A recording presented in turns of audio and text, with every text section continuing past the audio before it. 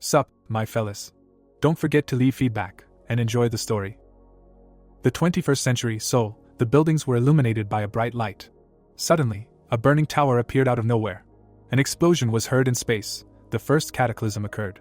Monsters emerged from the open gates, bared their fangs. The world plunged into chaos. A man cut the body of a monster with a sword. People appeared who could resist evil. The stars burned in the sky. The unions of hunters formed a system. And when everyone breathed a sigh of relief, the second cataclysm occurred. Dragons flew over the burning city. A war began between the divine world and the demon world. Leaving behind piles of dead bodies, the king of Pandemonium, Daimas, led hordes of demons and attacked the earth. Divine creatures appeared to oppose them, and the planet, shrouded in ominous energy, turned into a battlefield. A guide broke forward. The end of this brutal war was put by someone who did not belong to either the fearless divine people or the cruel demonic. A bright light illuminated the dragon as the boy struck it. The savior of humanity was surrounded by light particles. Even among the awakened, he had incredible strength, thanks to which he managed to destroy the demon king and put an end to the war.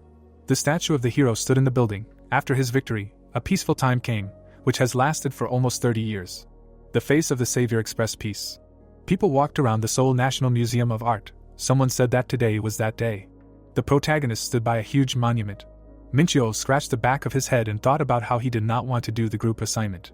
The boy rolled his eyes in displeasure and decided that only a professor from the university did not understand how useless these assignments are, especially on a day off. A woman led 2 laughing children. The boy smiled and assumed that all these people came today for an excursion. The boy put his hands on his hips and said that he wanted to be like the hero. The student concluded that nothing had changed. 20 years ago, a bright light illuminated the statue of the hero. A child with shining eyes said that the savior of mankind must have been a giant. His friend asked if that was possible. A halo shone around the head of the awakened one. He was the one who protected people with his unimaginable strength, and who was able to end the war. Holding a loudspeaker, the tour guide explained that the hunter died after defeating the demon king, and that this statue was erected so that they would not forget the hero who sacrificed himself for the sake of peace. The boy looked at the savior of mankind with determination and thought that he wanted to be as strong as him. His ear twitched when someone asked if he could become a hunter. The excited children who wanted to be like the hero surrounded their teacher. The man smiled and hesitated. The map showed a peninsula. It turned out that becoming an official hunter was very difficult, but the children were too young to realize that for them it was almost impossible. The protagonist took out his phone and remembered how it shocked his young soul. Minchio looked at the time and realized that the meeting time was approaching. The guys called out to his friend and ran up to him. The guy looked at his exhausted classmates and said that he was about to cross them out for being late. There was a sign with a description of the exhibition nearby. Someone whispered that their friend was known in the faculty for his strictness. Walking right behind him, the guys discussed his severity, since one time their classmate even cried because of him. The young man smirked and asked them to stop talking about it, since he could hear everything. The museum was too crowded even on a weekday, because the hero's sword was recently exhibited there. The student looked away. Standing in front of the painting with the hunter, the protagonist thought about how much time had passed since his death, and remembered that he, for the sake of saving the world, did not spare himself and plunged the sword into the very heart of the demon king. There was a bright flash. Today was the first day that his sword was put on display for everyone to see. The tour guide pointed to the entrance and invited visitors into a separate room. Holding the papers in his hands, Minchul decided that this was definitely enough for a report. The guy looked up and shuddered. In the center of the room stood a monument illuminated by a bright light. On the pillow lay the divine sword Kaulit. Suddenly, the blade flew into the air. The young man squinted and assumed that he was just imagining it. Suddenly, his eyes widened. The sword, shrouded in blue energy, hung in the air right above him. The student frowned and decided that this was some kind of event or performance. At the same moment, the blade pierced his chest. Blood spurted from the protagonist's mouth. The hero's face appeared in the darkness. The savior of humanity was clutching the hilt of the sword. Minchul grinned and called it an excellent strike. The hunter's cloak was stained with blood. The boy felt as if his lips were moving on their own. Daimas inside him smiled and was surprised that he had come across such an outstanding warrior in such a disgusting dimension. His eyes lit up. The commander-in-chief praised the enemy's martial art and said that he wanted to hear his name. A cataclysm raged behind the demon king. The young man realized that he was the leader of Pandemonium. The awakened swung his sword. The hero pushed off the ground. He dashed forward and thrust the sword even deeper into the enemy's body. The monster looked down and asked if the enemy refused to talk to him. The savior of humanity frowned sternly. The monster narrowed its eyes and said that they would meet again. The student fell through the void and felt as if his head was about to explode. A bright light burst from his eyes and turned into sparkling lightning. Suddenly, the protagonist opened his eyes. Frightened friends leaned over him. Minchul grabbed his head and realized that he had lost consciousness. The student asked if he was okay. The guy looked at his hand. The guy suggested calling an ambulance. The young man pointed to the monument and asked if that sword hadn't just risen and pierced him. Cowlet beamed. The student explained that his friend was just looking at the exhibit and suddenly lost consciousness. The protagonist opened his mouth in surprise, because he couldn't believe that it was a dream, because everything was so real. The world began to double in his eyes. Minchul remembered how strange images appeared in his head from just looking at the blade. A flash flashed in space. 23 years ago, the Demon King, the lord of one of the 4 dimensions, came to Earth to destroy the world. A sly smile shone on Daimas's face. The moon was circling the planet. The guy was sitting on the floor in the museum. The boy wiped his face with his hand. He put it to his chest and remembered that in his past life, he was called the King of Pandemonium. His friends smiled happily and suggested that they celebrate their excellent work with fried chicken, since they managed to get the highest score. The student, who looked very exhausted, praised them. The guys asked if he was okay. The girl suggested that he go to the hospital. The main character waved his hand and said that he just needed to think about something. A boy came out from around the corner and asked if he didn't want to celebrate the end of the exams. He widened his eyes in surprise and decided that something terrible had happened, since his friend refused to drink. As Minchul walked down the street, he thought about how he didn't feel like celebrating anything because of the terrible mess in his head. The guy closed his eyes and wondered how a person like him could be the reincarnation of the Demon King. Daimas sat on his throne. Many people were injured or killed during his visit to Earth, and the boy lived his whole life hating him. As a child, the boy raised his fist and promised to become a hero who could pierce the vile Demon King with a sword. His image froze in his memory. The student realized that these words were spoken by the former Lord of Pandemonium himself. The protagonist put his hand to his head and wondered why he needed these memories if he had no new abilities or the ability to return to his old body. Minchul remembered how the hero pierced his chest and wondered how Daimas could die, since his body on Earth was a substitute, and his spirit was supposed to return to his real body. The savior of humanity stood on a cliff. He died at the same moment as the Demon King. The boy smiled and decided not to waste time thinking about something like that, because he needed to focus on what he could do now. The young man looked ahead and decided that the gap between him and Daimas began with mana, since beings that belong to a higher level dimension can feel mana easier than walking or breathing, and there are almost no people who can do this. The bright sun was shining above him. The student took a deep breath and focused his consciousness. The protagonist closed his eyes and felt mana. Now he just had to remember how to use it. Suddenly, notifications began to flash around him. The system entered the Akashic Chronicles and began to awaken. Minchul smiled in surprise, not believing that it was so easy. The sun's rays illuminated the trees. The guy sat down on the bench and thought about the mess in his head from the mere thought that he was the Demon King in his past life. The young man looked at the photo of Daimas and wondered what he should do with this information now. The system prompted how to use the status window. The student looked up and decided to check his characteristics. Sitting in front of the notification, the awakened one studied his skills and unique abilities.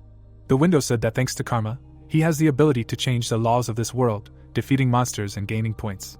Suddenly, the player shuddered and remembered that the higher and lower dimensions are divided by the amount of karma. 2 moons shone in the sky above the city, Pandemonium and Elysium. The difference in the limit of power between the creatures of these 2 worlds creates an abyss. A bright flash appeared in front of the Demon Lord. When a being from a higher dimension penetrates a lower one, it must use a substitute body. Planet Earth was visible in front, so Daimas was restrained in order to maintain the balance of the universe. The protagonist looked at his hand and realized that the King of Pandemonium had to use a substitute body due to the laws of the dimension, but he had the power to change these laws. Minchul clenched his hand into a fist. A smirk appeared on his face when he realized that he could exceed the limit of his own strength. The 2 worlds were arguing over the sick Earth. The guy who was no longer the Demon King could do nothing for humanity, since Pandemonium and Elysium had already made a truce and paid compensation. People were walking around the museum. If those who had just recovered from the cataclysm learned of Daimas's revival, the world would plunge into chaos again. The star-shrouded youth knew that he needed to continue living as an ordinary person, and decided to use the information from his past life. The student smiled and wanted to contribute to the prosperity of humanity, as soon as he had enough strength to do so. The awakened one crossed his arms and remembered that in his past life, he also wanted to become stronger. The player looked at his magic value and realized that he needed to do something about it. Fortunately, the Demon King's memories had a whole bunch of ways to increase mana. A full moon shone in the sky above the city. The protagonist held a phone in his hands. He ran a stick along the ground. A magic circle appeared in the clearing. Minchul smiled and was glad that he managed to create it before midnight. It turned out that this is a circle that Demon Kings inherit from generation to generation. The guy took a step forward and thought about how this circle concentrates mana, collecting it from the environment, but now it is inactive because there is no driving force in it. The youth placed the magic item in the center of the circle. Suddenly, a huge amount of energy appeared around. The system reported that the E-rank mana stone was used to complete the magic circle. The student smiled widely when he saw that his magic was increased by 450%. The awakened one sat in the lotus position and began to meditate. A fire ignited in his chest. The concentration of mana was so great that it was visible to the naked eye. An emblem appeared among the branches. The basic pranayama was to draw in natural mana with the breath and store it inside oneself. A whirlpool swirled in the darkness. The player realized that he would have to learn the breath, which would allow him to create a small cosmos in his mind by absorbing the energy of the stars. People sat in front of the demon. In the past, Daimos made a contract with the heavenly demon and entered the dimension called Mirim, where he learned the most ancient spiritual technique, impossible for anyone except the masters of demonism to learn. The heroes fought on the pages of books. The Lord of Pandemonium was able to master and study various martial arts and transform them into a technique that surpassed the demon's combat system. A demonic shadow appeared behind the protagonist, and Daimos eventually stood on top of his own world. Minchio closed his eyes. White steam emanated from the magic circle. A light haze enveloped the planets. A bright light burst out from the circle and illuminated the forest. The boy clenched his fist. He gritted his teeth and realized that his body could be torn apart by the power of the stars if he relaxed. Suddenly, the young man opened his eyes wide. A blue haze appeared above his head. The student pursed his lips and decided that he would die or go crazy if he stopped. A powerful stream of wind ruffled his hair. The awakened one smiled madly and thought that the body of an ordinary person would not be able to accommodate the energy of the stars. But in his past life he was the king of demons, so he would succeed. Light particles shone in the sky. When the timer expired, they disappeared. The full moon illuminated the forest. The magic circle of mana expired. The circle on the ground stopped glowing. The system reported that the user had reached the first star of the star system technique skill. The protagonist sat in the center of the circle. Under the influence of the technique, his body became stronger. Minchio looked down. All his stats became higher. The guy stretched and felt his whole body go numb. He looked at the system window and noticed that all the techniques he received were being converted into skills. The young man looked up. The powers of the nebulae of light and darkness united and created the power and energy of the universe. Suddenly, the student opened his mouth in surprise and wondered what this meant. There was a light on in the room of one of the houses. The status window showed the characteristics of the awakened one. The player sat on the bed and remembered that the star system technique uses both the power of light and the power of darkness, but he did not know about any energy of the universe. The protagonist put a towel on his head and wondered if being a demon in the past meant that he could only use the power of darkness. Minchio threw the towel into the basket and realized that the full star system technique allowed him to absorb the power of 2 nebulae through his breath. The boy clenched his fists and thought that this could make him the strongest being in all dimensions. People gathered at the hunter registration center. The boy approached the counter and thought that in order to act as a hunter, he definitely needed to register with the association. The girl cried with happiness and told her mother that her abilities had awakened. The guards carried away the man who denied his poor test results. The student picked up the document with his results. Each column with the characteristics was rank E. The possession of magic was at the D level. The awakened one asked if there was no F among the ranks. The woman approached him and answered that E was the lowest value. There was a blush on her cheeks. The player did not understand what kind of reaction it was. After looking at the results, the protagonist realized that the association could not determine the strength of the universe, and said that he had one question. Minchio pointed to the characteristics and asked what the rank and brackets meant. The examiner answered that these were potential abilities. The administrator introduced the tower and the gate and explained that hunters can improve thereby defeating monsters, and that the limit of this improvement is indicated in brackets. The guy scratched his chin and decided that this did not apply to him. Standing next to him, the girl said that there are some hunters who are able to obtain more power than the association determined. The woman put her hands to her chest and added that the visitor was too weak to go to the tower, but there were many areas where his abilities would be useful. The examiner confidently knitted her eyebrows and asked him not to be so upset. The young man closed his eyes and thought that he was not upset about the result at all and thanked her for her support. Clouds were floating in the sky. The student walked out of the registration center and heard that the Sacred Mountain Guild was good at training newcomers. In front of the building, there were people who wanted to tell others about their guilds. The awakened one passed by them and realized that they were working tirelessly just to recruit someone. The man showed him a piece of paper. Suddenly, he put it down and turned away. The player assumed that they already knew what rank he was and decided that it would be even better if he was considered weak. The protagonist scratched the top of his head and realized that no guild would want to take him. Suddenly, a new message came to his phone. Information about the hunter license exam appeared on the screen. At the bottom, it said where and when they would be waiting for him. Minchio looked at the phone screen tensely. The boy smiled when he read that there were 10 days left until the exam. The young man walked further down the road and thought that he would have to wait with the upgrade. A hunter's license appeared against a background of bright particles, which can be obtained after the exam. Monsters surrounded the student. A random test was selected during the exam, during which combat and survival skills were tested. The monster pressed the awakened one to the ground. With his characteristics, he was the main candidate for failure. The blue sky hung above the trees. The player went for a run and decided that in order to pass the exam, he should first improve his physical condition. His face was covered in sweat. Under the influence of the star system technique, his physical characteristics increased. The protagonist stopped and sighed heavily. Minchio frowned menacingly and remembered that he had the ability to increase his characteristics just by controlling his breath. The guy wiped his chin and realized that thanks to the practical experience from his past life, he would be able to pump up his body and pass the exam. The young man began to pump his abs. Then he did push-ups. His characteristics grew. At night, the student went up to the roof and began to meditate to increase the level of the star system technique. Light energy clots appeared above the city. The awakened one decided that he would have enough of a week to prepare. The player opened the status window and was very happy when he saw these sparkling numbers. Standing in the middle of the forest, the protagonist decided that it was worth it. Minchio raised his hand and wanted to focus on the nebulae of light and darkness. Stars were sparkling in space. These two opposites collided and formed the energy of the universe. In his past life, when Daimas could only use dark power, it took him more than a year to get the second star. The guy looked at his hand and thought that now it took him only 2 weeks, and he managed to pump up his physical fitness. The young man imagined how to use the Fist of the Unknown Wanderer of the 7 Stars, a basic fighting technique that consisted of 7 positions. The student punched the air and remembered that he needed to raise his internal strength and strengthen the necessary parts of the body in order to learn this technique. The awakened one took a fighting stance and realized that it was perfect for him now because it included fairly basic moves. There were buildings visible beyond the mountains, and the player was curious about how his techniques would be displayed. Standing in front of the status window, the protagonist noticed that the system considered them skills. Minchio presented the icons of his 2 skills and decided that the Fist of an Unknown Vagabond, which was weaker than a star system, was not the worst basic ability.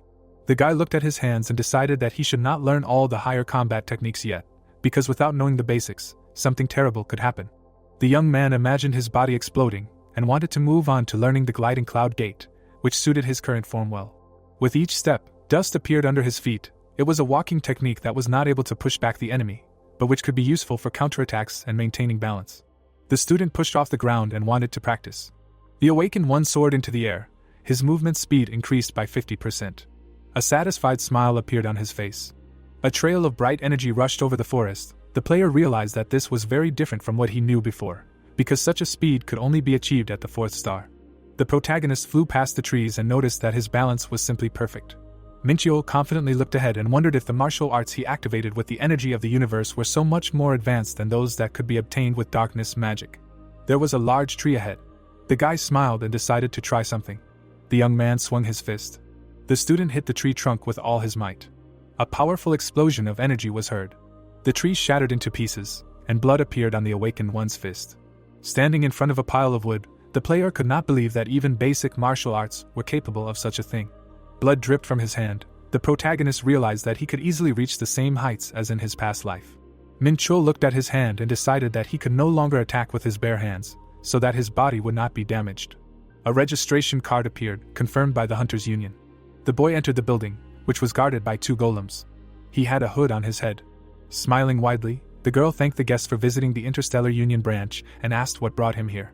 An aura enveloped the magic circle. The union of merchants and warriors from different galaxies was one of the 3 strongest military forces that covered all dimensions. Energy curled into a ball. The trade union sold powers and items to anyone, regardless of dimension and species, and their influence was so high that there was not a single species that would never use their services. Members of the organization stood under divine and demonic creatures. They covered themselves with a neutral position in order to make huge profits.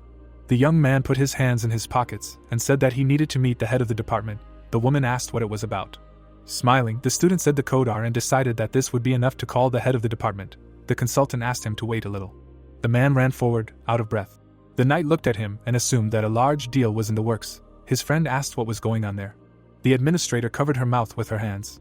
Putting a handkerchief to his cheek, Martin apologized for the rudeness, since VIPs very rarely come to their department, and asked if the visitor would like to use the warehouse in the dimensions. The awakened raised one eyebrow in surprise. His eyes lit up, and he saw the dwarf status window. The player followed him and thought about how he was considered young by the standards of his race, despite being 300 years old. The head of the department frowned. The protagonist was surprised that he managed to get such a high position and assumed that he must have outstanding abilities. The heroes entered the void. A tall gate to a dimensional warehouse appeared in front of them. Usually, it took a huge amount of time and money to transact between dimensions, but thanks to the warehouse, this process was greatly simplified. Minchiol extended his hand and thought about how high-tech was used here at a high price, so in order to use it, it was necessary to confirm the identity of the VIP or the leader of the Interstellar Union. The boy pushed the door and remembered that there were 24 VIPs in total, whose identities were kept a closely guarded secret, so that even the Union members would not be able to find out his true identity. A giant magic circle appeared on the gate when the system asked for the magic imprint of the R-code. The boy smiled tensely and lost several units of universe energy. The gate in front of him opened. Martin frowned sternly. There was a view of space ahead. The system confirmed the identity of the VIP and let him into the dimensional warehouse. The student frowned in confusion when he learned that one item was left in the warehouse. Dark energy swirled in his hands. The awakened one realized that he would have left more things here if he knew about his reincarnation, and decided that the fact that there was at least something here could be considered luck. In his hand was a stone that looked like any of the ones lying under his feet on the street. An ominous aura enveloped it when the player ordered it to awaken. A wave of energy flew past the planets. It formed a bracelet on the protagonist's hand. The system reported that the Black Star had found its new owner, and that synchronization was complete. Minchiol looked at it, and remembered that this is an artifact whose power is determined by the karma of the owner, and that now even half of its true capabilities are unavailable to him. The guy summoned a sword in his hand and decided that the ability of the weapon to change its appearance would be enough to pass the hunter exam. The high tower shone. Representatives of the Interstellar Union could not believe that this man was actually a VIP. The young man put on his hood. Someone said that he did not look like a powerful person at all. Sitting at his desk, Martin replied that he had seen it all with his own eyes, so there could be no doubt, and wondered how it was possible that a VIP had appeared in the lower dimension. The man introduced the demon, and suggested that one of the beings from the higher dimensions did not want to show their essence, and created a substitute body on Earth to hide their power. The girl smiled broadly and said that his nature as a true merchant does not change. The dwarf reminded him that the one who brings them money is their client. Closing her eyes, the woman asked if she should observe the situation, but not conduct an investigation, and promised to do everything so that the information would not leak to other departments. Hoping for her help, the head remained alone in the office. Martin walked to the window. After entering the tower, the higher species began to closely observe this world. The man scratched his beard and thought that the place in this department, which is right next to the tower, was given to him thanks to great effort, but it was not enough. The awakened covered his mouth with his hand and yawned. The dwarf realized that he could rise to an even higher position thanks to him. The player looked up.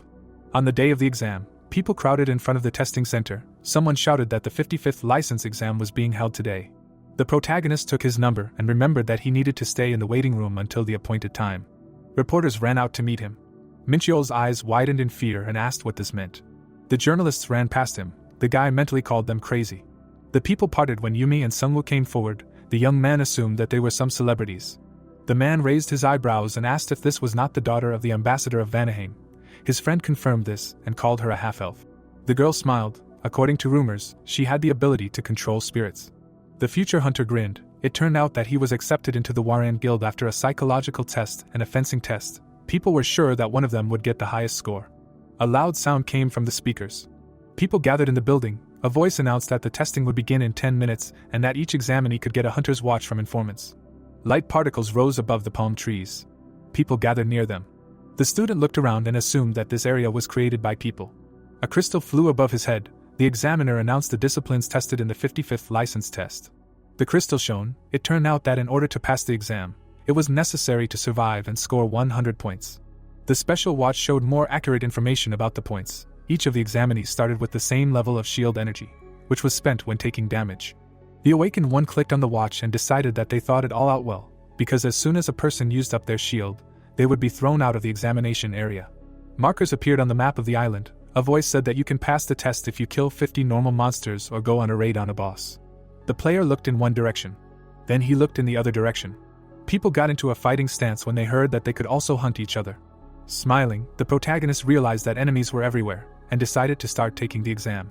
Minchiol took a step forward and thought that someone would definitely not have enough points, so they would have to attack other guys, which meant that this was what the examiners wanted. The man raised his fist and suggested teaming up. As this was the only way to increase the chances of passing the test, the guy decided that this was not his style at all. The young man stopped in front of the forest and realized that he needed to kill the boss. Walking through the thicket, the student wondered why no one was fighting, because this was the most interesting part. The bright sun illuminated the trees in front of him. The awakened one heard the clang of steel on steel and assumed that something had already begun. The player turned onto the path and decided that this was a good way to test the abilities of the other participants. The protagonist shuddered and looked ahead. A giant panther was standing in the clearing. Minchul transformed the black star into a spear and wanted to kill the monster. The guy got into a fighting stance. The energy of the universe enveloped his body and increased his characteristics. The young man stood firmly on the ground. The gliding cloud step was activated. The student made a dash forward. The monster opened its mouth and bared its giant fangs. The awakened one looked down at it and thought that it was an illusionary monster that was created specifically for the exam, but the fury and power emanating from it seemed real. The beast leaped forward, leaving its prey behind. The player struck and thought that in this weak body, it was better not to get attacked. The tail with spikes on the end appeared behind him. The protagonist dodged the strike and realized that it would be difficult for him to engage in close combat because of this. Minchio frowned sternly. The boy extended his spear to the side as the panther headed towards him. The monster opened its mouth furiously. The youth swung the spear and used the skill-crushing strike. The student threw the weapon forward, and a powerful aura enveloped him. The spear pierced the body of the monster and left a deep wound on it. The headless beast fell to the ground. The system awarded the user 10 points. The awakened one smirked and realized that the monsters here were very strong and that he should expect a good boss fight. Someone came forward and noticed him. The player looked back when someone said that he killed the named monster they were chasing. 3 strangers came out of the shadows and were angry that another participant destroyed their monster. They frowned in displeasure. Yangchul asked if he didn't know who they were and stated that when people talk about the Black 3 Stars, they were talking about them. Squinting, the protagonist wondered who they were and noticed that they came from the direction where the sounds of battle were coming from. Dark energy concentrated around the moon, the Eye of Truth's skill was activated, and the 3 brothers' status windows appeared. Yangjin asked why the other participant was smiling. His brother crossed his arms and assumed that he just didn't understand the situation he was in. Minchul beckoned them with his hand and called for an attack. The man angrily clenched his fists and said that he would make him shut up. Yunsu added that such scoundrels should be taught manners. The boys rushed at the guy with the weapon. The youth made a dash towards them. The black star turned into a dagger in his hands. The student struck the spearman. The swordsman tried to hit him, but missed. The awakened smirked and decided that they themselves did not know who they were dealing with. Yunjin opened his mouth in fear and screamed when he was attacked. Yunsu watched him from the side. The player decided that their brother would not be able to use magic when his comrades were so close. The spear flew into the air. Its owner called for the enemy to leave their youngest. The protagonist jumped back to avoid being hit. Yunchul raised his hand and used magic. A fireball flew forward. Minchul looked at him in amazement as he approached. A smile appeared on his face. The boy transformed the black star into a long sword. He cut the air with the blade of the 5 tigers and cut the fireball. The brothers looked at him in shock. The young man jumped on the spear, which was stuck in the ground. The student kicked off with his foot. The awakened one appeared above Yunjin's head. The next moment, he was already standing in front of a confused Yunchul. The player closed his eyes and said that this was the end. The man opened his mouth in horror and shouted that this couldn't be. The system awarded 13 points for defeating one of the brothers. The protagonist looked at his watch and concluded that these guys had earned a lot of points. The brothers looked at each other and realized that everything was too serious. Minchul smiled widely and assumed that they also had a lot of points to take. A demon appeared behind him. The boy declared that it was time to finish what he started, and wondered how many points he would be able to get. People were watching the events in the exam area from the guild broadcast room. Sitting at the table, a member of the organization asked if one of the Black 3 Stars had dropped out, and remembered that these guys were raised by the second most important guild in the country. The hunter trembled when the girl guessed that it was Sungwoo who had done it.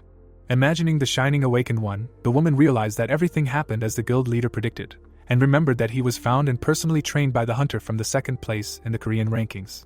The representative of Warang smiled widely and concluded that their rising star was much better than the 3 youths of the Jumsun Guild, which meant that his victory was near.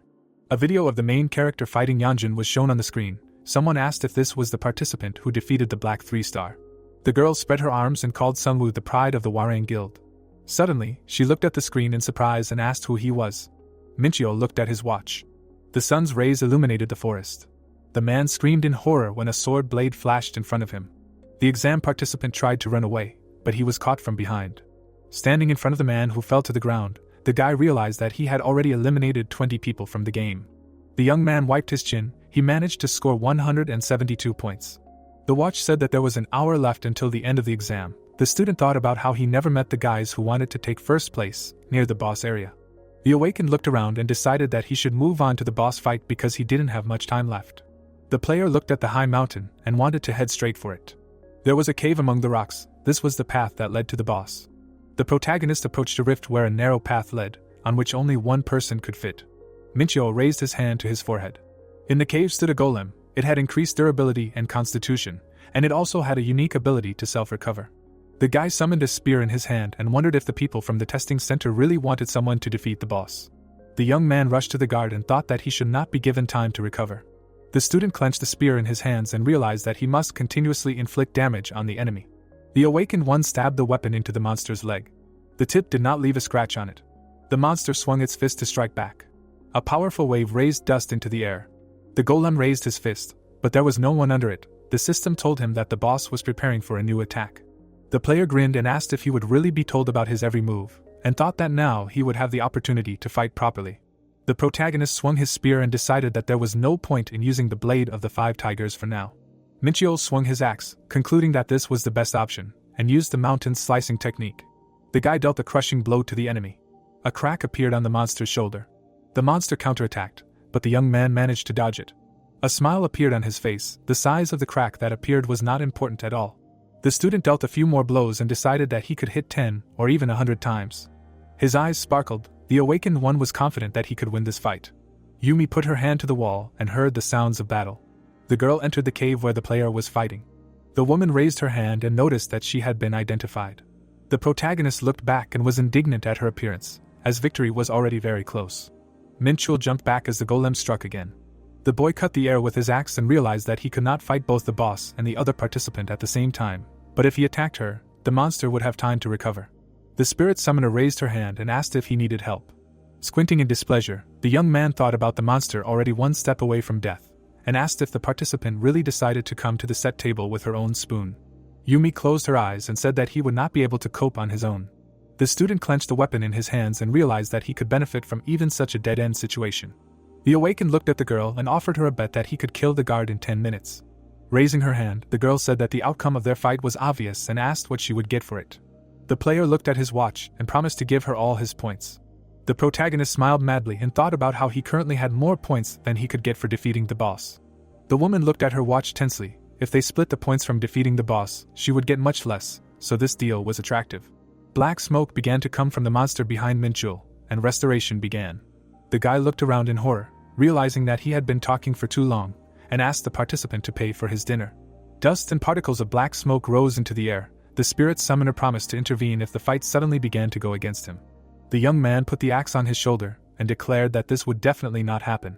The student jumped into the air. Yumi asked why he was talking to her so informally, because they had only met for the first time. The blade of the axe shone. The awakened smiled. He swung his weapon and asked the participant to switch to informal address as well. After the timer ran out, the exam ended and people found themselves in the testing center hall. The man opened his mouth wide and called for medics as participant number 370 needed help. The player fell to the floor. People rushed back and forth, helping the injured. Smiling nervously, the protagonist decided that it was hard and thought about how he almost lost the bet because the boss restored some of his health while they were chatting. The girl stopped. The woman saw Minchio ahead. People whispered why she was okay and assumed that she had been hiding during the entire exam. The spirit summoner frowned and wondered if she would have to treat another participant to dinner after all. Yumi imagined the boy jumping back and realized that he had read every attack of the guardian. The boy swung his weapon. The student cut the air with his blade. The girl wondered if she could win a fight with him. The woman remembered their fight with Sungwoo and thought that he was fast and strong, but that was all his abilities ended. The man's eyes widened in shock. A voice announced that participant number 511 had won first place in the 55th Hunter License exam. The main character's name was displayed on the scoreboard. The favorites of the exam took second and third place. The swordsman looked down and muttered that he couldn't believe it. Reporters immediately surrounded him to discuss his place in the scoreboard. The hunter apologized and said that he was not in the mood to talk to anyone. Bodyguards blocked the crowd's path and promised to report all the details to the media a little later. Minchio narrowed his eyes and wanted to quickly leave the building before anyone noticed him. The guy opened the doors in front of him. He was met by a crowd of jubilant people. Journalists followed the young man to interview him regarding his victory in the exam. The student smiled awkwardly and realized that he wouldn't be able to get home at this rate. The awakened opened his mouth wide and shouted that he had conditions for joining the guild. The hunters froze in place, waiting for his answer. The player showed them his open palm and said that he would join the guild that offered him 5 billion. The representatives of various organizations opened their mouths in shock. The man looked at the papers and noticed that despite his excellent combat skills, he had very low stats. His colleagues said that no one needed a person without development potential. Smiling, the protagonist thought that he was not going to join any guild and wondered who would agree to give 5 billion to an impudent newbie. Minchio shuddered when someone said that they were ready to pay for this contract. The stranger folded his hands behind his back. The guy asked himself if there was really a guild that was ready to pay such a huge amount to an unknown newbie. Someone raised his hand and attracted attention. The young man squinted to examine him. Mr. Martin stood in the crowd. The rest of the people were shocked by his appearance. The sun's rays reflected off the roof of a high tower. The heroes were sitting in the office. The student crossed his arms over his chest and said that he was not going to join the guild. The man raised his hand and explained that he knew this and that he wanted to ensure the comfort of his client. The dwarf put the tablet on the table and said that he wanted to register him in the Interstellar Union as a free mercenary. The head of the department presented the scales and the terms of the contract and offered to work on equal terms, promising that the union would not interfere with the mercenaries' activities. Squinting, the awakened one decided that the terms of the contract looked good and said that he did not remember the Interstellar Union doing charity work. Putting the tablet on the table, the player realized that only a fool would believe in such help and said that he had wasted his time. The merchant clasped his hands and explained that all they needed was his trust. The protagonist scratched his chin and thought about it. Martin smiled widely. Minchio guessed that they expected him to have a huge force behind him, and realized that he had no reason to refuse. The guy left his signature on the tablet. A chandelier sparkled under the ceiling. Following the boss, the girl asked if he was sure of his decision. The man replied that he would not mindlessly get involved in something like this, and asked her to prepare for a meeting with clients. The dwarf frowned sternly. The free mercenaries of the Union were not inferior in strength to the nobility of Pandemonium. For this reason, in order to conclude such a contract, someone no lower than the director of the Union must give their permission. The man in the white cloak pointed to his subordinate and allowed him to sign the contract with the awakened one. The branch manager raised his eyebrows in surprise and thought that it was a bit too easy. The Union leader asked him to support the player with all his might and keep it a secret from outsiders. The crystal ball fell to the floor as the merchant thanked his boss. Frowning, Martin wondered what just happened and was surprised that the director reacted so calmly to this VIP. The man saw the video of the main character swinging his spear and noticed that he did not make any unnecessary movements. Minchel punched his opponent in the chest. Nox clasped his hands and thought that this was very similar to his fight. There was a chain in front of Deimos. The dragon decided that this couldn't be because he was already dead. Someone knocked on the door. The guy woke up and opened his eyes wide. The young man was lying in his bed. The student picked up his phone and wondered why his alarm hadn't gone off. The awakened one looked at the door when he heard that a representative of the Interstellar Union had come to see him. The player threw the phone on the bed. The protagonist opened the door and asked why the beautiful lady who came to his den didn't just call him. Ellie smiled and explained that she had sent him a message, but decided it would be better to talk to him in person. Mincho looked back and said that he hadn't seen her message. The girl noted that in such a mess it was understandable. 300 missed calls appeared on the screen. The guy wondered how the Union even knew his number. The woman looked around and called him very modest. The young man replied that modesty had nothing to do with it, and assumed that they had already investigated and found out why he lived like that. The secretary replied that they had not done anything that he would not like. The student threw his things into the corners and asked why they had come to the testing center yesterday.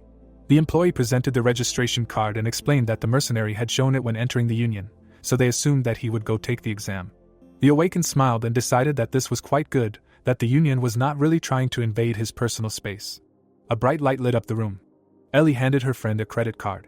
Sitting on the bed, the player asked what it was. The girl replied that it was a working phone and a card with the agreed amount on it. The protagonist took them in his hands and was surprised that they agreed to his terms. The document said that he had almost 5 billion in his account. The woman said that they had to deduct taxes from the original amount. Minchio looked at the document and asked if they were really giving him all this money. The secretary smiled and confirmed it, surprised that he was so surprised. Smiling awkwardly, the boy reminded him that he lived quite modestly, and realized that his money habits were the same as an ordinary student. The boy looked up when the Union employee explained that they needed to adjust the issue of a team under his leadership and the conditions related to the gate. Ellie flinched when the awakened one answered that he would have enough porters, and asked if he didn't need a tank or a healer. The answer was negative. The light illuminated the room. The player asked when he could go clear the gate. The girl asked him to wait until they created a team and found a suitable gate. The protagonist crossed his arms and assumed that it would take a long time, but he wanted to try out his hunter's license and unique feature. The woman stood up and said that it wouldn't take long. The secretary put her hand to her chest and called herself very talented. 3 hours later, the protagonists found themselves in a forest. In front of them was the gate of the Amsadong district. Minchio wondered if this was what they called talent. The guy smiled and said that now it became clear to him why the merchant looked so confident. The man approached them and asked if this was the rookie who turned the license exam upside down. Ellie greeted him. There was a crowd of people behind the swordsman. The girl explained that they were the support team. Young Hyun extended his hand and hoped for a great job. The young man smiled back and introduced himself. They shook hands. The sun was shining in the sky. The heroes gathered at the gate. The student warned everyone that he would be the only one fighting and that their task was to collect the rewards after the battle. The awakened stepped into the portal. The commander frowned and thought about how he only came here at the request of the secretary. The man sat on a box and wondered who this newbie was since they were gathered in such a hurry. The hunter looked up and said that he had never heard of this name before. His colleague remembered that this man had won first place in the licensing exam. He crossed his arms and explained that the exam was just yesterday. Suddenly, the porters' faces turned gloomy when they realized that the newbie was going to clear the gate alone. But they themselves did not want to put their lives on the line. The spear tip pierced the boar's eye. Its body collapsed to the ground. Young Hyun's mouth opened in shock because he could not believe that the newbie had dealt with one of the most difficult D-rank monsters in just one strike. Minchio grinned and called out to the supports. The boy clenched his fist and asked them to keep up, as he would be a bit busy from now on. The goblin opened his mouth in horror as he was attacked. A sword blade flashed in front of the boar. The young man cut through the enemy's body and gained even more experience. A smile shone on his face. The system asked the user to open the status window and increase the characteristics. Behind the student lay the corpses of monsters. His level had finally increased. The awakened one smiled broadly and said that he needed to rest a little. The porters were falling off their feet from the amount of work that fell on their shoulders. The man pointed at the dead monsters and said that the newcomer was very strong. Leaves were falling from the tree. The player opened the status window in front of him and saw the accumulated points. The protagonist scratched his chin and realized that every time he increased his level, he was given free characteristic points with which he could increase the desired value. An increase in the strength and energy of the universe appeared on the system window. Minchio decided to increase them, since this is the source of his power.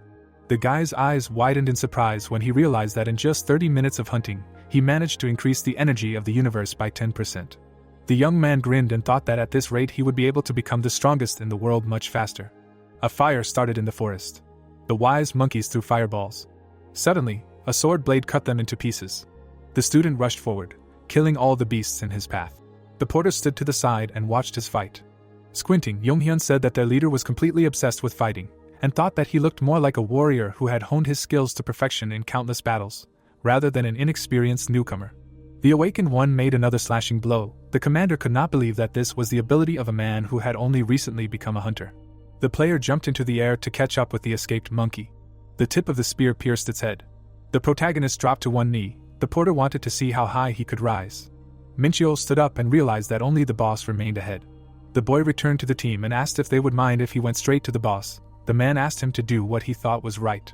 The support scratched the back of his head and noticed uncertainty in his voice. Younghyun assumed that he was a newbie and explained that usually the gate is explored for several days and only then goes to the boss, so as not to risk their lives. Squinting, the young man realized that he did not want to waste time for such a trivial reason, and said that he would go there right away if that was all. The core emitted a bright light. The gate could be considered cleared only when its core was destroyed. The rays of the setting sun illuminated the forest. The hero needed to go to where the energy of the core came from. The student put his hands on his belt and saw a group of monkeys ahead. The largest of them was sitting on the throne, grinning. It was the only creature capable of using the leader's spells. Younghyun frowned and warned his friend that this was a strong enemy and that he needed to take the fight more seriously. Rushing forward, the awakened one replied that there was no need to worry and thought that he just needed to stop the boss from casting his spell. The player swung his spear. Edamon opened his mouth in horror and screamed. A huge wooden totem fell from the sky. The protagonist bounced off the ground, a curse that reduced agility spreading across his body. Minchio looked down and said that this was very annoying. The boy cut the totem with the flower dagger technique. The monster looked at the broken idol in fear.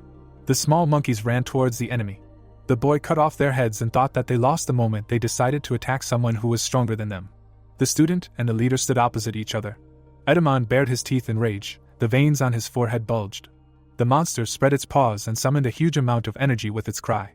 The man smiled nervously and said that he had much more power now. The porter shouted in horror that such an enemy could not be defeated alone. The awakened narrowed his eyes and wondered what they were muttering. The beast raised its clawed paw.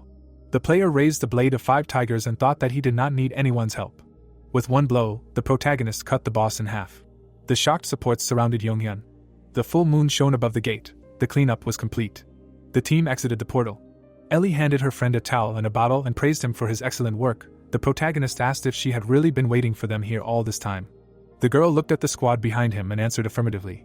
Minchyo realized that he wanted to head to the next gate as soon as possible.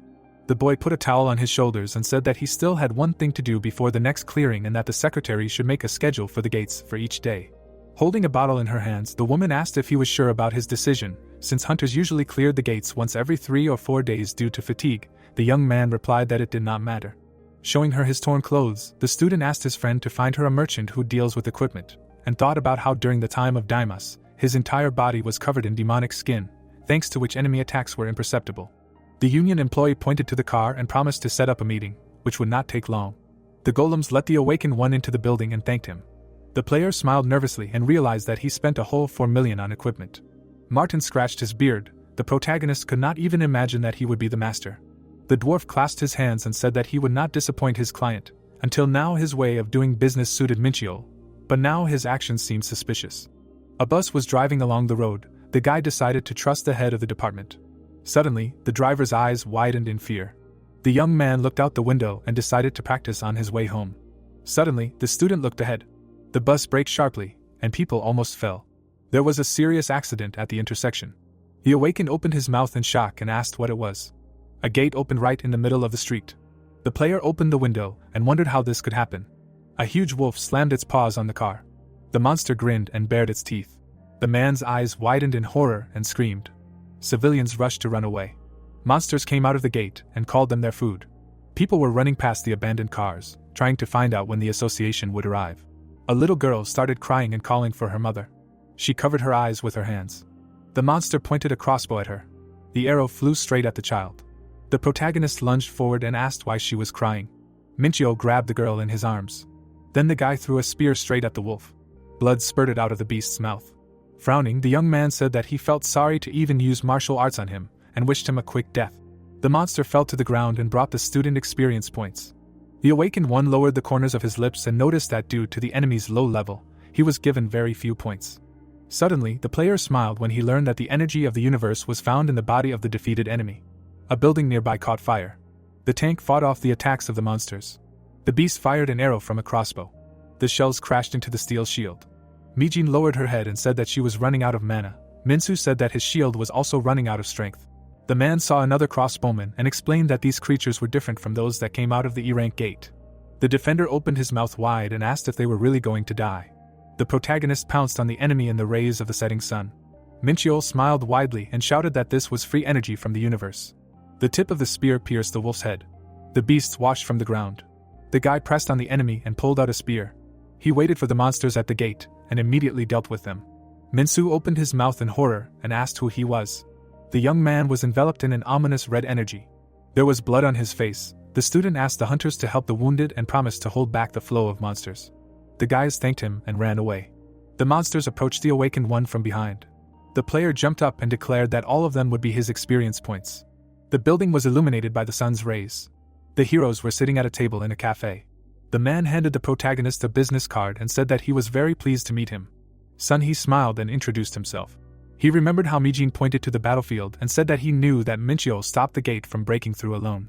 The guy took a spear from the corpse. Everything happened unexpectedly, since the gate opened in the very center of the city.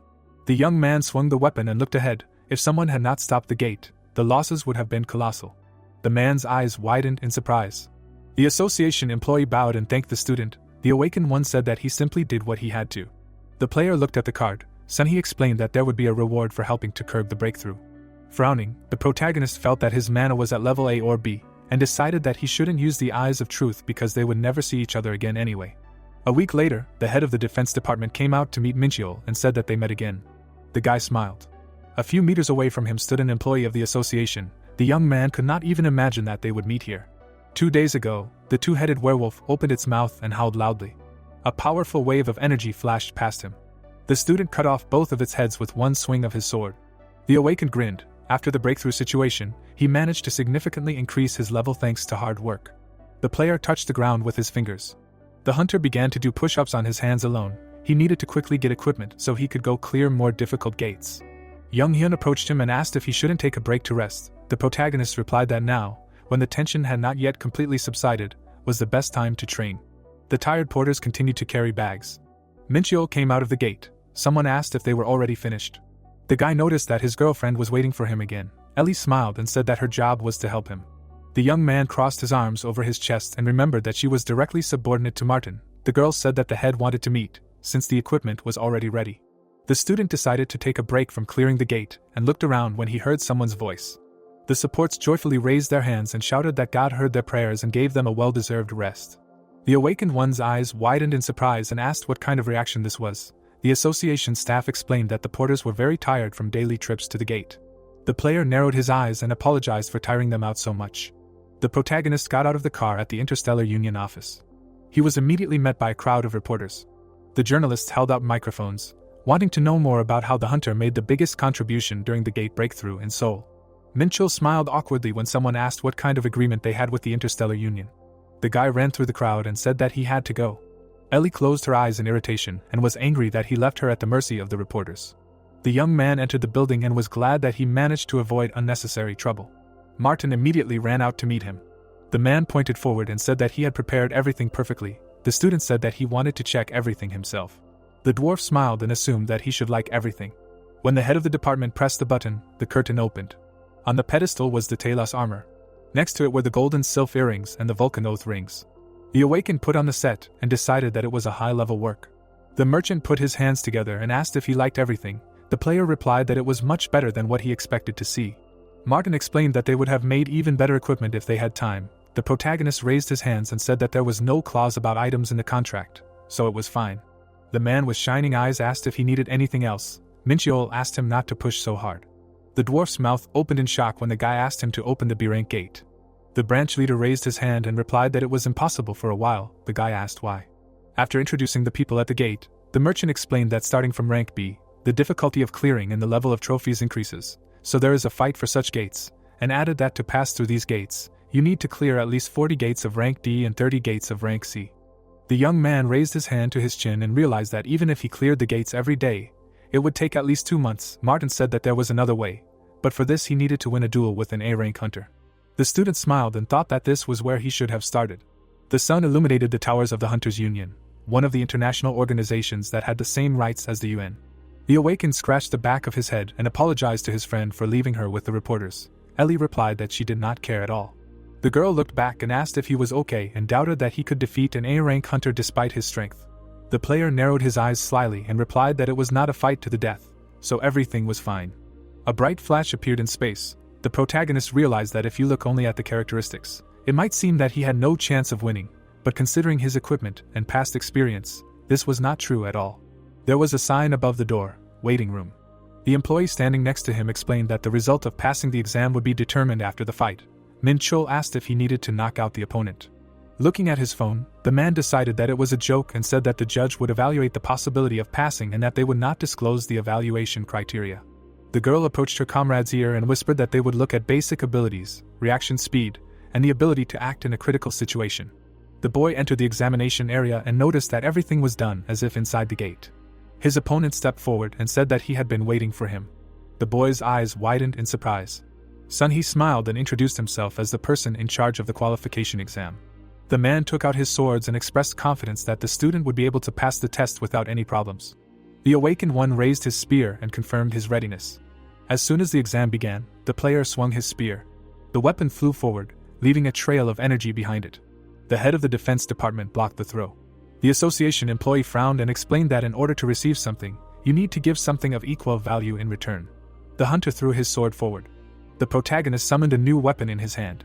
Mincheol blocked the attack and said that it was not that difficult. Sunhee pushed off the ground. In an instant, he was right in front of his opponent, and asked if he could block this. Many traces of the sword swings appeared in the air. The boy blocked all of his attacks. Watching them through the screen, Ellie wondered who would have thought that a newbie could have such abilities. The girl clasped her hands and decided that he would be able to easily pass this test. The swords hit each other. Distance appeared between the opponents. The blade dissolved in the man's hand. The head of the defense department clapped his hands and said that now it became clear to him how the boy was able to hold back the gate alone. The association employee's eyes widened in surprise when the student asked him to attack with all his strength. The awakened opened his wild eyes and promised to kill him otherwise. The opponents stood opposite each other. Throwing up his hands, the hunter assumed that there was some kind of misunderstanding and wondered why the player was angry. Grinning, the protagonist said that he would not have been able to dodge so easily if the opponent had attacked with all his strength and thought about the fact that his stats exceeded his own values by 4 times. Minchul clenched his fist and realized that he was not afraid of losing at all. The guy, covered in dark energy, realized that he hated being underestimated. The young man looked ahead and asked his opponent to show him all his cuteness. He nervously pursed his lips.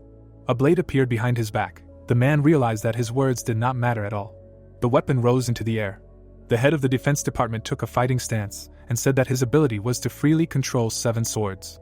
The student smiled with interest. The awakened swung his spear and said that this was the right place to start, because he wanted to throw the choice to a real A rank. The player dashed forward. The tip of the spear crashed into the blade of the sword. The protagonist jumped back from the recoil. At that moment, the association employee appeared behind him. Minchul ducked to dodge the slash. The guy turned and swung his dagger. A knife flashed under the hunter's jacket. The young man raised his hand and realized that his opponent had exposed himself to the hidden sword. The weapon was enveloped in a blue haze. The student thought that the fact that such a short sword could contain so much power showed how strong its owner was. The blade of the blade flashed in the air. Sangi grinned and said that his comrade had surprised him many times recently. The awakened narrowed his eyes and replied that this was only the beginning. Lightning flickered around his hand. The man swung his sword. He dealt a crushing blow to his opponent.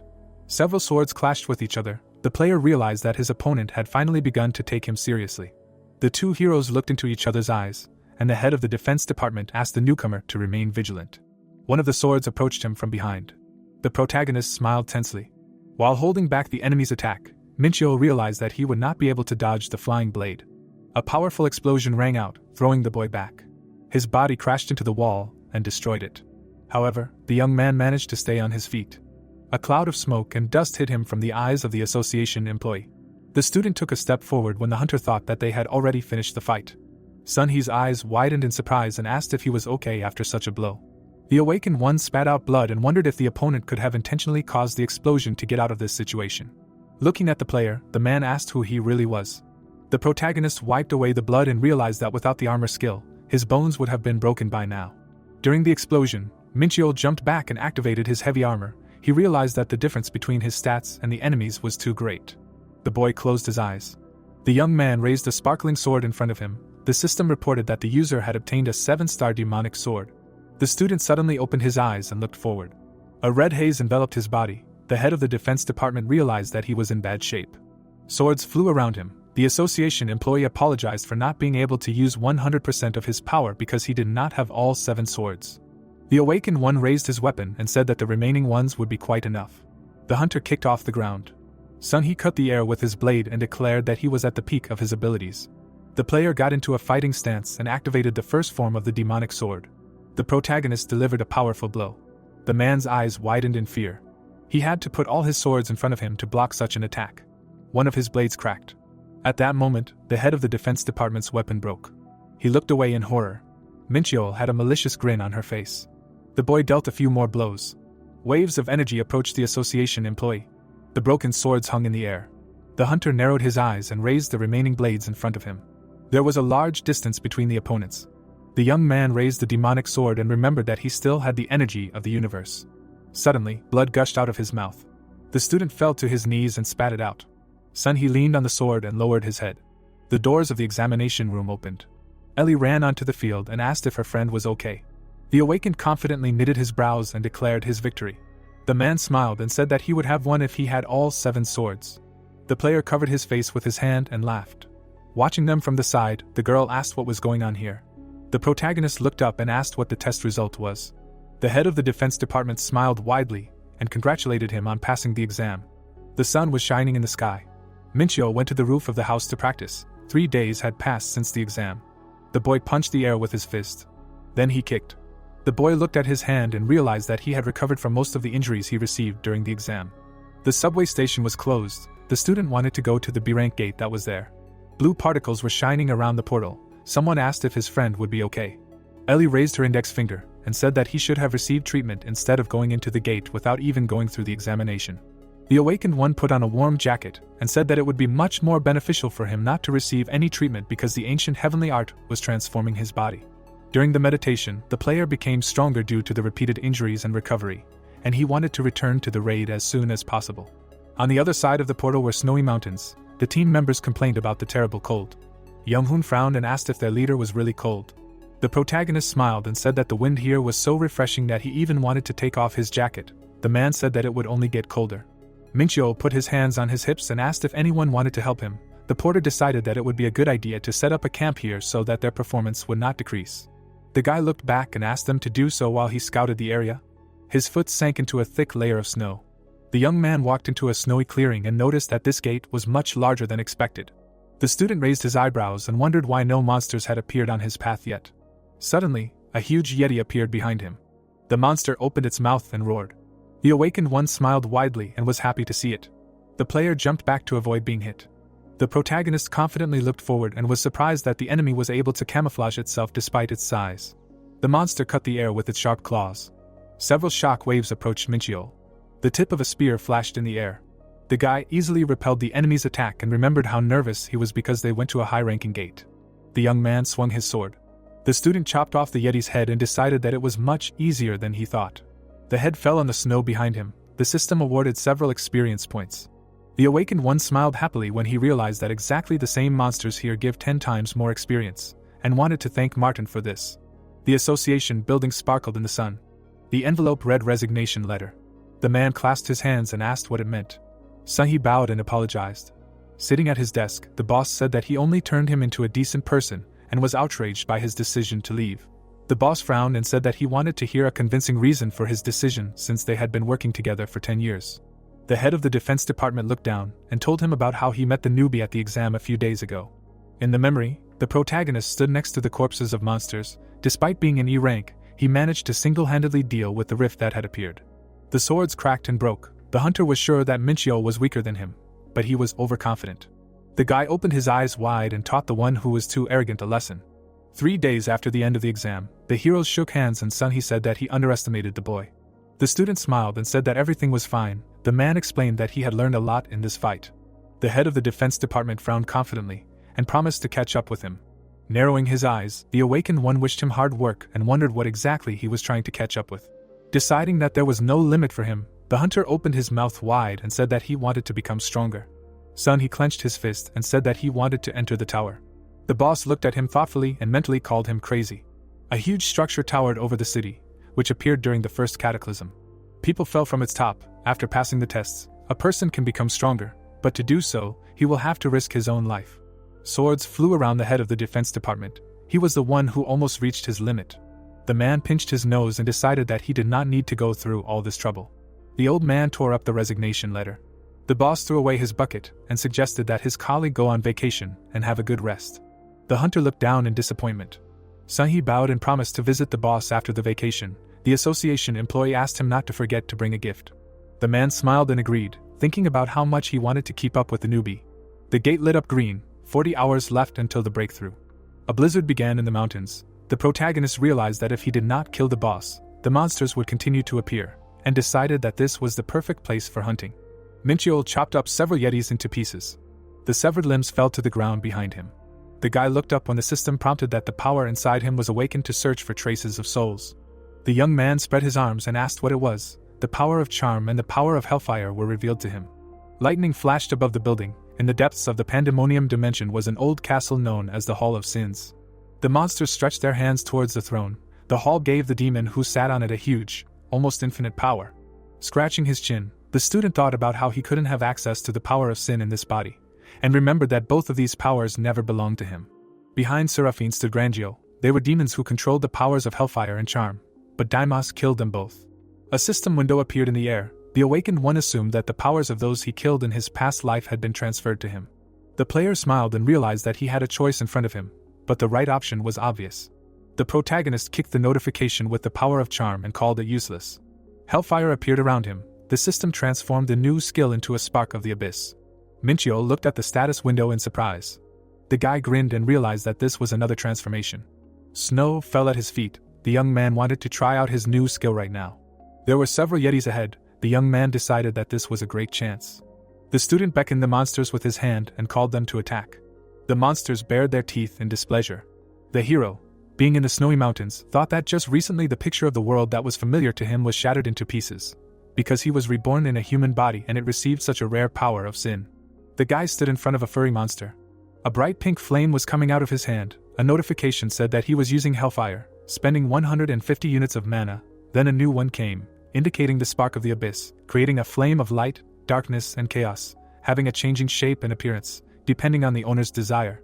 The player stood with his hand outstretched, attacking the enemy and arguing that he knows about hellfire, but does not understand the meaning of the word consecration. The attack hit the Yeti right in the head. The monster screamed. The guy clenched his hand into a fist and smiled, thought that this is the power of the demon Grangio. When the flame burns the target, while the caster has mana, then it is the same as the hero remembers it. Only a skeleton remained from the Yeti, and the others, seeing this, became furious. And then they ran to attack. Under the player's thoughts that consecration sounds like a divine power, he decided that he would have to find out in practice. The monsters surrounded him. The caster raised his hand, enveloped in yellow energy, thinking that he, once a demon, would use divine power. The notification indicated that it was a consecration.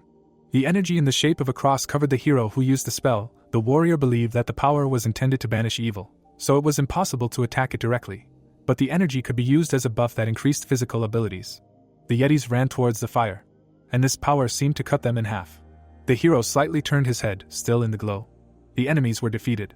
He felt goosebumps all over his body. Remembering himself in the body of a demon, he realized that the power used was effective, but because of his past life, he received such a strange state. Suddenly, the guy looked up and realized something. An image of the Archangel Elysium Michael appeared in his head. The hero realized that these were his abilities and mentally called him a bastard. Minchiol's eyes widened as he realized that he had killed a divine creature in his past life, meaning he now gains the abilities of everyone he killed, regardless of race, and concluded that this was cheating. The hunter stood near the dead bodies of the Yeti lying on the ground, continuing to reason that martial arts were mainly focused on close combat, so he thought raiding was difficult, but unexpectedly he received a ranged skill and a blessing. He looked at the huge rock ahead, deciding that he had hunted enough and it was time to visit the boss to close the gate. On one of the rocks stood a creature that the notification identified as an imp and an ice spirit. It raised its hand and wished death on the human. The team members turned around at the scream. An icy energy released by the creature flew past them.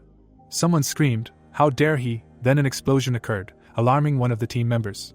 Minchul released pink fire from his palm, mentally asking if the enemies had started attacking the team as well, knowing that they would not succeed while he was here. The ice demon was burning in the fire, screaming in pain. Another Yeti was hit next. The hero and his team reached a crack in the rock. The player said, slightly turning his head to the others, that they should wait for him and rest here, to which Young Hyun asked if he was really going to fight the B-rank gate boss alone. The hero, standing right at the gate, said that he was not planning to retreat. The support team commander, looking down, responded to this that the guy should not dare to die, because then they would all be in danger. The hunter looked at them and said that he would return. He entered the crack and heard a voice asking in surprise that the enemy had come alone. The player stopped. Standing in front of the Black Yeti, he replied that the monster was also alone. The chieftain grinned and asked again. And then, with the spell-summoned slave, 3 more ferocious monsters appeared in front of the hero. They went on the attack, under the leader's order to get rid of the uninvited guest. The warrior grinned and said that the boss had summoned some idiots just to continue lying down, so he would make him get up and regret what he had done. The Yeti stood and turned their heads in confusion. The guy used the spell step of sliding clouds. Then, he attacked one of them with the mountain slicing technique. The boss was unpleasantly surprised. The others also got pretty angry. One of them took a deep breath and began to blow an icy gust, but the hero seemed not to care. He stood straight, confidently holding the halberd in his hands. Then he used hellfire. There was an explosion. In the dust rising from it, the silhouette of the spellcaster was visible. He rushed to the attack, and with his weapon he pierced the skull of another monster. The pink beam cut through the bodies of the remaining enemies. The Yeti boss screamed angrily. Nanan finally got to his feet. The hero noted this with satisfaction, standing next to the body of the slain monster. The boss's eyes lit up with red fire, and he said that he would personally finish off the intruder. He jumped on the hunter, and his feet were already above the guy's head. But suddenly a whirlwind enveloped his body. The spellcaster found himself at the very head of the monster, asking why he was attacking so thoughtlessly. The hero attacked and the monster's head was enveloped in flames. He screamed. The warrior watched him intently. The Yeti boss raised his hands in indignation. He asked how the enemy dared to do this to him. Then he called an ice storm on the enemy, while he was standing right in front of him. The player clicked his tongue in displeasure, thinking to himself that hellish flames would not help defend himself. Nanan again wished death on the enemy, and everything around was covered in blue ice. Minchul stood with his sword in his hand. At some point, pink energy emerged from the sword. The hero looked ahead with concentration. At some point, the attack stopped. The hunter, without putting away his sword and not trusting his eyes, mockingly asked if this was all, while the holy spark healed his wounds, as per the notification.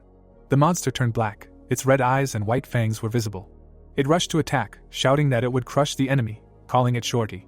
The magic caster looked ahead with concentration and summoned a blade that cut stars. A pink beam cut off Nanan's path to the enemy. The monster roared, and its body fell at the hunter's feet. Minchul looked at his work with satisfaction, noting out loud that he said that the monster would regret it. The hand passed a bottle of water to the other hand. The owner thanked him for his hard work. The receiving party agreed with the phrase about the amount of work. The girl stood next to Minchul, who was sitting on a bench with a plastic bottle in his hand. She said that her words were not out of politeness, because in order to close the B-rank gate alone, it is necessary to put in a lot of effort. But he objected that another hunter easily coped with this task. The interlocutor asked again. Ellie looked at the guy angrily, holding her hands on her hips, saying, calling him by name, that even A-rank hunters do not go hunting alone and do not try to finish in a short time. She suddenly approached him, shouting that does not he understand how dangerous it is. He only swallowed nervously. Then, smiling slightly, he thought that she could just be angry, or maybe worried about him. Afterwards, he added out loud, embarrassing the secretary quite a bit, that he wasn't overworking himself and that she shouldn't worry about him, who asked again, slightly stumbling. Then, smiling, the girl added that she simply meant that the Hunter Association would have problems if something happened to him, and it wasn't because of personal interest at all. At that moment, Young Hyun appeared next to him, cleared his throat slightly, and apologized for the intrusion. Ellie turned in his direction and began to chatter in embarrassment, asking what brought the leader here. Everyone noticed her peculiar behavior. The support squad leader extended his hand to her, which held a beautiful blue crystal, and asked if she knew what it was, explaining that it fell from Nanan's corpse. The girl was surprised, and the hunter immediately recognized the thing. Young Hyun said out loud that he had never seen it before and couldn't analyze it. Minchul smiled. He looked closely at the crystal, realizing that it was a fragment of the Drank Key, which opened access to the trial of the same name, a hidden stage located on the 5th floor of the trial tower. The hunter stood up, concluding to himself that the item was connected to the tower and asked out loud to take the crystal. Young Hyun agreed to give it, saying that the guy had a priority right to it, asking if he knew what it was. The ally answered negatively with a grin, explaining that he was taking it just in case, to which the commander asked to let him know if he found out what it was. Because he was dying of curiosity, he agreed.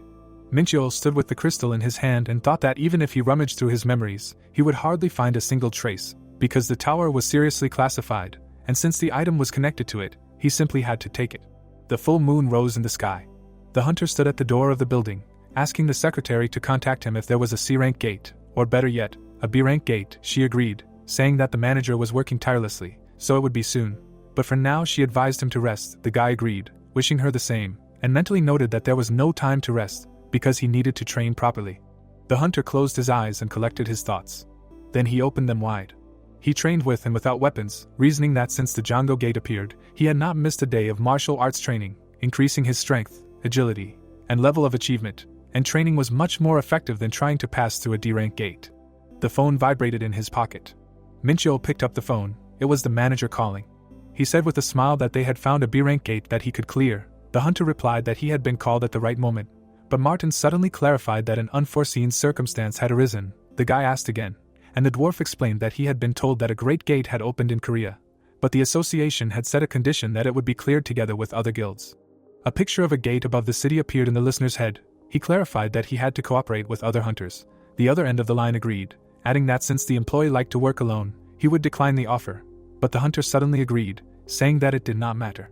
The manager, holding the phone with both hands, automatically agreed with him. And after he understood what he had been told, he asked again in surprise.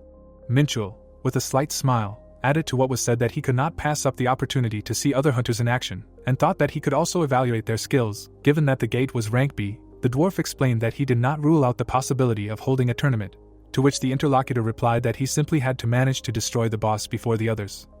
Noting to himself that until he showed them that he was the most skilled hunter, none of this mattered. In the province of Jeonjupalbak, there was a huge crack in the ground. The sky above it was painted red. The hunter stood at the scene, admiring the size and estimating how huge the space inside was. Ellie, standing behind him, clarified that it was half the size of Jeonju. The guy thought that this was an unheard of scale, half the size of a city with a population of 600,000 people, and he wondered if that was why they insisted on working together. The secretary took out a tablet, explaining that 10 guilds had already accepted the association's request, and the number of monsters that would appear would be simply unbelievable. They walked along the path and Minchio said that the guilds that were dispersed earlier were now barely preventing a breakthrough from the gate, which meant that it was impossible to completely resolve the situation now. The girl agreed, adding that the government and the association seemed to want to close the gate as soon as possible. She glanced sideways at her interlocutor and added that if everything continued in the same spirit and a breakthrough occurred, it would be a complete disaster, but the guy objected. He put his fist in his palm and said that it wouldn't happen, asking who she thought he was. Ellie's face twisted from the amount of snobbery in the interlocutor's phrase, and he repeated again that there was no need to worry. The guys standing at a distance were talking about something, but then one of them asked if this was the man who stopped the gate from being broken in XX, pointing to the hunter walking with a girl. One of his interlocutors confirmed that he heard that he surpassed Sungwoo and took first place. He was asked again if he really meant a respected person, a promising representative of the warring guild. Minchio, passing close, noted that everyone likes to meddle in other people's business. The secretary said with the cutest expression on her face that it was all because a new hunter had appeared in town and had beaten a respected rival. The guy responded with annoyance that she seemed to like it. The girl continued her thought that he had no idea how much attention he was attracting. The interlocutor countered that he couldn't remember the last time he had done anything that attracted attention. Ellie asked him what he was talking about, listing his achievements, which included first place in the exam, preventing a gate breach, and attempting to clear it himself. She said that many guilds were watching him right now. Then she raised her index finger up, referring to the media articles about him, and the hunter tisk-tissed in annoyance, saying that he hated it, but the interlocutor retorted that he shouldn't worry, because his talented partner would do everything for him, to which the hero said that she was doing a great job and asked her to keep up the good work. Someone was watching the pair from afar. The guy stepped forward slightly, separating from his team. He asked if it was really Hunter Minchio standing in front of him, making the guy wonder who it was. The redhead ran his hand through his hair, then was about to say his name, but Ellie interrupted him. The girl stood slightly covering the hunter, greeting him and introducing him as Yunsu, from the Demon Guild and offering to talk. But then a strange outburst followed. The guy seemed to blossom. He asked again that the girl knew him and added, without waiting for her answer, that he could not believe that he was honored with the attention of such a beauty, calling himself a lucky man. The couple stood in confusion. The girl clarified whether this was really what he wanted to talk about, and the guy thought how real his new acquaintance was, considering that he did not even flinch, saying such sickening words. Yoon-soo spread his arms and narrowed his eyes, saying that although it was nice to spend time with such a beauty, today he was here to talk to a rising star. The secretary looked away, and Min Chul, putting his hand to his chin, reasoned that on any other day he would have sent this man away. But he was sure that he had met this misunderstanding somewhere before. His smell seemed familiar to him. The magic caster activated the eyes of truth and narrowed his eyes, repeating that he found the smell of his new acquaintance familiar to him. He took a few steps forward, extending his hand and introducing himself. Yoon-soo replied that the guy was the same as he was in the stories he had heard, and his confidence was suitable for the talent that was needed to ensure the future of this nation. The recipient of all this praise asked again, "Is this really all that can be said to him?" The new acquaintance shook the outstretched hand, smiling slightly. He said that he just came to greet him, to which the interlocutor used thought transference, spending one energy of the universe on it. He concluded out loud that it was boring. Without unclenching his hands, he realized and said out loud that in front of him was the demon Verde, noting that his human form was quite good. Yoon-soo stood shocked, and Minchio was delighted with the effect produced. The red-haired guy faked a smile in response. The hunter reasoned to himself that he probably wanted to find out how he was exposed, but nothing would come of it, because the thought transference was stopped and he could no longer do anything. The hunter thought about whether to provoke the new acquaintance. He was still standing with an outstretched hand, and the hero, in the end, decided that it was time to inspect the gate, which he told Ellie, specifying that he would do it alone. The girl asked what about the support team, and he replied that he wanted to check their level first. Then he turned to the demon and said that he was a little busy. He responded sweetly, apologizing for keeping him. Yunsu passed by, saying right in his ear that he was sure that they would meet again soon. Minchio triumphantly stated that he had taken the bait. And also slightly leaning towards his interlocutor, he said that he was not interested in men. The two stood not far from the Palbok gate. While one did not see the other, he reasoned that the bait had been thrown. He teased the guy as best he could. Did he really decide to refuse? But suddenly Yunsu called out to him, holding out his hand and mockingly asking why he was still hanging around at the entrance. The hero folded his arms on his chest and explained that he was waiting for someone. The new acquaintance asked if they had known each other before. The hunter looked at him sternly, saying that he should not pretend, adding to himself that he sees right through these damn demons. The demon's human form smiled. He suddenly had long ears and sharp teeth, and he burst out laughing. His eyes lit up with fire, and he said that he was afraid that he was found out, but he didn't think that people would be so stupid. The player looked him in the eyes confidently, asking if he was finished. He asked if the hunter didn't have any thoughts after seeing his power. The guy answered with a denial, although he was lying. And the image of the demon appeared in his head. It was Verde, a goblin 675 years old, who can use up to 80% of his strength. The player wondered if he lasted even 10 minutes against this creature, noting the reason for the creature's carelessness, which was that he thought that in front of him was an ordinary person and he would definitely not lose to such an opponent. The demon raised his index finger up and said that he would give the enemy a chance if he told him how he had revealed his identity and promised to be lenient, to which the player thought that he was familiar with this confidence, since he himself was a demon in his past life, and it was time to use the enemy's arrogance against him. The guy put his hands on his hips, asking if the demon really thought he was joking, talking about his mercy. The demon asked him again in confusion, and then said that he only wanted to painlessly take his life with the power granted to him by the Supreme and sealed in his left hand. With these words, he raised his hand, showing a weak flame of energy in it, to which Minchio replied that he talks too much, asking him to be silent for a minute, concluding that since he is so talkative, it means he suffers from high school syndrome. A crack appeared on the demon's cheek. Verde became furious. The hunter smiled smugly, because he had been waiting for this moment, concluding to himself that it was the easiest thing in the world to deceive a demon. Red energy appeared around the two of them. The magic caster used Hellfire, spending 300 units of universe energy. The demon did not understand where the trembling came from. He wanted to ask out loud if this flame could be, but his opponent interrupted him, calling him a fool and asking if he had only just realized it. The black force stood behind him. The guy reasoned that demons have a basic instinct to recognize power. He took a step forward, continuing to think that Verde should have realized that the demon in front of him was of a higher level than him.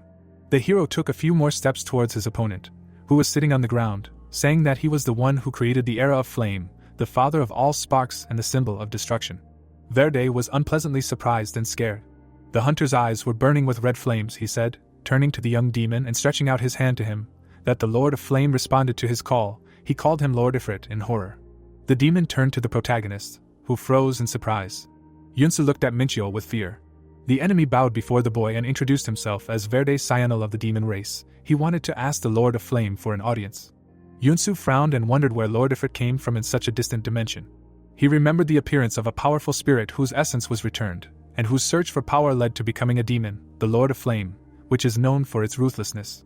Minchio, standing in front of the kneeling demon, said that he committed a grave crime by not recognizing the Lord of Flame. He ordered to wash away his insolence with baptism of fire. Yunsu thought that it would be better if he immediately said that he simply wanted to finish him off with fire, but he was not going to let himself be killed so easily.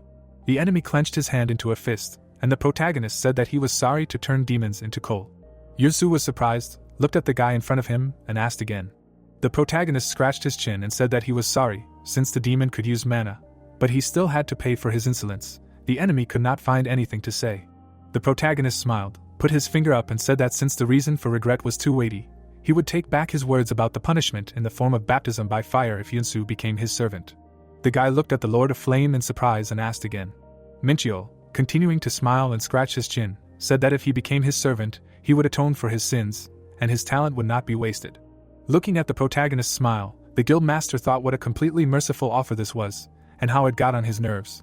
The protagonist stretched out his hand and hellish flames appeared in it. System windows appeared, notifying about flame support, a power created in the name of destruction. It is in continuous movement by itself, so maintaining it in a certain form requires extreme control and concentration. Minchio thought that this is exactly how it is because he is doing it. Someone else would not have succeeded. The player wondered why he chose such a difficult way instead of fighting, although he could not defeat the demon with his physical characteristics. He imagined the gap between the demon and human races, which cannot be overcome. The demon was still bowing in front of the human, who thought that if he rejected his offer and attacked, then he would have to ask for help, but he had no reason to refuse to become an assistant of a high-ranking demon. Minchio smiled, waiting for the enemy to answer him. Because he had many questions, he prayed that the demon would bite the hook. Yunsu, kneeling, laughed, and the protagonist thought that he didn't fall for it. The guildmaster jumped up, grabbed his head and said that he knew that a powerful being like the Flame Lord would see the potential he had. The guy turned back into a human, covered his face and said that he was the owner of a talent recognized by Lord Ifrit. He was afraid to imagine how exceptional he was. Min Chul was shocked and thought that the guy in front of him was a little crazy, and Yunsu continued to say that everyone refused to acknowledge him, envious of his greatness. But he knew that someone great like the protagonist would understand how special he was. The demon shyly pressed one hand to his chest and extended the other towards the player, and declared that he would become his servant, swore on his soul that he would serve him. Minchul, looking at the guy who got down on one knee, did not find what to answer, but thought whether it was worth it at all. The system notified about loyalty to Yunsu, who will carry out any order as long as it does not imply the extermination of his own kind. Looking around, the protagonist introduced himself as Minchul, as he was known in this world. The guild master stood in front of the protagonist, who was sitting on a bench. The demon understood everything, addressing the player as a master, to which he demanded not to observe formalities. But Yunsu sincerely did not understand how he could not formally address the one who occupies the throne. The protagonist, looking at his surprised servant, said that literally just now he had no problems with this. The player folded his arms on his chest and asked if there were other demons who, like him, had arrived on Earth. Yunsu joyfully clenched his hand into a fist and replied that he would state everything he knew. Minchul, analyzing the servant's story, imagined 5 demons who came to Earth, including Yunsu, in order to take over the planet. They were instructed to build up forces in Korea. He was given hands holding a glass of dark baptism, which the demons obtained, helps them reduce existing restrictions to a minimum. Although he does not yet know who exactly is responsible for the development of this kind of dark art, he is sure that at least one of the 3 Lords of Dimensions is related to dark baptism. The protagonist imagined a scary smiling demon and cups in his hand and thought that the most likely candidate would be Rosalind, who is in Asmodeus's service, but it seems that for a lord of this level and above, dark baptism will not help with restrictions enough. Yunsu, covering his face with his hands, declared that among the 5 demons, he was the strongest, and Minchio felt relieved because since they were weaker, he would remain unharmed if something went wrong. The player thought that if the situation became known in Elysium, there was a high probability that a serious fight would break out. The protagonist imagined a destroyed city and remembered that in the past, Elysium and Pandemonium competed with each other in the tower that appeared in Korea, and after the death of Deimos, Pandemonium found it difficult to continue the war. Minchio imagined an angel and a demon understanding hands, and remembered that Elysium found it difficult to continue a full-scale offensive, and Pandemonium lacked strength due to the death of one of the dimensional lords. So Elysium decided that both sides should come to an agreement. The player imagined a world map and thought that in this way, Korea, where the tower was located, became a neutral territory and a third party. Minchio folded his arms and thought that since the demons had come to Earth, ignoring the agreement due to the insult to the restrictions, they must have come for the tower itself, since this race is willing to do anything to gain power, and now he can't let things slide, because a fight can happen at any time, and he needs to start preparing in advance. Yunsu happily declared that he would carry out the master's order perfectly, and the latter thought that the guy was bursting with enthusiasm, even too much. With a smirk, Minchio declared that from now on, the demon will be his eyes and ears. The guild master was surprised that the eyes and ears of Lord Ifrit, and the protagonist thought that if he could, he would rather ask him about the situation in Pandemonium or the situation with the clan of battle demons. But he might become suspicious if he starts asking too many questions. Although he did not expect betrayal, if the demon remains sincerely loyal to him, it will bring much more benefit. Yusu was happy when he heard that the player wanted to get a report on all the demon's intentions while his newly minted servant was carrying out Rosalind's mission. The demon readily accepted the request and stated that for the sake of the great plan, he would do everything in his power. The protagonist chuckled and said how reliable it was. Minchio presented the map and thought that the situation in Korea, world peace, did not interest him at all. He simply could not forgive those who were causing chaos where he lived. He decided to turn these plans into dust. The player went to the territory beyond the Palbok Gate. 2 weeks had passed since he came here to focus on leveling up, and trusting Yunsu with obtaining information on the demon's intentions. The hero remembered that behind the gate there was a huge forest with various monsters. He immediately imagined a forest troll with exceptional regeneration abilities, a dark hood who was well versed in witchcraft and curses, and treants who were trying to set up an ambush on level ground. Blows burst out in the darkness, dust rose. Mincho ran without looking back from the monsters of the forest. Leaving them behind, the hero stopped and thought that now the beasts were nothing more than experience points for him. The protagonist looked at the system windows with a smile and noted that he had leveled up a lot in just 2 weeks after the incident at the gate of Chongho. Full-fledged battles were definitely the best. The protagonist imagined the warriors and thought that in martial arts, people mostly repeat certain movements or techniques to master them perfectly, achieving in the process of enlightenment they gain experience. The current one does not need such repetitive processes. The player imagined his past demon body and the line that led him to human form. He had already achieved enlightenment when he was Deimos. At this moment his body needs full-fledged battles to learn the movement of martial arts and reveal the concepts embedded in them, to understand how the muscles should move in a state of enlightenment.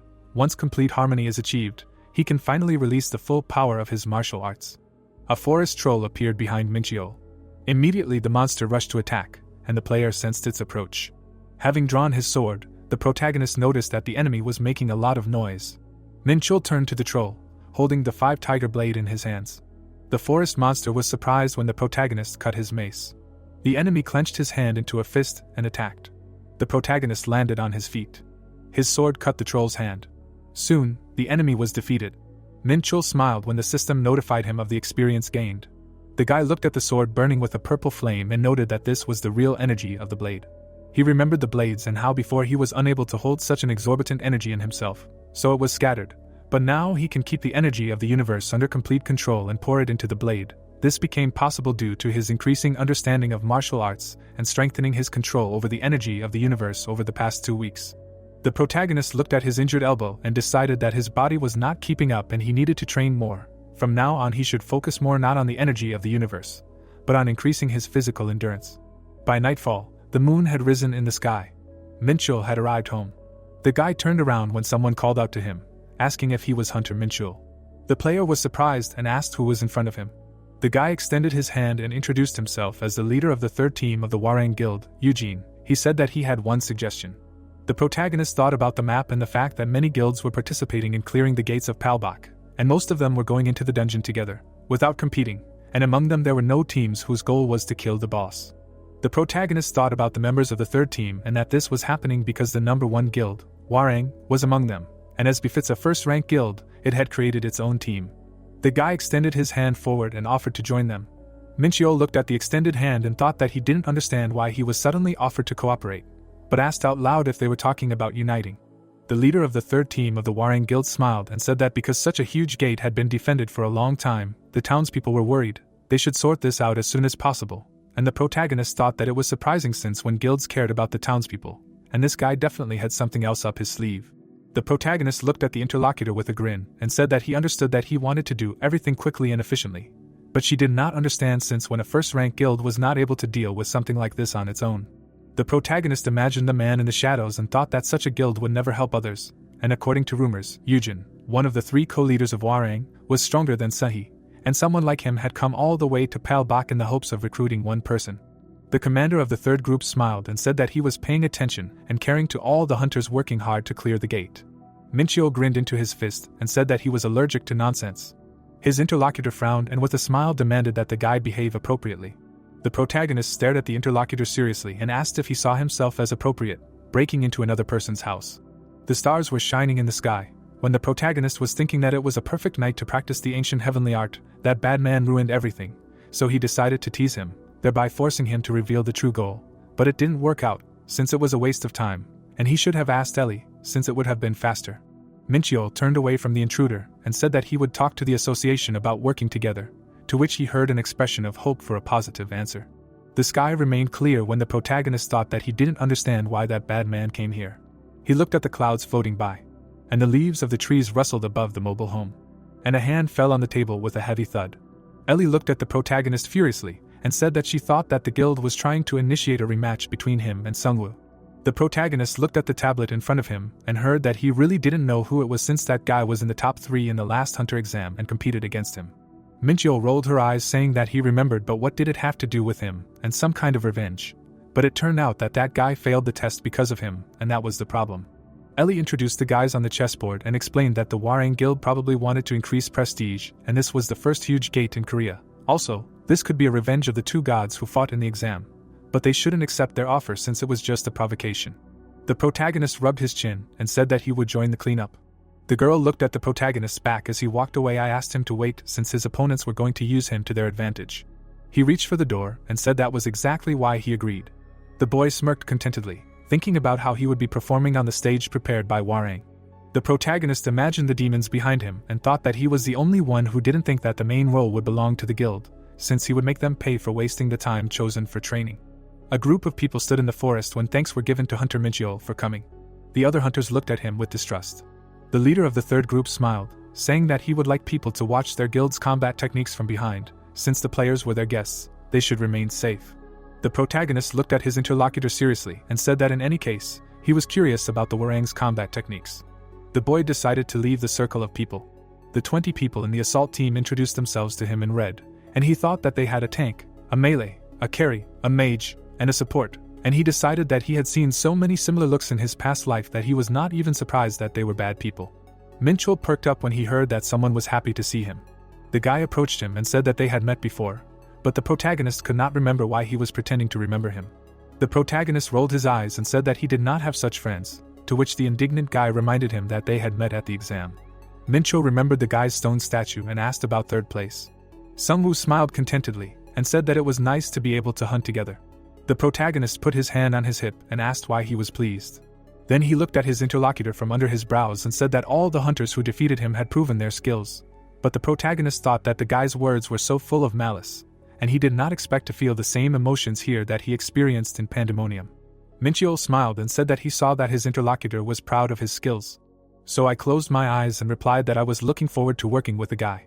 Looking at the mountain, the protagonist thought that in the end, this should be fun. A group of people were moving through the forest. The guy raised his hand up and ordered everyone to stop. In front of them was a living tree. Sungwoo waved his hand and ordered Squad C to move forward. Sending people forward, he ordered the tank to attack. The players attacked the tree, using their abilities. Suddenly, a column of fire engulfed the monster. The protagonist watched the battle and thought that the Treant bark has high resistance to magic, first the melee attack, and then the magic, and perhaps the newcomers of Hwarang are a little lacking in comparison with the hunters on the front lines, but still in technique just like the pros. Folding his arms across his chest, the protagonist listened to the shouting of spells and thought that together the tank, melee, mage and support copes well with their roles. He yawned and asked when it will all end, and thought to himself that as she thought, the usual methods are not for him, since people do not give it their all, and it is the same as taking on a dead weight. The guy looked at the back of Eugene, who was just watching the battle, thought that he could handle it faster. 10 consecutive swings attacked the tree. The guy grinned. Finally, the monster was cut into pieces. Sungwoo approached the leader of the squad and asked what he would say, to which he replied that it was simply unbelievable. The guy grinned contentedly and said that the guild had just begun hunting. The protagonist grinned, saying that they were all new to Hwarang, and he did not expect these people to fight. He thought to himself that the guy definitely stood out more than the rest. There was no place for him on the stage today. The stone monster was born to attack, and the protagonist thought about high firepower, detection, priority, and expulsion. The mage girl used fire. Minchul covered her with his body from the attack. The pink beam cut the monster in half. An explosion was heard. The protagonist turned to the mage with displeasure, and she immediately thanked him. The guy thought that it seemed that since the other hunters had already beaten him up, he did not receive half of the points from the due percentage, so hunting alone was his destiny. One of the hunters, putting his hands on his hips, said that in this gate the entire mountain was the boss's zone. A voice sounded over the mountain that from this moment they were advancing on his territory, so he could not let his guard down, and, as he said earlier, the main E did not lift a finger. Minchul thoughtfully scratched his chin and thought that this guy had a reason to slack off.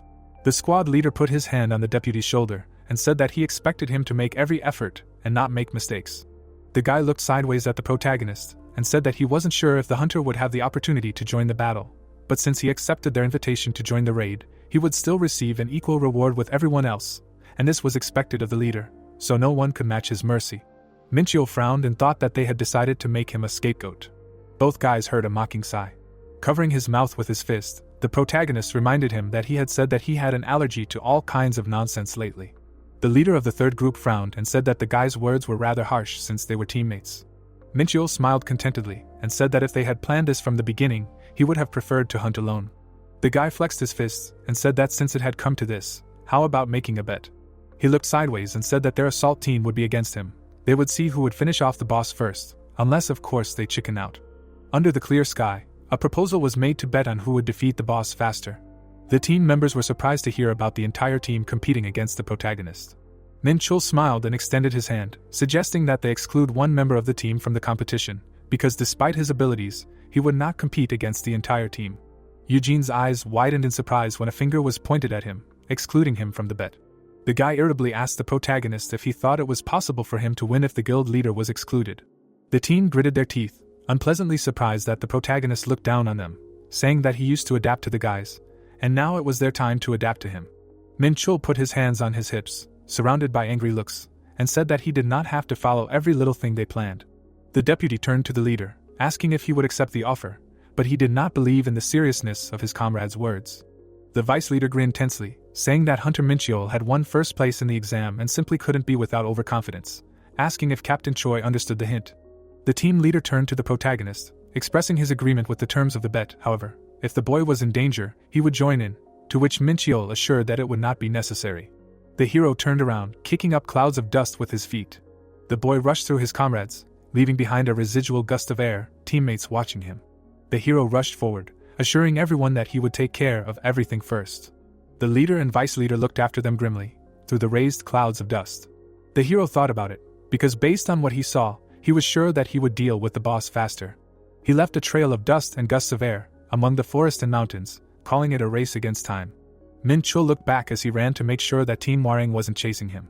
He continued to move up the mountain, but now that he thought about it, he remembered that they all had boots and special equipment. They must know something about the boss, after which he reasoned that as we know, this entire mountain is the boss's territory. But since Team Hwarang was the source of the information, they could have intentionally hidden some details and lied, after all.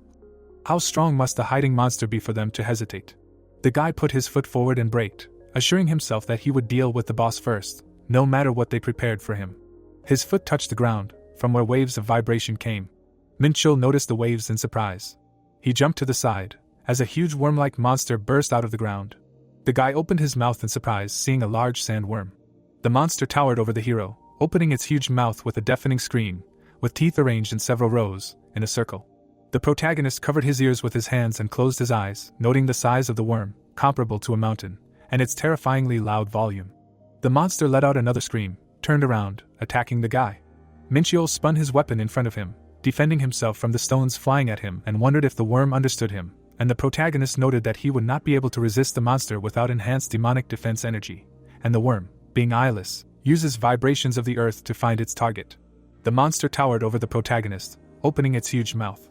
Min Chul dodged the attack, noting the speed of the worm. He struck the body of the monster with his weapon. The guy noticed that the enemy had extremely strong scales and excellent regeneration. It was not so easy to deal with him. The wound on the worm's body, inflicted by the hero, instantly healed. The monster aimed an attack at the guy, but he turned around, annoyed that he could not dodge. He took his axe in his hand more tightly. Min Chul struck back with all his might, trying to nullify the monster's attack, after which he noticed that the guys from Hwarang were still nowhere to be seen. They must have planned something grandiose. The main character ran along the monster's body. He noted that he was sorry that his comrades had not yet arrived. Min Chul flared up with energy, declared that by the time the Hwarang team appeared, only horns and legs would remain of the monster. A sword appeared in the guy's hands. He dealt a decisive blow to the monster's body. The worm howled in pain, and the guy noted that the wound was not as deep as he wanted, but sufficient. He thought that martial arts were not all he had. Min Chul tore a piece of meat out of the wound. He continued to cut flesh from the monster's body, because his target was its strong shell. The guy dealt many blows, noticing how neatly the meat was cut. At this time, Team Hwarang was nearby, one of whom took the noise and vibrations for an earthquake, to which the second loudly explained that it was most likely a landslide. The comrades rushed to run, discussing what was happening, whether Min Chul really climbed the worm. One of the participants opened his eyes in surprise, looking up. The team looked at the fierce battle taking place in the mountains between the protagonist and the monster. Min Chul deals blow after blow, moving along the worm's body at great speed. The deputy leader looked at the backs of his teammates, who were questioning the reality of the guy's movements, but then remembered that their leader could do the same. He gritted his teeth, annoyed that the protagonist was fighting the sandworm alone, because he thought that the guy would get scared and hide somewhere. Eugene stopped his friend, because if he entered into close combat now, they would not be able to guarantee the safety of the entire team. The deputy turned around and was indignant, because then they would lose the bet, but Yudin put his hand on his comrade's shoulder, admitting this time that they had miscalculated, but there would still be a chance. The guys looked at each other. The leader asked to trust him and the guild, to which the deputy agreed. Turning away, the young man gritted his teeth, thinking that Min Chul would win, and he thought that the guy was not much different from Sungwoo in skills, and the leader thought that it was not only about skills, because his keen eye and ability to make quick decisions allow him to predict the worm's movements. Min Chul attacked the worm, moving at great speed on the flying boulders and the monster's body. Eugene noted that determination in actions with the slightest mistake can lead to a big mistake, and perhaps Sungwoo would not have a problem with the monster, but with the same physical abilities, he would be able to dodge. The man looked seriously at the hero, realizing that this was impossible, and then wondered if Sungwoo would have the opportunity to catch up with the guy, because that way he could be known as a liar. Min Chul leaned on his sword and knelt down, asking the team if they had been getting ready for a long time. The team looked at the guy towering over the body of the killed worm and reporting on the lack of work for them. He smiled, noticing that he had won the bet without seeing what they had prepared. An explosion was heard. The team members walked down the street, under the sights of cameras and under the shouts indicating that they had dealt with the gate. Min Chul patted the irritated deputy leader on the shoulder, seeing the lack of joy in his eyes, and thought that if they were not angry, Everything could have been different, but now they could not sleep a wink. The protagonist turned around and saw Ellie's secretary. The girl, folding her arms over her chest, carefully asked the guy what happened. The protagonist proudly explained how he destroyed everyone. A surprised exclamation was heard from behind the iron doors. Ellie and Mikio were drinking tea at a table. Ellie noticed that the guy made a good advertisement for himself, but he said that the girl will now have more work, but the secretary reassured the hero that such work is always welcome. Minho laughed. Sometimes it seems to him that the girl is obsessed with work, but the girl noted with annoyance that he is not the person from whom she would like to hear such a thing. The protagonist opened his mouth in surprise, hearing that it was he who interfered with work. Looking at the cup standing on the table, the protagonist told the girl not to look, from which she decided that he was offended, but this was not the case. The guy decisively declared that he was going to infiltrate the test tower. Ellie modestly noted whether the hero was overdoing it with his jokes, but he was not joking. The protagonist imagined the images of past rivals and remembered that they all came from the test tower. According to them, for each completed test, the winner receives items, mana or other items. The guy imagined expensive weapons, stones, chests with treasures, remembering that the tower does not always help to become stronger. He clasped his hands in front of his face and repeated the last phrase again. The main character asked the girl to call the branch manager and tell him that he wanted to see her tomorrow morning. Arriving at the temple, the hero immediately heard the screams of Martin, who was waiting for him. The dwarf was happily running near the stairs. He heard that the gentleman was going to the tower. He stopped near the pedestal and pointed to a bag engulfed in a golden glow. It was the already collected provisions. The golden plaque glittered in the sun. The dwarf said that a competent partner should be one step ahead. Minho checked the list and took the spatial bag. He noted that the gentleman was very well prepared, to which he replied that he was the head of the department for that reason and he definitely did not get here thanks to a game of poker. He coughed into his fist and said that this time the union would cover. He froze. The hero ordered to deduct from the amount what he would receive, and if he took something for free, he would not be able to sleep peacefully. The guy smiled and thought about how the Interstellar Union always tried to return twice as much as they invested, to relax their vigilance, and turning to this, he imagined a scale with hanging bowls. On the scale with the Union he should always remain equal. The warrior turned to the dwarf and said that he needed help with something. The leader immediately asked him not to be shy and ask. The hero raised his finger and said that he needed a construction specialist. He would like to build himself a training ground. In terms of efficiency equal to the gate, and since he cannot always train in the gate, he needs a place with a large accumulation of mana, where he can draw a magic circle, observing all the conditions. During training he will activate this circle, thereby increasing the concentration of mana. Martin wrote everything down on a piece of paper and repeated all the numerous conditions. The hero asked if this would require about 700 million won. Dwarven lamps were burning under the ceiling. The gentleman specified how much money he had in use. As far as the manager knew, the hero had a little more than 600 million. The guy ordered to start construction and asked him to eventually send him an invoice for the shortage. Martin smiled fiercely, slapped his beard and said that he could help him with the missing amount, but the man decided to refuse. Tears flowed down his mustache. He noted how difficult it was to make the hero borrow from him. He promised to try to do everything in accordance with his instructions. Minchul intercepted the bag. He was counting on the dwarves, but here he had already finished his business, and it was time for him to go. He approached the door, but the head stopped him, because he wanted to ask something. The bearded man's gaze became serious. He clarified that in order to enter the tower without permission, you need to be a person. The demon stared at him, asking how he was going to enter. He immediately realized that the dwarf thought that he was just a clone of a high-ranking astral being. The tower's system was strict, and whoever used a clone would not be able to get permission anyway. He noted that the servant's concerns were reasonable. The hunter came closer and asked if he was really that curious, to which he said that anyone would be interested in this. It seemed that he did not suspect him and he was simply curious. In that case it was not a difficult question. After all, the hero was actually a real person.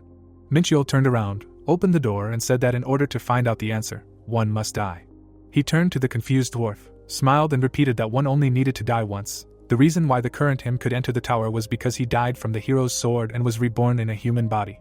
Minchul closed his eyes, leaving the shorty confused. He decided to tell him about it only after they had more trust, and this would be a kind of hint about who he was, but how he interpreted it would depend only on him. Martin was terrified, rushing from side to side, realizing that the master did not trust him enough. The sign outside. Two girls looked at those sitting nearby in surprise. Minchul smiled, and the hunters noted how handsome he was. Yunsu was sitting opposite and also looked good. The girls leaned towards each other and began to discuss the possibility of taking numbers. The hero folded his hands and activated a field of silence. He said that for his age, the guy was very good at using mana. The handsome man was embarrassed, put his hand on his chest and thanked him for the compliment, but the demon immediately ordered him not to smile at him with such a nasty smile. The guildmaster's gaze immediately fell. The hero asked if he had received any additional orders, but not yet. They were currently focused on expanding the guild. The guy picked up the drink and was surprised that Yunsu was actually managing the guild. He looked at the guy. He hid his face sullenly. It had not been long since he founded the guild to increase his strength in Korea, and thanks to his skills and leadership, the organization was able to grow quickly and is now known as a new and prosperous one. The guild master still smiled proudly. Minchio took a sip of soda and noted that his stats were much higher than other players his age. He was truly talented. He put the glass on the table and thought that since he took a subordinate for himself, he should make him as useful as possible. The guy spread his hands, and when asked if he trusted him, he reminded that he swore on his soul. The hero stood up abruptly after these words. He pointed his hand covered in fire at the redhead's face and told him not to move a millimeter, no matter what happened. The hand landed on the boy's head and his face distorted in horror.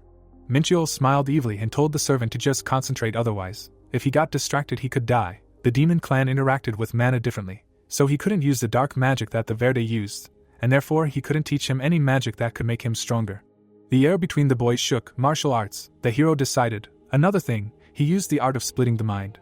Yunsu imagined himself practicing with a ball. In fact, it was more of an energy art, closer to Taoist magic than martial arts. It increased the ability to process information by dividing the mind into separate parts. How would that help him? The answer was magic, which was like calculating a certain formula, and if several calculations could be performed simultaneously, then the magical efficiency increased exponentially. The guild master looked at his hands in shock. All this meant that having mastered the art of dividing the mind, he would be able to speed up his magical calculations several times. Beads of sweat ran down his face. He still did not understand what was happening. The lord sat down. The guy asked admiringly, what kind of power was this that he had given him? Minchio smiled and explained everything, and he himself thought that by fighting a demon of a similar level, he would now be able to suppress it with ease. Yunsu blushed again, hit himself in the chest. He had never heard of such a thing. He said that the hero had given him too strong an ability. The girls watched the guy's silent dialogue with bewilderment, while the hero explained that if someone had attacked them, they would have been in a coma, but the transmission went without a problem. If someone touched them, it would end up in an energy deviation. This funny scene appeared in his head. The Lord explained that when someone interferes with someone else's mind, both the spy and the victim are in danger. The hero smiled proudly. He is not just someone, but a former demon king, and he can trust himself. The guy asked if in that case they should not rent a business hall or something. The guy looked at him and explained that it was too expensive. But isn't he rich? Minchio immediately made a stupid face, realizing that he acted out of student habit. Yunsu trembled with fear, because he was just on the verge of life and death. The king told him to train hard now in any case, and told him to bring him to 2 mind stars while he was gone. Minchul sipped his soda again and said that he needed to go to his hometown before entering the tower. He was asked if he was going to some high-ranking gate. The gentleman chuckled and asked not to worry. After a while, Ixon Station was sparkling in the sunny day.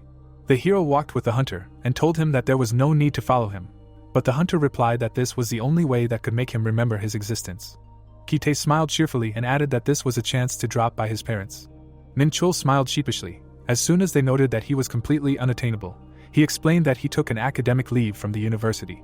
Then a bunch of old friends fell on them, making a big fuss because he became famous. Kite shyly put the phone aside. He talked the hero's mother out of going to Seoul because she couldn't reach him and all he could do was show the article about him. She was very surprised. After clearing the Palbok gate, fortunately, his childhood friend managed to meet the hero then. Minchul remembered how he had to talk to his mother then.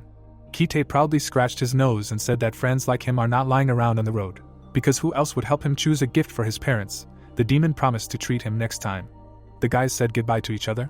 The king smiled nervously. The inability to maintain contact due to being busy was just an excuse. He admitted that he was guilty, because when the memories of his past life returned to him, he became obsessed with the need to become stronger. He imagined himself at the crossroads between 2 lives. The hero pushed everything that belonged to a human aside. For him to feel something like this right now is proof of how different he is from his past self. The hero stopped at a fried chicken restaurant, and noted that a demon would never feel anything like this. He put his hands in his pocket, smiled and noted that he had only been gone for a few months, but it felt like years. His parents had been running a restaurant in the old part of Nambu Market for 20 years. They had a lot of customers because they used the old method of deep frying. Minchiol imagined the fragrant chicken and smiled. He was bored. Then his face froze. He remembered his university friends. His hand reached for the handle. The hero froze tensely. The woman looked at him warmly to greet him, but suddenly froze. A man came out of the kitchen, trying to find out who was there. The hero smiled at his parents and said that he was back. Looking at the dish, the hero realized that its aroma, affecting all 5 senses, filled his nose. The guy took the chicken leg in his hand. Immediately after, the young man bit it. Smiling, the protagonist realized that this was the taste of well-fried and juicy meat, the taste of which was simply demonic. The mother, with her mouth slightly open, noted that he should have warned them about his arrival, because then she would have been able to cook something that her son liked. He replied that there was nothing to worry about, because such a delicious chicken cannot be found in Seoul. Then she offered to fry some more. Smiling, the hero agreed with her and realized that after the return of memories of his past life, he had to forget about his family for a while. Remembering his childhood, the young man knew that he grew up in love and care. Also remembering the day of the exam and how they worried about him. He remembered how he passed the exam and realized that they were happy for him from the bottom of their hearts. Looking at them, the boy realized that they were the ones he wanted to protect the most, and they were also the only reason he was still able to exist as Min Chul. Sitting at the table, the boy asked them not to forget to open the gifts and realized that these gifts were the only things he could give them at the moment. Rubbing his nose, his father noted that apparently being a hunter brought in a lot of money, and that he had already become quite an adult. His mother hit him with her elbow, asking what he was saying and explaining that their son was still a child. Frowning, the woman said that they appreciated these gifts, but they would not need to buy them next time. A door appeared with a piece of paper on it when one of them said that his sister would be coming soon.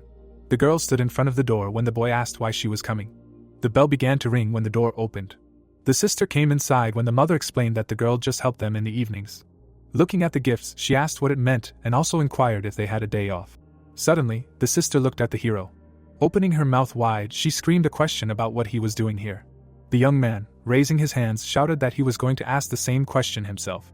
They stood opposite each other, shouting at each other over all sorts of trivial things, when suddenly the mother told them to stop arguing and asked when they would grow up. Pointing their fingers at each other, they shouted at each other that it was time for them to grow up. The mother, looking at them, thought that perhaps her children were enemies in a past life. The protagonist, looking to the side, remembered all those annoying personalities from the past and thought that his sister could be one of them. Looking at the gifts, the girl listed them and also asked where her gift was, but the hero answered that there was none. With her eyes wide open, the sister asked him not to be so rude and asked if he had bought anything. The guy said that he didn't have a sister. She asked how he could not give a gift to such a girl. The hero repeated that there was no gift and she should stop. Then the sister asked if she had been sucking up in vain, because did her brother really not buy anything? The hero handed her an envelope and the girl exclaimed with joy. The protagonist said that she should behave like that and know her place. The sister noted that she would let him get away with it this time. They were all near the table. The parents were watching TV when a reporter was talking about how the huge gate that appeared in Jeonju disappeared after 18 days. The woman asked if the gate had finally been closed. The father said that he had recently been to Jeonju and this portal was simply enormous. As he was leaving the table, the mother noted that it was good that nothing had happened, and the man explained that he would protect her if anything happened. She hit him and screamed at him for speaking in front of the children. Drinking the drink, the hero realized that he did not want to close that gate, but it was located near their house, and seeing the parents' reaction, it became clear that his efforts were not in vain. Watching the TV, the young man listened to the reporter's words about how the hunters had taken an active part in closing the gate under the leadership of one of the heads of the Warring Guild, the hunter Yujin, but the raid on the boss this time was carried out by Mincheol alone. Opening her mouth, the mother asked if they were talking about their son, and then the reporter began to say that this was the man who had contributed to that incident with the rift. A photo of the guy appeared on the TV when Eugene was talking about how this time an alliance was created between the Warring Guild and the Interstellar Union, and the hero couldn't understand why they couldn't get a photo where he at least looked human. His sister, with her mouth open, listened to the man's words about the Warring Guild supporting the boy in the battle with the boss. The parents looked at the TV in amazement, listening to the reporter's words about how they would eagerly await the next achievements of this hunter. They all looked towards the TV when the reporter said goodbye to the viewers. The mother turned to the hero. Smiling, she asked if he wanted to explain anything to her, because didn't he say that there was nothing dangerous there? The boy laughed, closing his eyes, trying to think of something to start with. The boy's parents' establishment appeared. His hand was lying on the phone. Taking it in his hands, the hero realized that his head hurt, and remembered that he had spent the day doing nothing. Remembering his parents at the table, the boy realized that on the first day he had to tell his family those details of his life that they could know and just spend time with them. He also remembered meeting his friends and realized that he was able to drink with them thanks to Kite. He remembered drinking and singing songs. He imagined himself running from a demon and realized that he was able to spend time as Minchul, and not wasting it on digging into the memories of his past life. And since he remembered everything, he had to run without a break, as if something was chasing him, and only now he finally managed to distract himself. Smiling, the hero said that he had fun. Imagining his comrades, the protagonist realized that everything ended with him having to promise himself again to become stronger. because he would not be able to defeat those he would have to face with his current strength.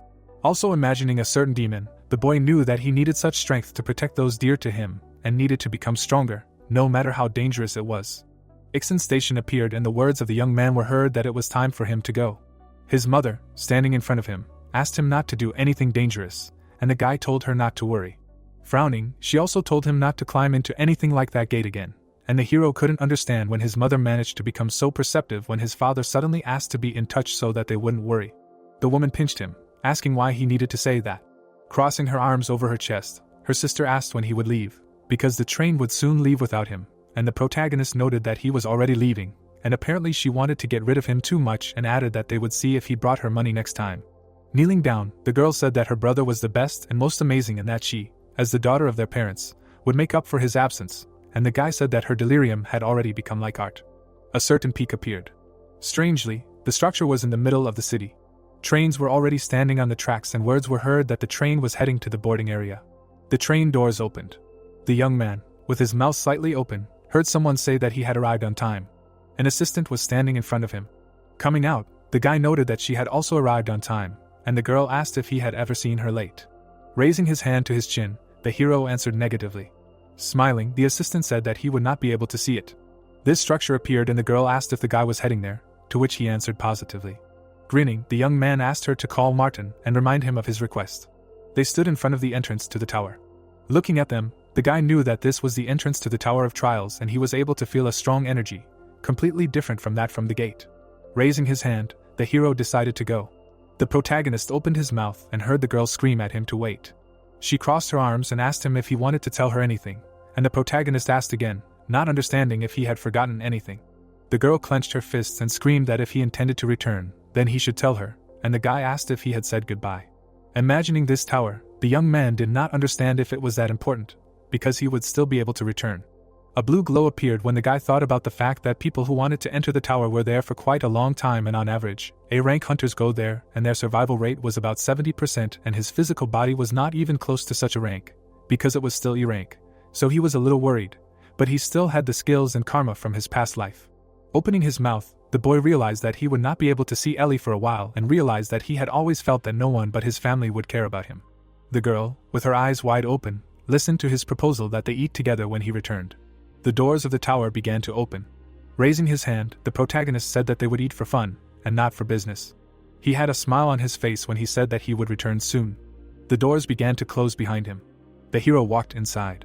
Continuing to walk into the darkness, he realized that inside the tower, everything seemed as if he would have to dissolve into the darkness.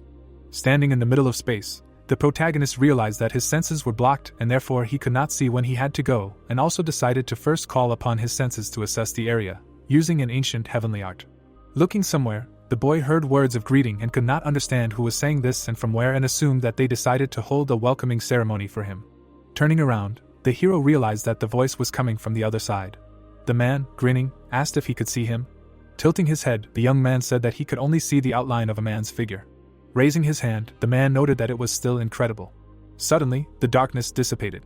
The administrator, spreading his arms, greeted the protagonist in the test tower. Looking at him, the man introduced himself and explained that he was responsible for training on the ground floor, and the guy asked if he was wearing a bear mask. Raising his hands, the administrator said that it was a bald lion mask. Opening his mouth, the young man asked again and also asked him not to waste time on nonsense and get down to business. Then Luce said that the hunter had an extremely hot temper, and the guy introduced himself. Suddenly, the image of the administrator disappeared. Some windows started appearing in front of the boy when the observer was talking about something that needed to be done before they could begin the zero test. Opening his eyes wider, the hero realized that it was the same as the status system. A task to pass the zero floor appeared in front of him, as well as various rules, when the administrator was talking about how the hunter could view this information at any time by saying certain words. Grinning, the boy realized that this was the same thing that appeared in front of his eyes when he managed to awaken as a hunter, and that it simply could not be a coincidence. Something started appearing in front of him when Luce was talking about how his characteristics would be adjusted for the duration of the test, and also that he would only be able to use one item, and that changing items would not be available during the test. A monster started appearing in front of the boy. A glow appeared and someone's words were heard that this person should surprise. Looking at the screen, someone was talking about how he looked strong enough. The genie, with his mouth open, said that he looked weak. Looking at the adjusted characteristics of the young man, the assistant explained that they were too low and he had never seen a candidate adjust his characteristics so explosively before, and he could not believe that such a person came to the tower at all. The girl, crossing her legs, noted that if he died, then everything would be of course for him. Then the assistant said that the hero was not like the other participants. Smiling, Luce said that she would be interested to know how long he would last, when the genie thought that apparently she was not at all shocked by the characteristics of this man.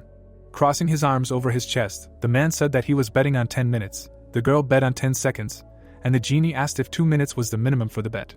The monster, baring his teeth, growled. Grinning, the hero understood that knowing the enemy's characteristics gave him an advantage. Looking at the enemy, the young man also realized that his own characteristics had already doubled due to the adjustment, and that it should be very easy to deal with such an enemy. Suddenly, the enemy put his hand in front of him. The monster rushed to attack the guy. A projectile of magic immediately pierced the enemy's chest. The observers watched in amazement as what was happening. Grinning, the hero received messages that his constitution and mana had been restored, and his wounds were healed, and the next test would begin in 10 minutes, but if the hunter wished, he could skip this wait. Immediately after the guy's words about skipping, a harpy appeared. Suddenly it was cut by some purple blow, and immediately the hero skipped another wait. Some weapon immediately flew into the skeleton's head. The same thing happened with the next monster, and the guy could not understand that all those rumors about the tower were really fiction. Killing monster after monster, the hero went to more and more later stages. Standing in front of the chopped monster, the young man once again skipped the wait, and tried to figure out if there would be anyone worthwhile here. The genie, pointing his finger, asked if he should make an appointment with an ophthalmologist, and the girl noted that she also thought she had problems with her eyesight, because it really took him only 9 seconds to complete 10 stages. Looking at the young man, she said that this was a new record and also added that ordinary hunters do not live to see this moment. The assistant, raising his fist, said that this was probably why she was interested in this man, and the administrator explained that her sixth sense had not failed her. Resting her head on her hand, Luce realized that it was no coincidence that he had been able to see her. Suddenly, she imagined the entrance to the tower. She also remembered a certain person walking inside and realized that when a candidate goes through the process of registering in the tower, all of his senses are temporarily frozen by the light, and she herself had gone through this a long time ago, and it should be impossible to feel anything during this process. She also remembered how the hero noticed her. She realized that he had done something that no one else could do. She remembered how she smiled then, and tried to understand where such a person could even come from. Smiling, the girl said that such a person could pose a threat to the mortal world. The young man stood in front of the corpse of another monster when the 48th stage was announced, and the guy immediately skipped the wait. Looking somewhere, the hero tried to understand when the end would come. Having introduced his enemies, the protagonist realized that it only became fun when monsters with characteristics superior to his began to appear, and it even began to seem that he himself was growing. There were several corpses of monsters lying on the floor when the hero, gaining experience, thought that additional rewards for killing them were extremely useful and he did not want them to end. Something began to appear in front of him when the host announced the start of the 49th stage. The monster vagabond appeared in front of him. Opening his mouth, the enemy said that no one had gone this far for a long time. In his hands was a certain blade. Rushing to the attack, the monster said that it was time for them to try out the skills of a hunter. The young man, looking at him, realized that his style of swordsmanship was fast swings, putting pressure on his opponent, and the way to deal with him was to suppress speed with force. His blade began to glow purple after using the blade of 5 tigers. Their blades clashed. Smiling, the hero asked if the enemy blocked it. The monster continued to look at him. Suddenly, the opponent jumped back. Closing his eyes, the opponent said that he had met many strong contenders, but never anyone like the protagonist. Putting his hand on his hip, the guy asked if it was a compliment. Suddenly, the monster stamped his foot. The young man took a quick step forward. The guy was heading straight for the enemy. Their blades clashed again.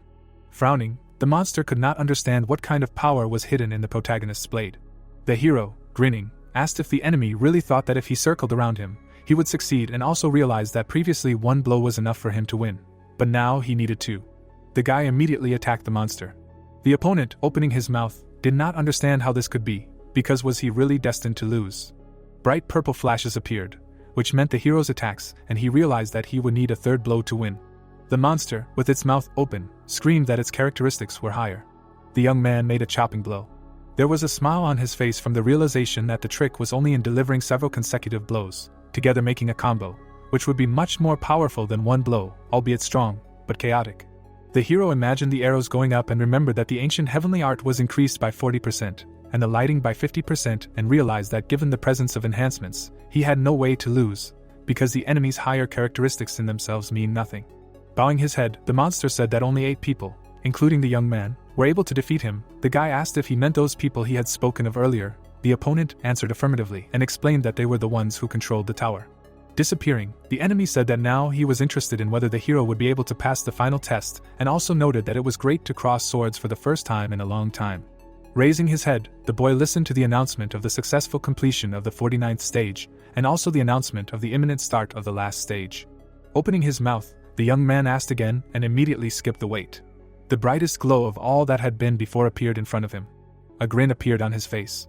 Looking at the appearing warriors, the hero asked if this was too much for such a test. A certain cross appeared above the knights, which used various enhancements on them, and the hero received a message that he needed to defeat 100 legionnaires and immediately realized that he had the same characteristics as the enemies and therefore they could try to crush him with numbers. Grinning, the protagonist understood that if he continued to stand still, the enemies would have time to throw even more enhancements on themselves. Rushing into the attack, the guy knew that he could not lose a minute. Looking at the enemies in robes, the young man understood that first he should take care of those who impose all these enhancements. Suddenly, 3 magic projectiles flew at the hero. A bright explosion lit up the arena. The guy continued to run, when 2 more legionnaires used a sneak attack on him. The protagonist parried the attacks of grief and various attacks from ambushes. Having put crosses in front of themselves, the magicians used seals of slowness. The hero, blocking the attacks, realized that they were putting all sorts of debuffs on him in order to not give him a chance to escape. The magicians began to use some spell, when the young man received messages about a decrease in agility by 10%, about deterioration of vision, and also that he was now experiencing pain and itching. Having put the blade in front of himself, the young man realized that he would not be able to dodge. The protagonist raised the weapon behind his back, realizing that he could not avoid this attack and should simply hit back. The hero put his weapon in front of him. Looking to the side, the young man thought about the next move of his enemies. More legionnaires were running at him from the side. The boy grinned, realizing that they were about to pounce on him, which was great. Healing wounds and removing curses, the protagonist knew it was his turn. The legionnaires, holding their staffs, did not understand how he was able to neutralize the punishments when the boy thought about the fact that when fighting in a large squad, it was common to create gaps. His weapon took on a yellow glow when the boy realized that such experienced enemies should not allow this. Having immediately pierced one of the legionnaires, the hero thought that perhaps the 7 did not take advantage of this. More opponents were already approaching him. Having attacked another one, the protagonist realized that he would gladly use this disadvantage of theirs. Having pierced the chest of another legionnaire, the boy also realized that the consequences of insane actions would be death. There was a smirk on his face. In lightning speed, the boy killed 3 more enemies. With his mouth slightly open, the boy knew that there was no need to dodge all the attacks. There were already several wounds on his body. Bowing his head, the hero knew that in order to get more, he had to sacrifice something or else they would change tactics.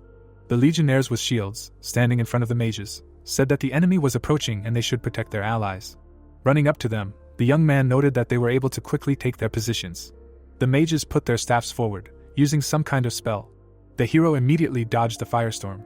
An ice spear was already flying at him from the side. Something wrapped the shield bearer's blade. The protagonist was already hovering above him. The young man quickly cut the legionnaire. Remembering himself earlier, the guy knew that he had the nickname of the God of War, which is given to a demon who has reached the heights in battles and a lot had been done to get it. The shield bearers put their shields in front of them, saying that they need to be on guard. The hero thought that he only needed to change one thing and then he would be able to destroy the fortress that they had created.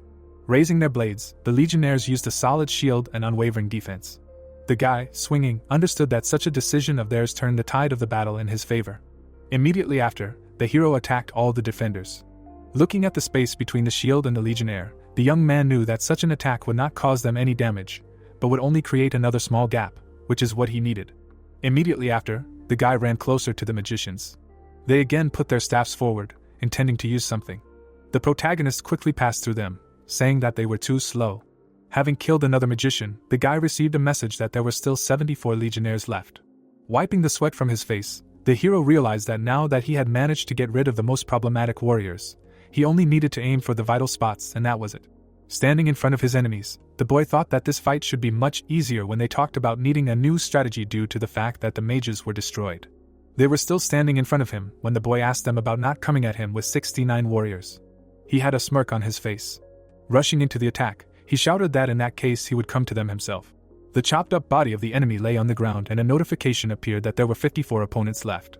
Another body with a pierced chest also appeared and a message appeared about 20 remaining legionnaires. The hero pierced the armor of another of the enemies. Looking at the last opponent, the guy received a message that only one legionnaire remained. The knight, holding the blade in front of him, shouted a question about how someone could defeat them all. Grinning, the young man asked what was so special about it. The protagonist swung his spear, saying that it was time to finish. Bowing slightly, the enemy screamed loudly. The guy immediately pierced the enemy's body. Bowing his head, the enemy coughed. Grinning, the hero said that he tried hard and received a message that there were no more legionnaires left. The genie opened his mouth.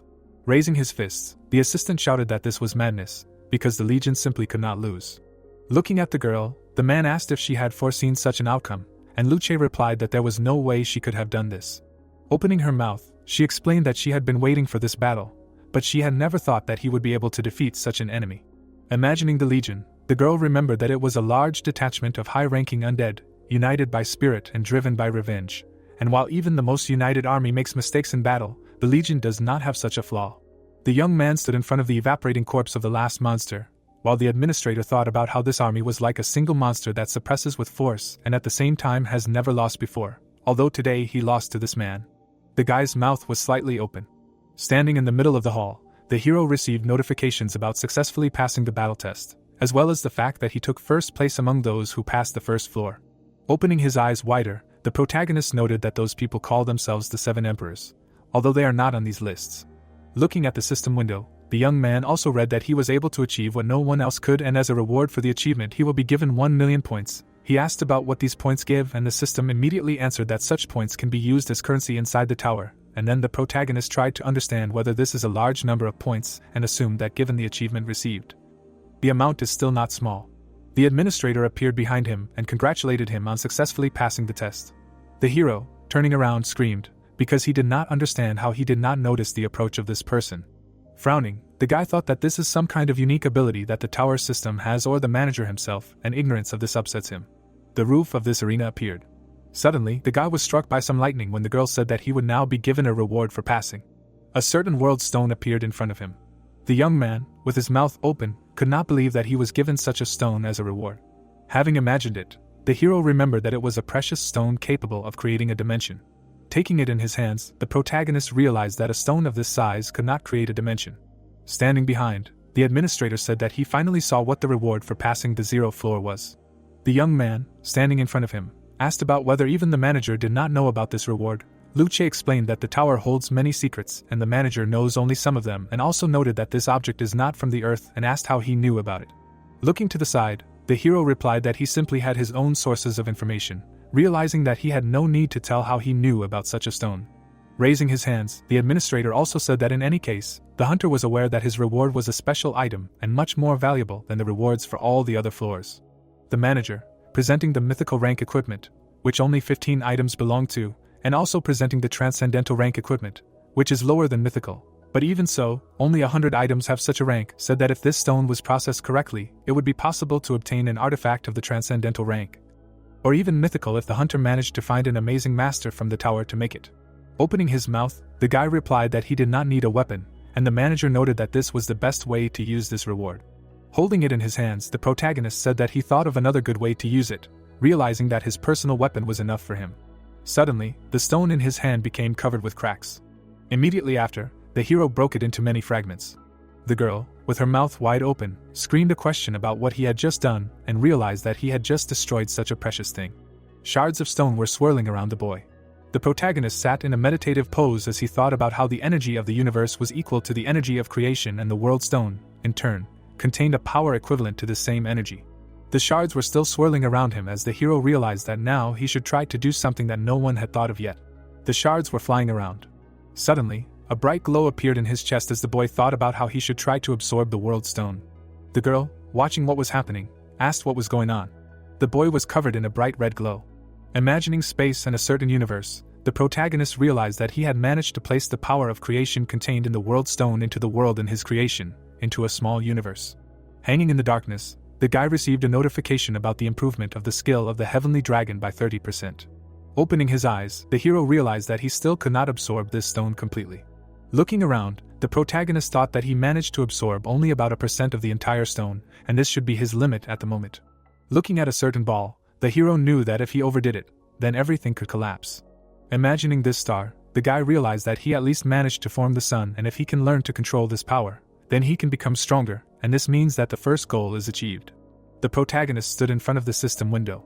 In front of his eyes were two windows, which spoke about the ancient heavenly art and the level of stars. Grinning, the guy realized that 2 stars were able to turn into 4, when suddenly the administrator asked what the subject did with the stone at all. Looking at him, Luce explained that she saw him destroy him, but asked what happened after that. The young man said that he simply absorbed him. A certain staircase appeared when the manager said that she had never heard of such a thing being possible before and asked how the subject even thought of it. Standing on the staircase, the young man said that she could consider it some kind of instinct, because he himself did not know the details. Looking at him, Luce thought that this man was most likely not lying and that he must have something more in store to pass the 100th floor. Putting her hand in her bosom, the administrator said that she believed him and therefore wanted to bestow him with a certain talent. A certain stone was flying into the hero's hand when the manager asked him to take it. Looking at it, the protagonist asked what it was, and Luce explained that it was a token showing that the administrator was interested in the participant. Frowning, the young man said that he was not someone who liked attention, and the girl noted that such a gift would still be useful to him. The guy's eyes took on a blue tint after using the eyes of truth, and saw that it was a valuable item, legendary rank. Looking at it, the young man realized that this was an item associated with a certain space in the tower, and therefore it can be concluded that there are still a lot of items here that he will be able to get, including a fragment of shingles. Grinning, the hero realized that it was becoming more and more interesting. Holding it in his hands, the guy said that he would consider it a souvenir and accept it. The girl, crossing her arms over her chest, thought that he was a brat. As he climbed the stairs, the protagonist realized that the main goal was to get to the top, and he had no idea what it could even look like. As he climbed to the entrance to the next floor, the young man thought about how he had just taken his first step there, and tried to understand what would await him next. A clear sky appeared. It was some kind of desert. Coming outside, the hero said that it was too much to just throw him into the desert, and received a message that this was the first floor of the test tower. Looking somewhere, the guy knew that if he did not have the energy of the universe, he simply would not have been able to walk here. Taking another step, the hero received a notification about successfully exploring the new area by 1/100%. Gritting his teeth, the young man could not believe that it was only 1/100%. Suddenly, a huge insect burst out of the sand behind him. The guy immediately pierced it, telling it to shut up. Continuing to walk, the hero said that he felt like he had already walked so much, and he could not believe that this was only such a small fraction, because he already wanted to give up. Frowning, the protagonist could not understand why the 0th floor was just training. The bright sun illuminated the desert when the guy thought about how he just wanted to kill monsters, and not all this. There were many insects lying on the sand. A certain rock appeared when the guy said that all this was extremely exhausting. Opening a cold ration, the young man decided to have a snack before moving on. Chewing the food, the hero realized that it was tastier than expected. A certain system window appeared in front of him. It said that in this desert there is unbearable heat during the day, and incredible cold at night, and the goal is survival and finding a way to the 2nd floor, and the hero still could not believe that the exploration process was still only 0.2%. Imagining the stairs to the exit, the guy understood that the worst thing is that the goal is not even to reach 100% of the exploration, but to find a way to the 2nd floor, which is located God knows where. Putting the bag of food on the ground, the young man realized that if he is lucky, he will be able to quickly end this test. Looking to the side, the hero also understood that if he is unlucky, he will have to hurry. 3 silhouettes appeared in front of him, and the protagonist ordered them to stand still and not come closer. Dikrin, raising his hands, asked him to calm down, because there is no need to raise a spear, since they are here to make a deal. The hero, squinting one eye, asked again. Standing in front of him, the interlocutor asked if it was true that he had recently passed the 0th floor, and the guy answered affirmatively. Smiling, the creature asked what the young man thought about exchanging a few rations for information about the location of the entrance to the 2nd floor. A smile appeared on the guy's face. Looking at them, the hero asked why they themselves did not simply go to the 2nd floor if they knew where the entrance was, and they answered that they would also go there. Extending his hand, the interlocutor asked why they did not do this, because they simply did not want to go up so soon. Having presented a map of the floor, Dikrin explained that as a hunter he knew that in addition to the main quest there was also an additional one, having completed which you can go to the next floor of the test tower. With his mouth open, the interlocutor said that they were just busy passing such a test, and they needed rations to be able to stay longer on the 1st floor, and the hero said that he could believe it. Closing his eyes, the young man explained that this did not mean trusting them, because in the end they could give him false information just to get rations. The boy's eyes widened when they said that if this was the only thing that bothered him, then they could just give him a map with the information they were able to provide. The protagonist asked about what map they were talking about.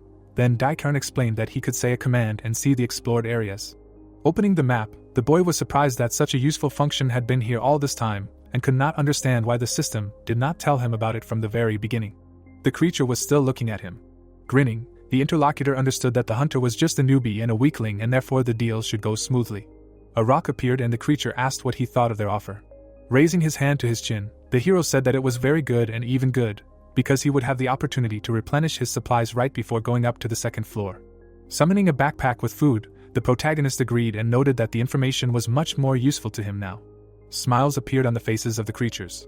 Dikran came closer and said that it was not worth thanking after the boy thanked him. Putting his hands on his hips, the protagonist noted that they were still offering him such valuable information.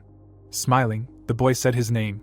Opening its mouth wider, the creature screamed a question about how he knew his name. Suddenly, the boy attacked him with lightning speed. The other creatures, opening their mouths, screamed questions about what he was doing, because they really became his target. The hero reached for the key on the ground, thinking about what idiots they were. Remembering this creature, the boy realized that he had the eye of truth and realized that even if they tried to hide their bloodlust, it was still too obvious. Clenching his fist tightly, the boy assumed that they were also deceiving the other test subjects. Suddenly, 2 other creatures jumped on him. He immediately attacked them too. Looking at the bodies of the creatures, the young man understood that he was doing this not for justice, but simply to punish those who forgot about the code of military honor. Next to them lay the leader's corpse, when the protagonist thought that a warrior should fight, and instead they were simply deceiving others. Opening his mouth, the guy realized that they deserved to die and also received a notification about the murder of the test subject of the first floor. Immediately after, a window with a map appeared in front of him and a notification that the research percentage had increased to 81%. Immediately on the map, the hero noticed a staircase leading to the second floor. And then he saw an altar, for which the key would be needed. The young man looked at it. Grinning, the hero realized that it would be boring to just go up to the second floor and thought that looking at the requirements for using the key, the reward should be huge and he just needed another person, who he would most likely meet on the way to the altar. The young man was already standing in front of him. The protagonist opened his mouth and said that he couldn't believe that he really hadn't met a single living soul. Remembering the various monsters, the hero also realized that he had killed many monsters and so he should be satisfied with at least all the experience he had managed to gain. Walking up the stairs, the guy decided to first go up and look around, because the key was an item that only helped to avoid the test. Looking somewhere, he also realized that if he managed to pass the test, then this key would have no meaning at all. Standing in the middle of the building, the young man assumed that this was the altar and a notification also appeared, which said about this additional test and its conditions. Smiling, the hero noted that there was a time limit and a 10-day limit, and therefore it was better to pass the test than to make this key. Smiling wider, the protagonist couldn't believe that the reward was only 10,000 points and realized that the million received after training was an extremely large value. Suddenly, a bright flash landed near the altar. The guy turned his head. Opening his eyes wider, the hero assumed that someone had managed to get ahead of him. Raoul stood in front of him, and the boy realized that he was indeed strong, because he was a dragon man. The creature looked at him when the protagonist thought that if he was 100 years old, then he had only just become an adult. But his energy was very strong. Smiling, the hero realized that this was an extremely unexpected variable, and he would hardly be able to defeat such an enemy at his current level. Imagining a dragon, the boy remembered that the Draconians were a race that replaced the blood dragons, and even someone who had just become an adult was strong enough to easily defeat a demon. Imagining a demon fight, the boy knew that this race valued honor and strength and they liked to fight fairly, so in this aspect they were similar. There were smiles on the faces of these fighters when the hero thought about how they had been on pretty good terms with them in his past life. Slightly tilting his head, the protagonist also remembered that they were simple-minded because they loved justice and a little clumsy because they hated shameless actions, and therefore if he used this information, he might be able to resolve the situation without wasting much time. One of the columns near the altar appeared and he heard the Draconian introduce himself. Putting his hand on his chest, the interlocutor explained that he was a descendant of a proud golden race, and the guy introduced himself. Extending his hand, the creature explained that he would give him advice, despite the fact that this was their first meeting, and the hero inquired about what advice they were talking about. Standing in front of a certain red castle, Raoul asked him not to start the test of the altar. Smiling, the interlocutor explained that such a test would be extremely difficult for an ordinary earthling. Smiling, the hero couldn't understand how such a brat could tell him what to do and asked if he was just trying to get rid of him and take the reward himself. Covering his mouth with his hand, the Draconian explained that he only said this because he was worried about him, and the protagonist realized that he was not lying at all. Imagining their battle, the young man realized that if he thought he had the opportunity to pass the test, he would have simply challenged him to a fight. If he was not worried, he would have simply let him die. Smiling, the boy realized that this was even better and therefore he could come up with a backup plan. The steps of the altar were visible, and the words of the hero were heard about the interlocutor simply helping him if he suddenly had problems. Looking away, the boy also added that when the time came, the additional quest would belong to the interlocutor, and realized that if he agreed to this, he would be a complete fool, because the offer sounded good, but in fact it was just a request for him to be his bodyguard, and no one would ever accept this offer except the Draconian, who values reasonableness and fairness. Raoul closed his eyes and explained that he could not deprive him of his right to primacy. Coming closer to the altar, the protagonist realized that his interlocutor had swallowed the bait. Standing in front of the altar, the guy said that he had promised after all, and then he could begin the test. In front of him was a lock, and a notification appeared that the task for the bloody key had not yet been completed. The lock began to open when the hero agreed to begin the test. Suddenly, a bright flash illuminated the entire altar. Immediately after, a certain creature appeared, called the Guardian of the Altar. The young man, looking at it, did not understand what kind of guardian it was. Looking at the monster, the hero remembered that it was a fallen beast, which is a demonic beast of pandemonium. The monster, baring its teeth, growled. The protagonist, looking at the tentacles, could not believe that the guardian was one of the demons of pandemonium. His blade began to take on a black glow. Immediately after, several tentacles were cut off after using the blade that cuts stars. Frowning, the protagonist remembered that this monster's combat tactics are extremely simple, because it simply attacks the enemy head-on using tentacles. Imagining how he pierces creatures with them, the guy remembered that among them there are special limbs that remember the mana of their victim and attack only it, and cutting off the tentacles does not cause any damage to the main body, so the battle turns into an exhausting battle until the enemy is completely exhausted. Looking at the enemy, the hero also remembered that the restoration of severed limbs also requires mana and energy, and during this process, a gap appears in his defense, just like now. Suddenly, the protagonist jumped. Frowning, the guy realized that the enemy was open for attack. The hero raised the blade above himself and received notifications that the fallen beast was under the influence of the overwhelming energy of the universe, and therefore paralyzed. Immediately after, the young man attacked his head using the shooting star ability. His blade was right in the monster's head. Blood spurted out of the wound. Immediately after, the monster fell to the ground. The interlocutor stood next to the arena. Sweat appeared on his face from the realization that he did not even think that the young man could defeat the fallen beast so easily. Opening his eyes wider, the Draconian used the mind hunger of the wise king, a skill that only the leaders of his race possess. Looking at the protagonist, the fighter understood that such an ability makes it possible to check the mana of a particular creature, and, depending on the color and amount, one can determine how strong it is, and also realize that he simply cannot believe that this man could defeat the Pandemonium Hound with such mediocre physical data. Frowning, the Draconian understood that things were bad, because he needed the heart crystal, and in this case he would have to kill the hero. Looking at the monster, the young man realized that he hoped to kill the enemy with one blow. Looking to the side, the guy assumed that the second form was his maximum. Imagining his body, the protagonist thought that if he had not absorbed the World Stone, he would have had a very hard time, because thanks to it, his dark energy increased more than twice, and its consumption decreased by 30%, but due to mediocre physical characteristics, he cannot use advanced martial arts techniques. His blade took on a purple glow when the young man realized that he had only one way out in this case. Immediately after, several blows were made on the monster, as the hero decided to finish off the paralyzed beast. The enemy's head fell to the ground when a notification appeared about receiving 8% experience. The protagonist closed one eye. A certain mark appeared on his hand. Looking at his hand, the guy realized that this mark on the back of his hand began to shine, and this means that he managed to release the second level of the Black Star's power. Having imagined a certain stone, the guy remembered that the Black Star has capabilities comparable to mythical rank artifacts, and is also able to transform into any weapon, and its power varies depending on the user's progress level, and unfortunately the young man is currently no stronger than the average C-rank hunter. Smiling, the hero also realized that he does not know what led to this, but it would be a sin not to take advantage of such a chance. Having imagined the defeated enemies, the protagonist knew that the stronger the Black Star is, the wider his combat capabilities will be, and then he will be able to deal with any troubles that may happen to him in the tower. Having crossed his arms over his chest, the guy also realized that the only problem is the resources needed to fully reveal the star's potential, and realized that he will not be able to find such resources on the first floor of the tower. With his mouth slightly open, the young man remembered the successful completion of the additional task, and immediately after that, notifications appeared about receiving 10,000 points and a heart crystal. The stone appeared in the hero's hand, and he realized that he would not need it due to the absorption of the World Stone. The Draconian approached from behind and asked if he had been given a heart crystal as a reward for completing the additional task. The man's expression was very angry, and the hero realized that he was barely holding back from taking the stone by force. Opening his mouth, the young man tried to understand why a creature from the Draconian race needed a heart crystal. Imagining people falling into some kind of mechanism, the hero remembered that one demon wanted to create something similar to the World Stone and for this purpose ground up many living beings, uniting their lives into this cursed stone, and if someone uses it on the artifact or uses it as a catalyst for a spell, then they will be able to greatly enhance their combat abilities. He also imagined the clash of black and white energy, and realized that in order to safely use this stone, it is necessary to suppress the evil energy born of a vengeful spirit, and that is why the heart crystal is a desired artifact of any demon who specializes in using demonic techniques, and it will be quite difficult for dragons with pure mana to use this stone. Smiling, the young man tried to understand why he still wanted to get it. Standing in front of Raoul, the protagonist understood that the dragon needed the heart crystal, which he had, and he promised to protect him and therefore would hardly attack him from behind.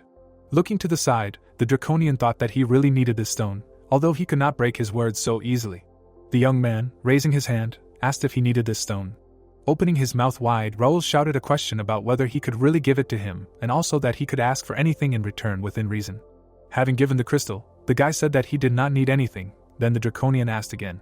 Smiling, the hero noted that he protected the altar. The interlocutor explained that the altar was not damaged only because the guy was performing an additional task. His heart was struck by the fact that he had to be one step away from betraying the guy, and Raoul said that he did not have to do anything because no one else came here. Then the hero said that if the interlocutor did not believe him, then he would not have even been able to fight this monster. The dragon explained that he only kept his word. Opening his mouth, the protagonist asked if he could do one favor and also explained that if it turned out to be beyond his strength, then he could simply refuse. Smiling, the dragon said that he was listening to him carefully.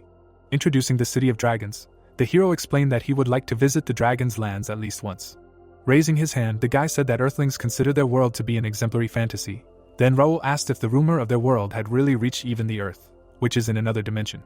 Looking to the side, the young man realized that he had lied to him, because in fact, people do not even know about the existence of dragons. Having imagined the chest behind the lock, the hero knew that the information about Pandemonium and Elysium was also strictly classified in order to prevent the intervention of other dimensions in the affairs of Earthlings, such as elves, dwarves, and the Interstellar Union. And therefore the representation of the Earth greatly limited interracial diplomacy, and that is why most of the information about other dimensions is hidden from the public. Grinning, the hero understood that his goal actually lies elsewhere. Standing in front of him, Raoul explained that only those who have received recognition from the dragon race can get into their world, and the protagonist remembered that it is incredibly difficult to gain the favor of the Draconians, and asked if it is impossible. Raising his hand to his chin, the interlocutor said that there is still a way. Having imagined the throne, the guy understood that he knew the name of this dragon very well and realized that recognition as a member of his family is worth much more than a heart crystal.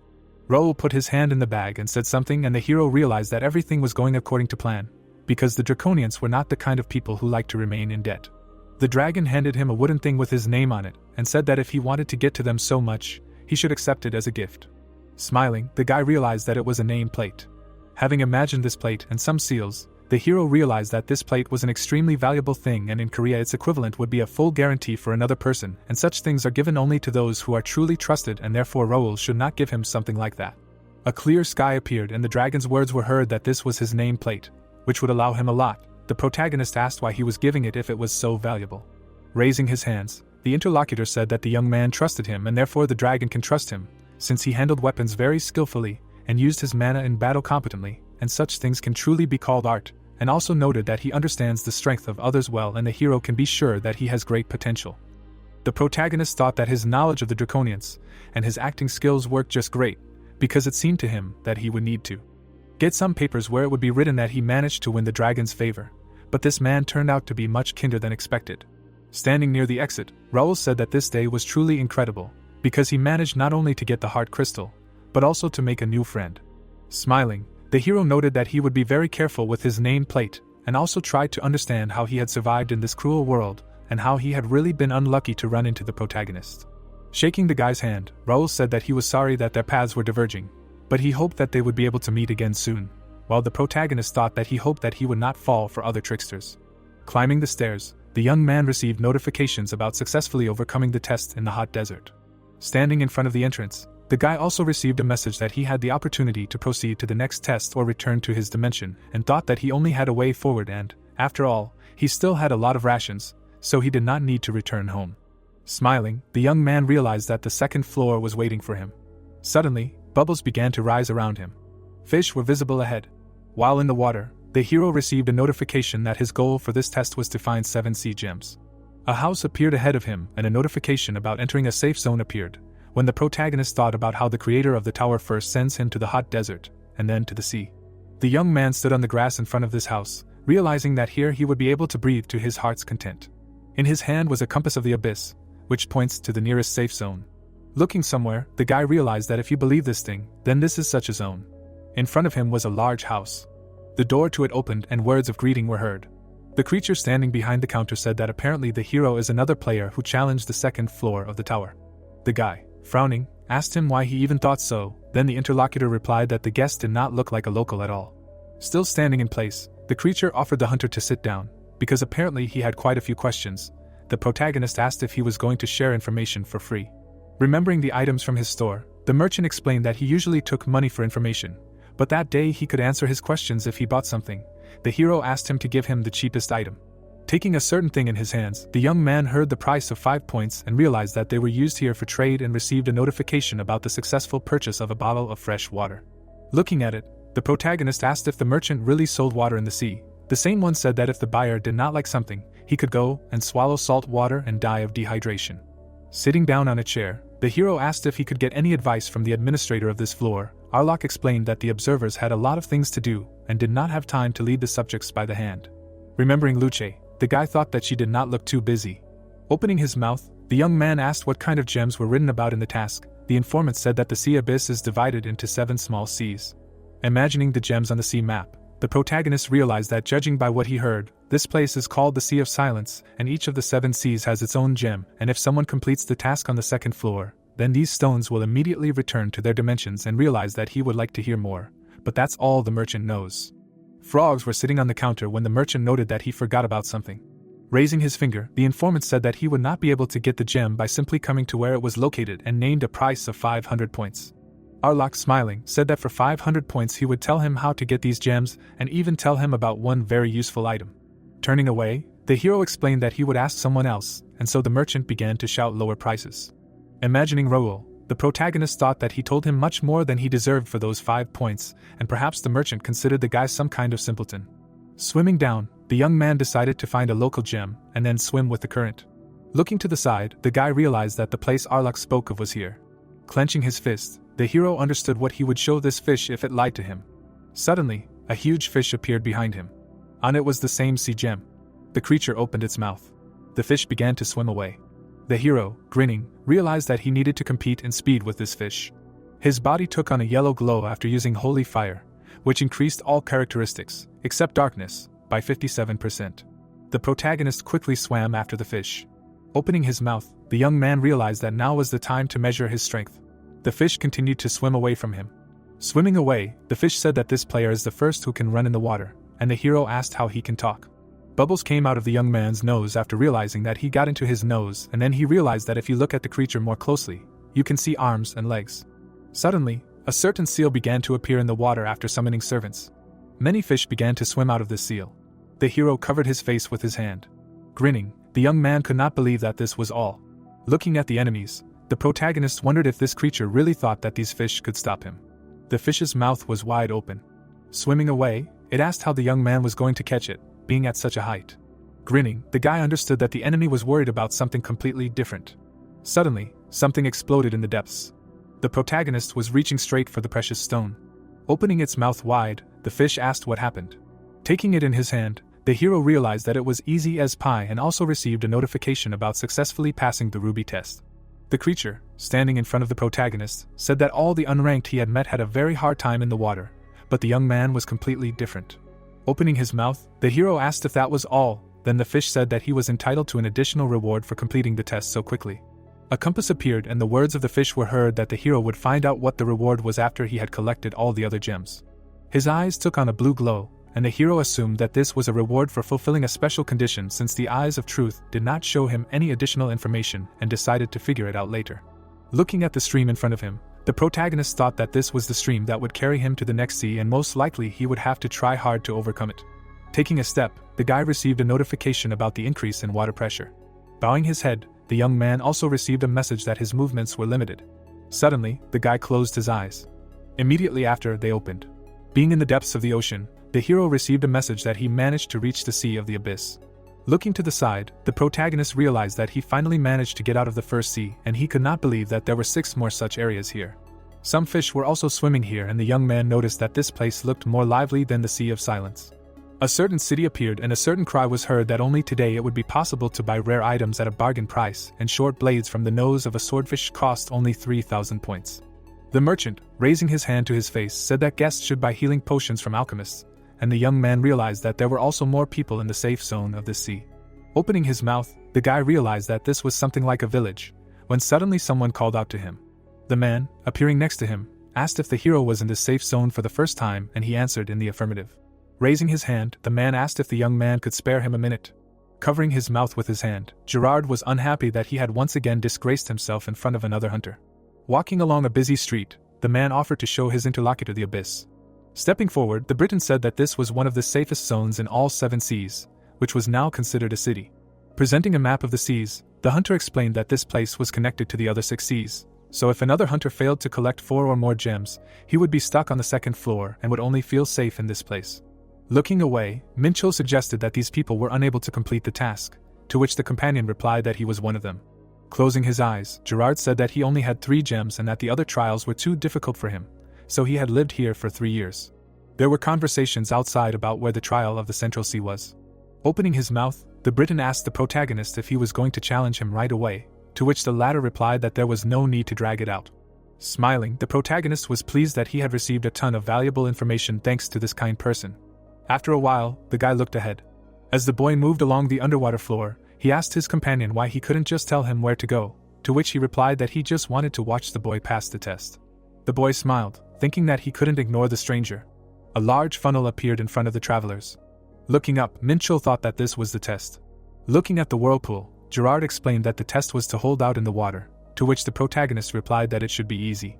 Looking at the bright stone, the man added that he could not guarantee that the tests of other gems would be as safe. Putting his hand in his pocket, the Briton offered to give the protagonist equipment to make the test easier, to which the protagonist replied that he did not need anything to get the gem. The system showed a message that in order to get the sea gem, he needed to hold out in the mana whirlpool on his feet for 10 minutes. The boy stepped forward. Clenching his fists, the young man heard the announcement that the garnet test had begun. The young man looked at the gem. The boy's eyes widened. Looking at the large funnel, the hunter thought that he should not wait for the whirlpool to grow, because all that was required of him was to hold out for 10 minutes, and the method did not matter. Mincho took out his spear. Resolutely looking forward, the protagonist decided that he needed to destroy the whirlpool. A moment later, the young man began to wave his weapon.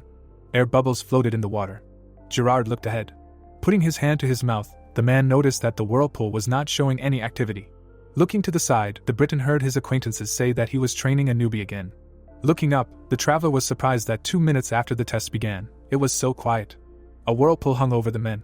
Opening his mouth, the Briton could not understand why the funnel was so big. The hunters were sucked into the waterspout. Gerard frowned, not understanding what was going on here. The wanderers were spinning around in a hurricane. The system showed notifications that Mincho had successfully passed the test and fulfilled the additional conditions, so as a reward, his abyssal pearl would be enlarged. Smiling, the protagonist noticed that his companion was seriously battered. With his mouth wide open, Gerard shouted that he could not return to the city, because the boy was fighting a shark that would give him the next gem.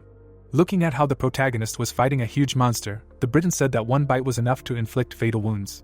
Closing his eyes, the young man understood that if the shark bit him, then there was hardly anything left of him. Looking at the enemy's wound, the boy knew that sometimes it was enough to inflict just one blow. Putting his hand on the monster's wound, the young man decided to use an ability called Hellfire on it. Looking at the huge red cloud, Mincho was glad that he could enjoy such a fiery show. Raising his eyebrows, Gerard thought that he was in a SpongeBob cartoon, because he saw a fire burning underwater. Looking at the numerous underwater waves, the Briton said that the emerald test would be the hardest. Looking at the message that in order to get the gem, he had to cross a volcano, the protagonist said that compared to other tests, this one was quite simple. Looking at the notification that the test was successfully passed, the protagonist was convinced that it was as easy as pie. Air bubbles floated in the water. Extending his hand, Gerard congratulated his friend. Standing in front of his interlocutor, the man said that now he could go to the next floor. Folding his hands, the guy said that he was going to collect all the gems. Introducing the upgrade arrows, the young man added that the harder the test, the greater the reward for completing it. Closing his eyes, the Briton said that in 3 years he had not seen anyone like this boy. Smiling, the man agreed. Opening his mouth, Gerard promised that he would accompany his friend to the very end. Sweating, Minchio asked why they had to go so far. Standing still, the Briton explained that he wanted to see with his own eyes how his ally would pass all the tests. Putting his hand on the back of his head, the protagonist agreed to accept help. The protagonist looked at the ruby, garnet, opal and emerald. Looking at the blue stone, the young man remembered that after the 5th test he had received a sapphire. Looking at the purple gem, the young man knew that he had received this lapis lazuli after the 6th test. Looking at the dark crevice, the hunter understood that in the last test he would have to receive an amethyst. Looking into the large hole, Gerard explained that this region was called the Sea of Death. Lowering his head, the man said that almost no one returned from there alive, to which the interlocutor replied that someone had managed to pass the test. Introducing dark silhouettes, the Briton said that those people were called the 7 Emperors, to which Minchio thought that these guys were probably strong. Jumping down, the protagonist said goodbye to his assistant. Waving his hand, the man wished his friend good luck. Looking into the abyss, the protagonist read a message that in order to pass the test, he needed to get to the very bottom of the Sea of Death. Opening his mouth, the guy assumed that this was the Sea of Death. Looking into the distance, the young man convinced himself that this place had a scary name, but in fact, it was nothing special. The young man raised his eyebrows. The hunter made a surprised face. As he fell, Mincho read a hint that the water pressure had increased and that he was now under the effect of paralysis. Frowning, the protagonist could not understand where such enormous pressure had come from. Baring his teeth, the protagonist understood that he could not give up now. As he went underwater, the boy received notifications that the depth was increasing, and with it, the pressure and density of the mana. Closing his eyes, the young man thought about how monstrous the pressure was here. Remembering the land, the young man received messages that he was resisting the pressure, causing him to lose chaos energy. Imagining a giant hand, the boy realized that in order to get out of here, he would have to cope with the enormous pressure. Imagining a heavy weight on his waist, the hunter concluded that the Sea of Death was a combination of a dense layer of mana, water pressure, and gravity. Smiling, Minchio tried to think of a way to help him get out of this sea. Imagining lightning bolts, the protagonist decided that if he resonated with the surrounding mana and absorbed it, he would probably be able to cope with the water pressure. Lightning began to engulf the protagonist's body. Baring his teeth, the boy felt that he was unable to cope with the chaos energy. Raising his palm, the young man knew that he had to give it his all. Looking at his leg, the young man thought that losing an arm or a leg in this case was not critical. As he continued to fall, the hunter decided that it was more important to learn how to control the chaos energy and use it for his own purposes. Minchio closed his eyes. A moment later, the protagonist opened them. Looking at the large yellow ball, the protagonist thought that this is the energy of the World Stone. Opening his mouth, the boy assumed that the future chaos energy had stabilized. Reaching out, the young man knew that the purpose of the energy had not changed, but now it was at rest. The light began to stare at the young man. The boy received notifications that he had sunk to a depth of 5,600 meters. The hunter stood on the bottom. Standing at the bottom, Minchio noticed that the pressure had increased to level 50. Looking around, the protagonist realized that he had become immune to the pressure of the water, but something was clearly wrong. Putting his hands on his hips, the protagonist noticed that there was nothing here except a huge mountain. Sweating, the boy received a message stating that the trial had been passed, so the abyssal pearl had been increased, and the reward was 50,000 points. Lowering his head, the boy noticed that he had been given 500,000 points, as he had passed the trials faster than anyone else in the history of the tower. Clenching his fist, the young man noticed a system message stating that a rainbow ring had been given out as a reward. The young man looked at the unusual ring. The system screen showed information that this ring increased all stats by 20%, and also bestowed a blessing that allowed one to get rid of negative effects once an hour. The boy's face began to sweat. Imagining the golden ring, the hunter thought about the fact that the new ring was not as strong as the blessing of the holy fire, but it gave the same increase as the oath of the volcano on all 5 stats. Putting his hand to his chin, Minchio was glad that he had decided to pass all 3 trials. Grabbing his spear, the protagonist heard words that someone had not seen such brave warriors for a long time. Squinting his eyes, the protagonist did not understand who was speaking. Looking at the splashes of water, someone declared that the voice belonged to him. Opening his mouth, the guy thought that the mountains themselves began to move. Sticking out his tongue, the giant snake said that not all mortals are able to overcome these trials. Smiling, the young man realized that it was Jormungandr, which is a snake that swallowed an entire dimension. Lowering his head, the monster noticed that a demonic soul was locked in a human body. Looking up, the young man asked the snake to tell him what he was doing here. Remembering the monster's head, the hunter could not understand why a creature from the mythical era had awakened right now. Looking at how his body was covered in sweat, Minchio assumed that he had stumbled upon some kind of secret quest. Raising an eyebrow, the protagonist listened to the words about the monster being here because of a covenant with some group. Looking down, Jormungandr stated that his only promise was to stay here. Closing his eyes, the serpent remembered how everyone he met used to rush into battle at the sight of him. Opening his mouth, the protagonist asked about what covenant was able to hold such a strong creature. Removing the skin, the monster stated that instead of answering the question, he wanted to give the guest a gift. Holding the skin in his hands, the guy could not understand what to do with it. With his eyes wide open, the monster explained that it was a cape made of snake scales, from which a cloak could be created if a seal was placed on it. With his mouth wide open, the young man realized that these were scales from the mythical era, which would greatly help him against the creatures of Pandemonium. Closing his eyes, Jormungandr stated that his allotted time had come to an end. Smiling, the young man asked why his interlocutor had closed his eyes. A moment later, the snake fell to the bottom of the sea. The hunter tried to hide from the powerful wave. Sweating, Minchio was surprised that the ancient creature told him everything he wanted and went back to sleep. Looking at the sleeping reptile, the protagonist was upset that he had so many questions that he could not get answers to at the moment. Looking around, the protagonist noticed that, apart from his old friend, there was no one else here. Looking into the bright water, the guy noticed that the mana here was very dense, and the water pressure reached level 50. Looking at the ledges, the young man decided that this place was much better than the gate. Folding his arms, the hunter was going to squeeze the most out of the 200 hours of underwater breathing that he was given. The houses of the city were visible. Some sounds were coming from behind the doors of the bar. The man was drinking from a glass. The young man folded his arms and advised his friend to stop hanging around with newbies. Gerard blushed and said that he could have talked him out of it. The door opened. The Briton looked up. A moment later, the man's eyes widened. Rising from his seat, the assistant shouted that his comrade had survived. Raising an eyebrow, the protagonist asked if it was too early to count him among the dead. Remembering the seabed, the boy thought about the 12 days he had spent in the abyss. Extending his hand with the sword forward, the young man knew that he had managed to hone his martial arts and worked on his weaknesses. Looking at the system screen, the young man was glad that he had been able to double his stats. The boy placed his hands on his hips. Lowering his head, the hunter decided that it was time to return to Earth. Imagining various items, Minchio understood that he needed to put a seal on his cloak, release the second level of the Dark Star, and check if Martin had completed his task. Blushing, Gerard said that he was not sure whether his friend would manage to return alive. Looking at the empty mugs, the man added that for this reason he decided to honor the memory of his ally with a drink. Smiling, the protagonist noticed that his drinking buddy had long since left. Putting his hand on the protagonist's shoulder, the Briton said that he was extremely glad that his comrade had returned alive, to which the latter asked him to stop shedding tears. Words were heard in the bar that the last test had been successful. Raising his hands, Gerard congratulated his partner on completing the second floor, because in 3 years he had never seen anyone complete all the tests so quickly. Raising the mug to his mouth, the guy thought that in the entire history of the tower, there had never been people who had managed to complete the tests so quickly. Looking ahead, the young man asked what his interlocutor was going to do. Looking down, the man said that he remembered his first trip to the tower. Smiling broadly, the assistant said that now he would challenge the test again. The young man narrowed his eyes and promised to cheer for his friend.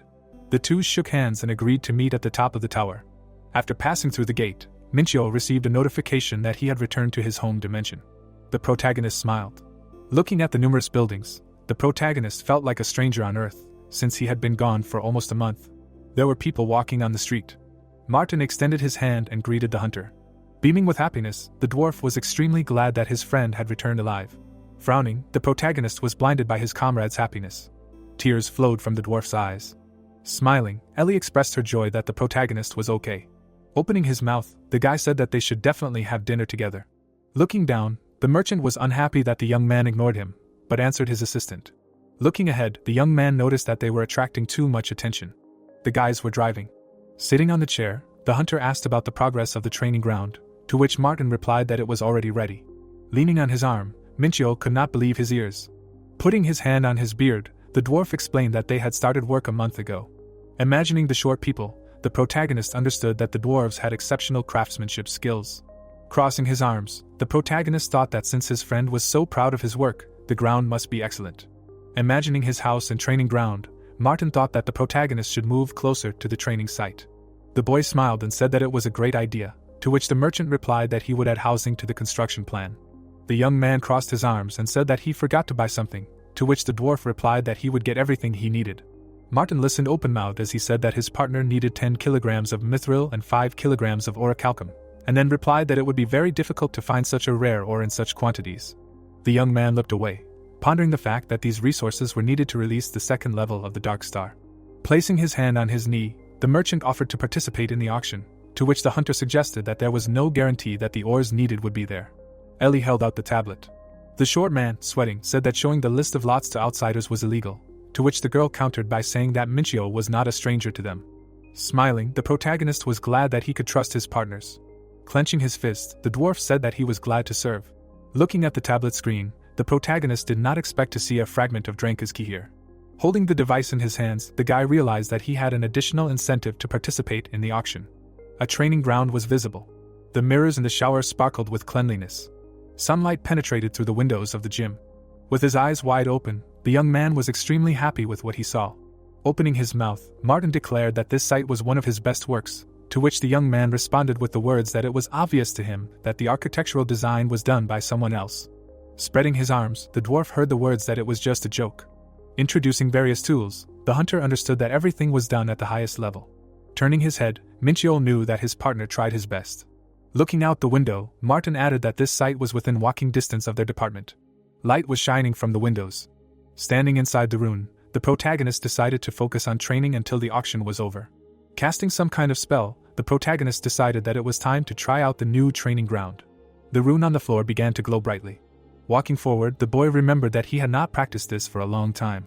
Smiling, the young man was glad that he now had the perfect place to practice the techniques of the ancient Celestia. Imagining the scorpion and the shrimp, the young man knew that there may not be any more places like the abyss in the tower, so training here was not an option. Imagining various artifacts, the hunter remembered that thanks to them, he can relieve fatigue from his body, so he does not need sleep.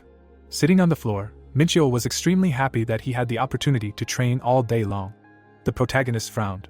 Imagining Yunsu in demonic form, the protagonist felt a familiar energy. The boys walked thoughtfully through the forest. Suddenly, a bright light appeared in front of them. Everyone stopped at the same time in front of the bright light. Yunsu put his hand on his face with a smile, saying that to this day, his talent remains an unrivaled miracle, and he hopes that they can at least amuse him. He put his hand on his head, starting to laugh loudly.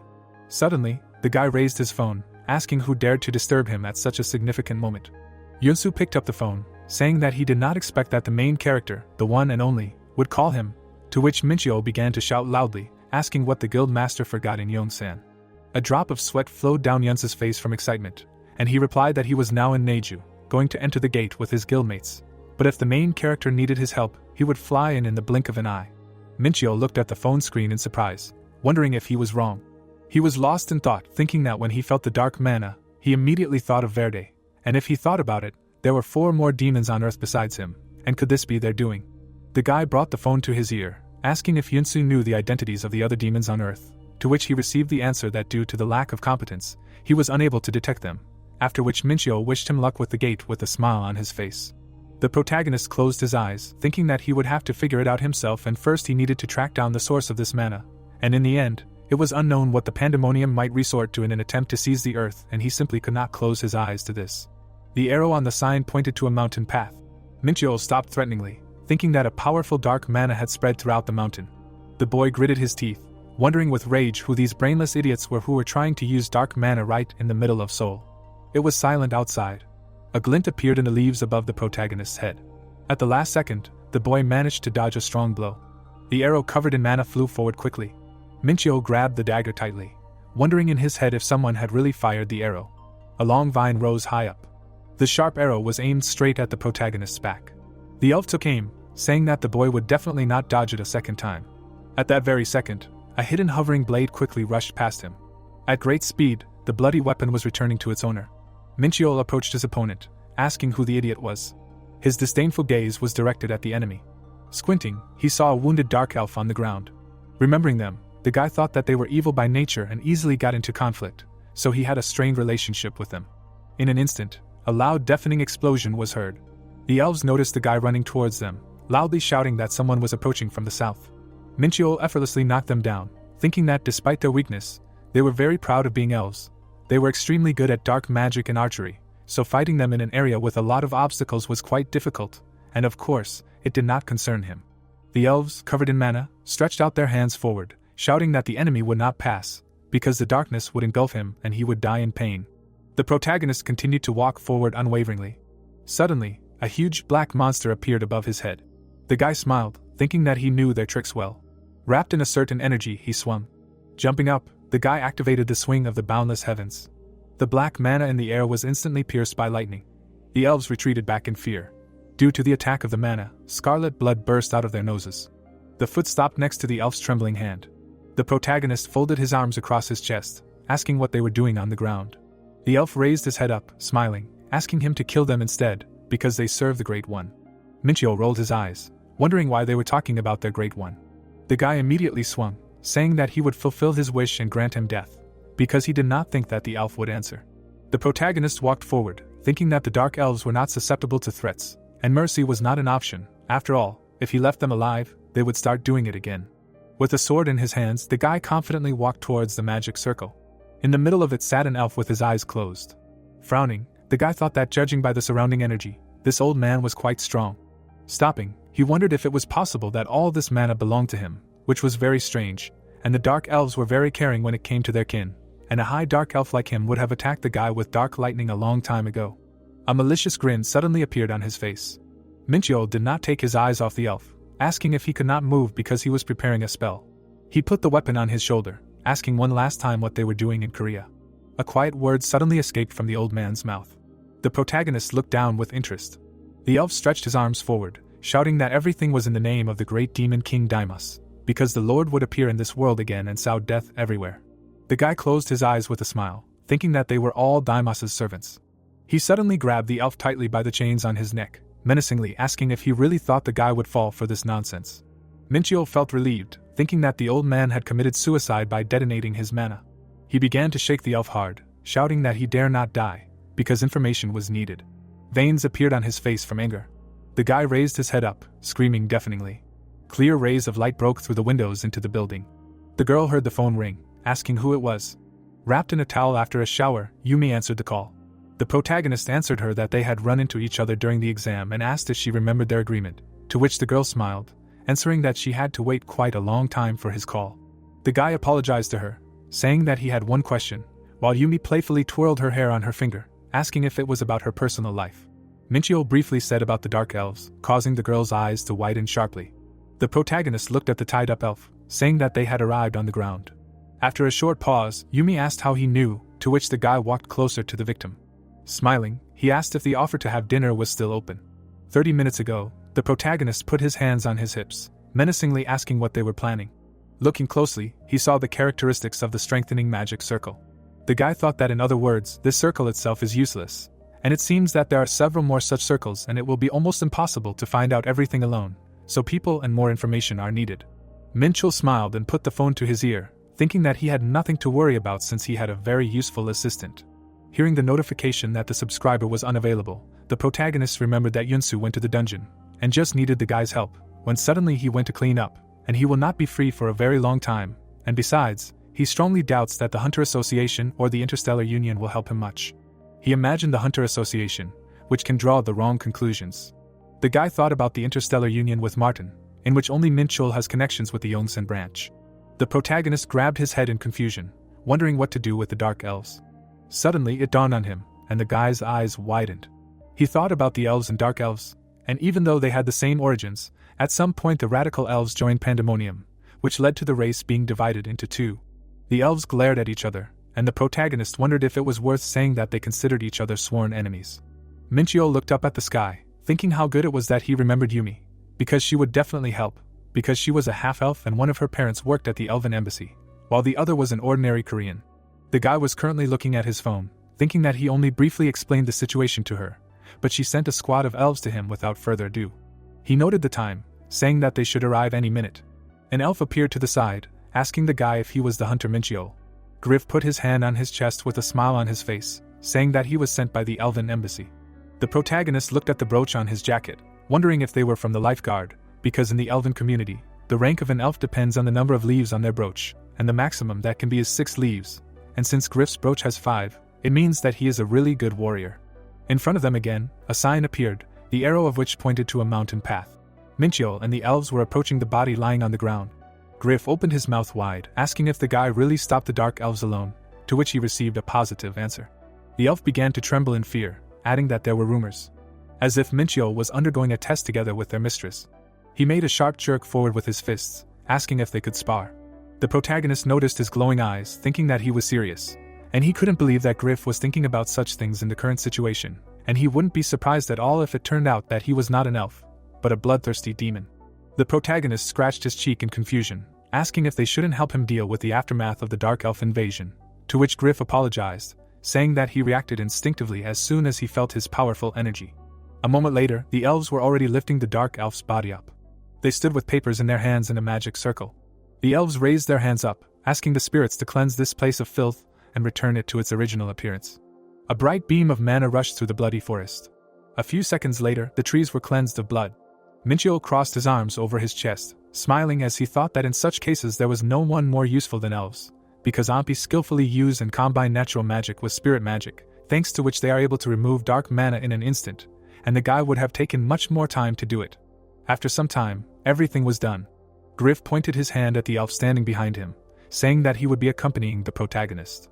The guy was surprised, to which the elf scratched the back of his head, adding that the young lady invited him to a banquet. The protagonist smiled, thinking that he wanted to talk to her over dinner, but this was just great, and asked to lead him, because this way he would find out the intentions of the Dark Elves and learn more about the elves, and also destroy everyone who dared to hide behind his name, even if he needed to use them. After some time, they found themselves near the Elven embassy. The elves bowed after the protagonist. Minchio looked forward, thinking that he had such a strange feeling, because in his past life, as soon as he crossed paths with the elves, a fight would immediately break out between them, because the only elven empire in their empire, Vanaheim, was on the side of Elysium. The rulers shook hands with each other and were together on guard against the Dark Elves and Pandemonium, but they had a rather warm relationship with humans. The protagonist suddenly remembered how after the Second Great Cataclysm, the elves began to actively build friendly relations with humanity, and thanks to this, the earth had an extremely pleasant impression of the elves, and in the past, the guy considered them beautiful, but very weak creatures, but now he has nothing against them, and perhaps it is because of their appearance. Yumi greeted the protagonist with a smile, saying that they have not seen each other for a long time. Min Chul stopped in front of her, asking if this was their second meeting, to which the girl threw up her hands, answering that she was waiting for him to contact her, but he still did not get in touch. The guy was surprised, asking why she waited. Yumi turned around, answering that she was the type of person who always repays her debt. They walked along the corridor, and she said that she did not invite him because of that promise. Without turning back, Yumi said that her father wanted to meet the guy in person. The girl covered her mouth with her hand, adding that she was warning him in advance so that the protagonist would not be surprised to see him, and since today's banquet was organized on the initiative of her father, the promise remains in force, to which the guy smiled, answering that he rarely gets such an opportunity in his life. They approached the door, and the guy said that he was ready. The gold on the door shone brightly, and Yumi said that he had not changed at all.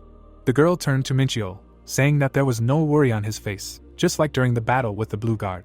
The protagonist narrowed his eyes, asking why he should worry, since elves are similar to humans in some ways. Yumi opened the doors, smiling, saying that this is what she likes about the guy. They went inside, and the girl said that she brought him, to which the elf turned to them, asking if this was the hunter Minchio, who found traces of the Dark Elves. Varys stood up from the table, smiling, introducing himself as the ambassador of Vanaheim. Hearing his last name, the protagonist asked if he was a collateral branch of the Vanaheim imperial family, to which Varys smiled, asking if the hunter was interested in elven culture. Minchil looked at his characteristics, thinking that it seemed like the elves considered the land to be a very important place, and like with Raoul, he couldn't see the details of the elf with his eyes of truth, but in other words, he was one of the strongest elves in Vanaheim. The boy smiled mischievously, thinking that he wanted to fight him. The ambassador pointed to a chair, asking Yumi to sit next to him. He waved his hand at the food, asking why they didn't continue their conversation after the meal, since they were all obviously hungry. Minchil looked around the table, thinking that he had assumed that they would eat something simple, but it seemed like they had put a lot of effort into this meal. The boy looked at the bowl of soup in front of him. Varys looked at his daughter, saying that he wanted to talk to the hunter alone, so he asked her to leave first. Getting up from the table, the girl immediately left the room. The ambassador looked at the boy, saying that he was informed that he had found a squad of dark elves and defeated them. The protagonist crossed his arms, saying that he was just lucky. Varys smiled and picked up the glass, saying that the hunter was too lucky. Minchil looked at him warily, thinking that the elf's tone had changed abruptly, and did he really want to get straight to the point? And it's not like he didn't expect it. After all, such a story is hard to believe. The ambassador continued to look at the boy, saying that he was their benefactor, and in truth, they knew about the appearance of the dark elves on Earth, but they could not find any traces of them, and the dark elves were not inferior in strength to a B-rank hunter and an E-rank hunter like Minchio, and it would be extremely difficult to deal with such an enemy, to which the protagonist chuckled.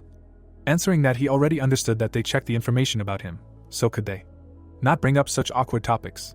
Varys twirled the glass in his hand, saying that he found it suspicious that such a unique person had connections with his daughter. He looked up with disdain, hearing the question from the boy, did they really plan this from the hunter exam? At that moment, the protagonist laughed loudly. He wiped a tear of laughter from his eye, asking Varys did he really think that the whole world revolved around elves, and why would he bother so much for something like this? The ambassador lowered his head in disappointment, saying that he couldn't help but suspect the guy, to which Minchiol asked him if all his suspicions stemmed from the fact that the hunter couldn't defeat the dark elves alone. Varys immediately snapped 2 fingers. The protagonist suddenly found himself in a spiritual barrier, the skill of which, according to the elf, blocked all mana flows from the outside, and even A-rank hunters would have to work hard to break this barrier. Minchiol chuckled, asking if this was really gratitude for kindness, while he thought that this was why he didn't like the elves, because he couldn't believe that they considered him a pathetic amateur and thought that they could catch the dark elves with such pathetic methods. Varys covered his face with his hand, saying that he would decide what to do with the guy when he received the report from the investigation team, so he asked him not to resist, because he also didn't like doing this to a person who had done them a great favor. Minchiol rolled his eyes, wondering if the ambassador was talking about the 2 elves who remained in the forest, since they could have used spirit magic to find out how he defeated the dark elves, and then all suspicion would be cleared from him. His eyes suddenly glowed brightly, and the protagonist thought that he was incredibly angry right now. Varys crossed his legs, saying that it was useless, since the hunter could not break the barrier with force. Bright rays of light began to burst out, and Minchiol activated the first form of the demonic sword of the 7 stars. The top of the barrier began to crumble into small pieces. Varys widened his eyes in shock. Suddenly, a sword was pointed at his neck. The guy's eyes continued to glow brightly red, and he asked where they were. The elf lowered his head in fear, saying that he had greatly underestimated the hunter. The protagonist created a blade from spiritual energy, thinking that now it was clear why Varys thought he was weak. The ambassador smiled, saying who knew the guy was hiding such power.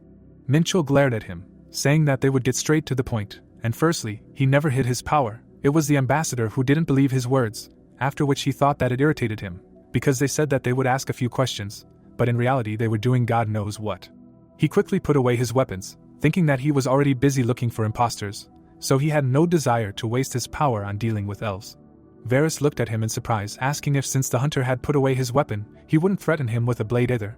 But why did he decide not to fight? To which the protagonist smiled, answering that if he wanted to kill him, he would have done it much earlier. Besides, pointing a blade at an ambassador was a serious crime, and therefore, they wanted to avoid unnecessary conflicts between races. But if the elf wanted to fight, then let him have an official duel, then he wouldn't have to take responsibility. Varys spread his arms out to the sides, asking if he couldn't joke anymore. Minchiol's gaze changed to a mad one, and he wondered if this bastard really thought that now was the time for stupid jokes. After a while, the room was silent. Griff looked at his hand, asking if the ambassador was sure that he should give the report now. Varys looked at him, answering yes, it also concerns Minchiol, so he has the right to hear the report. Griff frowned, saying that the Dark Elf's goal was to awaken the evil locked in the old dimension. The ambassador's eyes widened in shock. The protagonist smiled, wondering if they could really figure this out just by studying the magic circle, and it seemed that they were not as useless as he thought, but the Dark Elf's plans were beyond all reasonable limits. Lost in thought, the guy thought that the multidimensional universe consisted of a huge number of dimensions, and among them there were both new ones that were born recently, and dimensions that had existed for a long time, and it would be nice if the dimensions could live and develop peacefully. But there were also those that were destined to meet their end, and the destroyed worlds were called old dimensions. Varys looked at Griff, asking if he had any guesses about the identity of this evil.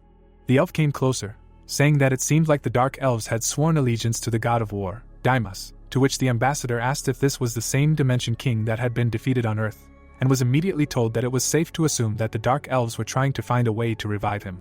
Minchiol folded his arms, thinking that they were on the wrong track, since Deimos had died and his reincarnated version was sitting right in front of them. Griff continued shouting loudly that the elves were crazy, since they were definitely hiding something, when the ambassador suddenly added that they needed to inform Vanaheim and Elysium about this, to which the protagonist rolled his eyes, thinking that he couldn't tell them the truth. The elf bowed, saying that unfortunately, they were unable to locate the other Dark Elves, and besides, it looked like the ritual would take about 2 days to complete. Varys thoughtfully put his hand to his chin, saying that if they couldn't find any clues, then they could consider it a success. He looked at the protagonist, asking if he said he could track down the dark mana, to which the boy nodded. The ambassador smiled and extended his hand, asking if the hunter could help them, since the creature known on Earth as the Demon King might reappear and they needed the boy's help to save this dimension. Min Chul narrowed his eyes, thinking that the only one who could find the dark elves quickly was him, and if he wanted to get rid of the imposters, he would have to work together with the elves. The protagonist stood up from the table, asking if the elf cared so much about the dark elves, then why did he threaten the hunter earlier? He turned around with a smile, saying that he remembered well how the elves thanked him for the good deeds he did, and then thought that if he played his cards right, he would gain even more benefit. Varys jumped up after him, shouting that he asked to forget about the misunderstanding that had happened, to which the protagonist raised his hand, answering that he was a rather petty person, so he was unlikely to forget it so quickly. The ambassador grabbed him by the jacket, shouting that the fate of all mankind depended on it, to which Min Chul, without turning around, replied that due to the fact that someone had wasted a lot of his time, he would have to make up for lost time for a long time. The guy grabbed his heart, saying that in order to heal a wounded heart, one must pay a considerable price. Varys looked at the guy excitedly, saying that he would do anything, to which the protagonist grinned maliciously.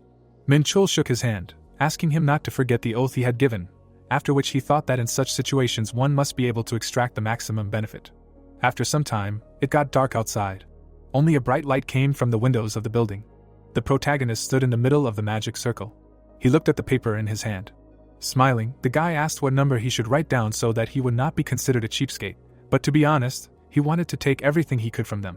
The hunter looked up at the window, saying that he did not have much time left, so he would put off these thoughts for later.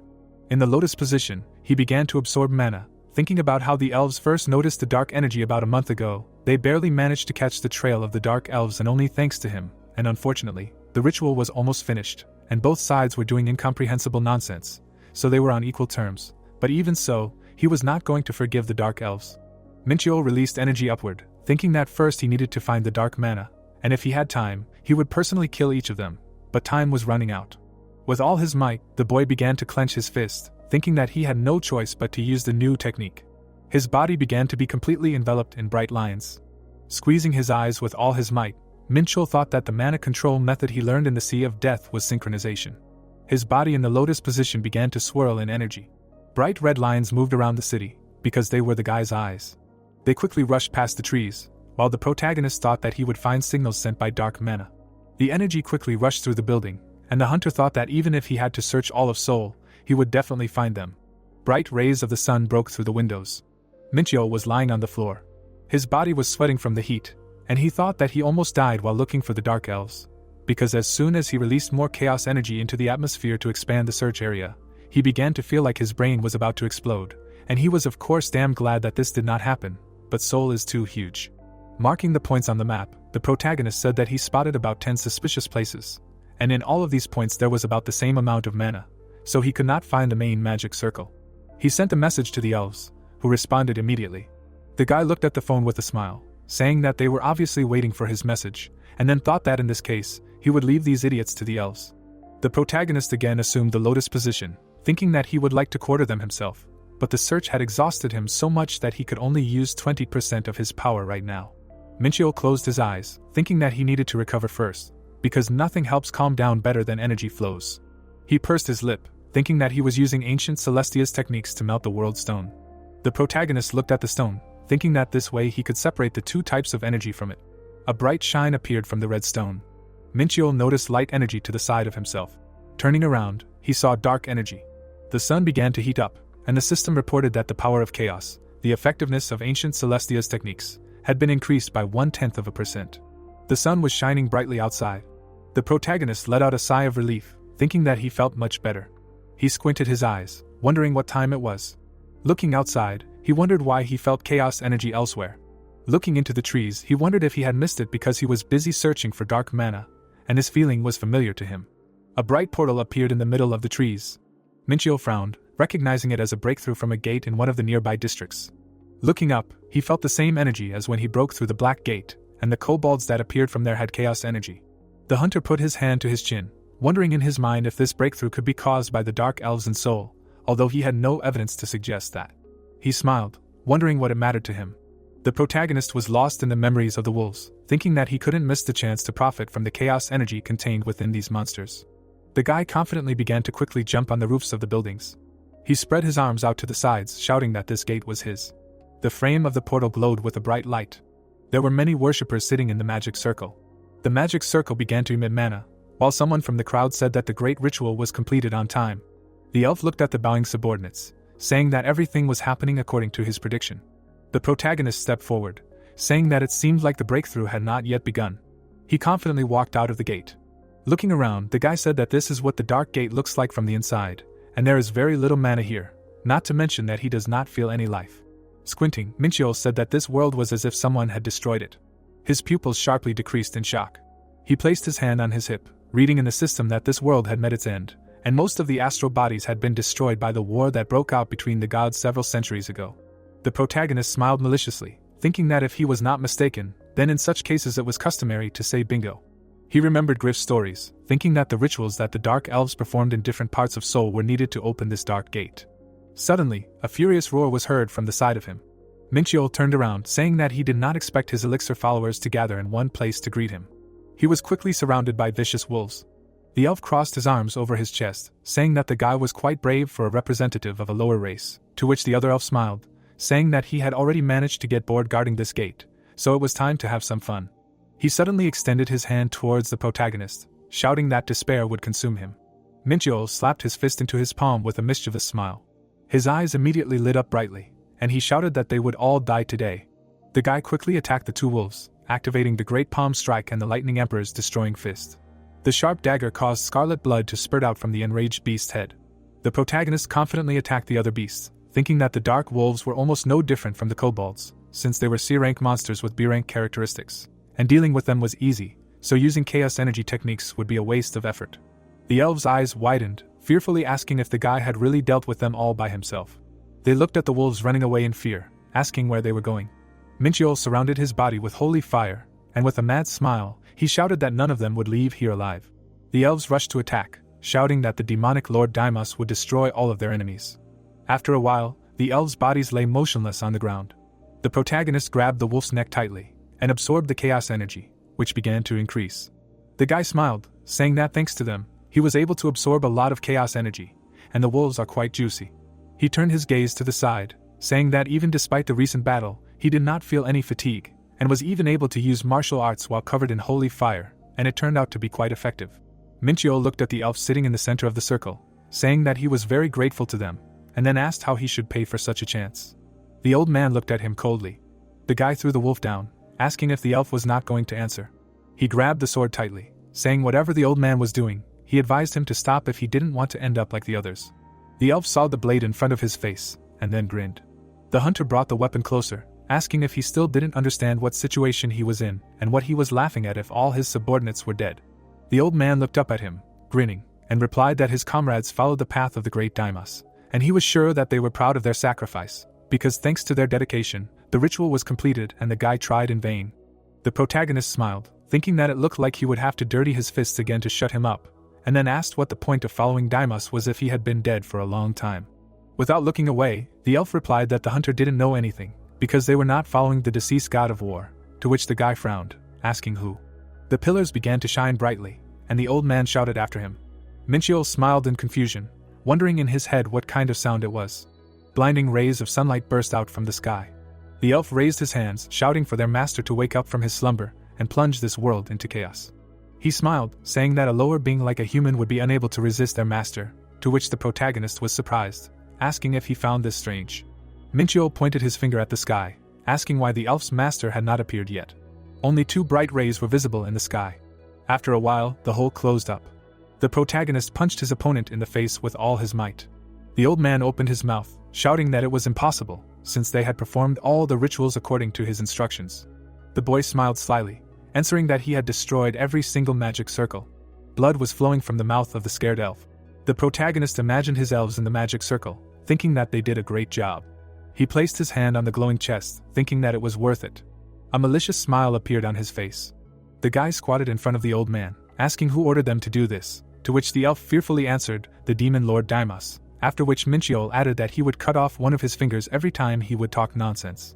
The hunter looked at the confused elf, thinking that the dark elves have no idea of honor, unlike their light brothers, and he barely restrained himself from cutting off his head right now, but if he wants to know who is behind all this. The ground beneath his feet began to shake violently. Strange clots appeared in the air, to which the guy raised his head. 2 bright, shining eyes appeared from a black hole in the sky. A drop of sweat was running down the guy's excited face. The sky began to crack into pieces from the strong pressure. One of them fell to the ground at great speed. Tears of happiness appeared in the elf's eyes, and he shouted that everything worked out, just like the Demon King had said. Minchiel hit him in the face with all his might, asking what exactly happened. An angry big muzzle burst out. A massive paw hit the ground with all its might. The protagonist stood in a stance, covering his body with his hands. He smiled, saying that these bastards had summoned a truly terrifying creature. The guy looked at the monster of the mythical era, the God-Eater Fenrir. Minchiel was lost in thought, thinking that Fenrir was a beast with black fur and wild green eyes, a monster of the mythical era and also the brother of Jormungandr, the killer of gods who eradicated the Aesir as punishment for their crimes, and also the harbinger of chaos who destroyed more than one dimension. The wolf howled loudly. The elf made a sharp jerk towards Fenrir, shouting that it was he who awakened him. He confidently raised his hands up. Smiling, he asked the killer of gods to plunge this world into the abyss, when suddenly he received a powerful blow to the cheek. The embittered beast hit the ground with all its might with its paws. The protagonist thoughtfully scratched the back of his head, saying that it was incredible, because Fenrir only swung his paw. He narrowed his eyes, thinking that something was wrong, because this attack was completely illogical, not to mention its power. The hunter kept his eyes on the howling beast, wondering in his head if Fenrir was weakened due to the summoning to another dimension that happened despite the destruction of all the strengthening magic circles, and however, if the monster was not weakened, the guy would not be able to check its characteristics with the eyes of truth. The wolf's eye sparkled brightly. The protagonist met the monster's gaze, thinking that it was going to attack, and since the guy was too far from the gate, he would have to fight, and in front of him was a strong enemy that he did not expect to meet here. Minchiel grabbed the dagger in his hand, thinking that his opponent was a slave led by his own instincts and bloodlust. He took a stance, smiling, saying what an interesting development, and he had every chance of winning. At that moment, a loud explosion was heard. The hunter strongly pushed off the ground, flying up. He confidently swung, shouting that the stupid wolf would get it from him now, while he thought that he was the strongest fighter in the entire universe, both in the past and in the present. The guy quickly moved along the monster. The protagonist's hand glowed, and he shouted that because of this huge body, the beast has many blind spots. He stretched his hand forward, he activated the Great Palm Strike. Minchiel clenched his hand into a fist, thinking that it would be difficult for him, because due to the difference between the power of his attack and the monster's defense, his techniques almost do not cause damage. Minchiel jumped to the ground, activating the Blade of 5 Tigers in the process of running. The guy turned his head back, saying that due to the thickness of the fur, his attacks do not reach Fenrir's flesh. He suddenly pushed off the ground strongly, dodging the unexpected blow of the monster with a paw on the ground. The hunter looked forward, thinking that the beast was fast and would ignore minor damage, trying not to get hit by fatal blows, and only attacking in between the monster's attacks. The wolf's nose wrinkled in rage. Minchiel extended his hand forward and released Hellfire, asking if the wolf thought the boy would not attack back. He kept his hand extended, thinking that most of Fenrir was sealed, but even so, he was still a monster from the mythical era, and even the Hellfire did not cause significant damage to him. Raising his head up, a cloud of fire began to gather in Fenrir's throat. Seeing the attack, the protagonist managed to jump, shouting that he could not believe that the wolf decided to use such a powerful move. Hitting the beast's chin with all his might with his palm, Minchiel asked if the monster thought he would sit idly by. He jumped high above Fenrir's back. The hunter raised his weapon high up. He began to swing the sword strongly in different directions, thinking that he would strike several more times in a row.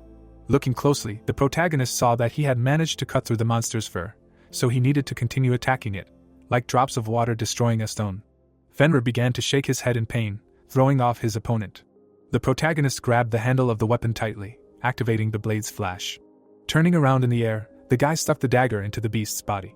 Minchiel pulled the thread, saying that Fenrir would never catch him this way. Landing on the beast's fur, the hunter hit it with all his might with the Lightning Emperor's destroying fist.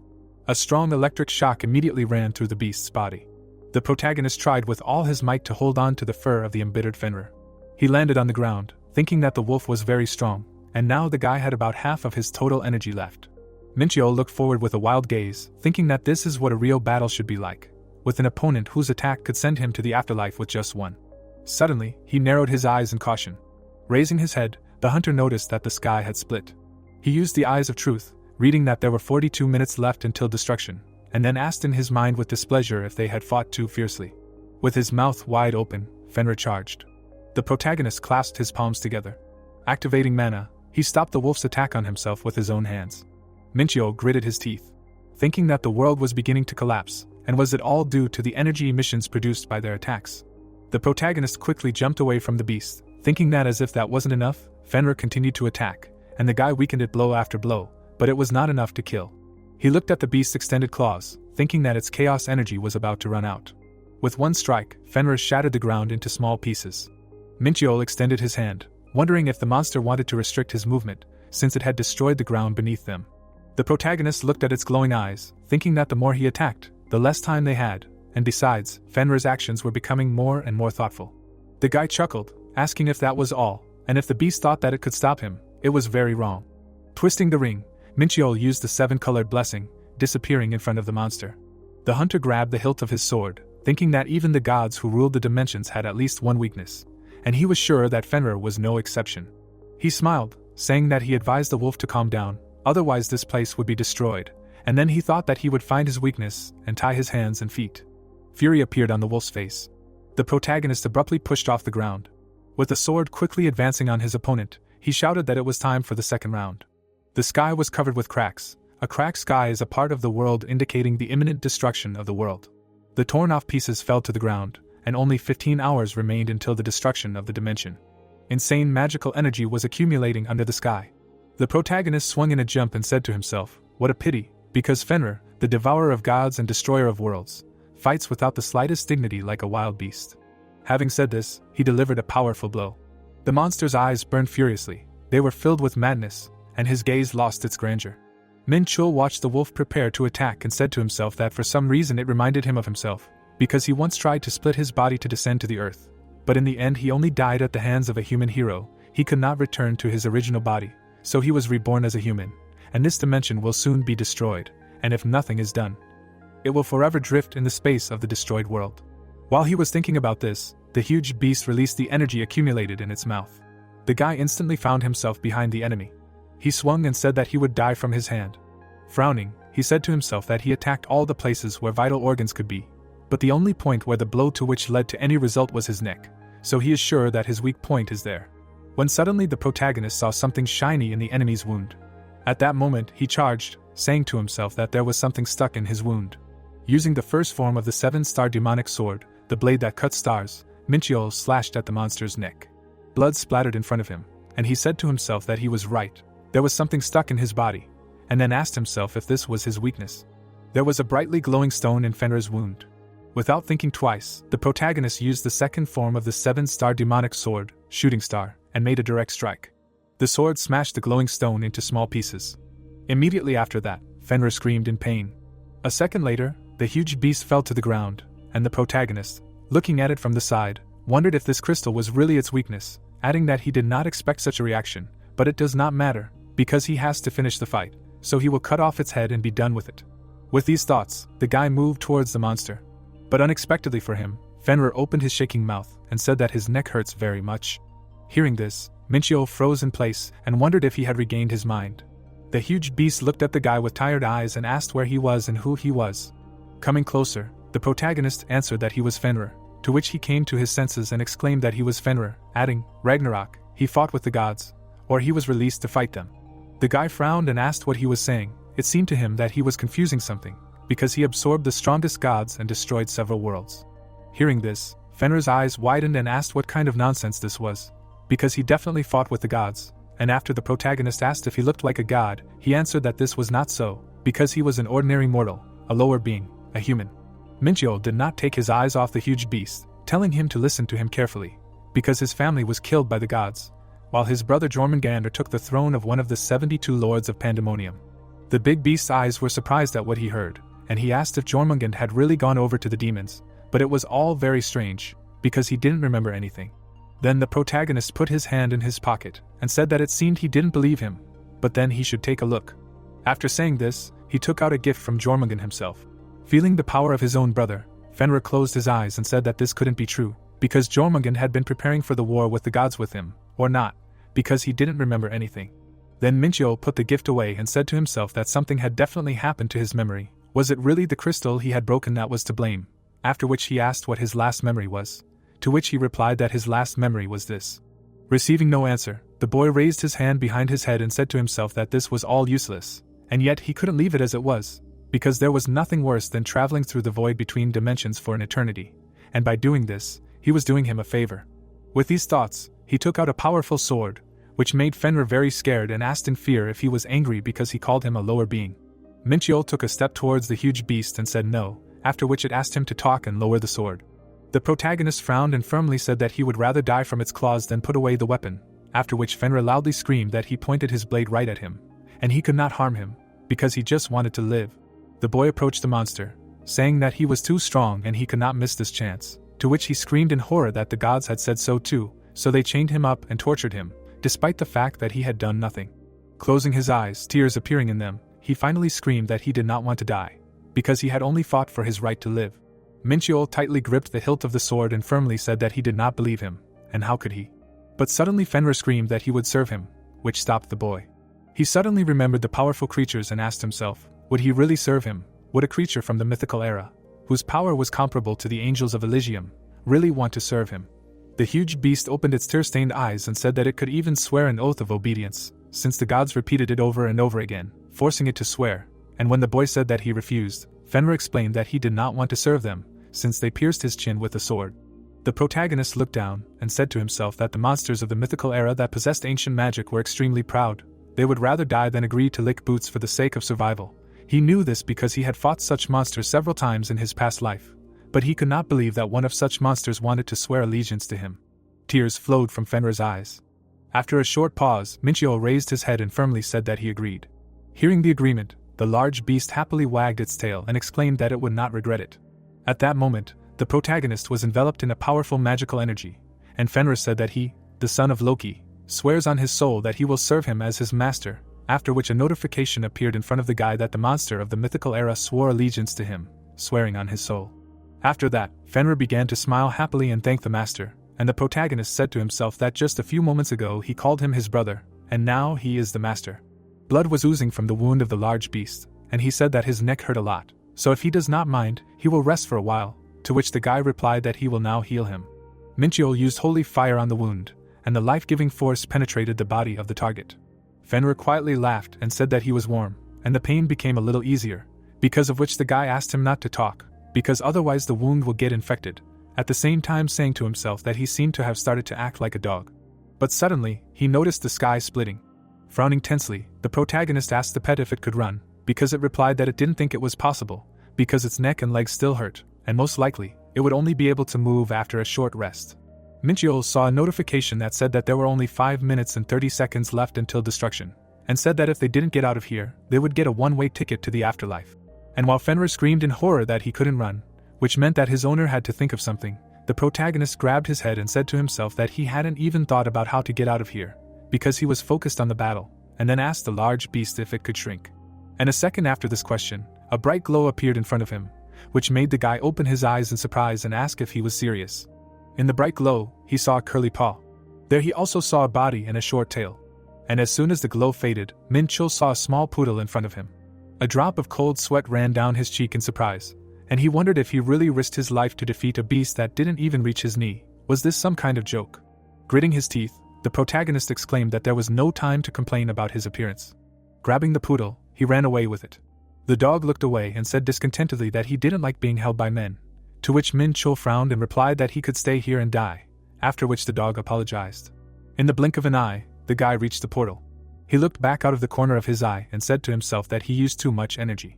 He looked at the burning ground and said that it barely escaped, but it was terrible, after which he asked himself if this is really what the end of the world looks like.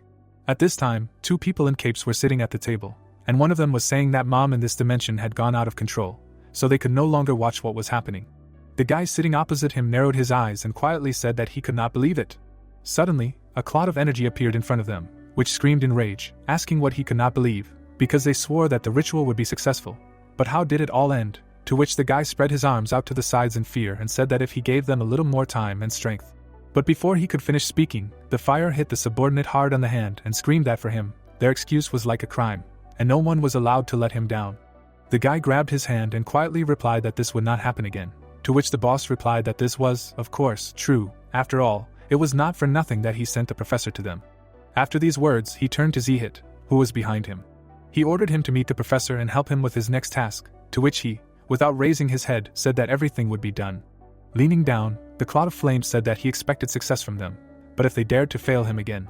Before he could finish speaking, The guy he had hit smiled through the pain and replied that he knew everything, so they would not fail him. And after shouting that their efforts would not be in vain and that he would reward them in full in accordance with their success, the cloud of magical energy disappeared. A bright light emanated from the magic ball, and the first guy said that Zihit would now obey his orders, adding that he could not believe that he would have to work under the orders of a pathetic person, to which he replied that if he did not like it, he could tell the master about it. At this time, the protagonist came out through the portal from the other side. He was greeted with loud shouts, which made him raise his eyebrows in surprise and ask if they had all gathered to meet him. In front of him stood the elves and Yumi, who asked if he was still joking, adding that when they arrived, the gate was on the verge of closing and they suddenly lost contact with him, so they could barely track his location, to which the guy replied that he knew this, which is why he had to go out in a hurry. Hearing this, Yumi jumped towards Minchiol and asked if something terrible had happened inside, to which he closed his eyes and replied that he was fine. Then the girl exclaimed that they were waiting at the gate, preparing for the worst because he had entered alone. And when the protagonist asked if she was really worried about him, Yumi's cheeks blushed. Stopping, she shouted that she wanted to say that his death would bring a lot of trouble to her father. The sun was shining brightly all around. The elves followed Minchiol, asking if they were trying to resurrect the demon lord through a ritual, to which he replied that he did not think so. Then Yumi asked what their goal was then. The protagonist closed one eye and replied that the ritual had failed due to the destruction of the strengthening magic circles, while saying to himself that it would not be a problem if he told them about Fenrir, and Yumi raised her eyebrows in surprise and said that it was a pity that they could not obtain such important information, but in any case, she could not even imagine what they would have had to face if not for his help. Hearing this, the protagonist raised his index finger and said that if she wanted to thank him, then he should give him a worthy reward, to which she replied that she would talk to her father about it. Suddenly, she brought her hand to her mouth. Leaning over, the girl asked if this was really his puppy, to which the protagonist replied yes, after which he wondered if it was true that she did not recognize him as Fenrir. Yumi narrowed her eyes and quietly asked if he really took this puppy with him into the gate. Then the boy pointed at Fenrir and said that he picked him up on the way here, after which the girl exclaimed that it was unthinkable. How did he even think of taking such a defenseless boy to such a dangerous place? And while Minchul said that he thought that he was abandoned by his owners, and he could not leave him on the street, Fenrir barked and screamed that no one abandoned him. The puppy barked, and Yumi lectured the protagonist, while he, closing his eyes, said to himself that he was very tired. After the gates were closed, the representatives of the Elven embassy began to look for traces of the Dark Elves, but they did not find anything. However, they managed to capture several criminals while destroying the strengthening magic circles.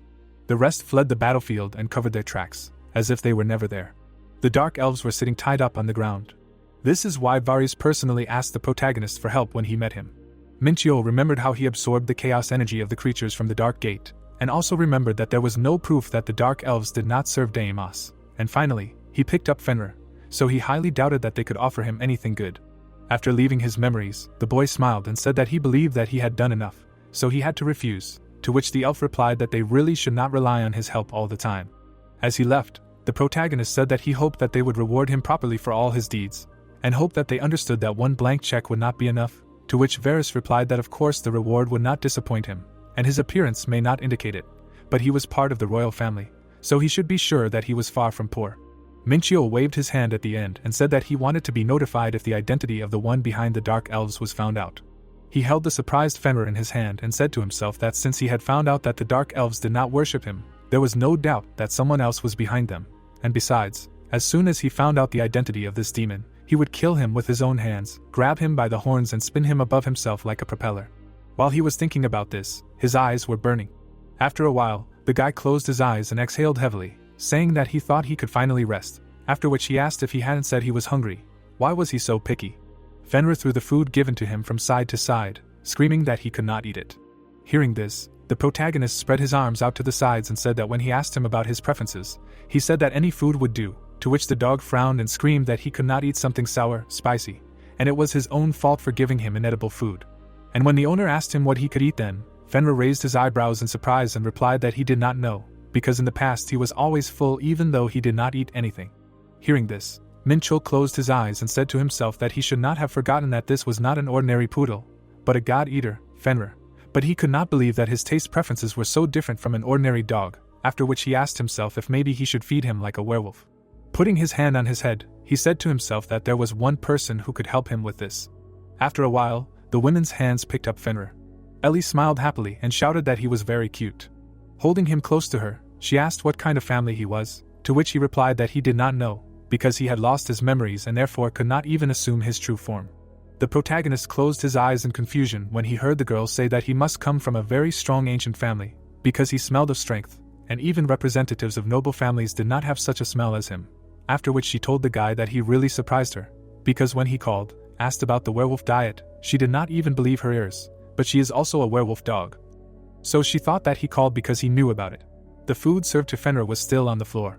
Turning her gaze to the protagonist, she asked what his name was, to which Fenrir said his name, but the owner interrupted him and said that his name was Pendu, adding that due to memory loss, he developed mythomania, so he tells everyone that he is Fenrir. Hearing this, tears appeared in the girl's eyes. Min-chul looked at his pet from the side and said to himself that it seemed like he was unhappy with what he heard, but he couldn't stop wagging his tail because he was hugged by a girl. He didn't look like Jormungand at all. And while they were exchanging pleasantries, the guy said to himself that Ellie shouldn't let herself be fooled, because even though he looks like a poodle, in reality he is a monster that has lived for over 1,000 years. Folding his arms over his chest, the protagonist asked himself with displeasure why he couldn't shake the feeling that he had lost to some dog. The office of the Interstellar Union, evening had come. Many people and monsters were walking around inside. Fenrir was eating greedily. Ellie stroked his head and told him to keep eating, and the protagonist looked at them from the side and said to himself that he came to find food for Pendu, but he never expected that she would give him ruby meat for 200,000 won.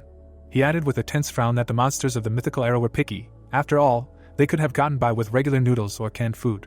Suddenly, the girl looked at him and asked when they would see him again, to which he asked in surprise, "What do they mean now?" Then Ellie reminded him that he had promised to treat her to lunch, so she didn't think it was a business meeting like this, which made Minchiol turn pale and realize that he had completely forgotten about it. Ellie smiled sarcastically and asked if it was true that he hadn't forgotten, adding that she had been watching him for a long time, to which the guy excitedly asked what she meant by watching. Then the girl pointed at him with her chopsticks and explained that he couldn't hide his excitement, just like now. Realizing that he had been found out, the protagonist looked away and honestly admitted that he had forgotten, to which Ellie replied that she would not order anything expensive, after which she laughed and asked what day he would like to meet. But before she could finish speaking, the dwarf Martin appeared behind the protagonist and joyfully shouted that he did not know that he had arrived. Coming closer, he asked if he could join them, to which the boy agreed. When Martin sat down next to him and began to drink beer, Minchel asked him if he was sure that he should drink, since he was the head of the department, to which he replied that for them, dwarves, beer was like sweetened water. The doors to Martin's office were shining brightly. The protagonist was sitting inside and saying that he needed his help. The dwarf stood in front of him and happily said that he did everything in his power. Then Minchel took out Jormungandr's gift and asked if he could enchant it. The dwarf grabbed the item handed to him and asked in surprise where he got it, adding that it looked incredibly valuable, to which the boy replied that he found it in the tower. Without thinking twice, Martin used his ability on the item. But suddenly, surprise appeared in his eyes. Looking up at the protagonist, he said that this item blocked his recognition skill, so it would be difficult to enchant this item, and then asked what it was. The protagonist replied that it was a cloak made of the scales of a world serpent, causing the old man's eyes to show shock, and he shouted loudly, asking if this was true and if he was not joking, adding that this was the first time he had touched something so valuable. After a short pause, Minchul asked if he really couldn't do anything with it, to which Martin turned away sadly and replied that it was true, and that probably only his teacher could handle this request. The protagonist, realizing that this item only became useful after enchanting it, and that he still couldn't wear it, asked if the dwarf could find someone who could take on this order, to which he replied with tears in his eyes that he knew a couple of craftsmen who would be interested in this offer, and he would talk to them. Suddenly, the boy handed him a blade and said that he wanted him to make 10 of them. Looking at the dark star of the triple hidden blade, Martin asked if it was really meant to be thrown, adding that it had a very interesting shape, the location of the center and gravity was just great, and then asked if he really wanted to use it as a consumable. Minchiol smiled and explained that he planned to tie strong threads to the handle so that he could pull the blades to himself, while simultaneously saying to himself that the triple hidden blade technique is an art that requires the use of 10 daggers, so it would be better to collect the whole set, and the dwarf, examining the blade, said that in this case, he recommends using arachne threads. Suddenly, he received a call and said that he received a call from a person who is in charge of building a training ground, so he should answer. He picked up the phone and stepped aside. But suddenly he screamed loudly, and the protagonist immediately turned around, asking what happened. Martin approached him and said that he was asked about the magic circle drawn on the training ground, but as soon as his partner saw the magic circle, she immediately became eager to meet him. Hearing this, Min Chul picked up the pet and said that she had taste, after which he asked why she needed it, to which the interlocutor replied that she wanted to buy the formula of this magic circle. Hearing this, the guy looked at the dwarf out of the corner of his eye in surprise and asked himself what it meant to buy the formula. After some time, the doors to Martin's office opened, and a girl ran inside. The head of the construction company Heron was holding a card in her hands and joyfully shouting about the magic circle. The protagonist took the card in his hand and said that since she was the head of the company, she was probably an extremely famous person, and Martin folded his arms across his chest and said that she founded her company because she did not want to join the Interstellar Union. Recognizing the girl as a dwarf, Min-chul introduced the working guys and said to himself that dwarves are a race that specializes in creating objects, just like dwarves, and yet there is one small difference between them: dwarves are engineers by nature, while dwarves are more scientists. With shining eyes, Heron raised her hands and asked if it was true that he was the one who drew that magic circle, to which the guy firmly answered yes. He suddenly imagined how the girl came across this circle and explained that no one on Earth had the knowledge for such a thing.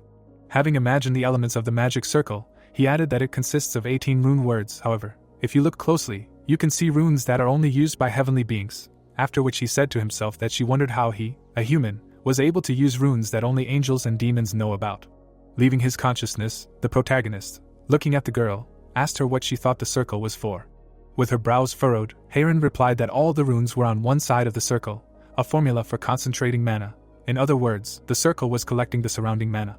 After receiving this answer, the guy folded his arms and said that it was impressive, and now he understood why Martin was working with her, to which she happily replied that she was 10 times better than that bearded stump. A second later, she clenched her hand into a fist and said that she wanted him to teach her the heavenly runes. Minchio lowered his head and refused, because she would not be able to learn them through lessons with a teacher, because a controller requires a predisposition on a spiritual level. Hearing this, Heron frowned and asked what about him. He was a human after all. The girl's eyes were determined and confident, and the guy, looking at her, said to himself that the language of heavenly runes was a special power that only spiritually developed beings could use, and even if he agreed, she would hardly be able to control this power. At that moment, he created a powerful magical energy on the blade of the sword and asked if she really wanted this. The dwarf and the gnome began to back away in fear, while the protagonist said to himself that finding heavenly runes among 18 ordinary runes was an extremely impressive result.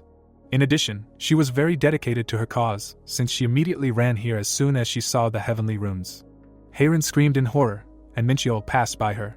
He made several blows to the floor behind Martin and Heron, while saying to himself that this was enough to pass. When the dwarf and the gnome turned around, they saw a magic circle on the floor, and the protagonist ordered the girl to pass mana through it. Heron immediately fell to her knees and said that the gnomes were too weak, so they were ready to do whatever they were ordered. Suddenly, an explosion was heard. The protagonist looked at the dark silhouettes of those present through the smoke and said to himself that the trap of 6 formations, this technique passed down from generation to generation, one of the most famous families of the martial arts continent, the Chaigao clan.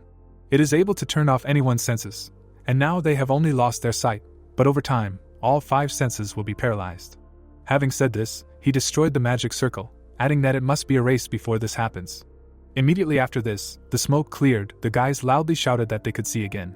Minchio put his hand on his hip and asked if the girl could tell him the principle of this circle, to which she, turning around, answered no.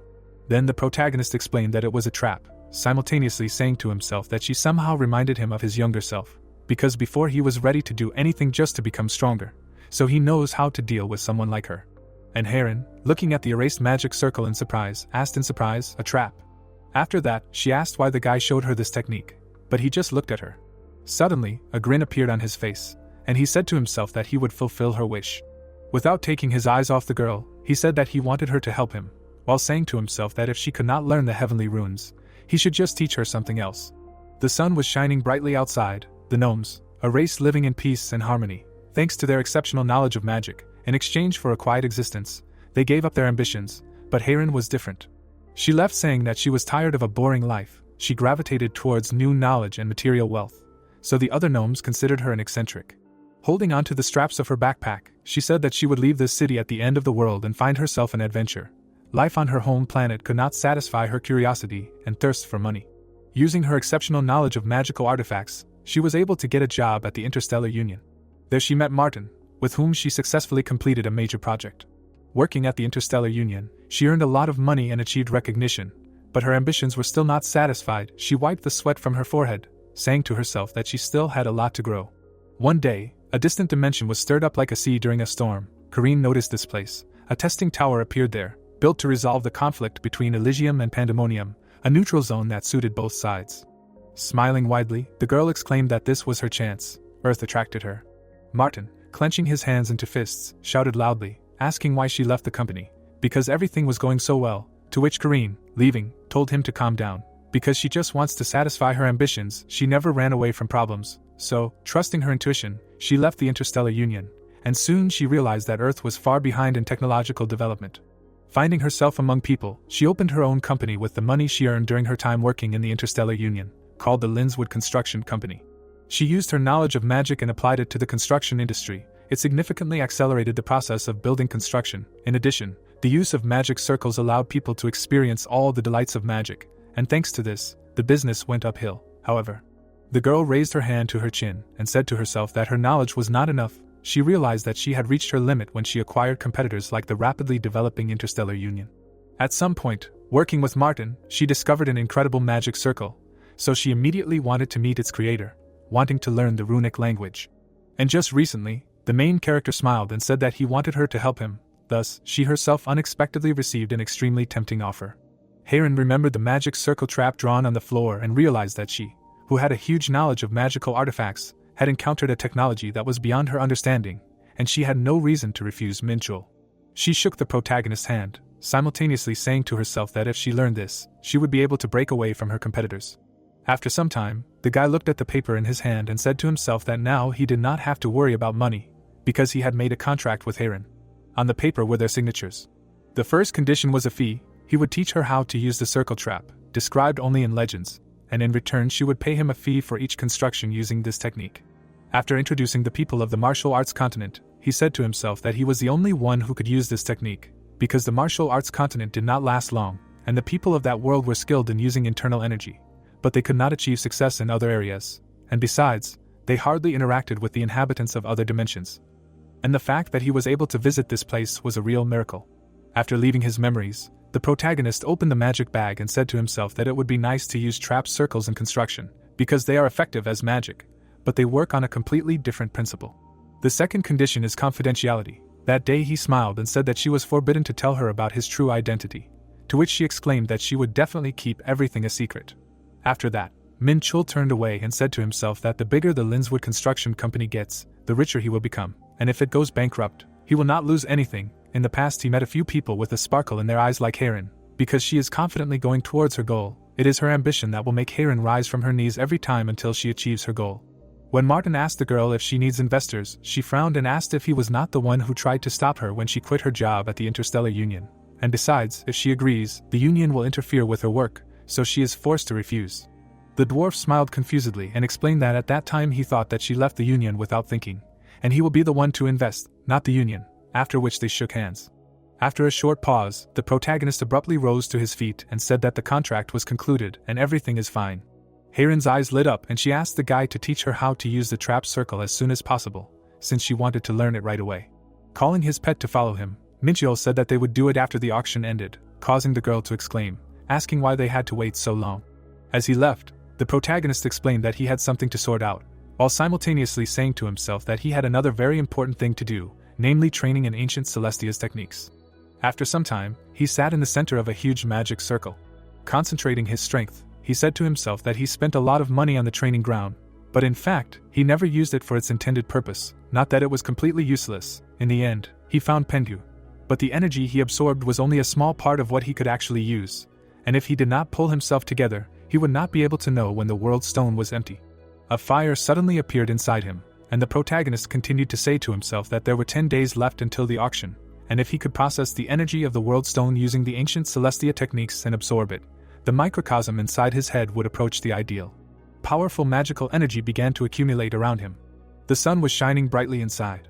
10 days later, a strong aura began to emanate from Minchiel. Without raising his head, the guy opened the stats window, which reported that his stats had increased more than twice compared to last month. Seeing this, the protagonist smiled contentedly and said to himself that now he could even compete with A-rank hunters, which meant that the chaos energy had reached a decent level. Standing up, he stretched and added that he had been sitting in the lotus position for 10 days, and that the ancient Celestia techniques and holy fire used chaos energy, so theoretically he could fight 2 or 3 hunters at the same time without any problems, and it was a pity, of course, that he had not been able to increase his level much, which meant that it was high time to do it. While he was thinking about this, Fenrir ran up to him. He smiled widely and said that his master's aura had become much stronger, to which his master looked at his pet in surprise and asked if he could really feel it. Browsing, the dog answered of course, adding that perhaps you can't tell from him, but he has a dog's sense of smell. After these words, Min-chul put his hand on Fenrir's head and, seeing his characteristics, said to himself that they were still limited, but he thought that after some time they would return to normal, which meant that he needed to find a way to remove the limitation. Of course, he was already strong, but he needed his former glory as the God-Eater. At this time, the pet shook his head in displeasure, saying that he should first take a bath and only then pet him, because he had an unpleasant smell. After these words, they began to leave, while the owner said that he would have to take a shower anyway, since he was going to participate in the auction. After some time, an expensive car was parked on the road. The guy kept his hand in his pocket and asked why they should meet him not at the auction site. When suddenly he saw Ellie, who winked at him and said that this was all in order to meet their dear client. The protagonist confusedly raised his hand behind his head and said to himself that she looked beyond all praise, completely different from usual. Suddenly, she approached him and asked if it was true that he wasn't going to the auction wearing this.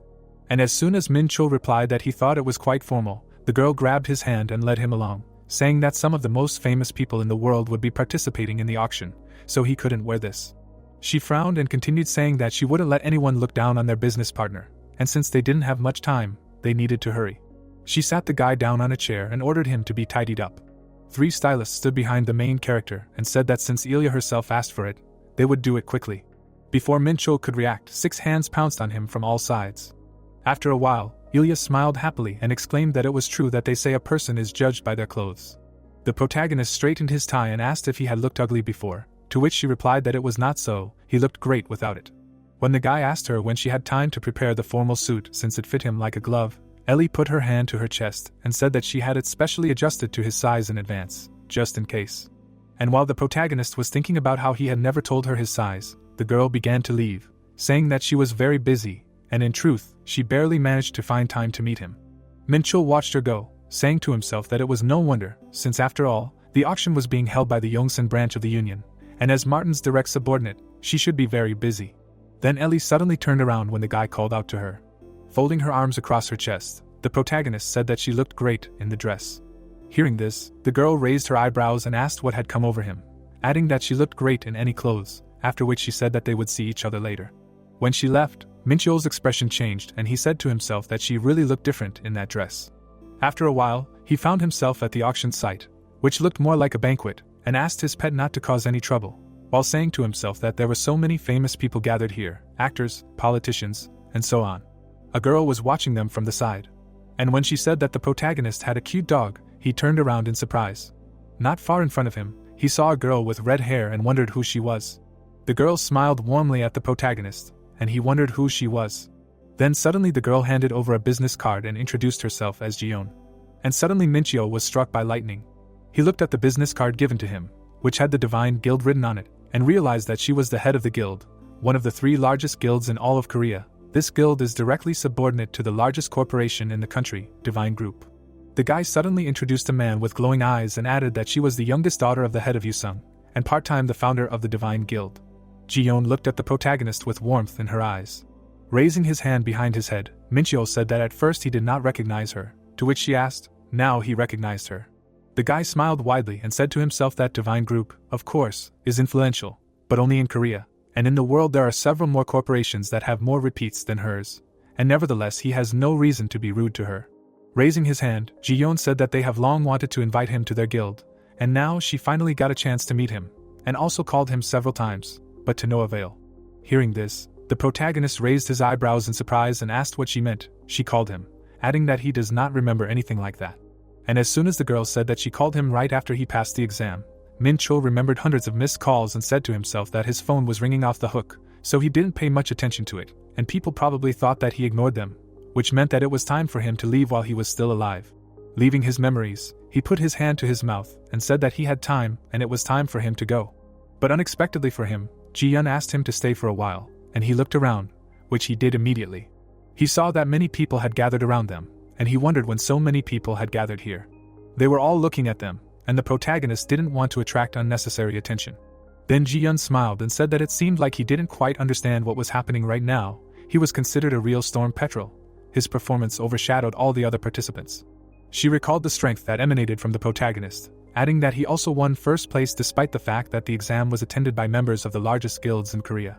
Turning to Mincheol, the girl finished by saying that he had wreaked havoc on the entire hunter community. Everyone's eyes were focused on the guy who said that he was not going to join the guild, to which Jiyeon replied that she knew about it, so she did not suggest anything like that, but she could not vouch for the others.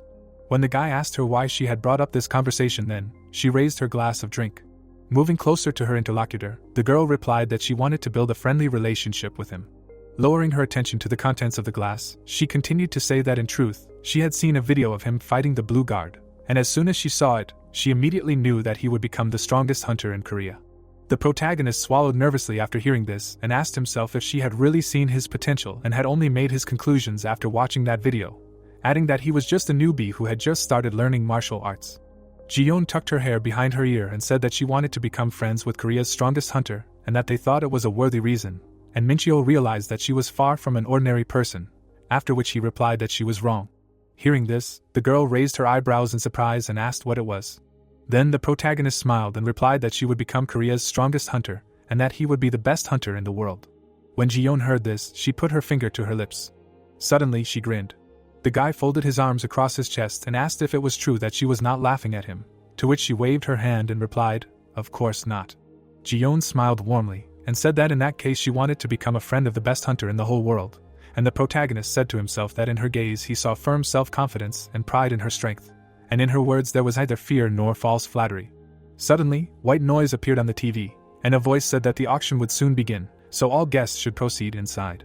A security guard immediately approached Jiyeon and said that there was very little time left before the auction, so he wanted to take her to the VIP box. Finally, the girl turned around and told the protagonist that she hoped that they would meet again. After these words, she left.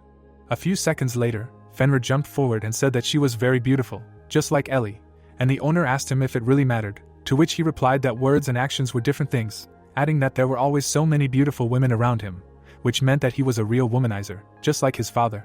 After a while, the protagonist was asked to look at the invitation to enter the auction. Then he was scanned to verify his identity. After that, he was asked to put on a mask before entering the hall, and at the same time, Fenrir's identity was being verified. Suddenly, surprise appeared in the guy's eyes. He saw a bald lion mask on the table and realized that he would take it, after which a notification appeared in front of him, which said that the illusion effect was activated, and an illusion of a lion was cast on him. After putting the mask on and on his pet, Min Chul entered the auction hall and said to himself that since his image was hidden behind an illusion, he did not need to worry about his privacy. And why on earth did he do makeup then? But this mask reminds him of the person in charge of training in the tower. He sat on one of the chairs and said that there were a lot of people here, while saying to himself that the person in charge gave him a key that could open the treasury on the 3rd floor. Suddenly, a ray of light fell on the stage, and everyone realized that the auction was starting. Martin stood on the stage, greeting the guests and thanking them for taking the time to attend their modest auction. The main character could hardly contain his laughter at what he saw, and his pet asked if they had really come here to watch an insecure dwarf try to overcome his stage fright, to which he immediately answered, "Of course not." Ellie followed Martin and thanked everyone for waiting. When Fenrir saw her, he immediately said that she was very beautiful, and his master said that they could not talk until the end of the auction. He suddenly remembered that he had seen a list of lots long before the auction began. It included the Guardian's bracelet, the Nameless blade, and the cockatrice egg. Bidding was actively underway, and the guy, looking at the stage, said to himself that there was nothing among the goods that he could need, trash and nothing more, because the items created by Martin are many times better than this. After saying that, he put his hand to his chin and introduced the happy dwarf, who said that he expected nothing less from him and knew that he would recognize his talent. At this time, Ellie spread her hand to the side and introduced the mythical item that dropped after the death of the B-rank gate boss, Dranka's key. Upon seeing it, Mincheol immediately made a bid, while saying to himself that without the eyes of truth, no one would be able to see the true value of this key, so it was unlikely that anyone would want to buy it, and then the key was sold to him, which was a good start. Ellie pointed to the side and presented 10 kilograms of mithril and 5 kilograms of orichalcum, and the boy immediately understood that this was the main course, the ore needed to refine the Dark Star. At that moment, a furious bidding began, and the protagonist asked himself why he should beat around the bush. He could simply offer twice as much. With that in mind, he raised his palm and doubled the bet. But immediately after, guest number 79 raised the bet by 10% while giving a thumbs up. Seeing this, Mincheol frowned and wondered if he was challenging him, and then doubled the bet again. Guest number 79 gave him a thumbs up again and raised the bet by 10%. Mincheol gave him 3 fingers and increased the bet by 1.5 times. Guest number 79 gave him a thumbs up again and increased the bet by another 10%. Ellie's eyes lit up, and she screamed at the top of her lungs that the current bid was $13 million. Minchyo was already angry enough that he gave a thumbs up, increasing the bid by 10% and screaming in his head that it was time for a blank check. After that, guest number 79 sadly hung his head without raising his bid. 3 seconds later, the lot was sold to the protagonist, who was smiling madly and saying to himself that this dog should have given up much earlier. But just as he thought about it, guest number 79 turned around to look at him. His eyes were shining brightly. After a while, the protagonist walked out of the auction hall and said to himself that he had bought all the items he wanted and the auction could be considered a success. He put his hand on his chest and added that it reminded him of the times when he got his hands on everything he wanted. The auction was fun, but now he wanted to take back his purchases. Suddenly, a guy stood in front of him and asked him to wait. He introduced himself as Alfred with his hand outstretched and asked if he had some time, to which Minchul said to himself that it seemed like they hadn't met before. Turning away, he apologized and said that he had things to do. Suddenly, Alfred smiled. He spread his hands outstretched, showing his aura, and said that he needed the mithril and orichalcum that he had bought. Hearing this, the protagonist turned around abruptly and asked himself how he knew that he was the one who bought them, and then asked him to repeat what he had just said. Alfred continued to smile, answering that he knew everything, that he had bought the mithril and orichalcum, and then the protagonist realized that the guy in front of him was wearing a blue dog mask. Then he showed his aura and asked with displeasure if he was really a blue dog, while saying to himself that all of this was very strange, because the mask had illusion magic cast on it, and even his eyes really couldn't get through it. At that moment, his eyes lit up and he wondered who he was to be able to see his name through the mask. A stat window appeared next to Alfred, saying that he was an angel. The guy's face broke out in cold sweat from what he saw, and he wondered why he was here. A few minutes later, they were standing on the roof of a building, and Minchyo was asking if he understood correctly that in a month he would have $20 million, so he wanted to buy the mithril and orichalcum with that money, to which Alfred replied that it was true and that they were getting along well. The angel spread his hand and said that in a month he would become incredibly rich, and the protagonist was wondering why he needed those metals so urgently, and where did he get the black baltism from. He glanced at his interlocutor out of the corner of his eye and added that he felt the same energy from him as from Verde, but did not see the mark of the fallen. Most likely, he was still an angel, but he was sure of one thing: someone was behind him, and first he would try to find out his motives. Lowering his hand, the guy asked if he could use translation magic, because this manner of speech was starting to irritate him, to which Alfred replied that he would not be able to, because he did not understand it. But as soon as Minchul asked if this was not a basic spell for angels, Alfred's expression changed. In that same second, a bright flash of light was released from his body. Having shown his power, the angel asked how he knew his true identity. His eyes were burning, and he added that he should know this. Fenrir smiled contentedly and asked if they were really going to fight, to which his master replied, no, he had many questions, so they needed him alive, while saying to himself that his opponent was just an arrogant idiot with chicken wings, and in the past, he would have already cut off his head, but after reincarnation, he became much kinder, which is why he forgives him for this arrogance. And then ordered him to take a closer look. Hearing this, Alfred frowned tensely and asked what he was talking about. The protagonist used 100 units of divine energy, and also used holy fire, after which an angel appeared behind him, and he asked if Alfred did not recognize him. The guy shook in fear from what he saw. He immediately fell head down and shouted loudly that he welcomed Mr. Michael, one of the 7 strongest angels. Seeing such a reaction, Minchyo snapped his fingers and ordered him to tame his energy. When the angel had done his bidding, he ordered him to raise his head, to which he loudly shouted that he dared not do so, since he had no right to speak to him face to face. A few minutes later, the protagonist folded his arms across his chest and asked if it was true that he was curious about how he had ended up in this world, to which Alfred, without raising his head, replied that he, as a lower being, dared not find out. But as soon as the boy said that the truth was that Elysium had been infiltrated by infidels, Alfred raised his head in fear and asked what infidels meant. And when Minchyo said that his Baltist energy was proof of this, horror enveloped Alfred, and he screamed in horror, asking what he was talking about. At that very second, he lowered his head and began to ask for forgiveness, since he had followed the instructions of his superiors, so he knew nothing about Baltism, and when the boy asked him who had given him black Baltism and sent him to Earth, he replied, one of the pillars of Edel. The protagonist put his hand to his chin and said to himself that he had never heard of him, and it was no wonder, he was a lowly 6th rank, and then asked Alfred why he came here, to which he raised his head and replied that he heard that a ritual would be held in America. That's why he needed mithril and orichalcum. Hearing this, Minchyo frowned and said to himself that the dark elves and angels were holding some kind of rituals, and this was very strange and suspicious, and this was too much work for a 6th rank angel, which meant that the one behind all this must be at least the level of the Pandemonium Monarchs. But anyway, this guy doesn't know anything, just like Verde. Alfred is just a pawn, the puppeteer is in charge. And in order to lure him out. Without finishing, he put his hand on Alfred's head and said that he was still invisible, and when trouble comes, people appear who try to corner the lamb. With that, the protagonist used holy fire on the angel, saying in his head that he needed to lure him over to his side. Tears flowed from Alfred's eyes, and he said to himself that he was very warm, which meant that he forgave his sins. After that, Minchul put his hand on the angel's shoulder and said that he had a task for him. He would be his undercover agent in Elysium, because until now he had acted alone. But today he met someone he could finally trust, and so Alfred became an undercover agent. Raising his hands, he joyfully shouted that even if his body was covered in fire, he would follow his orders and do everything to justify his trust. A cold drop of sweat was running down Fenrir's cheek, and his master was saying to himself that thanks to Alfred's trust, he was able to roughly understand the situation, and in connection with this, he instructed him to find out the details of the ritual, and he must handle it, because whoever was behind this, they would not allow him to linger on Earth. With these thoughts, he began to leave with a crazy smile on his face, saying that it was time to go pick up the purchases, adding that he did not care if such agents existed in Elysium, but acting like an angel was a shame. After some time, the protagonist came to pick up the purchases, and Martin said that it seemed like he got everything he wanted. Then he looked at the empty check and asked where he got it, because it was indeed Varys' signature, and this should cover all the debts. After handing over the money, Minchiol used the Black Star glove and placed his hand on the metals. After the order to absorb everything that was, a bright light appeared from it.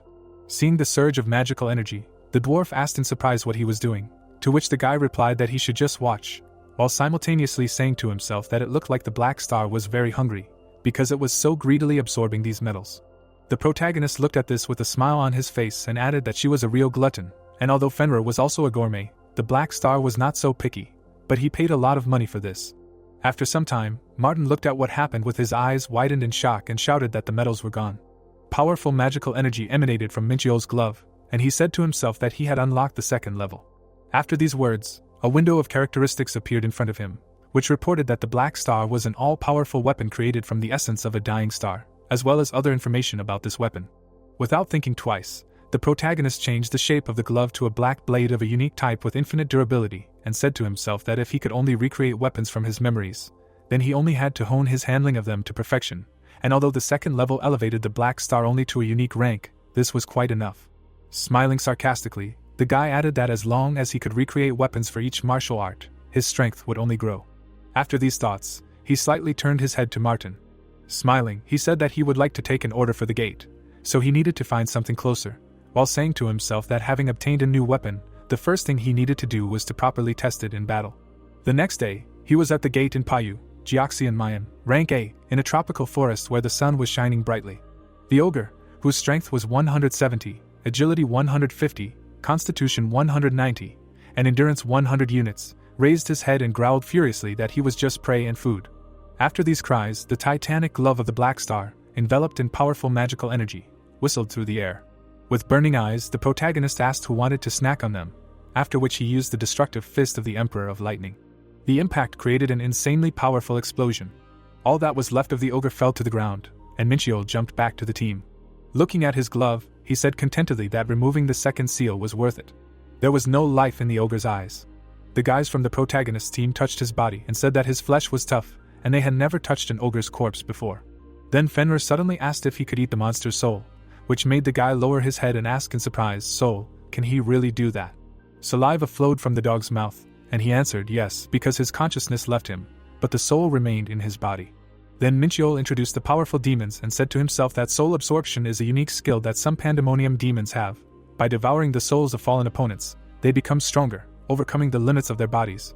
But if the negative emotions have not left the soul, its absorption may be accompanied by some side effects.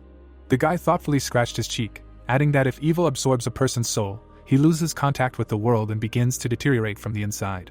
After a short pause, he exhaled heavily and allowed the pet to absorb the ogre's soul. Fenrir thanked his master for the food and opened his mouth wide. At the same second, the soul was released from the monster's body, which greatly frightened the team members.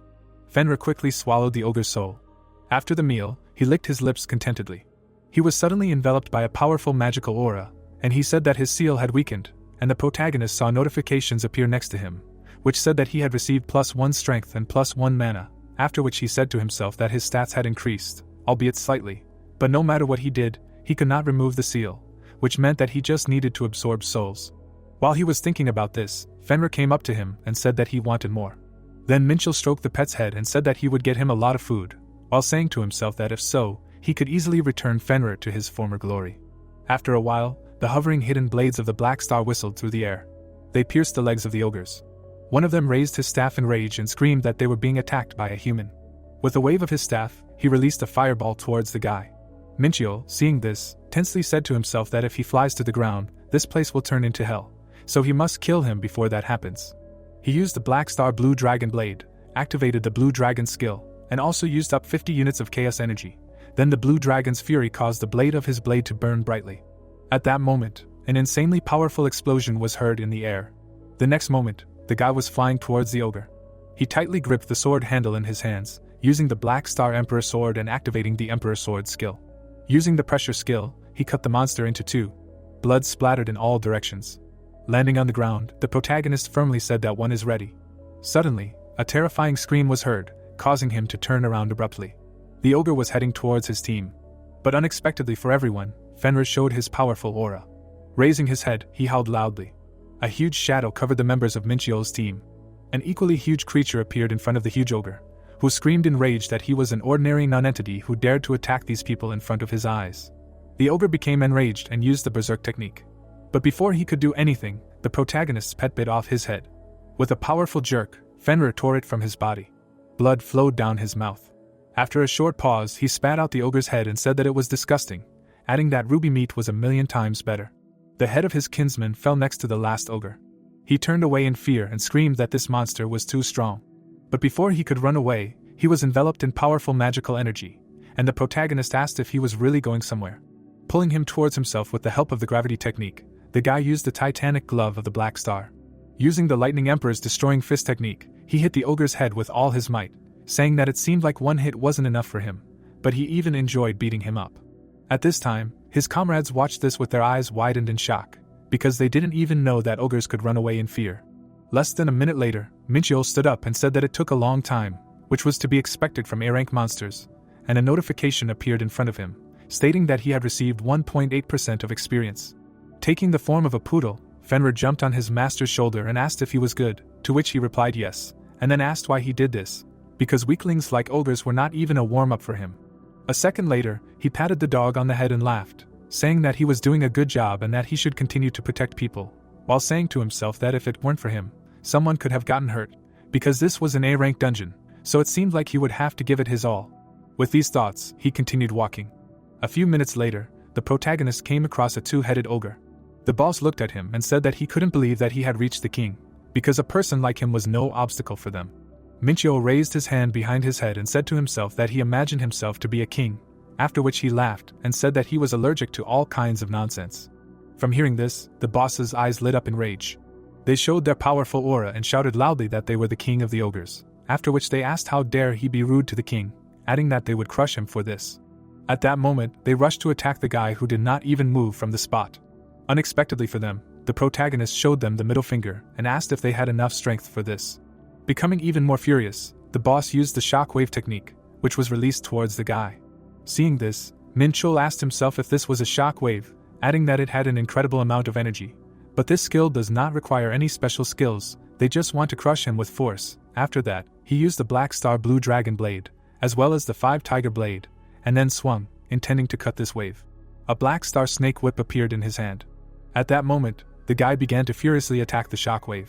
He broke through the barrier of the second seal due to the fact that the Black Star became able to enhance his martial arts, after which he used the 7-star sword, rushing to attack.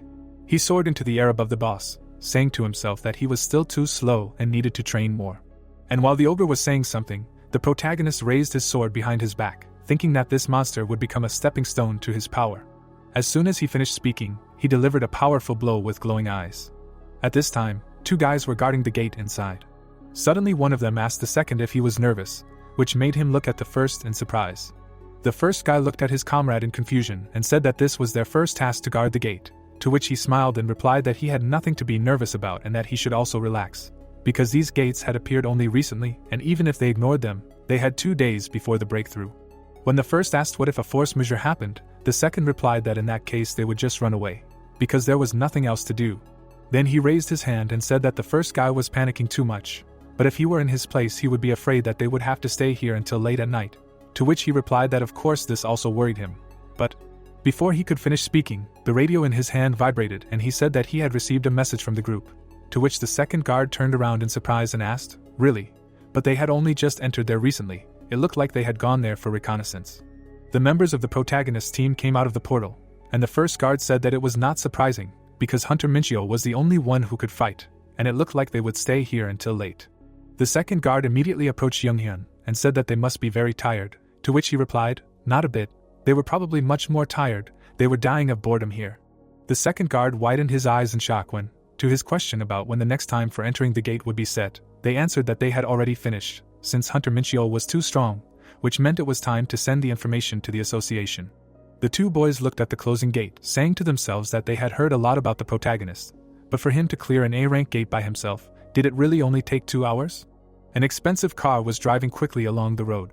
The protagonist recalled that he used the body of the two-headed ogre as a training dummy, since his lifeless body collapsed to the ground when he was about to master the Black Star techniques.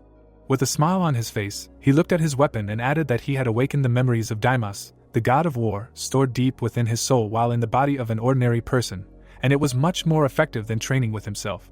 After leaving his memories, the boy continued to smile, adding that he cleared the gate much faster than he had planned, and even gained a new level, adding that absorbing the world stone, training in the sea of death, and overcoming the seal. Perhaps it was thanks to this that he was able to become strong in such a short time. He stroked Fenrir's head and thought about how he shouldn't be forgotten either, because he was able to focus on the monsters because he was protecting the people behind him, and maybe he could even push a little harder. With these thoughts, Min Chul looked out the window. Sitting opposite him was Ellie, who was telling him that she had found him another gate that he could enter tomorrow, to which he expressed gratitude, adding that he could rely on her. Smiling widely, the girl said that if he was truly grateful, then why didn't he do something special for her? Before the guy could answer, an unfamiliar number called his phone. After a short pause, the protagonist put the phone to his ear and said that Min Chul was on the line. With tears in her eyes, Heirin held the phone to her ear and said that she was a small and weak dwarf, adding that the auction had long ended and he still hadn't called her. Hearing this, the guy frowned tensely and remembered that he was supposed to teach her how to use the trap circles, but it completely slipped his mind, and he also forgot to ask for the number. Closing his eyes, he apologized to the girl and offered to meet him later at his place. After this conversation, Ellie raised her eyebrows and asked if he had forgotten about the promise he made to the girl, to which he replied that a lot had happened recently. Min Chul finished clearing out during the day and met with Heirin in the evening to teach her a new technique. A magic circle was drawn on the floor, since in order to effectively use the circle, she needs to learn the meaning of each word. He wrote them in a language that would be understandable to her, slightly changed their places and only then told her about this circle. Folding his arms across his chest, the guy asked if she could repeat it, to which she exclaimed with shining eyes that she was a professional, adding that she did not want to admit it, but he really helped her a lot. The protagonist decided to alternate between clearing A-rank and B-rank gates because the latter gave much less experience. But he couldn't do anything because there was a serious fight among the hunters for the right to clear the A-rank gate. A whole week passed like this. He didn't give himself a single day of rest, destroying monster after monster. Clenching his hand tightly into a fist, the guy said to himself that he already had enough chaos energy, so now he needed to train his body, and he decided to distribute bonus attribute points into strength and agility. Smiling sarcastically, the protagonist said to himself that he had almost reached level 30, there was only one left. Everything in the mountains was covered in snow, and the wind was blowing strongly. After the owner said that the guys were staying with him, Fenrir smiled widely and replied that he would not let him down. They were at the gate in Bio, Jamin, rank A, in the tundra area. A rival came out to meet Minchio. It was a Vulcan warrior with his kin. Folding his arms across his chest, the protagonist remembered that the Vulcan tribe were the indigenous inhabitants of the Vulcan dimension. They were naturally endowed with a strong body, so they often came into conflict with demons, who also loved to fight, and in his past life he often hired them as mercenaries to participate in wars between dimensions, but these guys were not real Vulcan warriors, but ordinary dolls protecting the core of the gate. Leaving his memories, he grinned and said what a pity, because he thought he would meet real warriors here. Hearing this, the Vulcan warrior frowned and asked discontentedly if he was trying to insult them. Then the guy beckoned them with his finger and told them to show what they were capable of, while saying to himself that they were much weaker than the originals. At that very second of the war, the Vulcans rushed to the attack with shouts that would make him regret his words. Using the titanic Black Star Gauntlet, Min Chul swung his sword and said to himself that their battle cry, considering it was a fake, sounded pretty good. His eyes were burning from the overabundance of magical energy.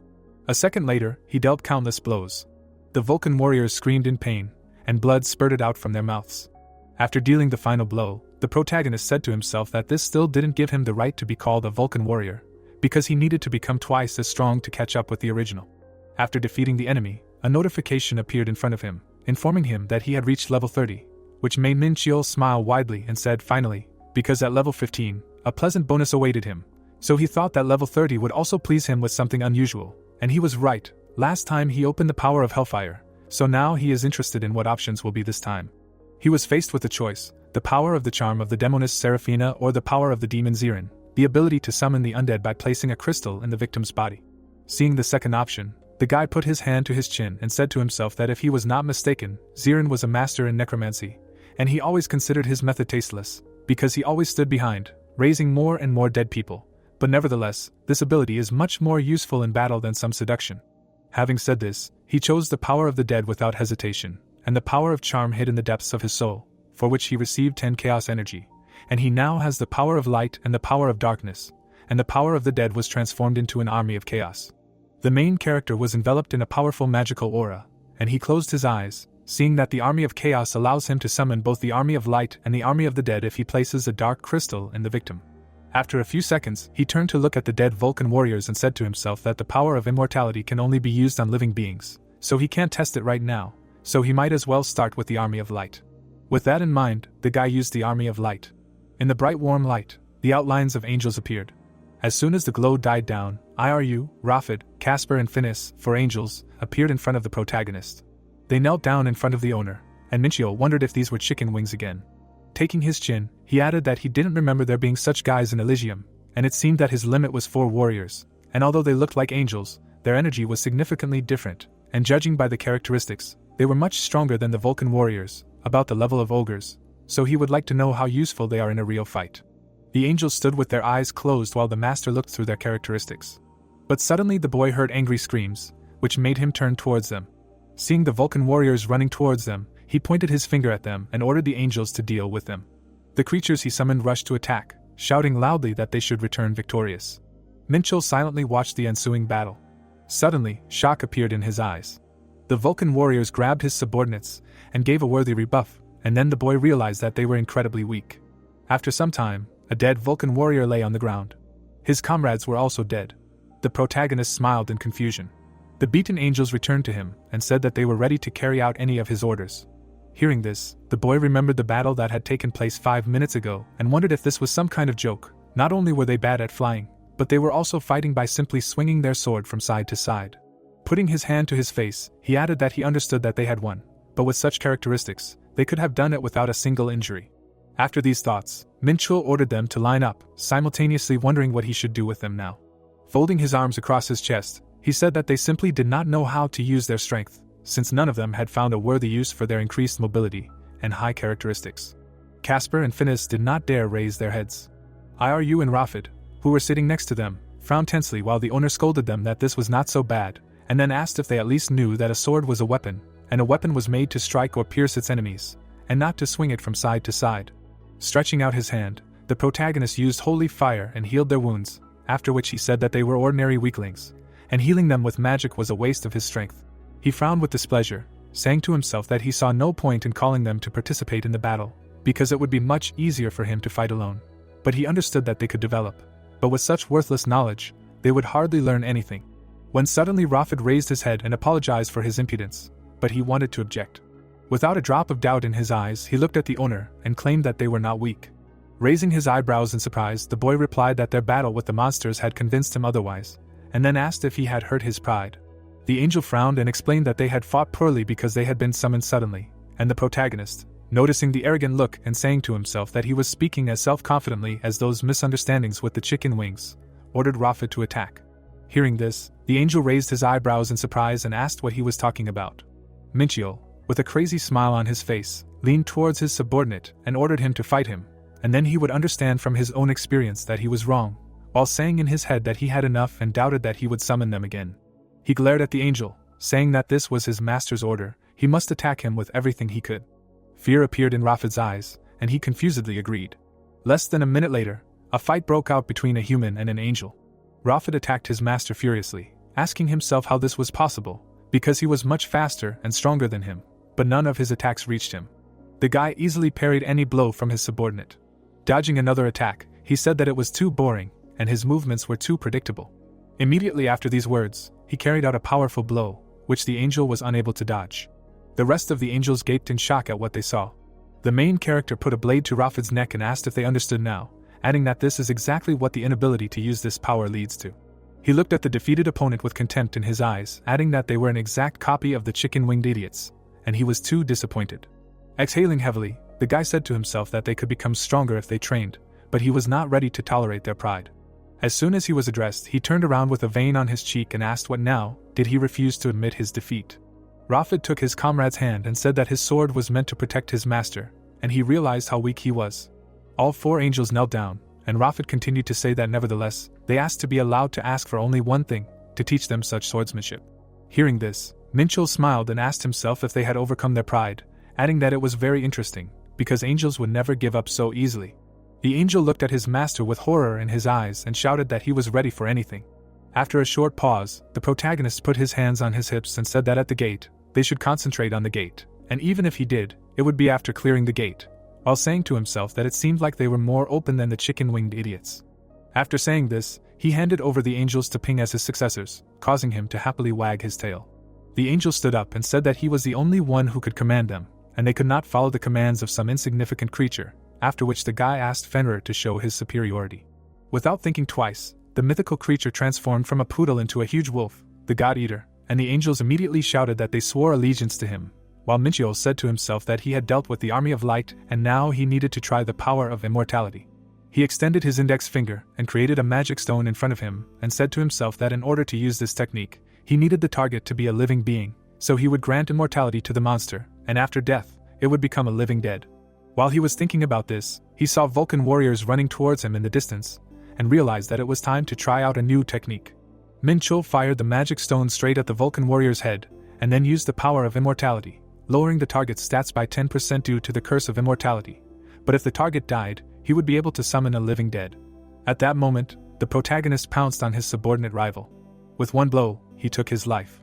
A notification appeared in front of the guy, stating that the target was dead, and the creature's abilities and the karma of its soul would be taken into account when he was reborn as an undead, after which magic stones began to grow from the Vulcan warrior's head. Minchul watched this with a smile on his face.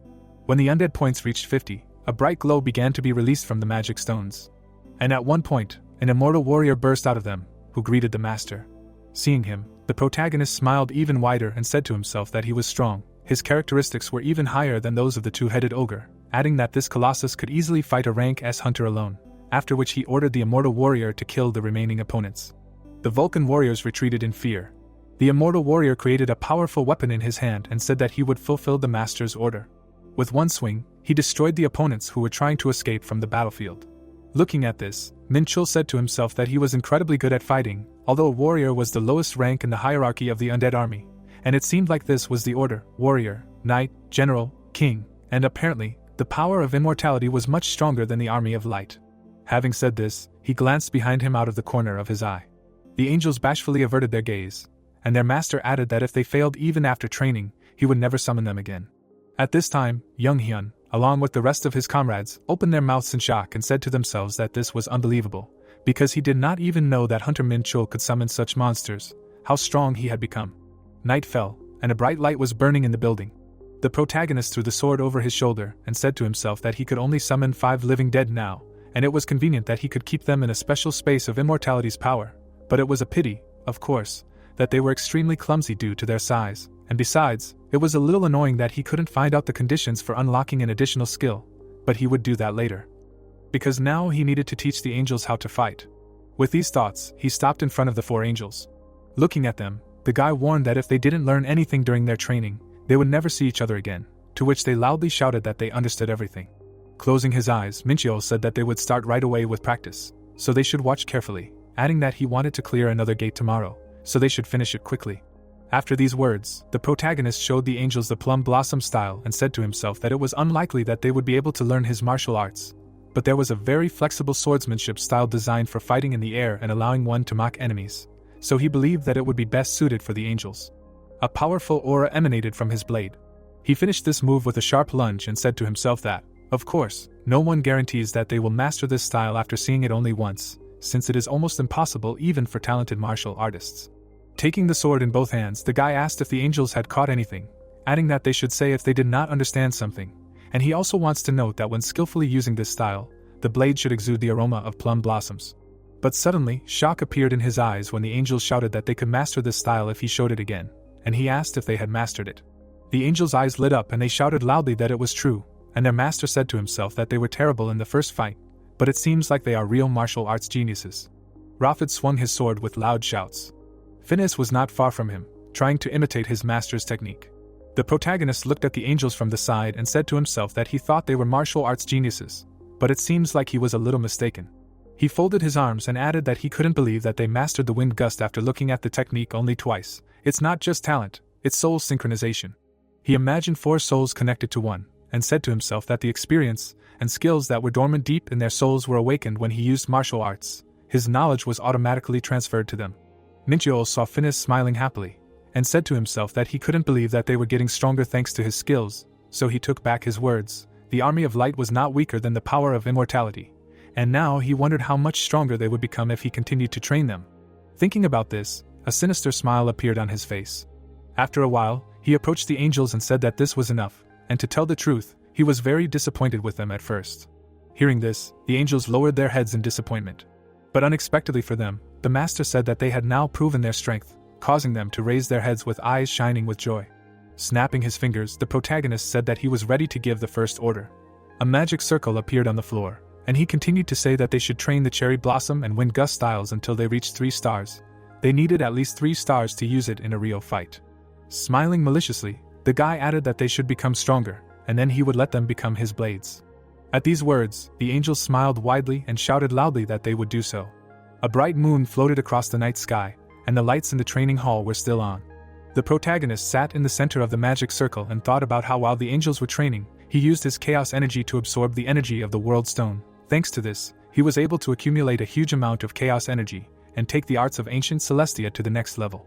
Raising his hand behind his head, he added that this method of energy cultivation removed all his fatigue, so he felt cheerful. Suddenly, the guy heard the clanging of metal, causing him to turn around. His angels were practicing the cherry blossom style, and said that they should train hard to absorb this knowledge, so they had already reached 1 star. While Min Chul was thinking that even though they were all together with a high concentration of mana, it was still incredible, which meant that they were much stronger than he thought. Suddenly, the phone in his hand rang, after which he said that he had to go to work and that they should continue training. Some time later, Fenrir was running happily along the road. Ellie began to pet him, saying that the hunter was a little late, to which he asked if he remembered correctly that they were going to Incheon today. The girl answered that everything was correct, after which she handed the guy the case that the head of the department asked her to give, but she did not know what was in it, because he did not say. After opening the case, the protagonist saw a triple hidden blade, from which he happily exclaimed that these were the daggers that he ordered. Picking up one of them, he happily added that it was just perfect, adding that the triple hidden blade itself was nothing special, so the rare rank for this item was a miracle, and with it, he could defeat anyone, so he couldn't fall behind the hard-working angels. While he was talking to himself, Ellie answered the phone and asked in surprise if it was out of nowhere. She then turned to Minchiol and said that she needed his help since there was a request from the association to clear the gate together, causing the guy to raise his eyebrows in surprise and ask if it was really a joint clearing that suddenly.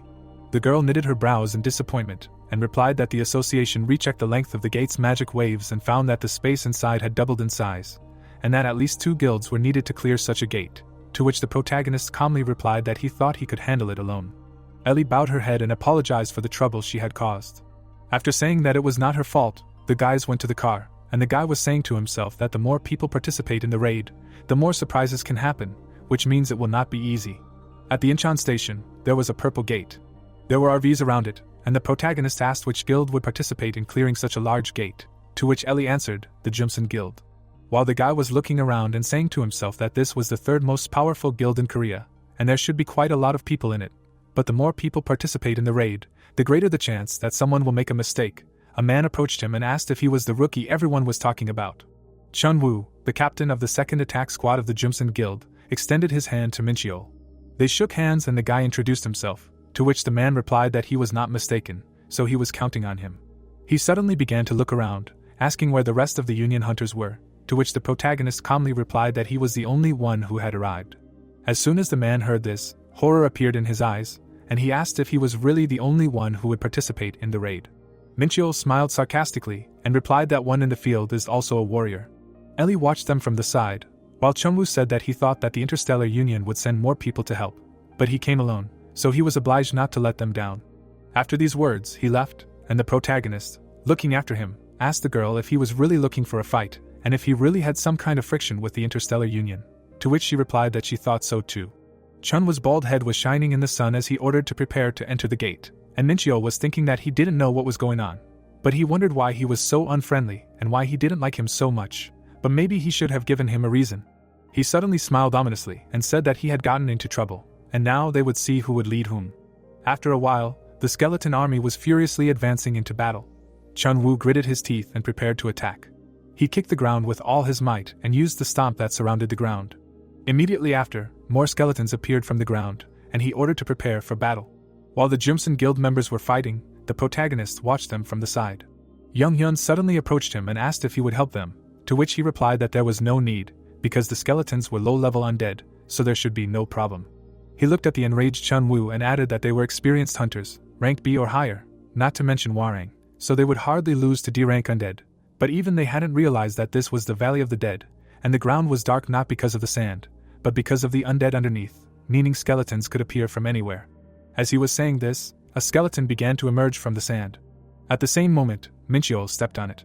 Showing his aura, he added that moving forward without thinking about one's defense was the same as moving towards one's death, and any hunter with exploration skills would have realized this immediately, but they were in too much of a hurry to clear the gate. But in order to clear the gate of the Valley of the Dead, they needed to.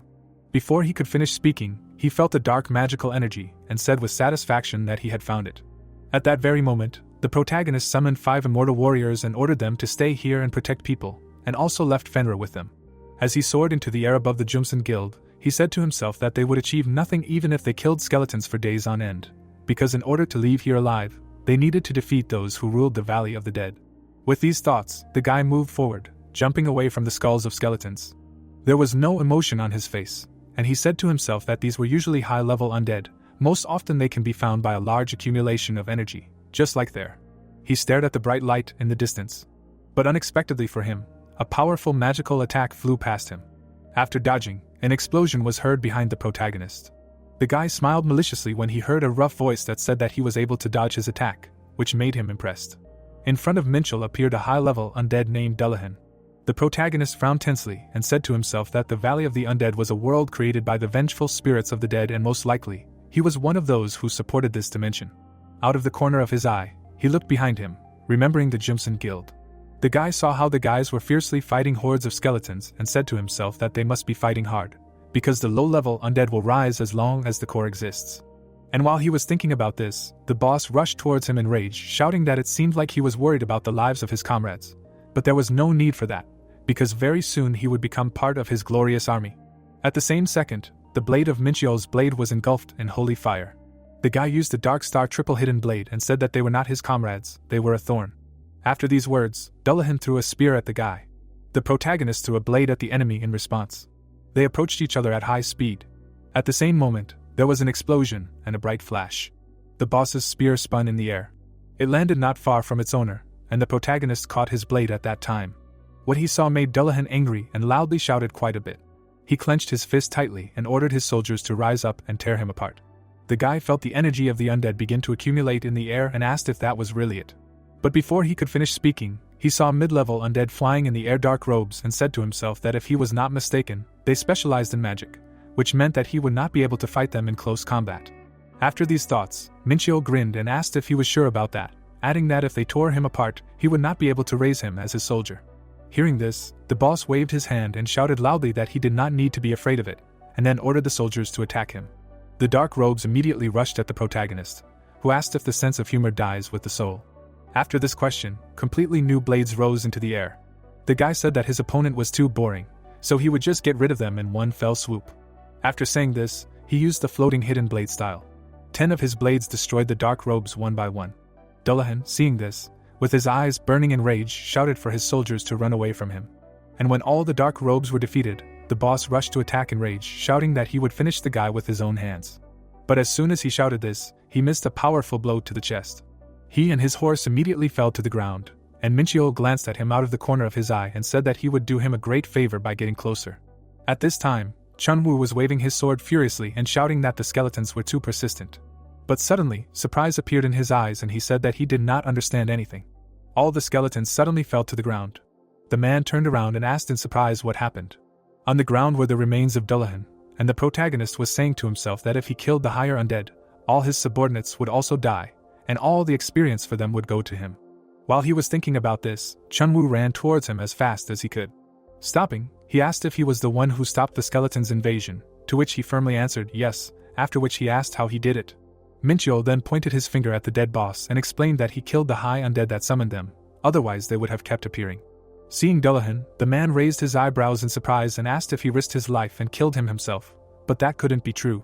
Thinking back, he remembered the first time he heard about Hunter Minchio 3 months ago, when he had smashed their rising stars, the Dark Trio, to smithereens when they returned from the exam.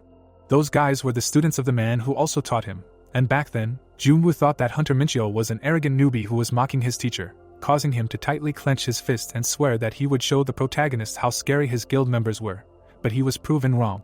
Currently, Chunwoo was looking at the guy in the bright light and said to himself that he was truly a noble man, because they had rushed into battle without any strategy, putting themselves in danger, so he took all the risks to save them. While he was thinking about this, the protagonist held his hand to his chin and said to himself that he figured it out. At that moment, he flew into the air and told the man that if he thought it was dangerous, then he should just watch him from afar. These words brought tears to Chunwoo's eyes, and he said that the guy was a true hero, a noble hunter, because he was so worried about them, and then loudly shouted to his comrades that they should also show how strong they were. Hearing these shouts, Minchio looked at them and wondered why they were so excited. Suddenly, he frowned tensely and asked himself if they really wanted to take his precious monsters after learning the secret of this gate, adding that he should have left them to fight the skeletons for a little while longer, but they still wouldn't get his experience. After a while, he destroyed one of the monsters with one blow. The supreme undead soul eater quickly turned into a clot of slime, and the guy moved forward. He killed one monster after another, raising his level. Landing on the ground, the protagonist said that he destroyed 4 cores, which meant that only 1 remained. But suddenly he felt a very strong tension, causing his body to shake. He saw that the energy of the dead began to gather in one place, and realized that the last core was starting to form. A monster's hand appeared from the thick darkness. Its eyes were burning furiously. A second later, the darkness turned into a terrifyingly scary monster. Looking at his opponent, who was smiling madly, the protagonist realized that his last monster was a beast, and said to himself that he had encountered it several times in his past life, but it was hard to get used to this nasty carcass.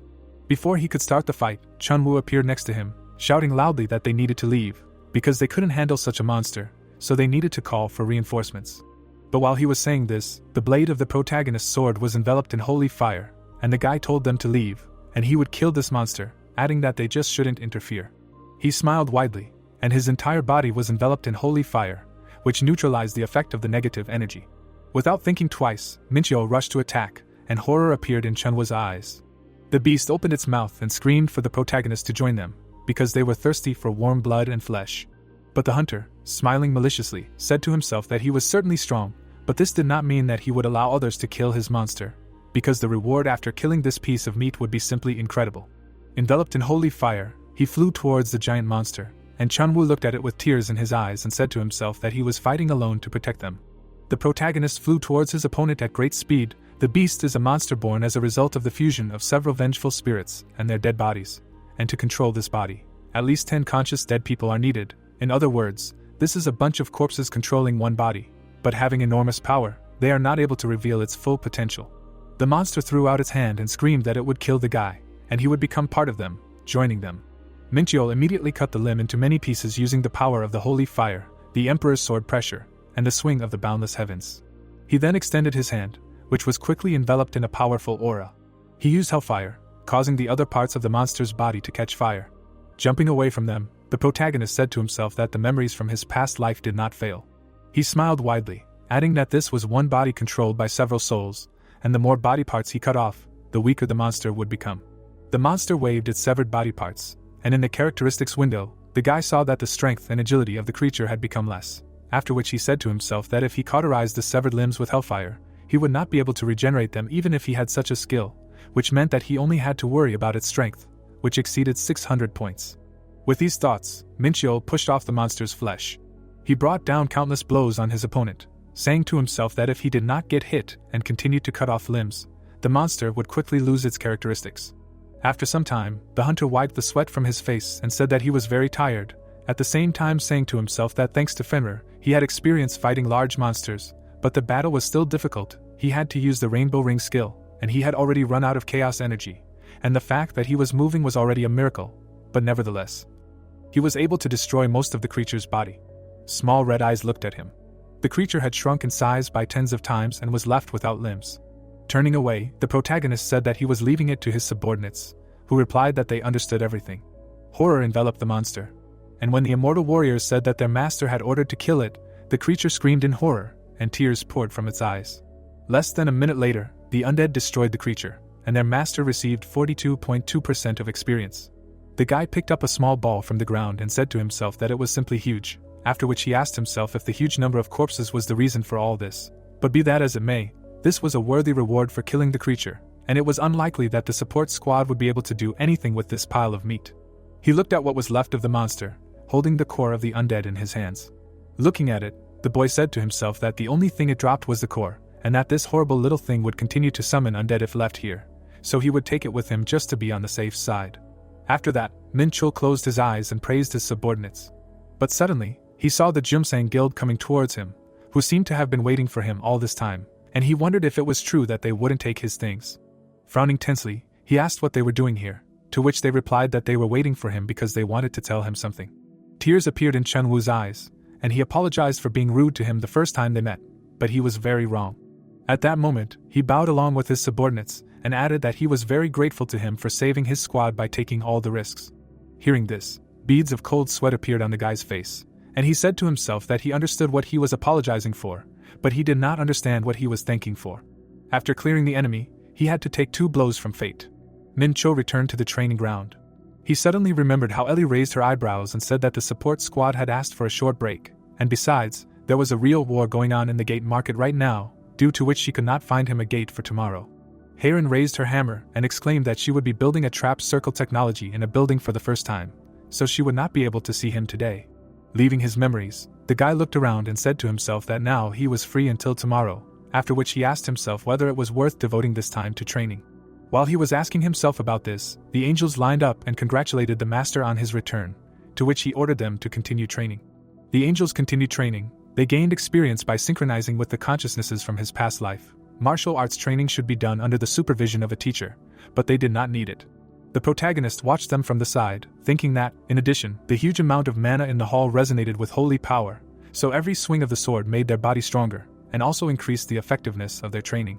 When suddenly he raised his eyebrows in surprise and asked himself, did it really increase the effectiveness? Remembering the energy of darkness emanating from the core of the undead, Minchio took the core out of his pocket and asked himself what if he used it to absorb the energy of the world stone, adding that in theory it was possible. Without thinking twice, he sat in the center of the magic circle. From the tension, veins appeared all over his face, and he said to himself that the core of the undead was like poison to living beings. Using its energy would cause him pain, but he must endure it until the energy entered his world. Minchio continued to stimulate the world stone, causing the darkness to quickly burn away. The dark energy was destroyed by a bright, warm light. After a few seconds, the core of light illuminated everything around, and the protagonist realized that everything worked. The energy of the undead core is very strong, so this method is more effective than using the energy of chaos. The world stone continued to displace the influence of the undead core, and thereby gave off a huge amount of energy. After a while, the core that he recently received from the beast fell to the floor, and the guy's star system technique reached 6 stars. His body was significantly strengthened, and all indicators increased, and the successful absorption of the energy of the world stone led to an additional increase in the power of chaos by 80 units. Minchio continued to sit in the lotus position, reading the notice, which said that the privileges of 5 stars increase the energy of chaos by 50%, and the privilege of 6 stars is the creation of constellations in the star system. After that, he smiled heavily and said to himself that if he gave the undead core to the Pandemonium craftsman, he could obtain a legendary rank item. But compared to raising a star system to 6 stars, it was a waste of resources. Then he added that the privileges of 5 stars were not bad, but there was nothing special about it. The most interesting thing began when 6 stars were reached, because it gave the ability to create a constellation, because few cultivation techniques could compete with the technique of a star system. One of them was the path of the Supreme Demon. After thinking about this, the hunter found himself in a space similar to outer space, and a notification appeared in front of him, stating that constellations were able to connect stars using energy flows. Creating such a connection between stars would be considered an achievement, and the list of available constellations depended on the achievements recorded in the user's soul. Stretching out his hand, the boy said to himself that the constellation is the main reason why the technique of the star system is better than all the others. When he was Deimos, he could only control the power of the dark nebula, but now he also has the power of the light nebula in his control, thanks to which the list of potential constellations becomes much wider.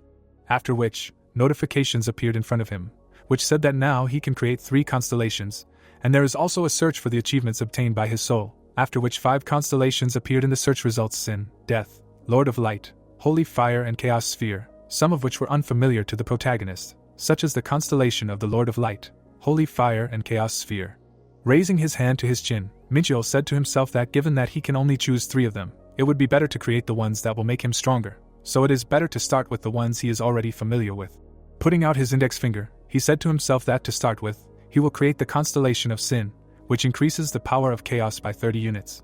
After that, he created a Holy Fire constellation, which increased the power of chaos by 30 points, and finally the guy created a Chaos Sphere constellation, and he decided to choose it because this constellation belongs to the power of chaos, which he is most interested in, and it increased the power of chaos by 50 points.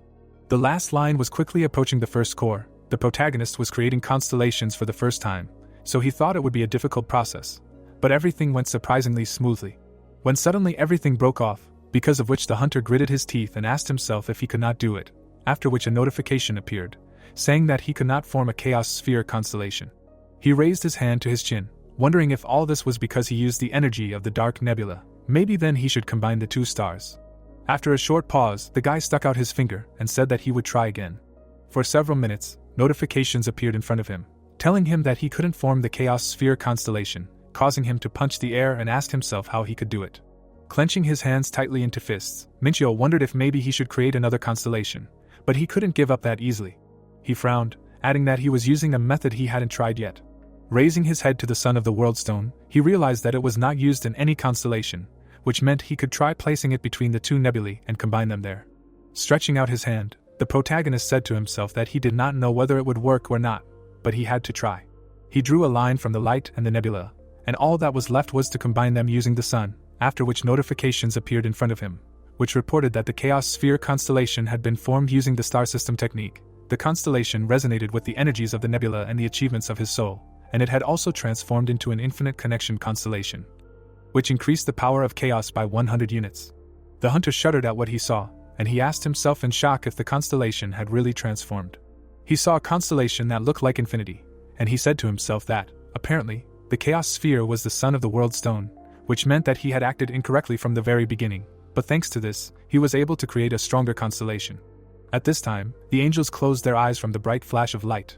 The protagonist held a sword in his hand, and his aura became several times stronger, after which he said to himself that he was now able to use advanced sword energy, and was beyond the peak of martial arts mastery, between an ascended being and a creator of dimensions. When he lowered the sword, the angels joyfully shouted that this was incredible energy, after which they congratulated him on receiving a blessing. With a smile on his face, the guy waved his hand and ordered them to return to training, while saying to himself that they definitely have good eyes. At that same second, Fenrir ran up to him and said that he was very hungry, and he asked if he hadn't eaten recently. And when the pet replied that the last time he fed him was a day ago, Minchio opened his mouth in surprise and said to himself that he didn't know that creating constellations takes so much time. After a short pause, Fenrir informed the owner that he had received a call on his phone, and the protagonist took the device out of his pocket and saw that he had 20 missed calls, all from the same person. He called back and asked if he had tracked down the Dark Elves, to which he replied that he had not yet. A drop of cold sweat was running down the guy's face, and he excitedly said that the Elven Embassy was handling it, so he was not in the know. When suddenly, he smiled widely and said that he had finally received a second order. The glass door of the cafe opened. The protagonist looked away when he heard his comrade's voice and asked if he was too early. Yunsu spread his arms and said that he could not keep his master waiting. Minchio said that he needed to order coffee. The man handed him a glass and explained that he knew that he liked iced Americano because it was the perfect coffee for such a great man. The guild leader smiled admiringly and said that only this drink could extinguish the hot flame inside him, and that was why it suited him so much. The guy hit him on the head and asked him not to shout about it to the whole world. The hunter scratched the back of his head and said that he needed to help the Dark Death Society settle in Korea. The young man narrowed his eyes and asked what it was. Yunsu answered that it was a large criminal organization that was the leading force of the Dark Network. The people shook hands in front of the skull. The Dark Network was a global community that consisted of criminals, owned black markets all over the world and had squads of hired killers. The people were holding weapons in their hands. This organization was responsible for almost all illegal transactions that took place in the world, and the Dark Death Society was based in China. Sitting at the table, the man said that he should help them settle in Korea. The awakened one asked if their country also had its own dark network. The player took a sip from his glass as the guild master explained that Elysium and Pandemonium were very interested in this country, as it had good national security. There was a glass on the table. The protagonist asked if his comrade should really help the Korean branch of the Dark Network. The hunter confirmed it, and added that he did not know any details. Scratching his chin, Minchio realized that someone wanted to expand Pandemonium's influence in Korea, and guessed that this person could be the leader of the Dark Elves. The guy asked how they were connected to the Dark Network. Yasu raised his eyebrows and replied that they were able to illegally enter Korea only thanks to its help. The young man raised his hand and asked him to follow all orders. The man promised not to let him down. Putting his hand on the glass, the student realized that it would be very difficult to figure this out now, and was glad that he learned about the connection between the Dark Network and Pandemonium. Clenching the coffee in his fist, the awakened one decided to wait until the villain revealed himself, and thought that he only needed to wait until his turn came. The bright sun illuminated the palace. Tea filled the mug. The player said that he came here because he had nothing to do. Ellie smiled and said that she was busy, but working with him was her main authority. The protagonist noticed that his girlfriend did not look like someone who was working right now. The girl closed her eyes and asked when else she could rest if not during work. Martin ran to the exit. Minchio asked where he was now. The woman replied that he had a lot of things to do, so he could not find a master to complete the order. The guy frowned and asked what the forecast was regarding the next raid. The secretary said that several guilds were currently fighting for the gate, so she did not have a clear answer. The employee smiled awkwardly. It had been a month since the boy had cleared the gate in Dong'injiang, and buying the rights to go to the Lost Lands had become a real problem. The area was fenced off. There had been a dungeon breakthrough in that place, which had caused the gate to merge with their reality, and now there were many monsters there. Ellie pointed to the area on the map. In Korea's case, the Lost Lands were the northern areas of Gangwon-do, and the Hunters Association would occasionally help the guilds hold back the onslaught of monsters. After taking a sip, the student realized that the fight for the gates was not a joke, and decided that now he needed to raise his level and increase his stats as quickly as possible, so he would have to go to the tower again. The awakened closed his eyes and asked his friend to cancel all requests for the gates. The girl asked if he was really going to go to the tower. The answer was affirmative. The player's eyes widened in surprise when the woman said that he forgot something. The secretary closed her eyes. The protagonist assumed that there was something else besides the gate. The employee frowned and suggested that they discussed this not long ago. Minchio replied that he did not remember anything. Ellie glared at him and was indignant that he forgot that he promised to treat her. The guy's eyes turned white with fear when memories of this flashed through his head. The young man offered his friend to have lunch, but the girl turned away and said that she had something to do. The woman looked back and saw the student frantically finishing his bitter coffee. The awakened man shuddered when the secretary asked if he really had nothing else to say. The player scratched the back of his head and asked when she would have free time. The employee replied that she would be free only closer to night, and until then she would have things to do. A smile appeared on her face when the protagonist asked her to call him after work. Ellie winked and warned him that he would have to wait. Minchio said that he would try not to fall asleep. The lights were on at night in the cafe. The girl was enjoying the food with chopsticks in her hands. Sitting at the table, she said that it was very delicious. The guy closed his eyes and thought about how his girlfriend seemed to become a different person outside of work. Her eyes sparkled. The young man noticed that she looked so happy, as if she had acquired all the riches in the world. The student remembered how they walked down the street and was surprised that his colleague chose to eat at gopchang instead of another restaurant. The woman stuffed her cheeks full of food. The awakened player wondered when she managed to eat it all. The secretary smiled and admired how delicious the food was. The player decided that it was very noticeable. There were vegetables left on the frying pan. The employee asked how her friend knew about this place. The protagonist reminded him that he was an ordinary student before awakening. Mincho looked up when Ellie called him a VIP client, and realized that she considered him the reincarnation of one of the higher beings. In the memory, the heroes came to a warehouse in the dimensions. Because of the VIP code, the members of the Interstellar Union did not consider the guy an ordinary person. The girl's eyes widened in surprise. The young man imagined a divine sword in front of him, and remembered that he was an ordinary student until he was pierced by Cowlit. The blade pierced his chest. 6 months ago, memories of his past life returned to him, and since then his life has changed a lot. Daima stood behind the student. The awakened one looked down and realized that he would no longer be himself if he continued to pretend. The woman's mouth dropped open in shock when the player said that he wanted to live a normal life despite his VIP status. Frowning, the protagonist stated that he was dead serious when working with the union and thanked them for their help. The secretary pursed her lips nervously. Mincheol didn't want her to think that his life was a game. The boy closed his eyes when the employee shuddered and suggested that they go back to eating before everything burned. Clouds floated above the city. Ellie said that the branch manager asked her to convey his apologies to the mercenary for not being able to say goodbye. Standing by the tower, the girl asked when he would return. The boy replied that it would be very soon. The student flexed his hand and thought that Pandemonium and Elysium were planning something, so he couldn't disappear for too long. The awakened one looked back when the woman called out to him. The secretary closed her eyes and thanked him for taking their relationship seriously. The player smiled and said that it was okay since they were partners. With a wave of his hand, the protagonist bid farewell to his colleague and decided to stop pretending that he didn't know anything. Mincheol's brows furrowed sternly and he realized that he needed strength to protect his life from these unstoppable circumstances. The tower gate opened, and the boy wanted to become stronger to protect the people he cared about. The doors slammed shut, raising a cloud of dust. A red mist descended upon the castle. Daimos sat on the throne. The Demon King frowned and asked what the trial tower was. The servant raised his eyebrows and replied that it was a storehouse of secrets where many powerful beings from his previous dimension had gone. A white dragon flew across the sky. The tower was connected to other worlds and challenged strong warriors to climb to the top. The knight frowned sternly. Each floor contained a special test. There was a crystal ball on the stand. Those who could overcome all the difficulties would be generously rewarded. A chest of gold stood on a mountain of coins. The Lord of Pandemonium smirked. Daimos leaned on his hand and said that it sounded interesting. The protagonist looked ahead with confidence. The tower's tests were so severe that people died during their completion, and the increasing difficulty of the floors pushed them to death. Mincheol approached the doors. The tower generously rewarded those who overcame all the trials, and granted them unimaginable power that exceeded human capabilities. The guy stepped onto the ground of the third floor. In front of him was a giant castle. The young man entered the black fortress. The student looked up. On the wall stood a skeleton archer. Awakened, he realized that he needed to defeat the waves of monsters and protect the core of the black fortress. At the far end of the courtyard stood a crystal ball, which was not guarded at all. Someone came out of the building. The player assumed that there was an administrator here too. The bird opened its beak and grinned. The raven frowned and called himself a local merchant. The protagonist thought that he did not look like a merchant at all. Mincheol waved his hand and said that they had nothing to talk about if it was not the administrator. The NPC said that meeting with the administrator was not that easy. The bird stood in the guy's way and shouted that he would regret it if he did not listen to her to the end. The hunter reminded him that he could buy information for points, but still decided to listen to him. The raven closed his eyes and told him that the task of the third floor of the Tower of Trials was to protect this fortress. The NPC presented a diagram of the attack on the fortress and added that monsters would appear from the wormhole and head here, and the hunters should defend themselves using 3 bases until the waves ended. There were undead on the walls that helped defend the castle. The awakened one could move between bases after each wave of monsters. The skeletons burst into tears when they saw that the durability of their wall had dropped. The player could use points to repair the fortress. The protagonist narrowed his eyes and wondered if he would have to go through this trial alone.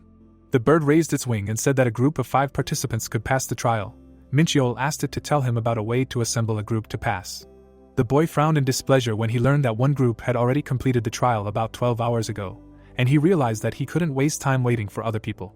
The raven said that there was something that could help him. The boy walked past him and said that he wasn't going to buy anything. The NPC shouted that he couldn't complete the trial alone. The student summoned fire and explained that he wanted to at least try. Many golems came out of the portal. The awakened one said that they didn't have much time, and ordered them to split up and go to different bases. The bird's eyes widened in shock. The player put his hand on his belt and said that he didn't care at all about the lack of a group, because his only goal was to destroy everything and everyone. The first wave of monsters ran towards the fortress. The trolls bared their fangs. The protagonist remembered how he fought them at the gate in the Palbach area. Mincheol looked at the skeletons assembling a cannon and concluded that he had chosen the most destroyed base. The dead fired a ballista, which the guy considered the only useful thing here. Traces of shots appeared on the monster's body. Unfortunately, they did not cause damage due to rapid regeneration. The young man, enveloped in purple energy, declared that he would not spend points on strengthening the ballista and that he would have to cope with the wave alone. Fortunately, he did not have to worry about wasting energy. With one powerful blow, the student decapitated a group of monsters at once. Smirking, the awakened one remembered that they were rank B, but very easy for him, and decided that at this rate he would succeed. Light particles appeared in the air. The player realized that he should not hesitate, and moved to the second base. The troll swung his hammer and promised to destroy the enemy. The golem grabbed him by the face. A purple aura of life absorption appeared under his hand. The protagonist squinted and thought that these creatures never ceased to amaze him. The knight swung his axe. He had the advantage in strength, speed and size. Minchio realized that he had won before the battle even began. The monster lying on the ground bared its teeth in displeasure. The boy swung his sword and decided that the immortal warriors could have missed one or two enemies, so he needed to be careful. The young man ran forward and realized that it would be much easier for him with Fenrir, so when he returned to Earth, he would need to be loaded with work. The student put his hands on his belt and wanted to return to the fortress. The first wave was cleared, and there were still 60 minutes left until the second. When the awakened one returned to the first base, he saw how two immortal warriors easily killed monsters. The troll licked his lips. The knights could not cope with a whole crowd of monsters, so some of them managed to take damage. Raven asked if it was easy for him to defend the fortress alone. The player closed his eyes and asked the merchant not to anger him. The skeletons installed a ballista. The bird suggested installing more fluff. The protagonist asked if it would be possible to take them with him to the next floors. The raven widened his eyes in surprise and answered negatively. Squinting, Minchio wondered if he really needed the ballistas, because they would not be able to defeat all the trolls, and decided that he would be able to find something more worthwhile. The guy widened his eyes and remembered the man in the bear mask.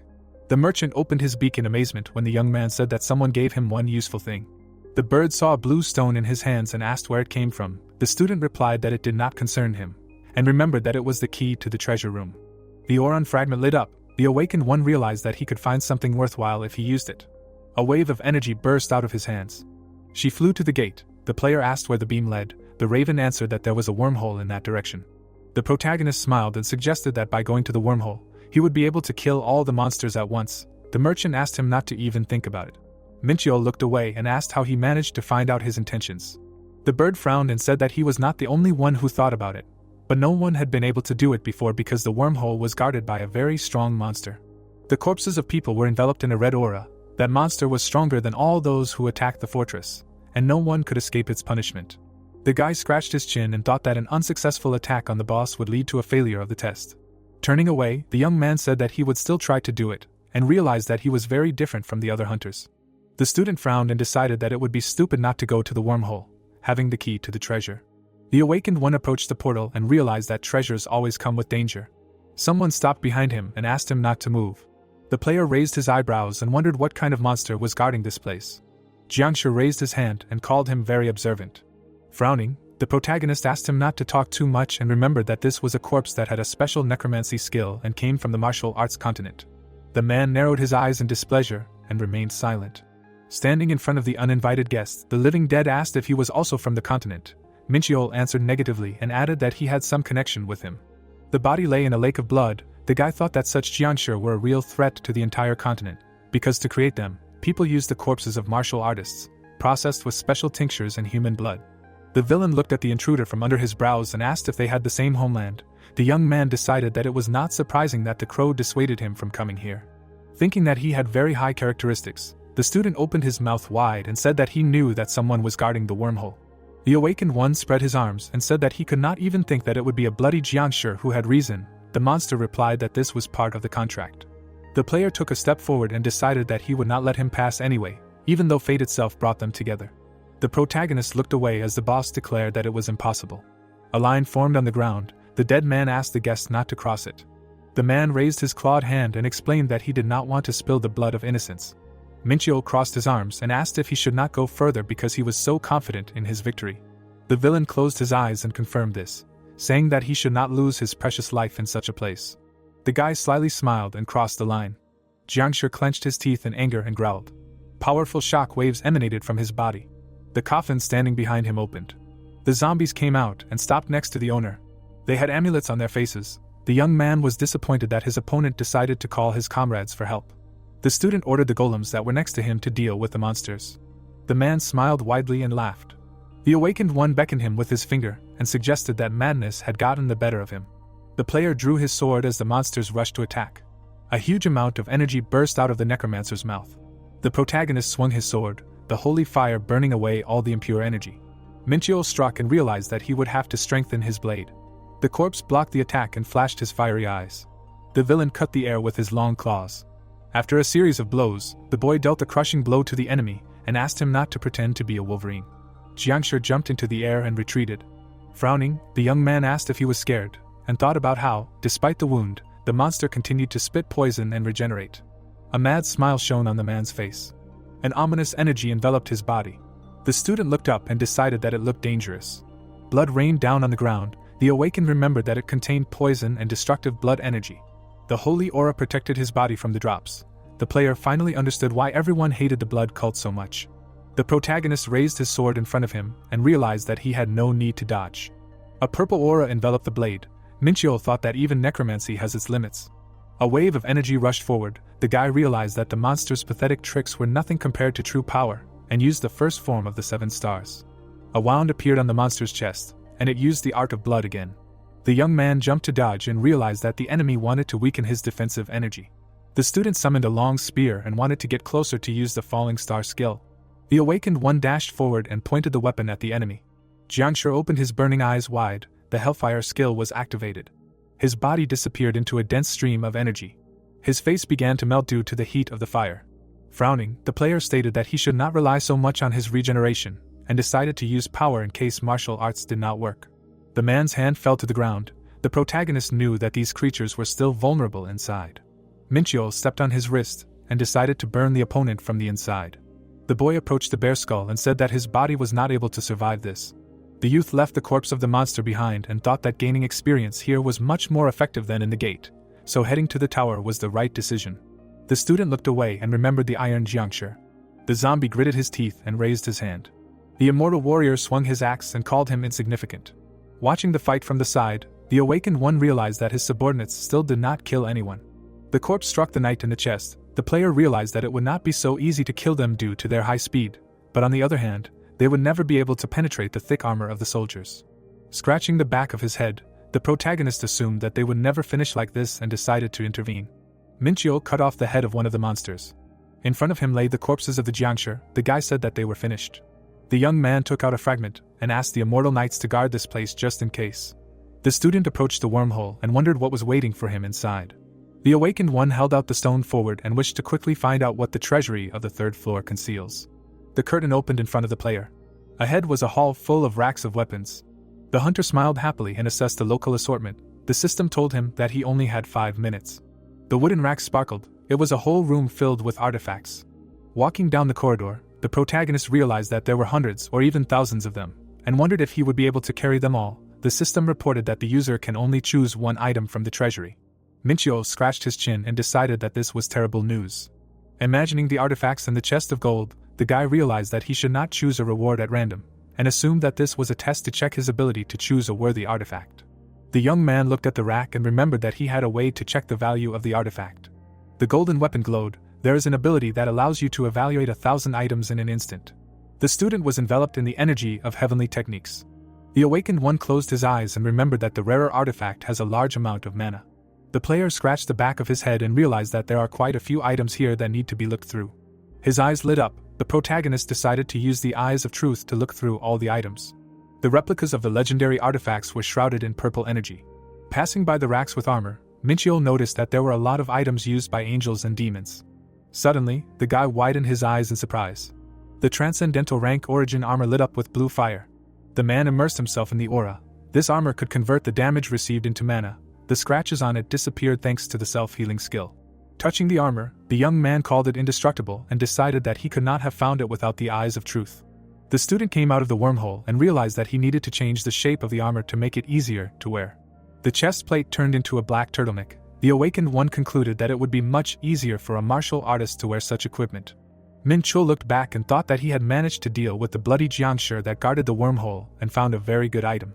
The boy looked at the portal and realized that he only had to wait for a new wave of enemies to appear. The door of the house was closed. Combing its feathers, the raven asked how the newcomer was doing. Standing in front of the mirror, the bird assumed that he had simply given up because there was no death notice. Imagining the Jiangshi shrouded in aura, the merchant called it an extremely difficult opponent, and recalled that these creatures have incredible regenerative abilities and strong poison. Light particles were flying around the door. The NPC decided that it was almost impossible to protect 3 bases alone, so the boy would have to use glasses. The raven rose into the air and wanted to fly for a while, since he was tired of sitting in one place. Suddenly, the bird's eyes widened in shock. All 3 bases were fine. The skeleton covered his mouth with his hand and yawned. There were no signs of a battle around. The merchant could not believe that a newbie could kill a jiangshi. The NPC opened his beak in amazement and asked what it was. The student and his immortal warrior stood in front of a burning wormhole. The raven widened his eyes in shock and thought that he had never seen anything like this before. The awakened stood with his back to him. The bird realized that some unexpected variable had appeared. A flash flashed in the sky. The merchant decided to report this to the administrator. The player smiled when the wormhole was successfully cleared. The monsters burned in the hellish fire. Thanks to this, the protagonist was able to get rid of the threat at the moment it first appeared. The knight dealt a powerful blow to the monster, who was lucky enough to escape from the trap. Minchul stood in the background of a raging fire that continued to grow, absorbing monsters. The boy frowned when he learned that the 10th wave had begun, and realized that this was the last one. The giants screamed in terror as they were caught in the flames, and the boy remembered that they were smaller and weaker than true giants, but he still decided not to underestimate them. The immortal warrior stepped forward when the student gave the order to stop the monsters from advancing any further. The monster struck with its fist, and urged its brethren not to lose under any circumstances. Watching the fight from the sidelines, the awakened one thought that even S-rank monsters would die if they stood in the hellish flames long enough. The player frowned tensely when someone shouted that they would open the way for them. A giant hand appeared from the wormhole. An old man stepped out, his breath icy cold. The giant clenched his fist furiously and shouted that this place was now his. The protagonist frowned and was amazed that a creature from the mythical era was in his way again. Ice energy rushed over the fire. Minchul decided that it was still not enough to suppress the flames completely. The giant saw an immortal warrior ahead. The boy thought that it was just a creature that the tower created. The knight declared that they would carry out any order of the master. Suddenly the enemy struck him. The monster threw him back and called him an ignorant creature. The golem fell to the ground behind the owner. The monster asked how they dared to stand in his way. The man smiled widely and said that such was the strength of him and his brothers. The boy noticed that no one heard him. The giant looked down at him and asked what this meant. The student asked him to look around. The giant saw the corpses of his brothers under his feet and said that this could not be. The awakened one smirked and explained that he should have taken care of his subordinates first, and remembered that this creature was still an embodiment of myth. The monster flashed its fiery eyes and promised to cut off his head and reclaim his throne. The player raised his index finger. The monster screamed and asked what it was. Smiling slyly, the protagonist urged it to attack and wanted to make this creature his own. The purple stone glowed. The boss called his enemy too insolent. Orgon swung his sword and asked how dare he look down on him. Minchul jumped back to avoid being hit. Raising his hands in front of him, the boy realized that this creature had higher stats than the bloody jiangshi, and decided that he just needed to avoid the attacks. A huge block of ice appeared in front of him. A wall rose from the ground behind him. The young man realized that the enemy had cut off his escape route. The giant aimed chunks of ice at him, and challenged the enemy to see with his own eyes the greatness of the one who controls nature itself. The student looked at the chunks of ice and decided that the enemy blocked his escape routes in order to try to crush him with mass. The awakened one smirked, and thought that the boss did not know that he also had something against him. He was enveloped in the green aura of the ancient Celestia technique. The player swung his fiery hand and asked if the enemy dared to call himself a king. The protagonist released hellish flames and shouted that he was not. The giant opened his mouth in horror as the fire melted his ice. Minchul jumped onto the wall and realized that this battle was very similar to fighting a beast. The monster looked at him and asked what he was going to do. The boy lunged forward and cut off his horn. A deep cut appeared on the monster's shoulder. His eyes lit up. The youth said that he was too bored. The student swung his sword and declared that his enemy's combat skills were simply terrible. The awakened one's eyes widened and he wished to finish this as soon as possible. The dead giant fell to the ground. The player was glad that his level had increased by 3 notches during his stay on the 3rd floor. The immortal warriors lowered their heads and promised to carry out his orders. Empty armor lay on the ground. The protagonist remembered that one of his summoned creatures had fallen into the area of damage and was destroyed. Minchul looked back and decided that he could replace him. A purple aura enveloped the block of ice. The system reported that the target of the curse had died and found a new body. A dark silhouette was visible in the ice. Shards flew into the air. The guy thought that his understanding of death had increased, which meant that this was one of the ways to develop his power. The knight knelt before him. The young man noticed that the undead's points had increased quite a lot. The golem's eyes lit up as it greeted its master. The student smiled and was happy that the new creature knew the Akira sword technique. The demon standing behind the warrior was obsessed with reaching the pinnacle of swordsmanship. Standing in front of the monster, the awakened one asked what the polymorph skill was. The knight replied that it had the ability to change its size according to his wishes. The player looked up when the system reported the successful completion of the trial and assumed that it was time to count the reward. The protagonist was surprised when an elixir appeared in his hands. He was also awarded 200,000 points.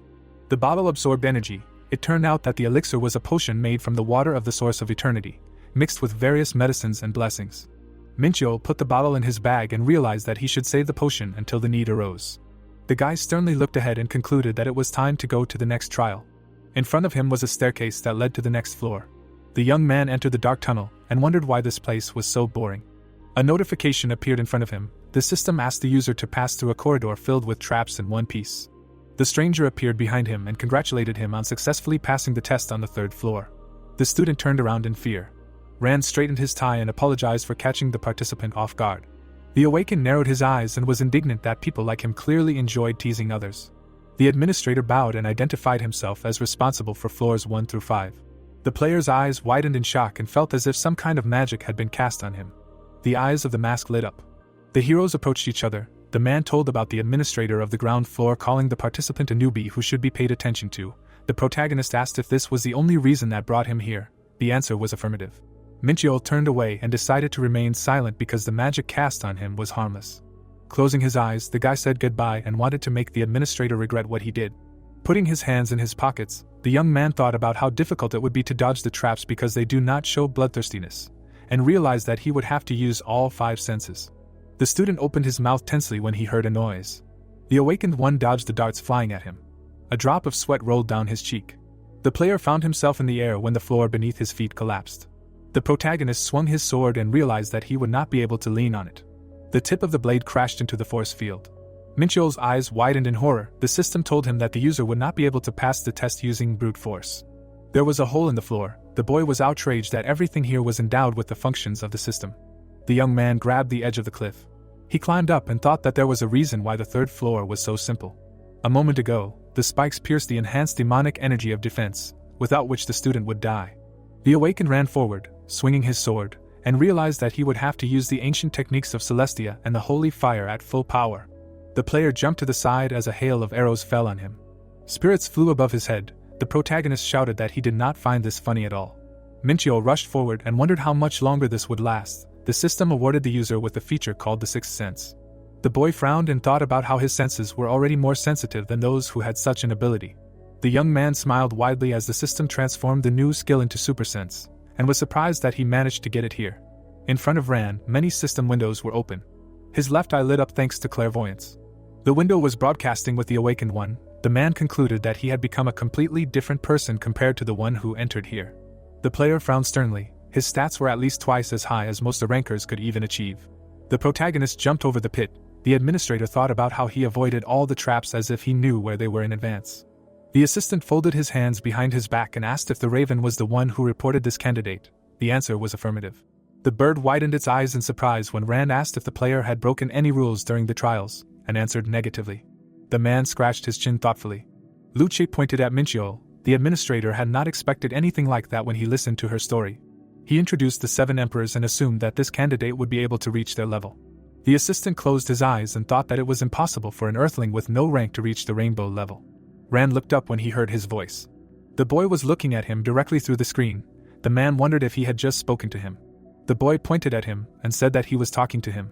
The man standing in front of the bus had his life flash before his eyes, something that happens when someone is in mortal danger and is able to look back on their past. Arrows rained down on the student, a phenomenon that occurs when the brain looks at all the information it has collected so far to find a way to avoid the danger. The awakened dodged the projectiles. His supersense was able to artificially expand the boundaries of the mind and put the user into a similar state. An arrow pierced the wall next to him. Putting his hand on his waist, the player remembered that normally only a demon lord or archangel could awaken the supersense, and was surprised that he managed to obtain this ability in this way. The protagonist took a step forward. Now he had the ability to slow down time to 1,000th of a second and react accordingly. The arrows showed the danger. The sense of time seemed endless, and Minchyo was able to analyze any approaching threat. There were many hidden traps ahead, but now the guy no longer had problems passing this test. The young man approached the stairs and wondered if this was the exit. The steps led high up. The student realized that he had made it here without any problems, and that he would be able to reach the 5th floor. The awakened frowned and decided to do one more thing before continuing on his way. The player looked at the system window and wanted to know why someone was breaking the rules for him. Rand pursed his lips when the protagonist asked if it was not time to talk. The man appeared behind him. The administrator flinched when Minchyo thanked him for his time. The boy looked back and said that he had received a notice of violation of the rules. The assistant realized that this time the challenger had discovered his presence. The boy smirked and explained that their meeting and secretly using clairvoyance was a violation of the rules. Rand's eyes widened tensely and asked how he knew about this. The man raised his hands and assumed that it was Luce who told him about it. The student asked him to stop and say how he was going to compensate for the inconvenience. The administrator looked up at him and said that they were not allowed to interfere with the participants' tests. The assistant stood on a huge palm. The awakened one said that he would have to bear the punishment according to the rules. Squinting slyly, the player thought about the system helping him recognize the violation, and said that information about secret places or a key that opens such places could be useful to him. Rand trembled and realized that they just wanted to take advantage of him. The man sighed heavily and decided that he had no other choice, since otherwise he would be reported for breaking the rules. The administrator took out a scroll and said that he never thought that he would have to give it to someone. The protagonist grabbed the scroll and remembered that on the ground floor he was also given a map and a key to the treasury, which means that such compensation does not contradict the rules. Minchul opened the paper. The assistant said that he could not tell where to use it. It was the same on the ground floor. The boy used the eyes of truth and looked at the map and read that he would need to use the key in the Temple of Trials on the 9th floor. The young man decided that he was too soft with the administrator. Rand scratched the back of his head and explained that he was simply in a losing position while talking to him. The student spread his arms and said that a promise is a promise, so their deal was made. The awakened one went further and said at last that he did not want to see him anymore. The player looked up when he found himself on the 5th floor and asked what it was. In front of him was a tall tower. The protagonist wondered if he had returned back to Earth. Minchul looked at the blue haze and felt that the mana in the atmosphere was at least twice as dense as on Earth. There were houses around the tower. This location was called the Air Garden. The boy stood on a high hill. Every 5th floor of the tower was connected to large residential complexes, so there were no challenges here, and people stopped here to rest, gather information, or team up with other players. The boy looked around and saw a crowd of people. The student looked at them and assumed that they were other players. The werewolf adjusted his glasses. The awakened one decided that it was some kind of popular accessory here. Suddenly, the protagonist saw many notifications and felt magic flowing through his body. Noticing how other players were using the investigation skill on him, Minchio clenched his fist and wondered if he should just beat them up. Closing his eyes, the boy gave up on this idea and decided to focus on suppressing his energy to hide it.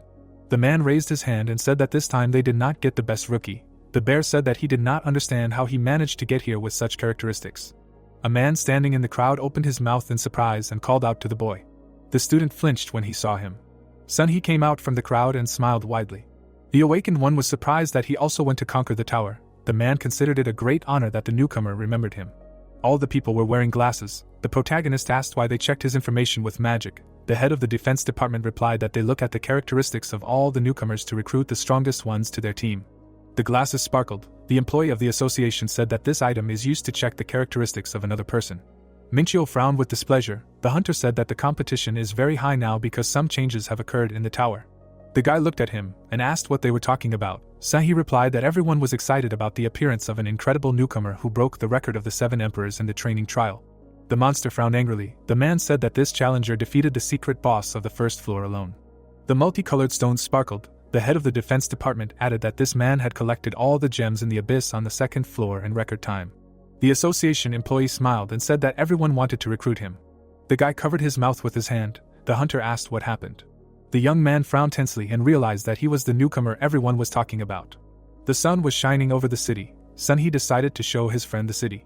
The heroes were sitting in a tea house. The student asked if they really didn't use money here. The man replied that inside the tower they used points as currency. The awakened one took a sip from his mug and noticed that there were so many new and amazing items here, as if they had entered a new dimension.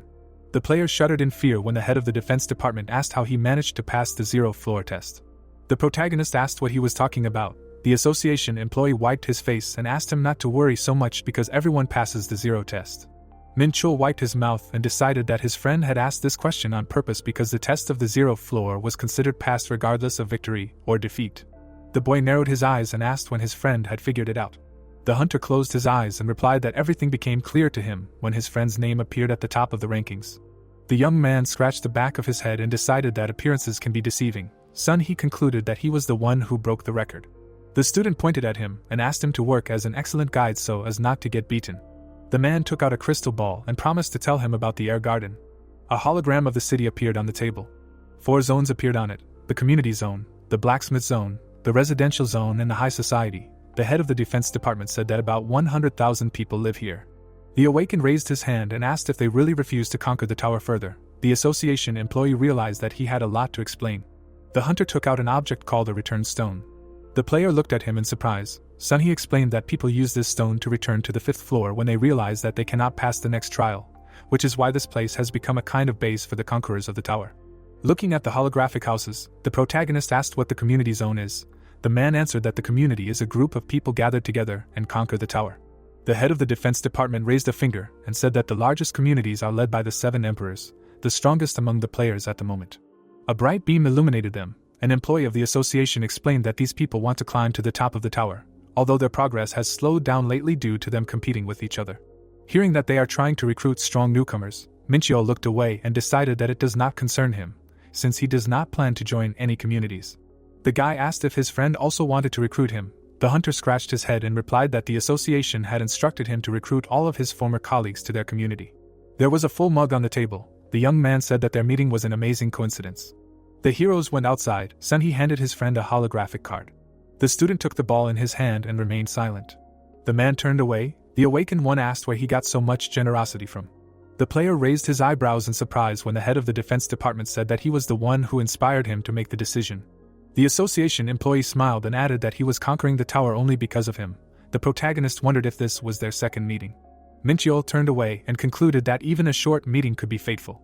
The guy frowned and thought about how he had not been tense about the places he occupied when he started conquering the tower, and that it had been a mistake. There were many people walking behind him. The young man did not think about the fact that on the 5th floor there would be a public announcement of places and achievements. The crowd looked at the ranking. The student could not believe that it actually made so many people pay attention to him. The awakened stopped and remembered that there was a blacksmith area in this city. The sun was shining on a busy street. The player decided that he was in the right place. A flame was burning in the furnace. There was an anvil nearby. The protagonist grinned and thought that the fact that there were blacksmiths everywhere here reminded him of the weapons arsenal of Pandemonium. Scratching his chin, Minchio decided that there should be someone skilled enough to put a seal on Jormungandr's cloak, and remembered that, according to Martin, it should be a master. The guy looked to the side. In front of him was a shiny building. The young man compared it to a real shopping mall and decided to go there. The administrator put his palms together and greeted him. The student put his hands in his pockets. The man doubted that such a visitor was worth anything. The dwarf asked what brought him here. The awakened one approached the counter and said that he needed to put a seal on an item. The player looked down and asked if there was a master-level artisan here. Scratching the back of his head, the consultant decided that the earthling was simply checking him out and asked what community he belonged to. The protagonist replied that he was acting alone, and the administrator wrote something on a piece of paper. Sadly knitting his brows, the man concluded that he was an ordinary hunter, and explained that they were not accepting new orders, since the queue was full at the moment. Minchio took the order form that the dwarf asked him to fill out, and noticed how carelessly it was written. The guy lowered the corners of his lips and asked what the consultant's name was. Artin looked up and said his name. Suddenly, the administrator's eyes widened in shock. The young man took out a cloak and said that this was the item that needed to be sealed. The student turned away and said that he would have to go elsewhere since they couldn't help him here. The man asked him to wait a second. Looking back, the awakened one promised to remember him and thought about how he wasn't going to trust his things to someone who could determine their value but couldn't recognize a valuable client. The player smirked and guessed that the dwarf had already regretted it. Going outside, the protagonist decided that there must be more than one master-level artisan here, and realized that he would have to return to the bark forge if he couldn't find one. Minchio passed by a weapon stand and realized that even these goods were quite difficult to find on Earth, meaning that the local standards were very high. Walking down the street, the boy thought about how hard it was to find a very skilled blacksmith. The young man flinched when he heard a loud sound. The student looked at the forge door and wondered how there could be such a consistent hammering sound. The awakened looked at the counter and saw a rather impressive weapon. A status window appeared in front of the unique sword. The player noticed that its functions were limited due to lack of care. The protagonist scratched his chin and assumed that the blacksmith deliberately took it outside to reduce its functionality. Minchio entered the shop and wondered who could have done this. The man picked up the hammer and asked who had come to see him. The boy narrowed his eyes and said that he wanted to place an order. The owner of the shop put down the sledgehammer and smirked. Hakan frowned sternly and asked the customer to wait a bit. The bright sun was shining above the house. The Vulcan wiped his forehead and assumed that his customer did not understand quality weapons well, since he had decided to place an order with him. Scratching his head, the young man thought that he shouldn't have said that, and concluded that he had his reasons. The master looked up and said that he wouldn't be held responsible if he wasn't satisfied with the end result. The man frowned in confusion. He laid the cloak on the table and asked where the customer got it from. The student said that he wasn't obligated to answer such questions. The blacksmith took the cloak and asked what he needed to do with it. The shop owner frowned when the awakened one explained that this artifact could only be completed by placing a seal. Hakan looked closely at the cloak. The player thought that this was a material that any craftsman would give his life to work with, so he needed to be provoked a little. The protagonist snatched the cloak and said that the man could refuse the order if he wasn't sure that he could handle it. The Vulcan raised his hand and shouted that he would definitely fulfill the order. Mincho asked how much it would cost. It turned out that the price of the work would be 100,000 points. The heroes shook hands. The guy said that this was now an official deal. The master asked him to return in a day. The strangers approached the forge when the heroes introduced themselves to each other. The young man turned away and promised to visit the blacksmith tomorrow. Suddenly, the owner of the shop frowned tensely and said that his client looked like a newbie who had just gone up to the 5th floor. The student turned around and asked if it was really that obvious. Hakan pointed at the window and warned the visitor that there were many bad people in the city. Pulling back the curtain, the awakened one asked him not to worry and said that he was able to stand up for himself. The man's mouth opened in surprise when the player thanked him for his concern. The protagonist walked down a quiet street. Suddenly, a dead end appeared in front of him. Mincha looked up and asked his pursuers to show themselves. Ardeen frowned and said that he had a pretty sharp eye for a newbie. The boy smiled, remembering his name and thinking that it was obvious that something would happen after he saw Jormungandr's cloak. The man narrowed his eyes and concluded that he had a very good memory. The strangers peeked out from around the corner. The boy called it an amazing coincidence that they met in this alley. The dwarf asked if he really thought it was a coincidence. The student took out burning daggers and was outraged at who the merchant thought he was. He awakened through the blades in all directions. One of them pierced the bandit in the stomach. 2 more knives wounded 2 other villains. Ardeen placed his hands on the railing and asked what just happened. The player returned the blades to his hand and said that he wanted to finish everyone off with his first blow, but some of them had good instincts. The criminal gritted his teeth and asked if it was really a newbie. The protagonist realized that 5 of them had narrowly avoided being hit in their vital areas.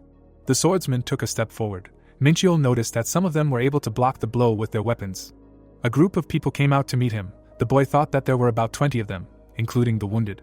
The young man clenched his fist and was glad that he had the opportunity to deal with them personally. A status window appeared in front of him. The villain asked what his stats were. The boy adjusted his glasses and replied that, judging by what his glasses said, he was A, B, or B+ rank. The student looked up when someone called out to him. Croden raised his dagger and asked if he dared to act like this despite the fact that the wild wolves were in front of him. The awakened looked at him in surprise and asked if this was some famous society. Ardeen asked his accomplice to take his cape away from him. His mouth wide open, the vice captain ordered him to shut up and shouted that a mere newbie couldn't provoke them like that. The bandits raised their weapons. The man urged them to grab the target before he started throwing daggers again. The monster raised his axe. The player noticed that the opponents had A-rank stats on the same level as Sunhee. The protagonist swung the sparkling sword and decided that he should spend more time fighting other people next time. Minchio frowned sternly and said that it was time for him to start fighting seriously. The guy delivered a powerful blow and injured several enemies at once. Ardeen's mouth opened in shock and asked how this was possible. The wounded criminals were lying around the boy. The dwarf wondered how a newbie could defeat them. Blood was pouring onto the ground. Croden grabbed his severed arm and called the student a monster. The man remembered how he lost his arm and realized that he was able to avoid a fatal attack only by releasing all of his aura, so it couldn't be a B ranker. The awakened approached him and asked how someone could call an unranked earthling a monster. The vice captain was shocked that the man in front of him was not a ranker. The bandit fell to the ground. The player stated that thanks to him, he remembered what it was like to fight against a large group of people. The protagonist swung his sword and thanked the villain for becoming another step up. Minchio looked at the wall and remembered that he still had one more thing to do. Ardeen began to run in fear. A giant hand appeared behind him. The boy grabbed the fugitive by the head and asked if they had any business left. The dwarf's face was covered in sweat. The young man asked the swindler to take him to the rest of the wild wolves and not to do anything stupid. The sun was shining on the buildings in the community area. The man looked up and said that this was the place. Ahead was the wild wolves community building. The student thanked the scoundrel for his help. The merchant put his hand in his breast pocket and said that it was time for him to go. Suddenly, blood gushed from his mouth when the awakened one declared that all promises must be kept. The blade pierced Ardeen's chest. The dwarf fell to the ground. The player reminded him of asking him to do anything stupid and said that he saw him press something under his vest. Someone was standing on the roof of the building. The protagonist called the strangers out of hiding. Minchio frowned when he was called brave enough for a newbie. The woman in the cloak appreciated his audacity and self-confidence. The guy narrowed his eyes suspiciously and assumed that he was the captain of the wild wolves. The girl smiled and confirmed it. People came forward. The stranger asked what happened to Croden. The young man replied that he killed him. The villainess said that thanks to this, a place for a vice captain was vacated in their community. The student put his hand to his chest and said that he was very sorry. The woman smiled and explained that she liked the fact that he was capable and able to look at the situation from the outside. Standing on the roof in front of a crowd of assassins, the girl promised to forgive the newcomer if he agreed to join them as a vice captain. The awakened looked up and wondered if she was really saying this in front of all her henchmen. The captain smirked when the player asked how a dragon's head could fit on a snake's body. The bandits took out their weapons. The stranger concluded that the newcomer would have to be taught a lesson. The daggers flew towards the protagonist. They crashed into the defense energy and bounced off. Minchio thought that attacks without using aura did not matter to him. The guy opened his mouth wide and ordered his subordinates to move forward. A huge portal opened behind him. The immortal warriors rushed into battle. The young man ordered the knight to lead them and defeat the enemies. The undead attacked the captain of the wild wolves and asked how such pathetic creatures dared to stand in the way of his master. The student jumped forward and swung his sword. The awakened smirked and offered his opponent a dance. The girl gritted her teeth in displeasure. Her body sank into the shadows. The woman called the newcomer too impudent. The player parried several of her blows and realized that these attacks had a physical form. The captain jumped high into the air. The protagonist raised his sword to the side and was surprised that she had the ability to control shadows. The girl asked if he really came here from the martial arts dimension. Minchio put the sword on his shoulder and replied that he came from Earth. The woman released several shadows forward and called on him to stop lying. The guy picked up a spear made of a unicorn horn. The young man swung it and was indignant that the enemy continued to send all sorts of trifles at him. The stranger smiled and laughed. At that moment, the student found himself in the mouth of Megaris. The monster slammed its jaws. The captain shouted that she had finally caught her opponent. The girl frowned menacingly and promised to make him pay for everything he had done. The awakened one pushed the monster from the inside. The next second, the player tore his body apart and got out. The woman grabbed her shoulders when a sharp pain pierced her body. The protagonist smiled and assumed that it was the effect of him destroying the magic, and realized that he was not affected at all. He had a camouflaged transcendental grade armor on his body. Minchio realized that he would not have taken damage even without the enhanced defense energy technique. The stranger clenched her teeth in anger. The wild wolf captain raised her hand and used magic. A hail of magic projectiles rained down on the boy, and the boy thought about ignoring them. The girl looked at the enemy in horror as he approached her. She started to run, but the student swung his sword and said that it was time to put an end to this. Hakan looked back when the awakened one asked if he had finished preparing to apply the seal, and stated that the client had arrived just in time. Hearing that he smelled of blood, the player sniffed his sleeve and said that he was busy dealing with those scoundrels. The corpses of the wild wolves lay on the ground. It took the protagonist a whole day to deal with everyone who fled the battlefield, but it was necessary. The man placed the cloak on the table and said that the client must sprinkle it with blood to complete the seal. Minchio thanked him for the good work. The guy left a cut on his finger. He brought his finger to the cloak. Blood dripped onto the scales. The magical seal began to interact with his energy. The cloak began to twitch. The young man's karma remained engraved on it. The student threw on his new robe and smiled. A window with a description appeared in front of him. The awakened one saw that this artifact had incredible physical defense and complete immunity to poisons. The player put his hand to his chest and promised not to forget Jormungandr's generosity. Hakan asked him to come at any time if he had any more rare materials. Clouds floated above the city. The protagonist declared that he could only trust this blacksmith to forge items. Taking out the bag, Minchul remembered that he had only one concern left on the 5th floor, and realized that he still had those things from the Chanho gate and from the auction. The guy put his hand in the bag and wanted to get the fragments. A key appeared in his hands. The young man assumed that the fragments automatically came together upon reaching the 5th floor. Martin brought the lens to his eye. Even he could not determine the purpose of this object. The student decided that this was too unlike a normal coincidence. Light particles appeared in front of him. The awakened one realized that he should not think about it now. The player put the key into the hole in space. The protagonist's eyes widened in surprise. There were papers on the table. Someone said that she did not like it. Another person asked how he could guess what she liked and what she did not. The stranger crossed her legs and explained that she didn't like the fact that the 7 great societies worked together. Her companion reminded her that they were all equal in strength. Miho looked away and was upset that they were in last place on the list. The man asked her not to say that again. Raising her index finger, the girl said that this was why she was on the 5th floor, and asked what newcomers had shown themselves recently. Her assistant closed her eyes and introduced Raoul, who was currently conquering the 8th floor's trials and was on the same level as the Emperor's. There was a dossier on the main character on the table. The woman assumed that the Draconian would be taken by the Dragon Society anyway, and asked what other options there were. The secretary said that there was a newcomer who took first place on the 0th floor. Miho shouted that they should recruit him. The man smiled and told her that Minchio was passing the tower's trial. Miho raised her eyebrows in surprise and guessed that he came from the martial arts continent. The girl put her hand to her cheek and said that she would definitely grab him in her arms and bring him to Aatrox. The administrator thought that his boss thought too much of herself. The assistant looked away and told him that there was a player without a rank who single-handedly destroyed the entire Wild Wolves community. The woman picked up the documents and decided that they were just very weak. The secretary reminded that there were 80 people in this community, and that their captain was slightly weaker than S rank. The vice captain asked why this newbie did not make it to the 5th floor. The man smiled and said that he did not know the details. Miho raised her hand and suggested that they focus on collecting information about Minchiol and finding the newbie who defeated the Wild Wolves, because this is a great chance to get a reward from the captain. The sun's rays illuminated the ancient temple. The system reported that the user had reached the location of the Dranka trial. There was a rune stone nearby. The pattern on it resembled the constellation of Endless Connection. The protagonist assumed that they were somehow connected. Minchiol took a step forward. The system started a side quest.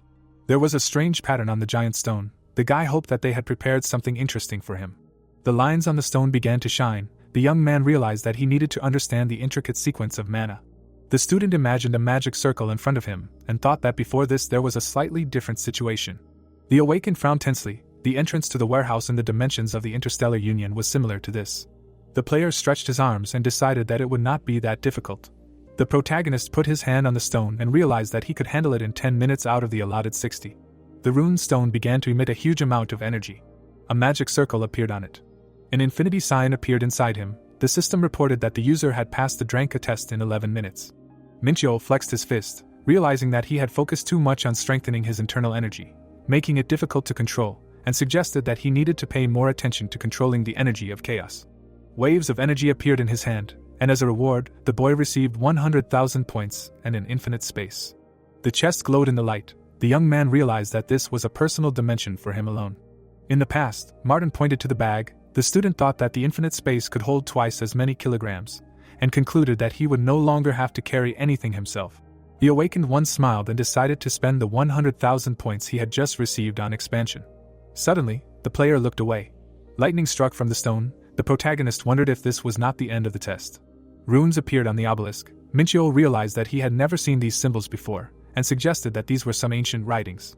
Raising his hand, the boy was surprised that his level was not enough to decipher them, and realized that in that case he would have to take the stone with him. The system prompted that this object could not be placed in an infinite space. The young man looked down and decided that this was because it was part of a quest. The student looked away and thought of something else. A spark appeared at his fingertips. Lightning fell on a snow-white column. The awakened cut it with one wave of his hand. The column had the same hieroglyphs on it. The player threw the scroll into the air and decided to copy the text to solve its mystery later. The runes began to shine. The protagonist finished placing a seal on Jormungandr's cloak and received ancient writings that cannot be translated. Minchiol went down the stairs and concluded that the 5th floor had given him a lot. The boy confidently frowned and thought that he should immediately begin conquering the 6th floor, but there was too little time left for that. There was light at the end of the tunnel. The real difficulties began from the 6th floor, because the test sites became larger and the difficulty increased greatly. The angel stood with his back to the man. The young man concluded that he needed to pay attention to the actions of the Dark Death Society and the divine forces, so he would not be able to devote so much time to conquering the tower. The student smiled and decided that he could not allow Elysium and Pandemonium to run amok on his territory. The sun's rays illuminated the building. A week had passed since the awakened one returned from the tower. The player, covered in purple energy, sat on the floor and meditated. Yunsu and Alfred smiled. They brought the protagonist news about what was happening in the world. The guild leader hid around the corner. The Dark Death Society was a large underground family from China that operated in secret to strengthen their roots in Korea. The man frowned sternly. Elysium was gathering materials for a certain ritual. They had to postpone it due to problems with the supply of mithril and orichalcum.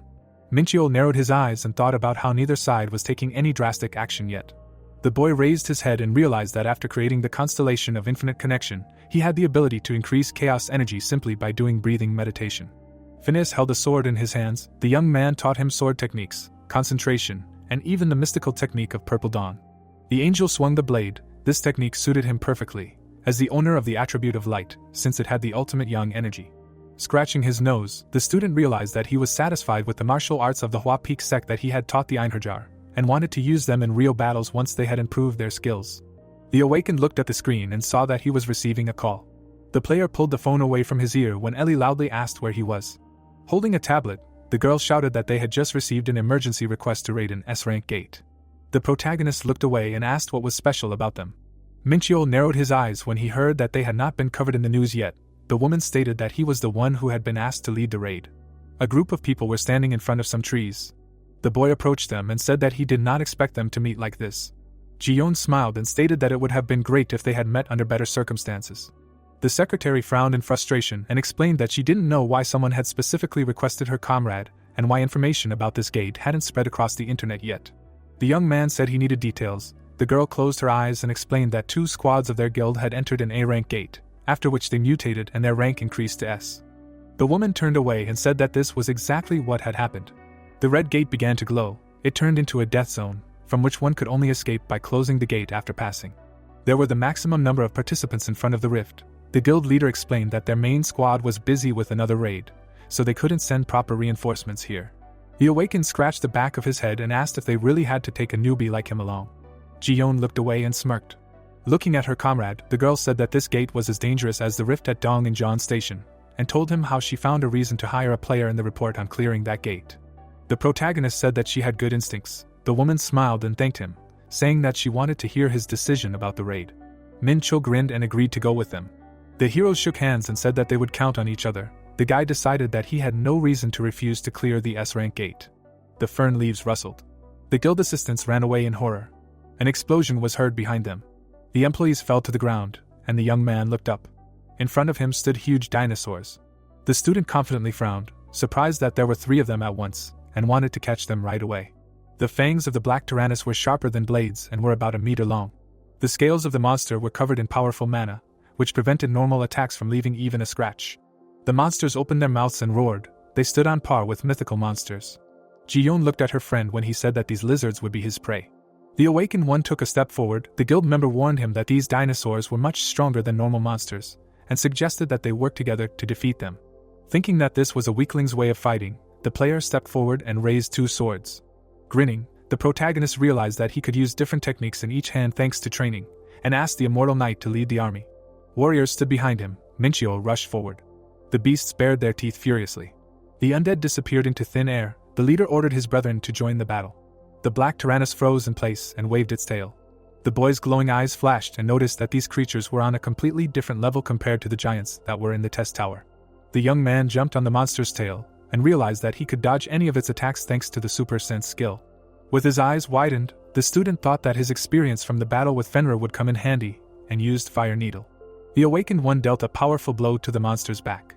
The guild members' eyes widened in shock because they could not believe what was happening. Jian's mouth dropped open in surprise and decided that it was impossible for a newbie to deal with all these dinosaurs on his own. The player dealt multiple blows to the enemy. The girl realized that she would not be able to deal with the black Tyrannus with such ease, so the newbie must be at least S rank. The protagonist smiled widely. The woman wondered how he managed to dodge literally all attacks and attack back. The immortal warriors rushed into battle. The guild leader thought that the outcome of this battle was obvious, despite the fact that it was not over yet. The monster opened its mouth wide and roared. A powerful explosion was heard on the battlefield. Ji-yeon realized that what people said about his achievements at the gate at Dong-in-Jeon Station was definitely not an exaggeration. Min-chul hit the spirit in the chest and praised him for his excellent work. The girl decided that she simply had to maintain a good business relationship with him. A green spark appeared in the air. The heroes were able to win the first battle without any difficulties. The immortal warriors who received damage immediately restored it with the life force absorption skill. The guy put his hands on his waist and was glad that he had a lot of experience points. There were dense thickets ahead. The young man was surprised that the area of the Moon-Su Sand Gate had increased. His eyes lit up. The student realized that he could not see the limit of this dungeon, even concentrating the energy of chaos, and guessed that the length of this place is at least 11 kilometers. The awakened left the corpses of dinosaurs behind him and decided that he would not be able to quickly complete this raid. The bright sun was shining above the tent. The heroes were sitting at the table. Ji-yeon asked her colleague to tell her about the details of this gate. Sun-Su explained that its width is 15 kilometers and that tyrants, centaurs, and pteranodons live here. The player looked away and was surprised that he managed to gather so much information despite the fact that not much time had passed since their arrival. The heroes looked at each other. The team that the girl brought with her is the second strongest in their guild because the main members were busy with another raid. There were black boxes on the floor. The team was able to quickly explore the gate and gather all the necessary information. Now they only had to prepare special equipment that would help in the fight against monsters. The woman covered her face with her hand and realized that their exploration of the area would slow down. The protagonist said that he could solve this problem. The leader looked up and asked what this meant. Pointing at himself, Mincheol said that he had a trump card, and thought about doing them a free favor since he was already hired. The feathers glittered in the sun. The guy remembered that he had those who could be useful in such a situation. The Einherjar smiled happily and expressed respect to their master. The youth smiled awkwardly when they praised him, and guessed that he had been making them train for too long. Phineas looked at his hands and said that he could feel the strength growing in his body. The system reported that his stats had been increased. Looking at the rejoicing angels, the student realized that the holy fire was enhancing their combat abilities, and decided that an increase in stats was always a good thing. The Einherjar flew high into the sky when the awakened one asked him to find the hunters wandering in the gate. The player looked after him and concluded that his subordinates had mastered the techniques of the Hua Peak sect to the proper degree. There were several dossiers on the table. Ji-yeon could not believe that this entire area was inhabited by monsters. The girl lowered her gaze and hoped that her comrades were okay. The protagonist entered her tent. The woman asked if the angels had managed to find the hunters. Mincheol answered in the affirmative, and the guild leader smiled happily. The squad members ran deeper into the forest to find them. The boy frowned and, after making sure there were no monsters here, ordered the angels to guard the perimeter. Phineas frowned sternly and agreed. The young man stopped and shouted that all people could come out. Someone peeked out from behind a bush and assumed that it was reinforcements that had arrived to help them. The student frowned sternly and asked if that wasn't strange, since there were 30 people in the missing squad. The man spread his arms and explained that they were all separated because the gate suddenly mutated. Jian asked where everyone else was. The employee grabbed his head and said that he didn't know. The awakened one realized that they urgently needed to find everyone else. Casper opened his mouth wide and reported that they found 7 more people, but none of them were in a better position. The player asked what was wrong. Flying in the air above the battlefield, the Einherjar said that these people were fighting the Black Tyrannus. The protagonist lowered the corners of his lips and asked his subordinate to help the hunters and buy them some time. The girl said that they should go to help right away. Mincheol raised his hand and explained that it was far from here and that there might be monsters on the way. The guy concluded that they might accidentally attract the attention of a group of monsters. The woman raised her eyebrows in concern and asked what they should do then. Grinning, the young man said that he had one way to do everything unnoticed, and remembered that he had the perfect artifact for this. The Black Tyrannos roared loudly near the White Centaurus. The protagonist decided that the group should remain unnoticed by the monsters while they walked towards the other group. There was a flash near one of the dinosaurs. The hunter had the perfect artifact for his mission. He became invisible due to the cloak of Jormungandr. Ji-yeon noticed him and called his name. He reasoned that in order to avoid the attention of these monsters and move quickly, he planned to use the invisibility skill and move ahead of the others.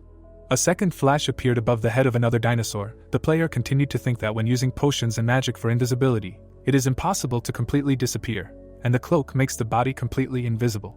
The warrior rushed forward, thinking that if he could learn the martial arts techniques of assassins and then use them with the cloak, it would be the perfect move, then asked Casper what the current situation was on the battlefield. He replied that no one had died yet. Mincheol asked in surprise.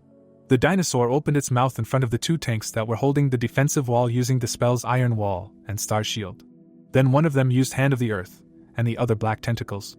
The monster, attacked from both sides, roared. Both the tentacles and the arm were holding on with difficulty. The guys were shouting that they had to hold the dinosaur here. And then energy flared up near the monster, illuminating the silhouettes of the warriors. Casper, clutching the hilt of his sword, sighed heavily. He looked at the guys, wounded and sitting unconscious by the rocks, deciding that he needed more time. The angel clenched his teeth, saying that he would not allow himself to fall here. The lizard looked up at him. Casper rushed into a frontal attack, shouting at the dinosaur to look at him, at this new power that his master had bestowed upon him. The warrior attacked him from different sides, giving one guy the opportunity to catch and take his colleague, while the other asked who it was, not believing that an ally had come to the rescue. The first, holding the wounded man with difficulty, answered that he did not know. Assessing the strength of the warrior, he noted that it was difficult to fight against the Black Tyrannos. Casper tried to distance himself from the monster. Turning around, he cursed. The jaws of the beast were too close. Mincheol quickly covered the space when he received a message with an apology and a system notification that his assistant was recalled due to receiving heavy damage, and he could be summoned again in 12 hours. The hero, without stopping, continued to move forward, turning to his comrade so that he did not worry, because he was useful to him, and the hour he earned was quite enough. The hunter arrived at the scene. The dinosaur roared. The allies were surprised by his arrival. The guy noted that 2 were unconscious, but all alive. He took out 2 swords, one of which he put on his shoulder, saying that it was time to start the hunt. After some time, the hunter was already sitting astride the dead monster, and his sword was pierced into its body. He reasoned that thanks to Casper's persistent efforts, he managed to arrive at the scene in time and deal with the Black Tyrannos without any problems. The head of the Pivine Guild met her wounded tanks, At this time the raid squads safely united, and the victims were helped. The guy kept in mind the image of his assistant and a useful artifact, continuing to reason that such a result of the battle was achieved thanks to the incredible mobility of Ikuria and his invisibility skill, while the Guild of Gods also did not sit idly by. Jian attacked with fire. The ancient Tricera was seriously injured. From both sides he was attacked by people from her guild. The hero, watching this, decided that the girl achieved heights not thanks to her family, noting that she fights quite aggressively. The monster could not move. The observer reasoned that the hunters of her guild were also capable, because they were able to not only create a serious trap that could hold the ancient Tricera in place, but also own a mana cannon. The hero looked at the fighters and noted that the guy was using this expensive weapon correctly. The hunter decided that they could cope without him, and left. After that, the Einherjars flew through the air and reported to the hunter about the locations of survivors at a distance from them, then acted as bait when the situation got worse. Looking at the group of people, the protagonist thought that thanks to this, the guy was able to gather a second squad together. The team members happily greeted each other. The hero was glad to save everyone, preventing losses. He stood at a distance, next to Jian. She bowed to him and thanked him for his help, but he waved her off, saying that this was only the beginning. The girl smiled and agreed, saying that they needed some time to regroup. The guild leader mentally imagined the blood-red eye of the reptile, and said that despite the fact that all the team members were saved, this was only the first stage of the current raid and they needed to defeat the boss to get out of here. She looked towards the wounded and added that some were too seriously injured and they all needed at least a day's rest to heal and regain their strength. Jiyeon turned away to leave and was about to say something at the end. The girl froze when Mincheol interrupted her, saying that in this situation, he should move out alone. The girl asked in surprise if she could find out the reason. The guy folded his arms across his chest, answering that he was worried about the gate breakthrough and he wanted to gather as much information as possible. The guild leader wished him not to overwork himself. He had not yet left when images of dinosaurs appeared in his head. The hunter thought that this was not the only reason, because the gate was teeming with monsters of the beast rank, for which a large amount of experience was given. It was akin to a buffet for him. Jian folded her hands palms together and said that she completely trusted the warrior. He assured that she could rely on him. There was a noise somewhere behind them. A huge dinosaur was rushing towards them at full speed. The hero activated his super sense, squinting. He thought that this ancient Tricera was approaching too quickly, and this significantly distinguished it from the black Tyrannos. In an instant, he released his metal claws and appeared above the beast. The magic caster used a hovering hidden blade and green rays flew in all directions. Ropes appeared in his hands. He deftly handled them on the dinosaur's back, thinking that it was like a bullfight.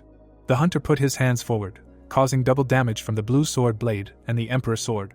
The monster howled in pain and fell, wheezing. The player, resting his hands on the boke, received 4% of experience. Standing next to the defeated dinosaur, said that it held up well. The protagonist slightly stretched his arms and said that it was enough to warm up. It was time to get started. He called all his possible assistants. The protagonist looked at one of the Einherjar, clarifying that everyone except him was recalled during the rescue operation. He confirmed these words. The hunter ordered him to go scout the surrounding area. Phineas accepted his order. The hero, taking one hand by the wrist of the other, figuratively expressed that it was time to roll up his sleeves, because it was time for a real hunt. A sharp black claw was visible. The large monster fell down with a loud sound. In the middle of the forest there were monsters and hunters. 4 days had passed since they entered the gate. The protagonist walked with his companions, thinking about how he went out into the rainforest alone every time he took a break, and managed to convince the God Guild to let him do it on his own. The knights were holding axes, and the protagonist thought that his argument was that if they ignored the increase in the number of monsters, the mana inside the gate would also increase, causing the gate to break. The hunters looked around the forest, and they were simply amazed that Minchio continued despite the fact that it had long been impossible to collect the prey. The protagonist approached the tent and concluded that he had hunted alone and had raised his level 5-fold. A woman approached him while he was thinking about how he had somehow gotten to level 43 and invested all his stat points into strength and agility, and his chaos power would increase thanks to the constellation of infinite communication. He turned around, hearing someone call his name. Jiyeon smiled and asked if the boy had just returned, and he replied that he had. The hunter looked away as the guild leader said that she wanted to discuss something with him. She clenched her hand into a fist and said that they were going to attack the main monster tomorrow. Dark smoke could be seen in the forest. A crowd of people were walking forward. It was dark in the distance. This was the territory of the main monster, the Devilosaurus. Minchio frowned and thought that there was incredible energy coming from this place.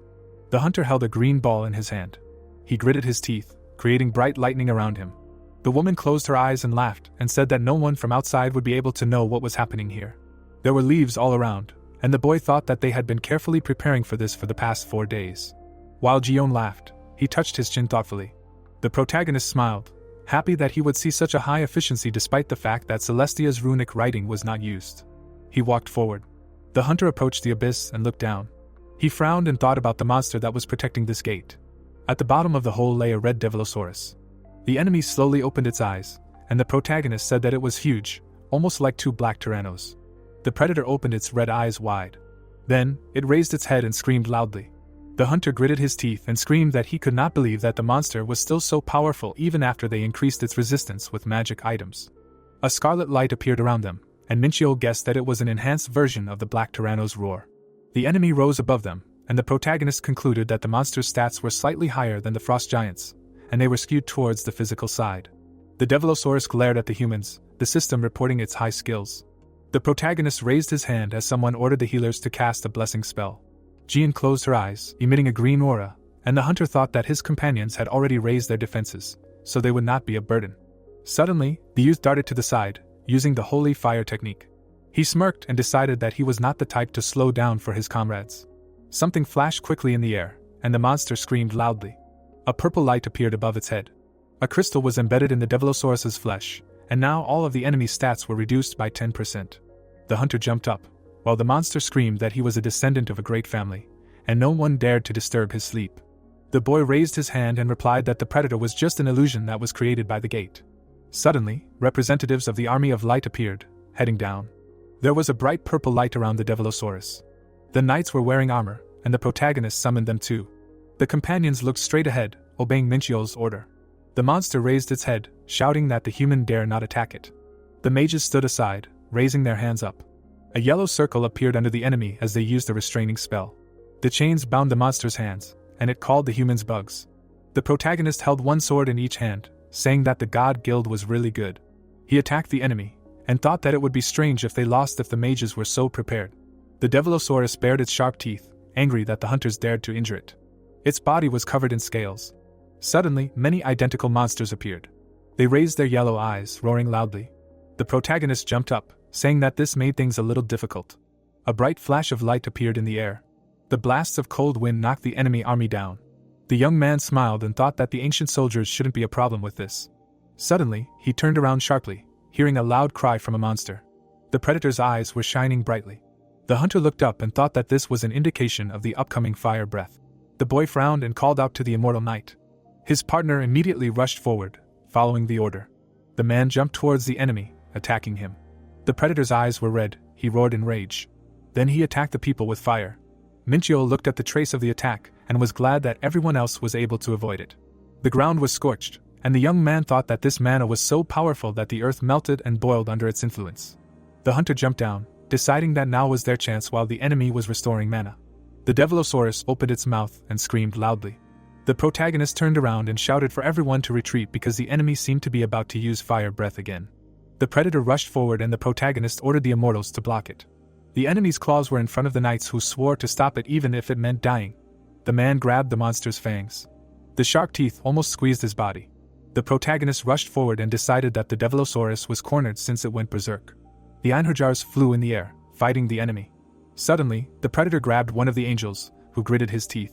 The monster turned around when the protagonist was behind it. Minchio swung his sword and decided that it was time to unleash all his fighting power. Jiyeon raised her hand and shouted for everyone to take their fighting positions and concentrate all their firepower. The mages and hunters attacked the enemy from afar. Above the monster in the air was the protagonist. His sword was emitting a purple aura. He then launched a meteor strike at the Devilosaurus. Purple liquid gushed out from the monster's eyes and it roared in pain. The youth sweated in surprise because they had just finished a rank S-Gate raid. Minchio sat on the monster while everyone was praising him. His hand glowed and the system reported that he had found a new body and his understanding of death had grown. He suddenly frowned when Jiyeon called out to him. She looked up while the hunter was thinking about how he almost took the Devilosaurus as a new body for the power of immortality, but he had to share the spoils with the God Guild. Purple smoke was visible and the youth thought that he had even helped in the boss raid, so he couldn't be cursed by his comrades. He went down to the ground and asked the girl what was wrong.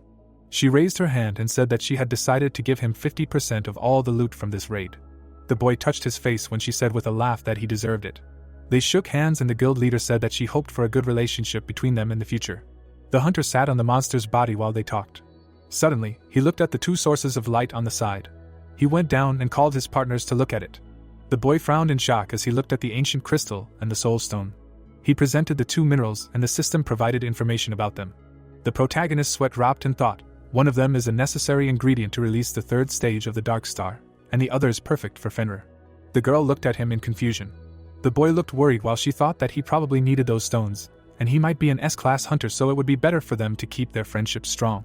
Ji-yeon smiled and asked him if he needed those stones. Min-cheol touched the back of his head and answered with an awkward smile that he was attracted to those things. He opened his mouth in shock when she said that in that case he could just take them. She smiled and added that she would pay the cost of those items to the guild from her own pocket. They walked away and the protagonist decided that he would definitely try to help the girl in the future. A crowd of people stood at the portal as the protagonist and his team returned. Ji-yeon raised her hand, talking to an acquaintance, while Min-cheol thought that besides the association, there were mainly people from the God Guild. The dog opened its mouth wide and asked where its master had been for so long. The young man closed his eyes and asked why the pet was acting like it was something new, and Fenrir cried out that he was bored. He looked away and added that he was very sad to be alone. The young man showed the puppy a stone and said that he would definitely like it. The pet fell to the floor, praising its owner. The protagonist threw the stone into its mouth. Suddenly, a blue glow appeared in front of him, and he was surprised at how easy it was for Fenrir to absorb the stone. The hunter raised his hands as the light in front of him became even brighter. He sweated, and the system reported that the building had been hit hard. He thought it was just a huge amount of energy. The being in the center of this light screamed loudly. Min-cheol smiled when he realized that Fenrir was absorbing the energy back. The puppy's eyes emitted a green glow, his aura completely changed.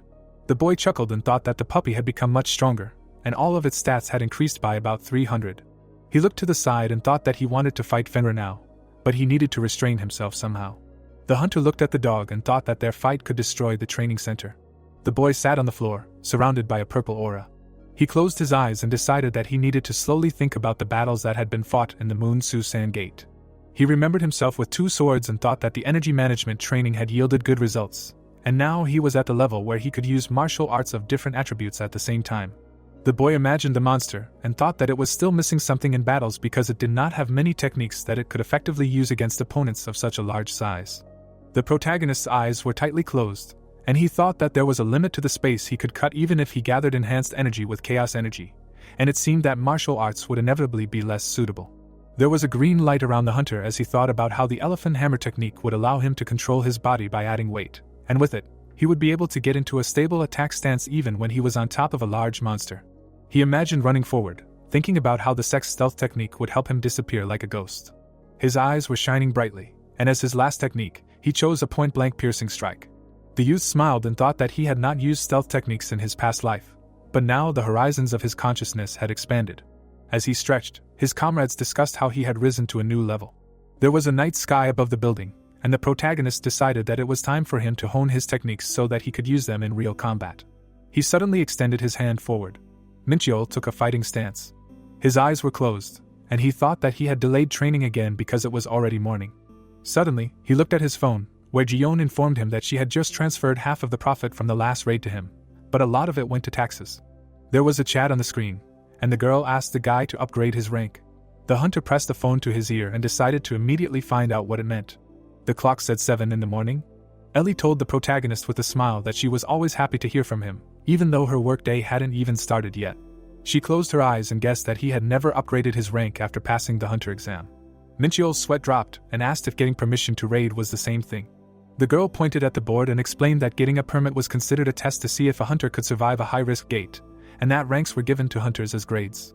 The girl closed her eyes, asking again if the protagonist had upgraded his rank separately after the exam, and he replied that he had not. The boy was stunned when the secretary said that his rank was currently E, and if he did not upgrade it, he would remain at the base rank. A rainbow was visible above the association headquarters, and the girl suggested that the boy take the chance to upgrade his rank. They walked forward while the secretary asked the boy to help their department show off their best side, although he was not sure if he should help them. She closed her eyes and added that with the protagonist's abilities, he should at least get an A rank, and he replied that it was very troublesome. Ellie looked at him and asked if he would continue to grumble, and he thought that he had never seen such an offended expression on her face before. The hunter looked away and frowned in shock when he noticed the people around him looking at them. He touched the back of his head and replied that he would stop grumbling. The stranger smiled and greeted Min-cheol. The secretary smiled happily, praising the protagonist, and the man replied that in order to pass the test for melee hunters, the boy would need to attack a dummy. The dummy was in the room, and the association employee asked the boy to hit it. He closed his eyes and said that he had been doing this for years, and even an A-rank hunter could only leave a small scratch on it. Minchio created a bright light and thought with a smirk that an A-rank melee hunter was equivalent to a first-class martial artist. He quickly rushed forward using the 7 stars demonic sword skill. There was a mug on the table. Vontak raised his hands to his face and asked the man who had entered what had happened. Daesum crossed her arms and replied that she came with news that he would be interested in. The old man touched his forehead and said that he was listening. He imagined them in their youth and thought that he had known a woman for a long time who was an honest person, but overreacted to things. Vontak took the mug and his companion said that there was a big fuss in the rank renewal department. He widened his eyes in shock when Daesum added that the test dummy had been completely destroyed. She smirked and said that he heard correctly. The dummy was smoking, it had been cut in half. The old man touched the head and asked how many times it had been destroyed before, and his companion replied that it had been 4 times. The protagonist stood in the fog while Vontak thought that in order to destroy the dummy, it was necessary to create a perfect aura blade at least. He imagined the dark silhouettes of people and thought that in their country, there were only 4 S-rank melee hunters who were capable of this. Minchio had a smirk on his face, becoming the 5th. The man raised one eyebrow and asked if this was a concern for the HR department. Daesum's sweat dropped and replied that this was the same hunter that Vontak had asked her to keep an eye on 4 months ago. The old man's mouth fell open in shock. He imagined the face of Sunhee, who had resigned that day. The boy bowed to his boss. He had decided to conquer the tower. He was known as a fool who stood up for justice. The man stood up and wanted to ask the name of this hunter, and the woman replied that it was Minchio. She smiled and replied that this was the newbie she had to keep an eye on. There was a piece of a mannequin lying on the floor. There were bright doors in the distance. The protagonist sat next to Ellie, who smiled and said that he had overdone it and was cruel to their products. She closed her eyes and explained that she was joking because the hunter they were so proud of was just showing how good he was. They sat on the couch and the boy sweated, hoping that he wouldn't get into trouble for this. His mouth dropped open in shock when the secretary said that their department would be busy after the protagonist's skills were recognized, but their guilds and mercenaries were heavily regulated. She pointed at Minchio and said that they now had a superstar in Korea. She smiled while the boy couldn't understand how destroying a mannequin turned him into a superstar. Suddenly, they both turned around. Daesum and Vontak were walking towards them. The woman shook the protagonist's hand and introduced herself. He sweated and thought that the two looked familiar. He imagined them when they were young and thought that they were the ones who led the hunters into battle on the front lines during the Third Soul Defense War. The experienced hunters looked at the boy with a smile. They sat across from each other and Daesum said that they needed to talk. She handed over a map and congratulated the protagonist on his rank promotion. It said that he was now an A-rank hunter. The woman introduced different places and said that licenses of this level are usually not approved so quickly, and that it is necessary to undergo training to awaken. The boy sweated in shock that he got this license so easily. Daesum raised her hand and said that there are always exceptions. She smiled and added that they cannot treat hunters who can use the aura blade the same as everyone else. Minchio sweated and asked if it was that important. He imagined 2 hunters holding weapons and the woman said that the ability to manifest the aura blade is used to determine S-rank hunters. The protagonist remembered running forward and Daesum saying that it was classified information. The young man looked away and guessed that S-rank hunters were at least martial artists who had reached their peak. Ellie smiled and introduced herself. She closed her eyes and asked if Minchio would be promoted to S-rank. The experienced hunter raised her hand and replied that the process required a board meeting to make a decision, which took a long time. The protagonist widened his eyes in shock when the woman said that she had sent in her report, so it might take a few days for confirmation. He looked straight ahead, wondering how significant it was that he became an S-rank hunter. The secretary sipped tea, and the hunter thought that she was excited because she always did the best for him. Vontak looked at the young man and asked if he had ever thought about going overseas. The protagonist touched his neck and replied that he hadn't thought about it. The old man furrowed his brows and said that he didn't mean tourism, but changing his citizenship.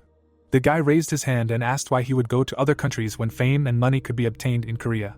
Daesum laughed and said that it was just her personal curiosity.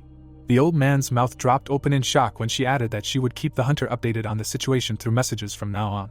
They placed their hands on the table and said that they would leave first. They walked down the hallway and Vontak said that he just wanted to make sure.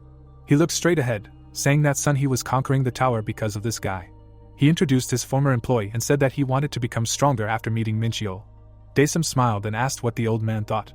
They walked forward and the woman said that she would rush the board of directors with their verdict. The car drove forward. The protagonist looked at the map and asked why Ellie was so interested in his promotion to S rank.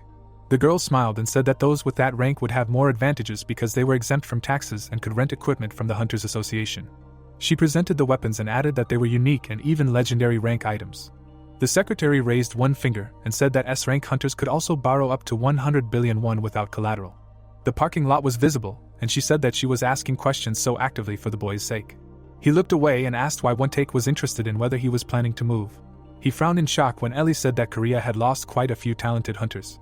The girl pictured a handshake and an old man frowning and said that other countries were trying to poach promising hunters from them. The boy touched his chin and guessed that One-take was worried about losing an A-rank hunter. The sky was bright yellow, and the guy thought that he would never leave Korea as long as the testing tower was in Seoul. He closed his eyes and came to the conclusion that it was important for him to become stronger. Ellie turned around when he heard his phone ringing. There was a notification on the screen about an emergency, a gate being breached. The protagonist looked down and the girl said that this had been happening more and more lately. The ground was cracked and the hunter thought it was too far to go help. People were running from monsters and Minchio hoped that there would not be too many injured. He got out of the car and asked Ellie to rest today. She raised her hand and said that he really enjoyed working for him. Then the car drove away. The protagonist closed his eyes and sighed, deciding that he would spend the rest of his time training. Suddenly, he looked to the side. A guy was standing there with his hands up. Verde was smiling widely, loudly shouting the protagonist's name. The protagonist turned around and asked the interlocutor to come inside. The dog approached him and said that the owner had finally returned. The companion, covering his face with his hand, asked what kind of small creature it was. The guy noted that it would be bigger than the interlocutor, but he did not believe it. Verde's mouth opened wide when the dog asked what his rank would be on the list of subordinates, to which the protagonist replied that the companion would be number 1. Looking at the young man, the assistant asked if he would definitely be number 1. The hero said that he might not be if he did not want to, but the companion shouted that he simply could not want it, because it was hard for him to even believe that he had been given such an honorable position, which touched him greatly. Verde, leaning towards the dog, asked him to follow him. Fenrir offered to befriend him, but the protagonist could not understand why he liked being number 1 so much. Sitting, the guy asked the interlocutor to tell him why he was waiting for him, and he said that the thing is that the Black Death Society has started to act. Grinning, the young man realized that the bastards from Pandemonium have finally shown themselves. Opening his mouth, Verde asked if the hero knew about the recent incidents with the gate breaking. The same one answered that he had already heard about this, and then the interlocutor explained that apparently these frequent incidents are not natural. The young man glanced at the paper when the assistant said that he found this document while helping the Black Death Society. There was a certain map and the interlocutor asked if it impressed the young man. The hero said that he should show what should impress in it, and then the assistant said that the black circles indicated the buildings and lands acquired by the Black Death Society, and the red circles indicated the gate breakthroughs that had occurred. Having imagined such gates, the hero realized that many areas really intersected and this meant that the breakthroughs were created artificially. Closing his eyes, Verde asked if the protagonist liked his excellent deduction and immediately noted that this is exactly what is expected from the number 1 subordinate. The guy asked him not to behave like that on the outside. Holding the document, the protagonist noted that the association would most likely also come to the same conclusion soon, but the assistant objected and explained that it would not be easy for them, since the society used many fake accounts to be able to disappear at any time. The hero then asked if he had done a good job finding all this information, and Verde replied that it was all thanks to the guy's wisdom. The young man smiled, listening to the words of the interlocutor that the hero gave him a secret order to study them, and therefore it is clear that he foresaw this event, and the guy realized that the assistant was just lucky to stumble upon it. Quickly moving along the roofs, the guy realized that he managed to get a lot of useful information in any case. Looking somewhere, the hero did not understand how he managed to use only the studied martial arts techniques, because they still work well together with the invisibility skill, and now it is unlikely that anyone will be able to determine his direction. Stopping on one of the roofs, the hero decided to first inspect this place, which was also indicated on the map, as it was the closest to the training hall. His eyes took on a pink glow as he thought about how his assistant was unable to find out how they opened the gate, but also told him that in some places, magic circles were created for other purposes besides breaking through the gate. Looking at these magic circles through the walls, the youth realized that such circles and magic stones were everywhere, and they were all used to detect and hide space. Lightning appeared at his foot, and the hero thought about using the divine technique of the ghost. The protagonist's body was covered in some kind of aura as he realized that, as expected from the martial arts of the assassin clan, even the magic of detecting presence would not work on him. Once inside the building, the young man realized that he had never thought that he would have to test the effectiveness of this skill in this way, but now, thanks to it, he would be able to calmly explore everything here. Looking to the side, the boy realized that there were contours of a mana chain here, which he had not been able to notice from the outside. Looking somewhere, the hero realized that they all led somewhere. Suddenly, a hatch appeared and the boy realized that all these chains led underground.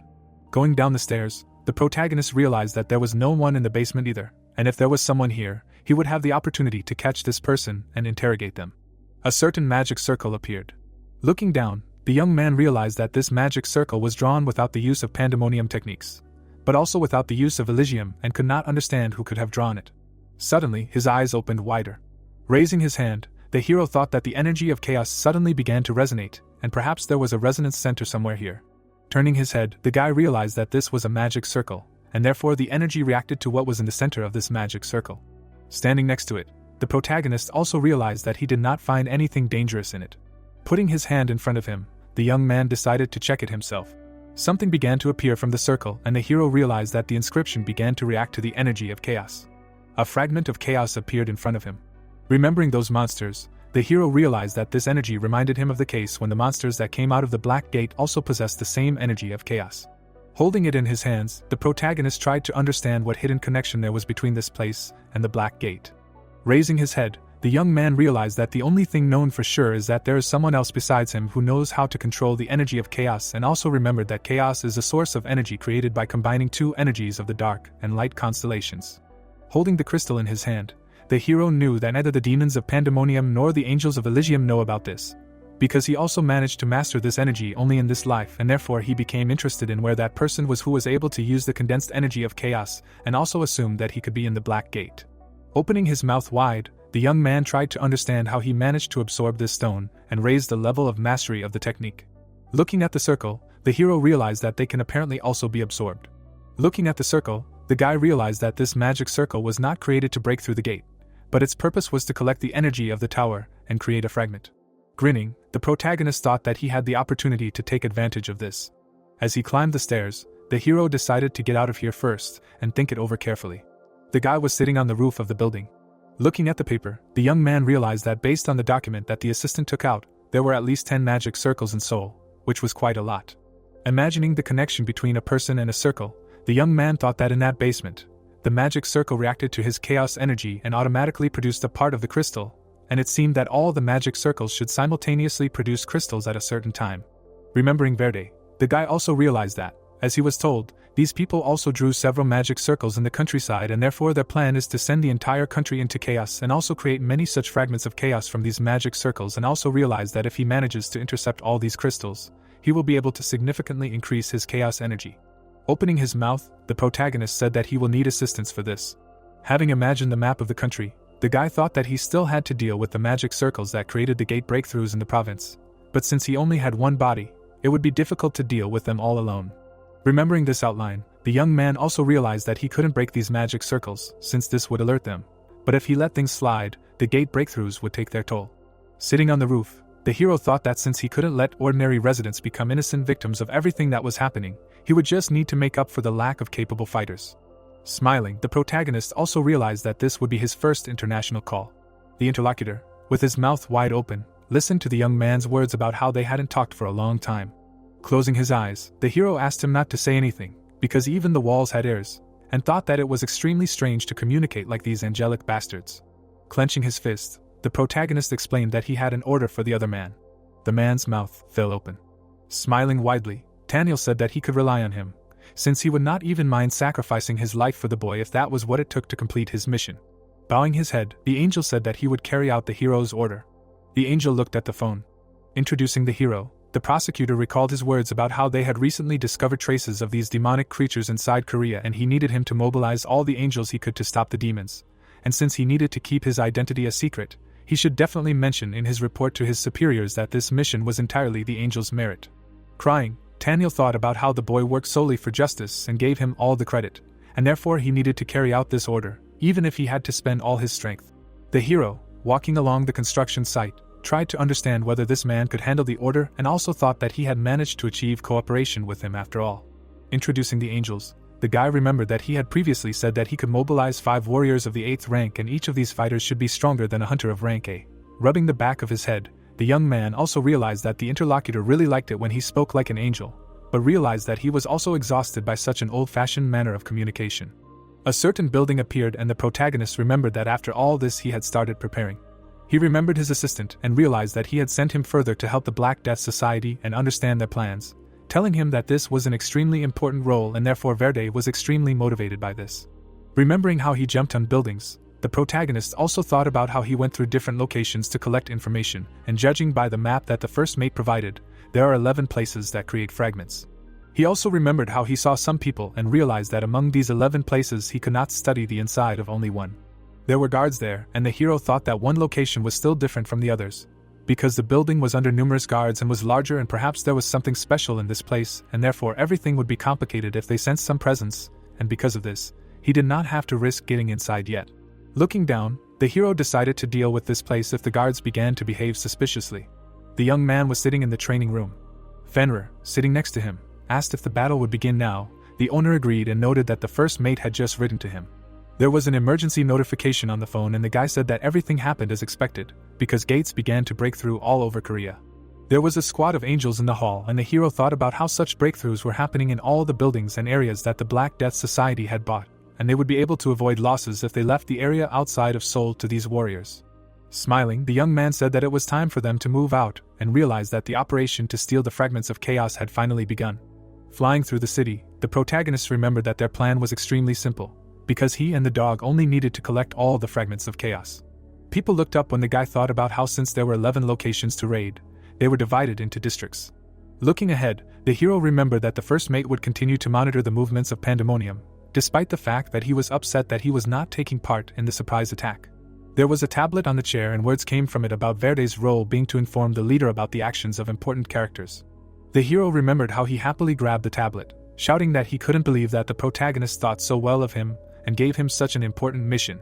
Flying around the city, the young man received a message that the angels had already arrived at the location of the gate breakthrough outside of Seoul, and immediately replied that they should not pay attention to them, thinking that the methods of manipulating angels and demons were the same. Raising his hand to his chin, the guy said that he had been here before. The window was boarded up. The same thing was done with the others, and the young man realized that all the windows and doors had already been barricaded. Standing in front of the building, the hero assumed that they had blocked all possible entry points in advance. Walking inside, the guy knew that this would not stop him. People peeked out from around the corners, shouting questions about who broke down the door, and the protagonist realized that they were hunters led by the Black Death Society. The hunters' mouths opened, talking about something, when the guy thought that there were about 25 people here, all of them roughly B and C ranks. The man, with his mouth wide open, shouted that their uninvited guest was using the invisibility skill, and the young man assumed that he was most likely the leader of the group. Canceling the invisibility skill, the hero asked if all those who were protecting this place were here. The man, frowning, asked how dare he barge in here, because did he really not know who they were? The guy, with his mouth slightly open, said that they all belonged to the Black Death Society, and thought that they probably relaxed when they saw that the guest was unarmed.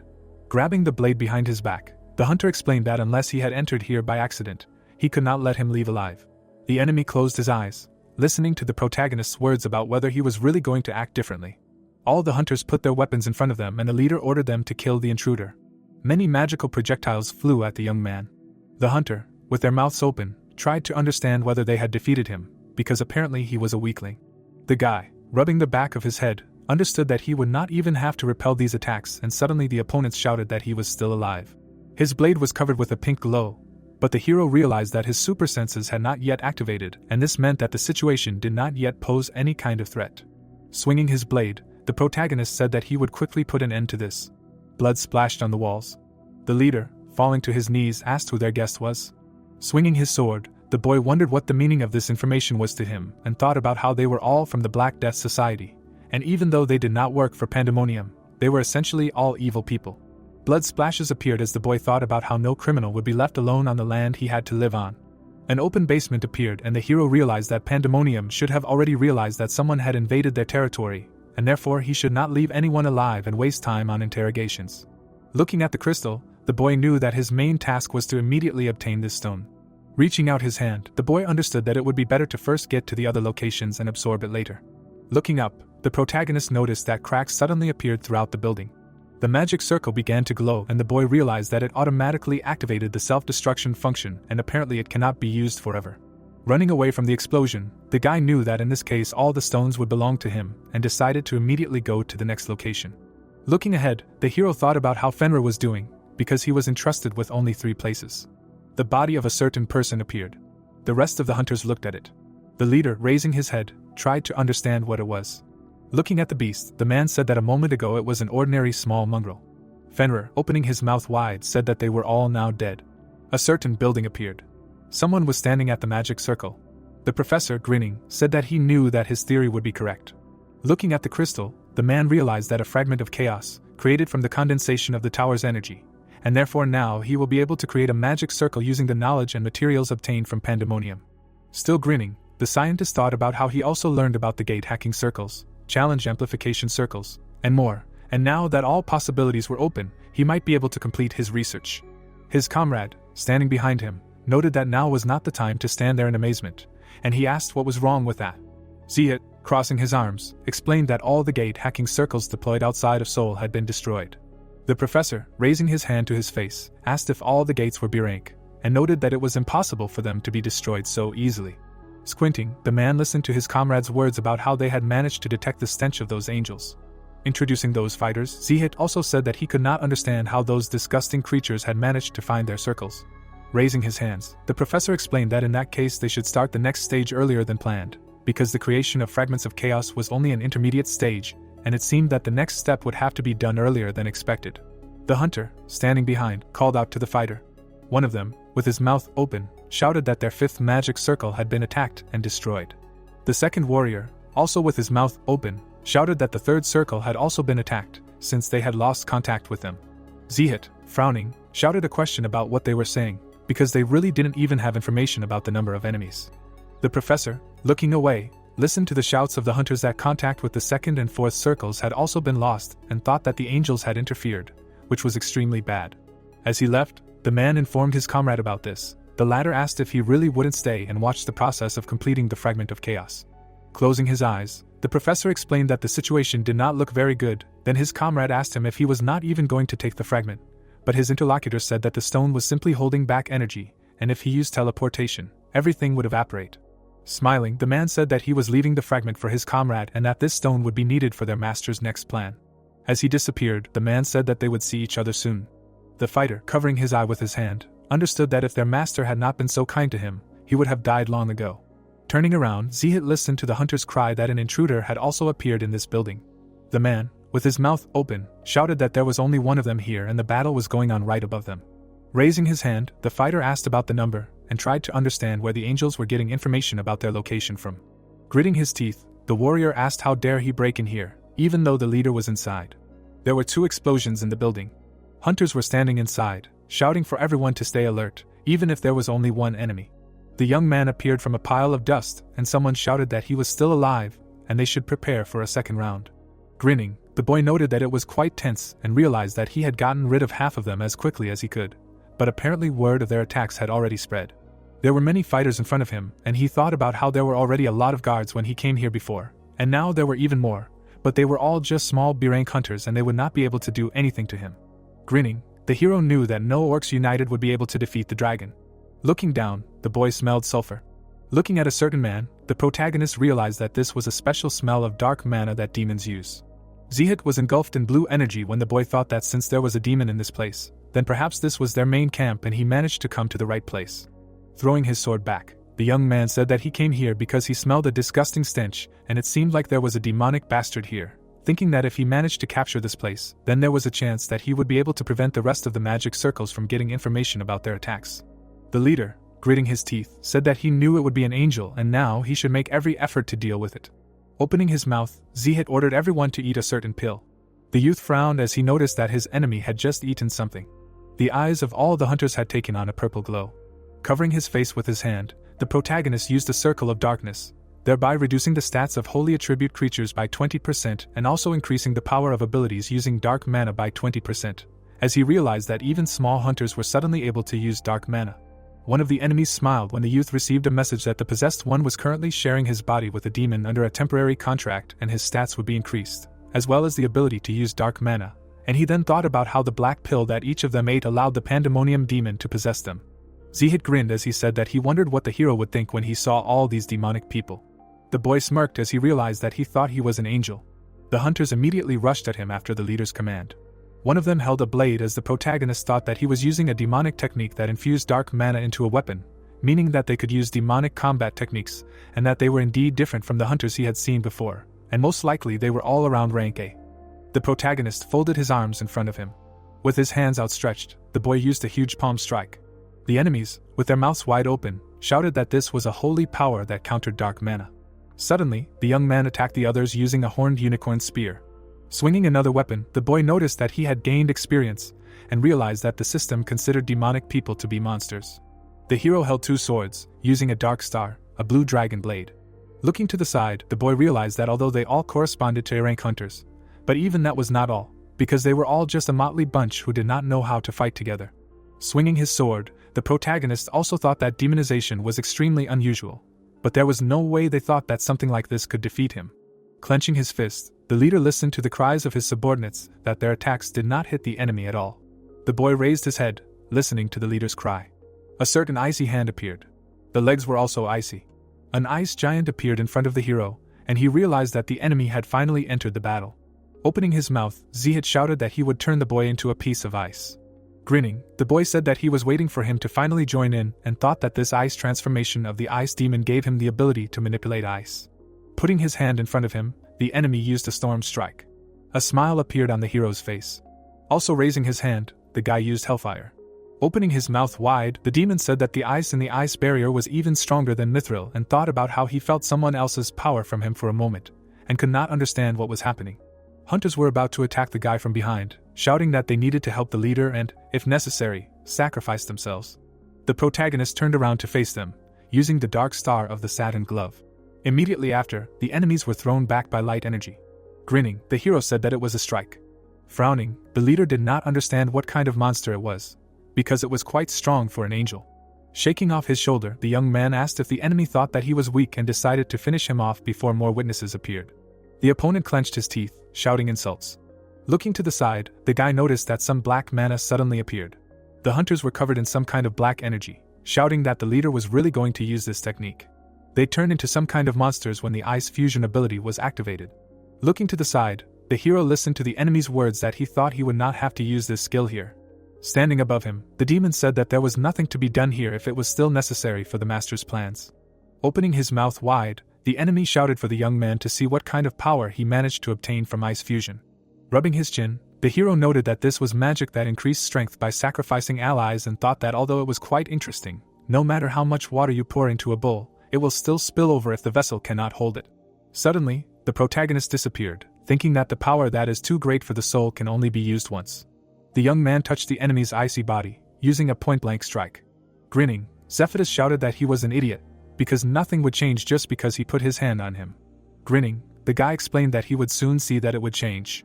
Suddenly, cracks appeared on the opponent's body. Energy began to leak out of them, and his screams could be heard. Immediately after, the enemy fell out of his icy body. Shards began to fall to the ground. Lying on the floor, Zephyrus asked what the young man did to his body. The hero pierced his back with a blade and he screamed. Looking at him, the guy explained that he lost because he only grew in size, not in matter. Throwing the blade over his shoulder, the protagonist thought about how he enlarged his body to use the power that filled it, but that was all that was left, and therefore something like a point-blank blow that destroyed the insides of the target was mortally dangerous for him, and said that now was the time to take his fragment of chaos. Suddenly, a call came from Taniel on his phone. The boy's eyes turned white immediately after asking what happened. The angel opened his mouth wide and shouted that the defense force's resistance had increased and that's why they couldn't pass by them, and the boy asked him to slow down a bit and tell him more about it. Remembering how he looked at a certain building, the other man told him that, following the leader's instructions, all the subordinates were mobilized and they went to Korea, and then the troops were sent outside Seoul because they managed to stop the gate-breaking circles. Frowning, the angel said that this was the secret meeting place of those demonic bastards and told the hero that after that he returned to Seoul and went to the secret meeting place that the boy told him about. The hunter, looking up, shouted that an intruder had penetrated them. The angel, opening his mouth, shouted a question about how they dared to unite with the servants of the devil. Immediately after, the warrior used a holy strike, shouting that they would repay their crimes with death. A certain red-haired man came there when the hunters were shouting that their enemy was too strong and their attacks did not work on him. Opening his mouth, Thaniel shouted that the opponent's attacks would not work on him while he was wearing the armor of faith and now they would receive an iron strike of justice. Suddenly, a black hand grabbed him. The guard, standing on the roof, said that they had an extremely malicious intruder. Verde, frowning, asked how the angel dared to enter here so recklessly and Thaniel told the hero that there was a demon in that place. Suddenly, light energy began to break through the black fingers when Soin said that the almighty force would protect him. Immediately after, the warrior broke free from these shackles. Looking down, the man said that this insidious demon was quite strong. The demon, raising his hand, noted that he had said it right out of his mouth and thought that he had not even expected that an angel could appear in this place. Frowning, Verde tried to figure out whether he should report this to Ifrit. With his mouth open, Thaniel continued to look at the enemy when he realized that after all, Elysium and the angels were their enemies and therefore he should not complicate the situation. Putting his hands in front of him, the demon decided to get rid of the enemy using the art of splitting the mind. Suddenly, many of his clones appeared on the roof. Stretching out his hand, the demon used his black hand again. Raising his hands, the angel began to use some kind of spell. A bright beam of energy burst from his hands after using the 100th explosion, and the warrior thought that this demon was extremely unusual, because he was strong, but different from the demons he had fought. Gritting his teeth, Thaniel tried to understand who his opponent served. Grinning, Verde said that it wouldn't work on him and shouted that he was using the enemy's body to revive Daimas, and realized that victory would be his, because it was all thanks to the blessings of Ifrit. Suddenly, his eyes opened after using the demon child. The angel, looking at him, did not understand what happened, because he suddenly began to behave strangely. Flying away, Thaniel realized that he should report this to the hero. The young man, holding the phone to his ear, listened to the words of the interlocutor about how he temporarily retreated after this. Then the protagonist replied that there was nothing wrong with that, because the life of an angel is more important, and then asked him to take care of himself. The phone said that the call was over. Smiling, the guy noted that Verde was doing his job even better than expected. Having imagined these two fighters, the young man remembered that in order to prove that the information given by Thaniel was accurate, he had to specifically send him to where Verde was, because then the demon would be able to meet an enemy of about his level and would also receive praise for stopping the ambush, while other places were plundered. Remembering how he used power on the demon, the young man realized that the main thing is that he managed to drive Thaniel away, which means that he successfully used the art of splitting the mind.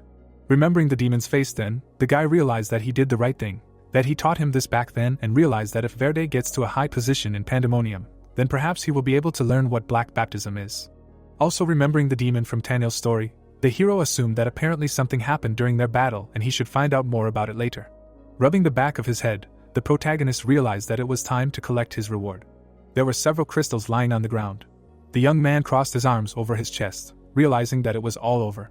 Grinning, the hero tried to figure out how many more of these stones were left, because he already had enough chaos, which is essentially an elixir, and that's not counting those he had managed to steal before. Fenrir, appearing from behind, said that he had finally arrived. With his mouth open, the dog listened to the guy's question about whether he had taken care of what he was asked to do, and the dog answered affirmatively. Suddenly, the pet began to transform. Immediately after, Fenrir closed his eyes. The young man, looking at him, asked him not to do this. After that, the stones simply fell out of his mouth. These crystals lay on the ground, and the ally said that he still had a lot of stuff there. Covering his face with his hand, the hero explained that next time he would give him a bag, and the dog replied that he was fine as is. The guy slapped the dog on the back of the head and said that this was not normal for him, and she said something about violence. While meditating, the young man realized that 9 out of 10 chaos fragments created in Pandemonium were now in his hands. The stones began to dissolve when the protagonist thought that such a chaos fragment would compensate for the tower's energy, turning into a huge energy piece, and therefore he should begin to absorb all this condensed energy. The energy swirled around him. Opening one eye, the young man said that he now feels full, because he increased the power of chaos and the volume of chaos energy. Walking somewhere, the hero realized that he received a huge increase in characteristics, which made him as strong as the martial artists of the revolutionary kingdom, and if the martial artists knew about this, they would probably fall. A pink fire appeared in his hand when he thought that at this level, he would be able to defeat even a mid-rank demon. Smiling, the hero said that he would soon be able to try to transform his body, and he needed to set a date immediately. A certain VIP room appeared. Verde, smiling, thanked the protagonist for being able to become stronger. Introducing the demon to the higher superior monsters, the guy understood that being the only demon protecting a fragment of chaos from angels was an achievement, for which he was praised in Pandemonium and given the elixir of the fruit of darkness, which greatly increases the strength of the demon. Introducing the crying Thaniel, the protagonist also remembered that he was also recognized for his work in identifying Pandemonium's plans and quickly stopping them, for which he was elevated to the rank of power among the angels. Crossing his arms over his chest, the guy explained that he was not the one who gave the core of darkness to the interlocutor. The same one said that if it were not for the blessing of the leader, he would not have been able to drive away the angels. Opening his mouth, the demon affirmatively answered the young man's question about whether he really heard someone's voice during the battle and also added that Asmodeus praised him for his personal contribution. Verde bowed as he listened to the demon say that he had done a great job and would receive a great reward for it, and said that he heard that a lot of effort had been put into creating the chaos fragments this time. The youth looked away, thinking about that demon. Imagining Asmodeus, The hero knew that it was an 8th-rank demon who was the monarch of corruption, who was once a glorified seraph in heaven, but succumbed to the temptation of power and turned into a vicious archangel. Remembering himself before, the protagonist also remembered that since he was good at plotting, politics, and creating forces, they had a rather bad relationship in their past life. Remembering the traces of black baptism on Taniel, the boy thought that the person behind all this might be Asmodeus. Rubbing his chin, the young man asked if there was any more news about this demon and his people, and the first mate replied that the reason Rosalina moved was also because of Asmodeus. The hero listened with his mouth slightly open as he said that the fragment of chaos that the interlocutor had to protect would be delivered to Kaesong, and the boy asked again. Rubbing the back of his head, the demon asked if there was a problem with this, and the hero answered negatively and told his subordinate to continue doing what he was doing initially. Raising his hands, Verde shouted that they would see each other soon. Walking down the corridor, the young man assumed that Asmodeus and his retinue would try to use the fragment of chaos somewhere, which meant that there was someone who knew how to control the power of chaos. The building of the Interstellar Union appeared as the protagonist thought that they were going to send that stone to Kaesong, a place that was a lost land that was forbidden to enter. The dwarf, smiling broadly, said that he had not seen the hunter for a long time, because he was already thinking that he had forgotten what he looked like. The young man, looking at him, noted that he looked extremely cheerful. The assistant explained that thanks to the guy they had a lot of things to do and also added that the hero would soon be able to get rank S. The protagonist said that it was not that important. Looking at him, Martin said that it was extremely important, because everything was already happening, while the leader was here discussing whether he would be able to achieve this rank. Ellie, smiling, listened to the hero's question about whether it was a problem when there was too much work and also heard the dwarf's answer that on the contrary, it was good, because this was the only way they could earn more money. Closing his eyes, the employee also noted that they were the same as the young man, because they were ready to endure any difficulties in order to become stronger. Opening his mouth, the dwarf asked how they could help the guy this time, and the guy asked if he had a chance to get to the Lost Lands. Opening his mouth wide, the assistant explained that this would require the association's approval and they could arrange it in a few days, since they knew the value of the guy's name. Smiling, the hero noted that he sounded extremely confident and thought that his interlocutor's flattery skills were getting better every day. Raising his hands, Martin noted that he needed to say something. Having introduced the guy in various photos, the dwarf explained that they wanted to hire him as a model for their products, and they had already scheduled a time for the shoot, but the young man asked him to say that it was a joke. The employee's eyes were shining as he shouted that the protagonist would become the 7th S-rank hunter of Korea and they needed to do it before that happened, and the boy realized that he was not joking and asked him to wait while he answered the phone. The two employees stood opposite each other, talking about something, while the boy was talking to someone on the phone. Suddenly, they both turned around when the boy cried out in question. Holding the phone to his ear, the hero said that he would be there soon. As he left, the protagonist explained that he needed to return urgently because urgent matters had come up. The dwarf asked if everything was okay. The hero answered affirmatively and asked them to help him get permission to the Lost Land. They watched him go, trying to figure out what had happened. The boy's parents' establishment appeared. The boy, with his mouth open, said that he had arrived, and his mother noted that he had arrived very quickly. Looking at her, the protagonist asked about her father and sister, and the woman said that she heard that there were a lot of people there. Looking away, the guy listened to her words about her father going to pick up his sister, but she still had not managed to get any answer from them. The hero quickly ran out of the cafe, saying that he would be back soon. Flying into the air, the guy thought that it could really be dangerous if he did not hurry. The father was still standing with his arms outstretched. Behind him stood his sister, and the young man could not believe that she had finally woken up. With his arms outstretched, the man shouted that his daughter did not want to become a hunter, so they should be let go. Smiling, the members of the Bear Guild and the Horizon Guild introduced themselves to the girl. With her mouth open, Min Jong did not understand what to do with these people. Looking ahead, the protagonist said that this place did not look like a market. Frowning, Min Chul asked the strangers why they were making a fuss here. Looking at the crowd of people, the protagonist remembered that he had heard earlier that she was going to go to the Hunter Registration Center, but there were too many guild scouts here. Looking at his sister's face, the boy did not understand what to do with a person who did not know anything yet. Baring his teeth, the young man was furious that this was happening to his family. Putting his hand in his pocket, the young man ordered the intruders to get out of here. Raising his finger, the man in the suit was happy to meet another member of their family, because he had a business proposition for them. Raising his leg, the boy listened to the proposal to join their guild. Shaking the ground, the hunter used a skill called Elephant Hammer. Looking from under his brows, Min Chul asked the interlocutor to continue his speech. The scouts opened their mouths in surprise. Looking at the people running away, the protagonist said that they were able to read the situation. The employee of the center, sweating, listened to the words about the need to ask the Interstellar Union for compensation for the damage to the floor. Smiling, the protagonist suggested that the family leave here. Looking down, the guy asked his sister why she was crying, to which she replied that she was simply in shock. Folding his arms, Martin assumed that they would soon receive a huge repair bill. Shouts came from the cafe that someone did not understand anything. Raising his hand, the young man said that he thought about this when the guilds tried to recruit his sister. Looking at his sister, the brother understood why they were trying to do this, because the system showed information about what characteristics Minjeong currently has. Scratching his head, the young man thought about the fact that after waking up, the girl has excellent stats, despite the fact that at the moment she has revealed only 10% of all her abilities. Putting his hand on his chest, Min-cho realized that the main reason for his surprise was not the young lady's stats, but her abilities. Looking at the ability icon, the protagonist knew that it was a transcendental sword skill, as there was only one person with such an ability. Imagining the young swordsman, the protagonist remembered that the hero he fought with 23 years ago had such a skill. Remembering how the sword pierced his heart, the youth thought that this warrior was the cause of his death. Looking down on him, the demon understood that even though the hero was tired and injured, he was not in a life-threatening condition. The swordsman looked up. Sweating, the young man knew that the history books said that the warrior died along with his opponent. Looking at his sister's face, the hunter guessed that his sister was the reincarnation of the one who killed him many years ago. He lowered his head, convincing himself that it was just a coincidence, because it was impossible for the demon king and the hero who killed him to reincarnate in the same family. Imagining gray clouds, Minchio was sure that it was impossible. Opening her mouth, his mother asked him to find a suitable guild for his sister if she decided to become a hunter. Placing a hand on the back of her head, the protagonist asked if Min Jong wanted to become a hunter, to which the woman replied that she considered it a good option. Raising his eyebrows, the protagonist asked if the parents wanted to dissuade the girl from this idea. Closing her eyes, the mother stated that both of her children were very stubborn, so their daughter would not listen to them under any circumstances. Smiling, the boy decided that he had a duty to take care of his sister. Introducing the yard with his assistant, the young man decided that the Inter-Union Association would not do this, because if Minjeong communicated with them, they might suspect who she really was.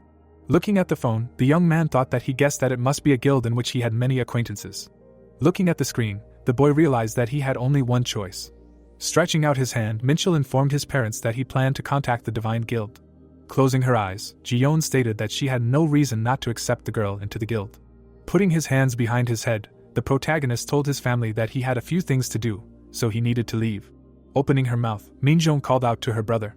Raising her finger up, the young lady promised that the next time they met, she would be as strong as the protagonist. The boy raised his hand to the lady's forehead and asked if she wanted to catch up with him in strength. After giving his younger sister a flick, the young man said that she would have to train for millions of years to do so. Turning his head, the young man promised that the Divine Guild would contact a new candidate. Smiling, the hunter decided to forget about the hero for now. Looking at how Minjeong was holding his forehead, the boy reasoned that there was no guarantee that the hero would reincarnate on Earth with him, so he should focus on current affairs. The building of the Interstellar Union was visible. Looking up, Minho was glad that he finally met Heron to help analyze the magic circle, and also invested 15 billion won in a construction company. Looking away, the protagonist asked how everything went. Holding the document in his hands, Martin said that the entry permit was finally received, so he could go to the Lost Lands right now. Looking at the United Gate, the protagonist knew that the Lost Lands were right ahead. Imagining Ellie pointing at a certain place, the boy knew that the only way to enter his destination was through that gate. Looking at the military, the boy noticed that the security here was extremely tight, which meant that the Black Death Society had already received permission from the government to pass through this area. Closing his eyes, the young man thought about what they did with the fragment of chaos. Looking at the dwarf and his assistant, the boy was extremely surprised that they were going with him. Putting his hand to his head, the hunter listened to the words about the guys going to help with the monster hunt. Standing in front of his friends, Minchio said that it was true that there was an expert in the disposal of monster corpses and a specialist in tracking in the raids, and then asked if the two were going to take on this. Raising one finger, Ellie said that she was exceptional when it came to tracking. Martin said with a smile that they had hired spare personnel to perform their duties back when he had asked for help with the raid preparations. Raising an eyebrow, the protagonist realized that they had originally intended to pursue him, and thought that maybe it was for the best if these two were with him. Looking at the heroes, he kept thinking that while he had asked to go on this raid under the pretext of hunting monsters, he was actually going on an expedition to find the Black Death Society, and since they knew that he was a VIP, they would hardly find his activities suspicious. Taking a few steps, the dark-haired man thought that a fragment of chaos was at stake, so it was impossible to take any outsiders. Looking at the girl with the dog, the awakened one wondered what kind of expression she would have if she found out that Fenrir was a mythical creature, but perhaps it was better for her not to know. Remembering the crack in the ground, the protagonist said that it was a lost land and the whole atmosphere changed when they crossed the Unification Bridge. The heroes stood in the lost land. Walking slightly ahead of the others, the young man thought about how he remembered the Black Death Society heading to Kaesong and wondered if he should send Einherjar to scout the area since the roads were badly damaged. Remembering Finis, the player realized that it would be better to just look at the map. Surprised, the woman said that she thought someone had passed through here a few days ago. Looking at the ground, Ellie asked if he thought the grass looked a little rumpled. Leaning slightly, the hunter thought that if these tracks were left recently, then it was definitely the Black Society, and asked if she could follow them. Smiling slightly, the mercenary added that he asked the association to send a tracker, and it seemed that there really was one. Smiling back, the secretary asked if he had ever seen her do a bad job. The three of them followed the tracks. The employee used smells to determine the direction. Coming out onto a country road, the girl said that this was where the tracks led, and it seemed that many were walking ahead of the group. Putting her finger forward, the woman asked if the others could see. Some tracks appeared, after which the heroine explained that these were tracks left by monsters roaming in herds. Remembering the rank monsters, the guy thought about the fact that although they give a lot of experience, at the moment the priority is the Black Death, so he will have to ignore them. Looking somewhere ahead, Minchio continued to think that he can go after them as soon as he intercepts a fragment of chaos. The woman turned around. The next second, she was surprised after someone said a request to return. The dwarf ran with a sword in his hands. Turning around, the boy said that there was no need to panic so much since he was fine. Looking at the puppy, the protagonist said that he wanted him to protect these two. Swinging his sword, the dark-haired man told everyone to stand behind him and thought about how his super sense did not activate since the attack was not directed at him. Frowning, the boy wondered if he had relaxed too much. The protagonist stood with his hand outstretched with his sword. A monster appeared and made some sounds. Looking somewhere, Minchio said that these were not rank monsters, but ants hiding among the trees, and thought that they might not be able to avoid meeting the monsters while moving. Holding the weapon in his hand, the hunter ordered them to come out. The knight, holding the weapon, heard a phrase about how they should use their lives to protect these two. Surprised, Ellie asked what would happen to them if everyone protected them. Throwing his sword over his shoulder, the mercenary replied that he would be nearby, so just follow the tracks. The heroes walked among the knights. The woman looked ahead in surprise. Several monsters were visible. Lowering his weapon down to the ground, the awakened one thought that he would suppress everything here with his power. Looking at his assistant, the player thought that using the energy of detection of the ancient heavenly art, he would defeat all the monsters nearby in advance. The dwarf stuck out his tongue, while the master continued to think that Martin would collect useful parts of the corpses, and he is truly skilled, as befits a craftsman of the Meister rank. While the protagonist protected everyone, the secretary shouted that she found something. The residential area of Kaesong appeared. The protagonist, stretching out his hand forward, said for everyone to drink. The guys held a bottle of liquid in their hands. Looking at his friends, the young man thought about how he had managed to get here with their help, but without them realizing what was really going on, and perhaps he should tell them what was really going on. Martin was surprised to hear the phrase that the people they followed were the Black Death Society, and he himself added that he had heard that they had a connection with Pandemonium. Scratching his face with his finger, the man replied that that was probably true. Closing her eyes, the merchant asked what they were worried about, since they had a hunter with them. Standing next to him, the guy thought about how his friend thought that he was a split body of a high-ranking spirit, and if problems arose, he would simply leave this body and return to his main one to make him anxious. Smiling, the heroine said that they couldn't let him go there alone, since he trusted them, which was why he told the truth. Looking into the blue eyes, the protagonist felt that he saw trust in those eyes. The dark-haired man crossed his arms and replied that he would never abandon the two of them. He smiled and added that he could do everything himself. Looking at the tall building, the hunter asked his friend if she could find out if anyone lived there. Standing next to him, Ellie said that it would be hard in this form. The woman raised one finger and asked if they had really forgotten that she was part dog race. People were walking down the street in the city of Kaesong. While the two residents were looking out the window, Minchil thought that even though the city was abandoned, even now, people still lived in the ruined buildings, usually skinny people with eyes full of malice. Closing one eye, the young man continued to think that these people were extremely cautious, so it would be quite difficult to get any information from the locals. Happy, the girl said that it was towards the beach. Frowning slightly, the protagonist asked Martin if he knew how Ellie kept track of everything here and added that the more he watched it, the more exciting it became. Standing near the cliff, the secretary said that the tracks lead down. People were standing near the Kaesong port. Looking at the port, the guy thought about the fact that this black boat belonged to the Black Death, because they openly raised their flag. Slightly surprised, the hunter asked if anyone was hiding near the port. Scratching the back of his head with his hand, the mercenary answered that he understood and thought about the fact that at least 10 of them were in the Lost Lands, but it was unclear if they were all on the boat. An army of light appeared in front of the heroes. Smiling, Einherjar heard the order that they must deal with everyone who escapes, no matter alive or dead. The knights rushed to the cliff after hearing the order that they must dig up all land routes. Turning to his pet, the main character said that he must protect these two. A second later, rushing after his subordinates, the dark-haired one said in parting that it was time to deal with them. Looking at the ship, the man said that he saw flares. Alfred, holding fire in his hand, said that they must stop the attackers. The awakened swung his weapon. Watching the battle, the merchant said that so far he was winning. While Fenrir was scratching himself with his back paw, Martin said that it was like watching an adult fight a child, and he did the same thing when they first entered the city. Continuing to watch the battle, Ellie added that it was hard to believe that he was not just defeating them with brute force, but his every move was calculated without unnecessary effort, which means that he really is a skilled fighter. Frightened, the hero shouted that they themselves could not win. Throwing his sword over his shoulder, the player asked what they were doing. The angels rushed into battle, after hearing the order from the master to deal with the fugitives. Looking at the winners, the man thought that it was amazing to see a summon that contained both holy and deadly energy, since he had never heard of anyone being able to do that. While the dark-haired man smiled, the hero continued to think that they had to lure him over to their side no matter what. Looking down, the dwarf wondered who this hunter Minchio was. Winking with one eye, the employee asked who he could be, since he was just a hunter. Raising one finger up, the girl also asked if it wasn't good that he trusted them even if he really was that strong. Clenching his hands into fists, Martin said that he thought he had asked a stupid question. The hunter looked at the tied-up people who were making inarticulate sounds. The youth pursed his lips. Looking at some boxes, the mercenary thought that he expected to see more than 10 people, but there really weren't that many of them, and there was no chaos fragment on this boat. Frowning, the boy thought that there were only magic enhancement catalysts and emergency rations here, and there were traces of many things being moved elsewhere. Looking around at the people, he kept thinking that from all this, it seemed like the ship was meant to send supplies to someone.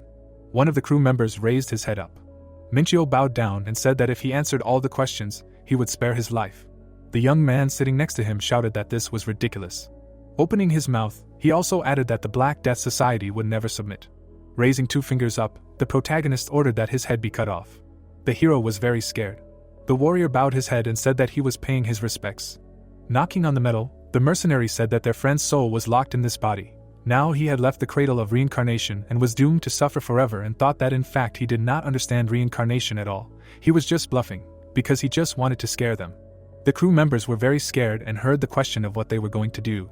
The dark-haired one raised his palm up. Crossing his arms over his chest, the awakened one thought that this worked great and said out loud that he liked their active response, and now was the time to tell them everything they knew. The members of the Black Death Society began to shout something in chorus. Remembering the boat, the player thought that the reason the members came here was for supplies. Remembering the lying bags, the hunter also thought that among the supplies there were many catalysts and rations. All these items were intended for those who possessed a fragment of chaos. Remembering some people, he realized that those guys had already taken the supplies a couple of days ago, and what was notable was that they had only taken a fraction of what was on the ship. Putting his fist to his chin, the awakened one wondered if it was because they were only able to take a small part of the chaos fragment, and since he had stolen most of it, maybe they wouldn't need to use so many catalysts anymore. Remembering the red flag with the snake, the young man thought about how even though he had asked about the openly raised flag of the Black Death Society, they had given a very unexpected answer. Remembering the 2 men, the protagonist realized that since the general from North Korea was ruling the Wanghe province, and the Black Death Society had connections with him, they probably raised this flag so that he would know who it was. Looking at the prisoners, the guy said that they would return those guys once they were done here, since he had already promised them. Scratching his chin, the hunter thought that although he had received more information than expected, he was a little worried that they had already taken the supplies 2 days ago, so there might not be enough time. Looking at the master, Martin asked if they needed to clear the area and if they really launched the flares during the battle. Remembering the flares, the player said that given the range of the lights was 10 kilometers, they probably had other participants in that range. Surprised, the dark-haired man thought about the radius of 10 kilometers. The protagonist, with Fenrir by his side, ran very quickly through the forest and said that he would also fight, so he needed to make it worth their while and bring him something delicious in return. He suddenly remembered the bright flash of warm light and said to himself that, following Martin's advice, he sent an angel to scout within a radius of 10 kilometers. The goal was to find the source of the purity of chaos emitted from the fragment of chaos that they currently had. Casper saw a large cloud of energy from afar. After that, the master was informed that they had found a place with the same frequency, which made him raise his head and ask in surprise where and when, and he was told that this place was on the mountain, which was located north of the city, and then the boy ordered the guys to wait there with the angel. His comrades and angels nodded and agreed. Leaving his memories, the boy quickly covered large distances, saying to himself that a direct clash with their main headquarters could lead to unforeseen circumstances, so it is difficult to fight if there is danger, so it is better to minimize everything, but judging from the reports, their appearance is inevitable. But suddenly, surprise appeared in his eyes from what he saw. Minchiol saw an insanely powerful magical energy that was emanating from the mountain, and asked himself what kind of thing it was, since when has it been here? But as soon as he asked this, a pillar of the same energy struck the sky.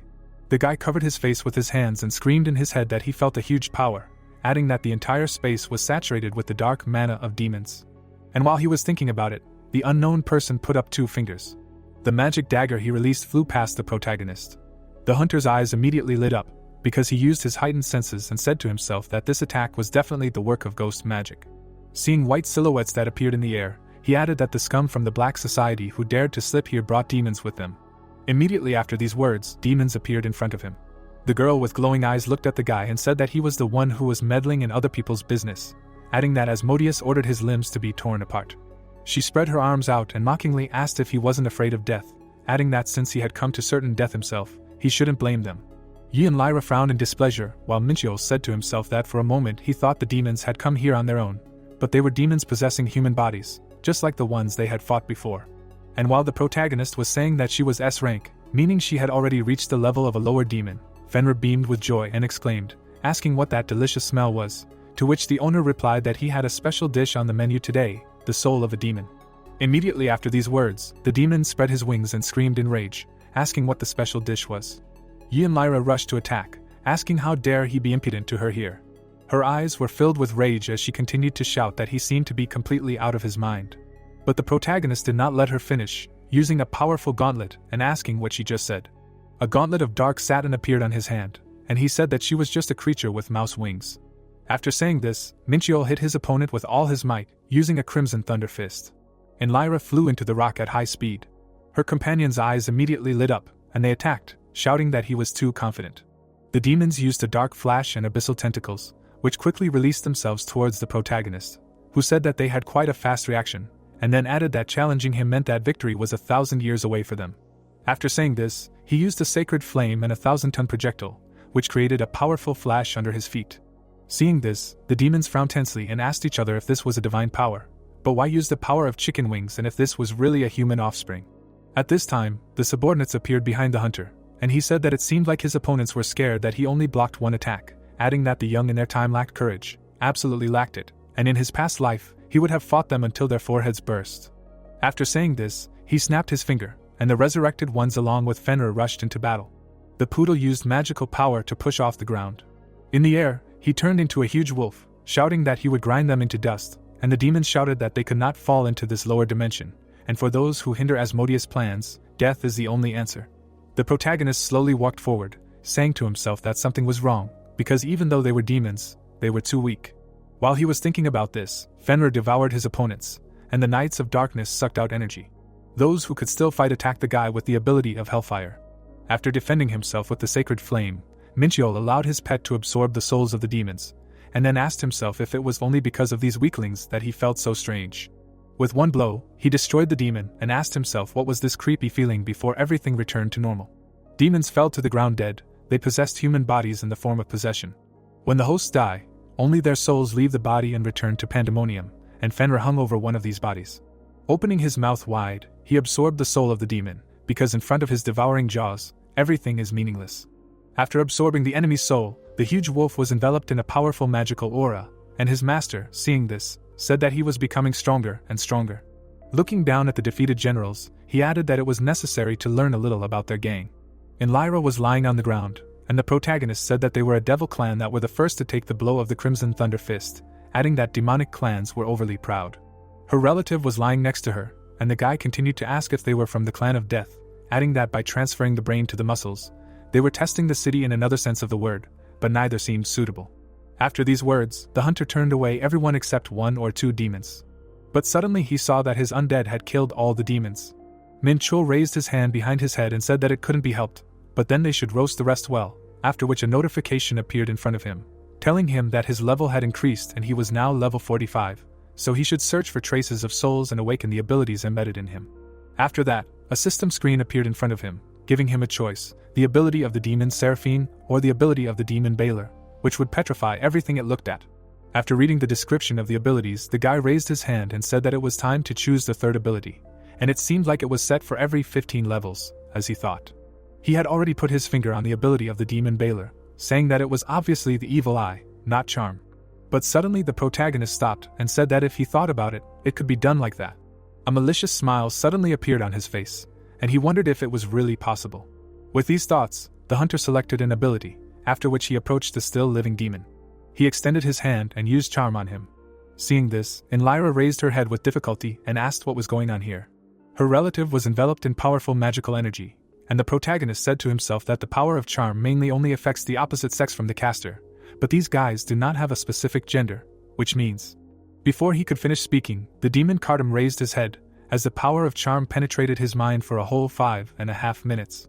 Tightly clenching his hand into a fist, Minchiel smiled and said that everything was as he thought, and although on the outside they look like people, but inside they are demons, and now it's time to talk frankly.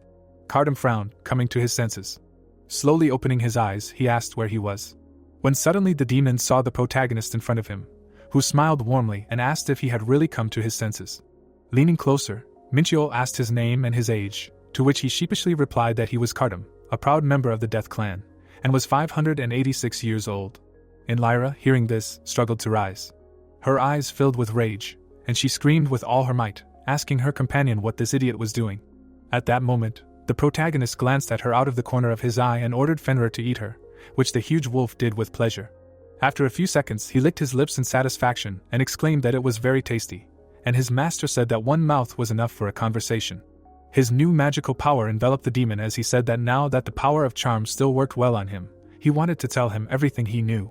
A few minutes later, Minchiel had his hands in his pockets and asked if they were trying to somehow break free from the limitations of the lower dimensions, and if that included using chaos shards, to which Cardam, sitting in front of him, replied, yes, the research to bypass these limitations is almost complete, and that's right, they are using chaos shards.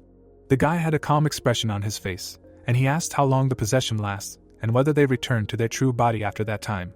Without raising his head, the demon replied that it was true, the possession dissipates in 3 days, and then they return to pandemonium. Hearing this, the protagonist raised his hand to his face and asked what they were going to do with this possession, to which his interlocutor replied that by taking possession of this dimension and descending into it, they intended to join forces with the North Korean General Mukwan and turn Seoul into a sea of fire. Hearing this, the hunter frowned tensely and said that he did not know about it. Imagining the two men shaking hands, he said to himself that they seemed to be targeting Seoul and even cooperating with the North Korean military, and then asked himself why Seoul. Remembering the demons he had met before, he said to himself that they had been plotting to turn Seoul into ashes for a long time, and it seemed like they were targeting the tower after all, and the chaos shards must have been accumulating from the energy flowing out of the tower. After leaving his thoughts, Minchiel closed his eyes and said that he had a few more questions. There were many demon corpses lying on the ground, and the protagonist continued to ask if they were preparing to invade Seoul, since it was quite difficult to do so with lower demons, and who invented their possession ritual in the first place. Cardam drew an image of a man in his mind and replied that they had encountered interference before completing the ritual, so the original target for possession was the average demons, and the ritual itself was devised by a man known as a doctor, and he knew nothing more. Hearing this, the hunter raised his eyebrows in surprise and wondered if it was a human.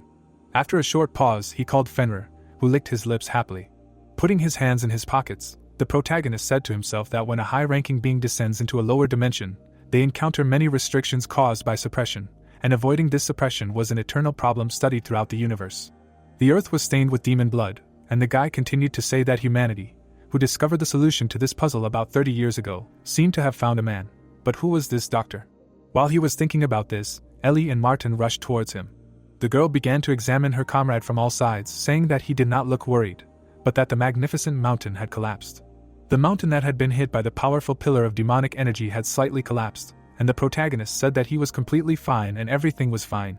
When they were still at the top, he thought that at the moment Fenrir absorbed Cardam, the black pillar at the top also disappeared, and seeing that there were no traces left, he thought that it could have been a one-time ritual. When suddenly she closed her eyes and asked if he had really used cologne, to which he asked in surprise why she had suddenly brought up cologne. The girl turned away in embarrassment and replied that she had simply smelled a pleasant scent and had said so without a second thought, and Minchiel immediately realized that the charm effect had worked on her. And while Ellie was talking to his pet, he was thinking about how the power of charm works in such a way that it constantly activates if it is not consciously suppressed, and it is probably better to suppress it. While the guy was thinking about this, A dwarf came up to him and said that he was safe and sound, which means he does not need to worry about him. After a short pause, the protagonist brought his hand to his mouth and said that they needed to discuss something. Spreading his hands in different directions, he briefly told them everything, because this information is necessary for a preemptive reaction to future events. After listening to his comrade, Martin brought his hand to his mouth and said, "So they planned this in Pandemonium. It seems that this should not be taken lightly, because if he had not taken care of the black crystal in advance, dozens of medium demons would have been summoned." The hunter folded his arms across his chest and quietly replied that this is true. He suddenly imagined the powerful demons with glowing eyes and said to himself that this might seem like a minor problem, but in reality it was hard to guarantee victory against even 3 or more average demons, because if dozens of these guys joined forces with the North Korean military and launched a surprise attack, Seoul would definitely suffer great damage. Leaving his thoughts, he glanced back out of the corner of his eye and said that it was very good that he had taken care of the scum of the underworld in advance, and then asked the dwarf to buy up all the lands marked on the map, because these were the places where all the creatures of the underworld set up their magic circles. Martin looked closely at the map given to him. Minchio recalled the red dots on the map he had marked and said to himself that these were the places where they set up magic circles. These were the points where the tower's energy flowed, and if the Interstellar Alliance bought up all these dots in advance, they would be able to predict the moves before the underworld began to act again. Moving forward, the boy suddenly asked if they could hide this acquisition from the Interstellar Union, to which Martin gave a thumbs up and replied, "Of course, after all, it can be bought under a pseudonym." Hearing this, the hunter glanced at the sky out of the corner of his eye and asked his comrade to find the man known as the Doctor. After all, he could be connected to the underworld, while saying to himself that they might not know his name, gender, and age, but it was better than doing nothing. The three looked at the captured ship, and the dwarf suggested returning. Before leaving this place, they stopped at the ship of the scum of the underworld, where they managed to get a significant amount of magical catalysts they left behind, which they happily took. After that, they sent angels to scout and assigned an immortal warrior to accompany them, and then left this place and were able to calmly return without any problems. The evening sun's rays illuminated the street, and the protagonist said with satisfaction that they had finally returned. Standing in front of his comrades, he asked them to take care of the prisoners from the underworld. Ellie smiled broadly and said that it would not be a problem. Having received such an answer, the guy went to the door and said that he would go, simultaneously saying to himself that, frankly speaking, they were quite lucky in this expedition to the Lost Lands, because if it were not for Ellie and Martin, they would not have even found the place where the ritual was taking place, and he would have had to face several average demons alone, and there is no guarantee that they will be so lucky again. The protagonist left, adding that there is no need to rely on luck. Fenrir looked at the owner with surprise in his eyes. After some time had passed, they returned home and the hunter released the pet, saying to himself that in the end, the only thing he could rely on was his own strength, and then ordered the dog not to touch him under any circumstances from now on. Fenrir looked at his master and asked if he really meant that he just needed to focus on protecting him. The boy sat in the center of the magic circle and replied that it was true, adding that he needed to make sure that no one was around. Closing his eyes, he said to himself that in 5 months, he had transformed from an ordinary person into a master. It was certainly a great achievement, but the truth was that he had been devoting too little time to this achievement lately. With these thoughts, the protagonist activated high concentration, and the magic circle began to glow brightly. Frowning, the hunter accelerated the speed of mana enhancement by 1,000%. The blood in his body quickly moved through his body while he said to himself that he needed to train more, because the power was capable of crushing them no matter what tricks they used. After thinking these thoughts, powerful magical energy seeped into his blood, and he realized that he needed absolute power, like the one with the gladiator Daimos. Fenrir looked at his master with eyes shining with surprise. The protagonist was enveloped in an insanely powerful magical aura, and he said in his head that with his current experience, it was worth trying the method of increasing insufficient physical abilities, the first way to overcome human limitations. Cold sweat flowed down his face, and his skin cracked. Under the influence of magical energy, he rose into the air and tried to use transcendence. The protagonist's body was covered with cracks, because transcendence is the process of rebuilding the body into a form capable of exerting a more powerful effect, penetrating the energy of chaos into every cell, including bones, blood vessels and other components of the body. This process allows the cells to contain greater power, tearing them apart and repeatedly restoring them, thus destroying and restoring the body. It removes all the impurities accumulated in the body for 23 years. Pieces of skin were torn off the guy. Cracks also appeared on his hands, in place of which holes later appeared. Inside the hunter's body, the core was burning brightly. The protagonist's shell began to glow brightly while he said to himself that the microcosm created inside his simulacrum has no boundaries, it can radiate endless energy. But now his vessels are too thin to withstand this, and that is why he must move one step forward through transcendence, and the first step to becoming a transcendental being, overcoming the barrier known as mortality. The aura around him grew stronger and brighter with each passing second. A few hours later, a bright moon floated across the night sky. At this time, the aura around the protagonist began to subside, and the guy breathed a sigh of relief. Looking at his hand, he said to himself that he had finally reached the perfect state of the arcana, and now his body was incredibly light. Having risen to his feet, the hunter stretched and said to himself that the imbalance between his internal energy and physical strength, which he had felt all this time, had been somewhat eliminated. Fenrir, who had been nearby all this time, looked at the owner and said that he had told him not to touch him, so he just stood there and was very surprised, because he thought he was burning, because it felt like he was about to turn into fire or something. When suddenly he plugged his nose with his paw and screamed loudly that there was a disgusting smell here, to which the guy raised his eyebrows in surprise and asked how bad it was if it smelled like that.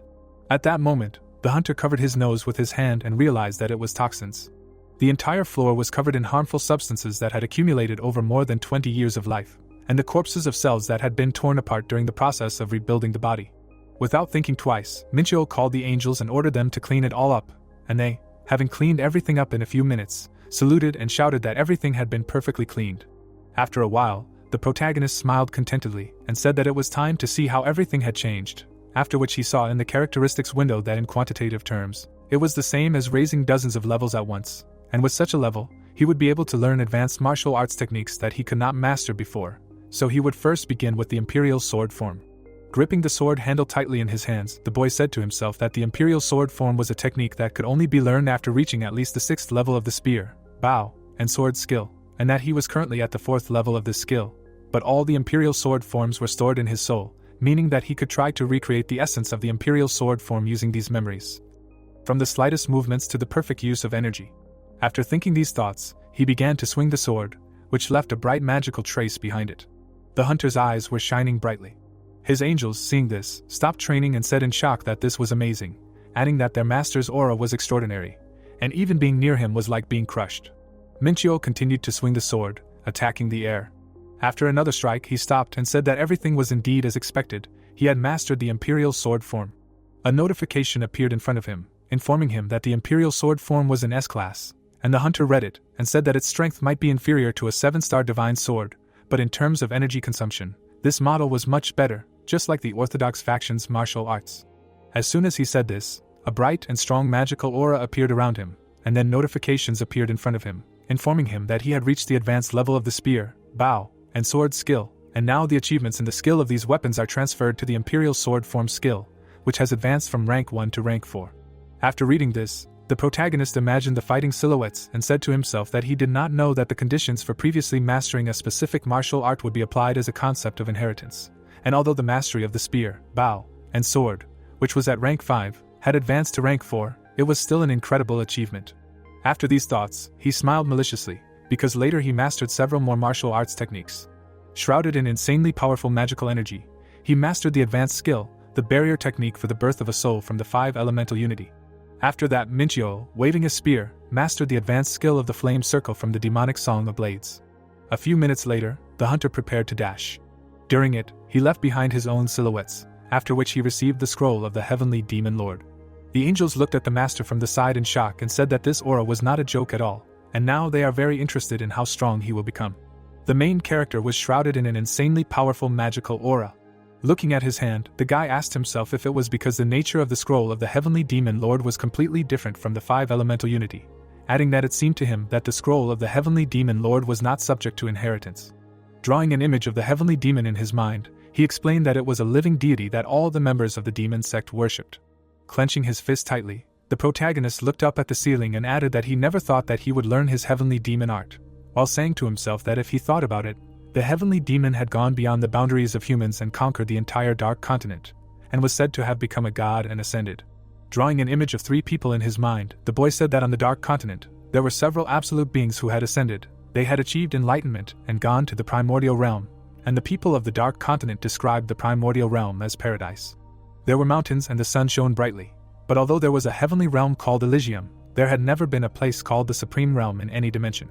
Leaving his thoughts, Minchio put his hand to his chin and wondered where those who claimed to have achieved enlightenment or become a heavenly demon could have gone, since it was not something that could be understood simply by thinking. He glanced at his pet out of the corner of his eye and added that in any case, this time during the transcendence of reincarnation, he had completely surpassed his limits, and mastering martial arts techniques and emitting internal energy had become more natural to him, and at this level, he could even try it with Fenrir. Seeing such a look on himself, the poodle frowned tensely and asked why the gentleman was looking at him so suspiciously. At the same moment, the protagonist received a call and he answered, "Nothing special," and now he needs to answer. But suddenly he saw that Jiyeon was calling him, so he wondered if she was planning to entrust him with a mission like the last incident with the gate. After a short pause, the hunter put the phone to his ear and said that he was listening carefully. But at the same moment, shock appeared in his eyes when the girl screamed into the phone that something grand had happened, because his younger sister. A few minutes ago, a branch of the Holy Guild, the sun was shining brightly in the clear sky.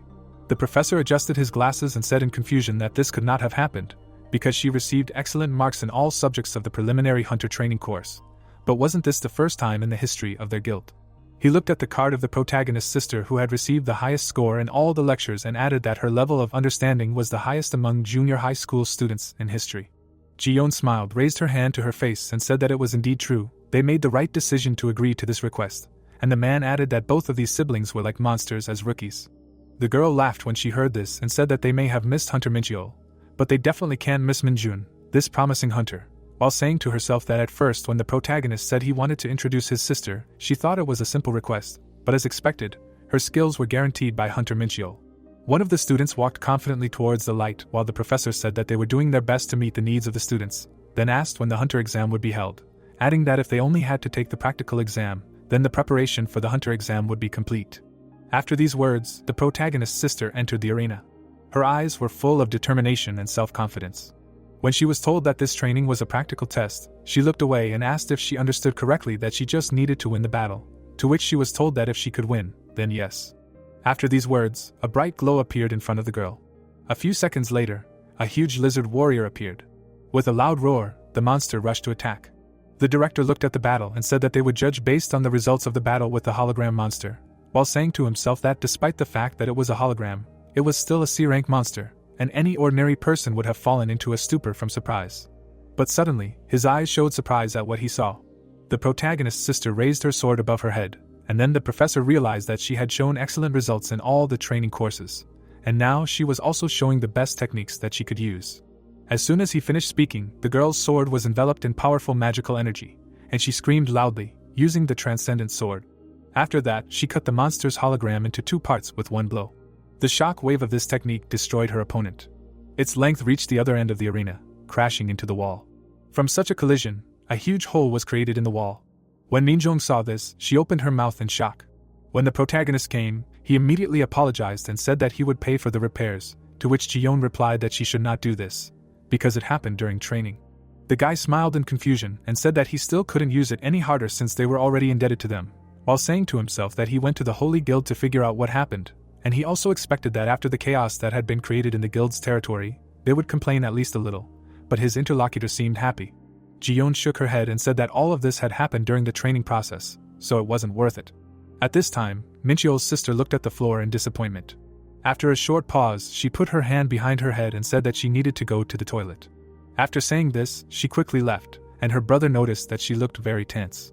Jiyeon watched the girl go and said that she had a favor to ask the protagonist, to which he asked what it was.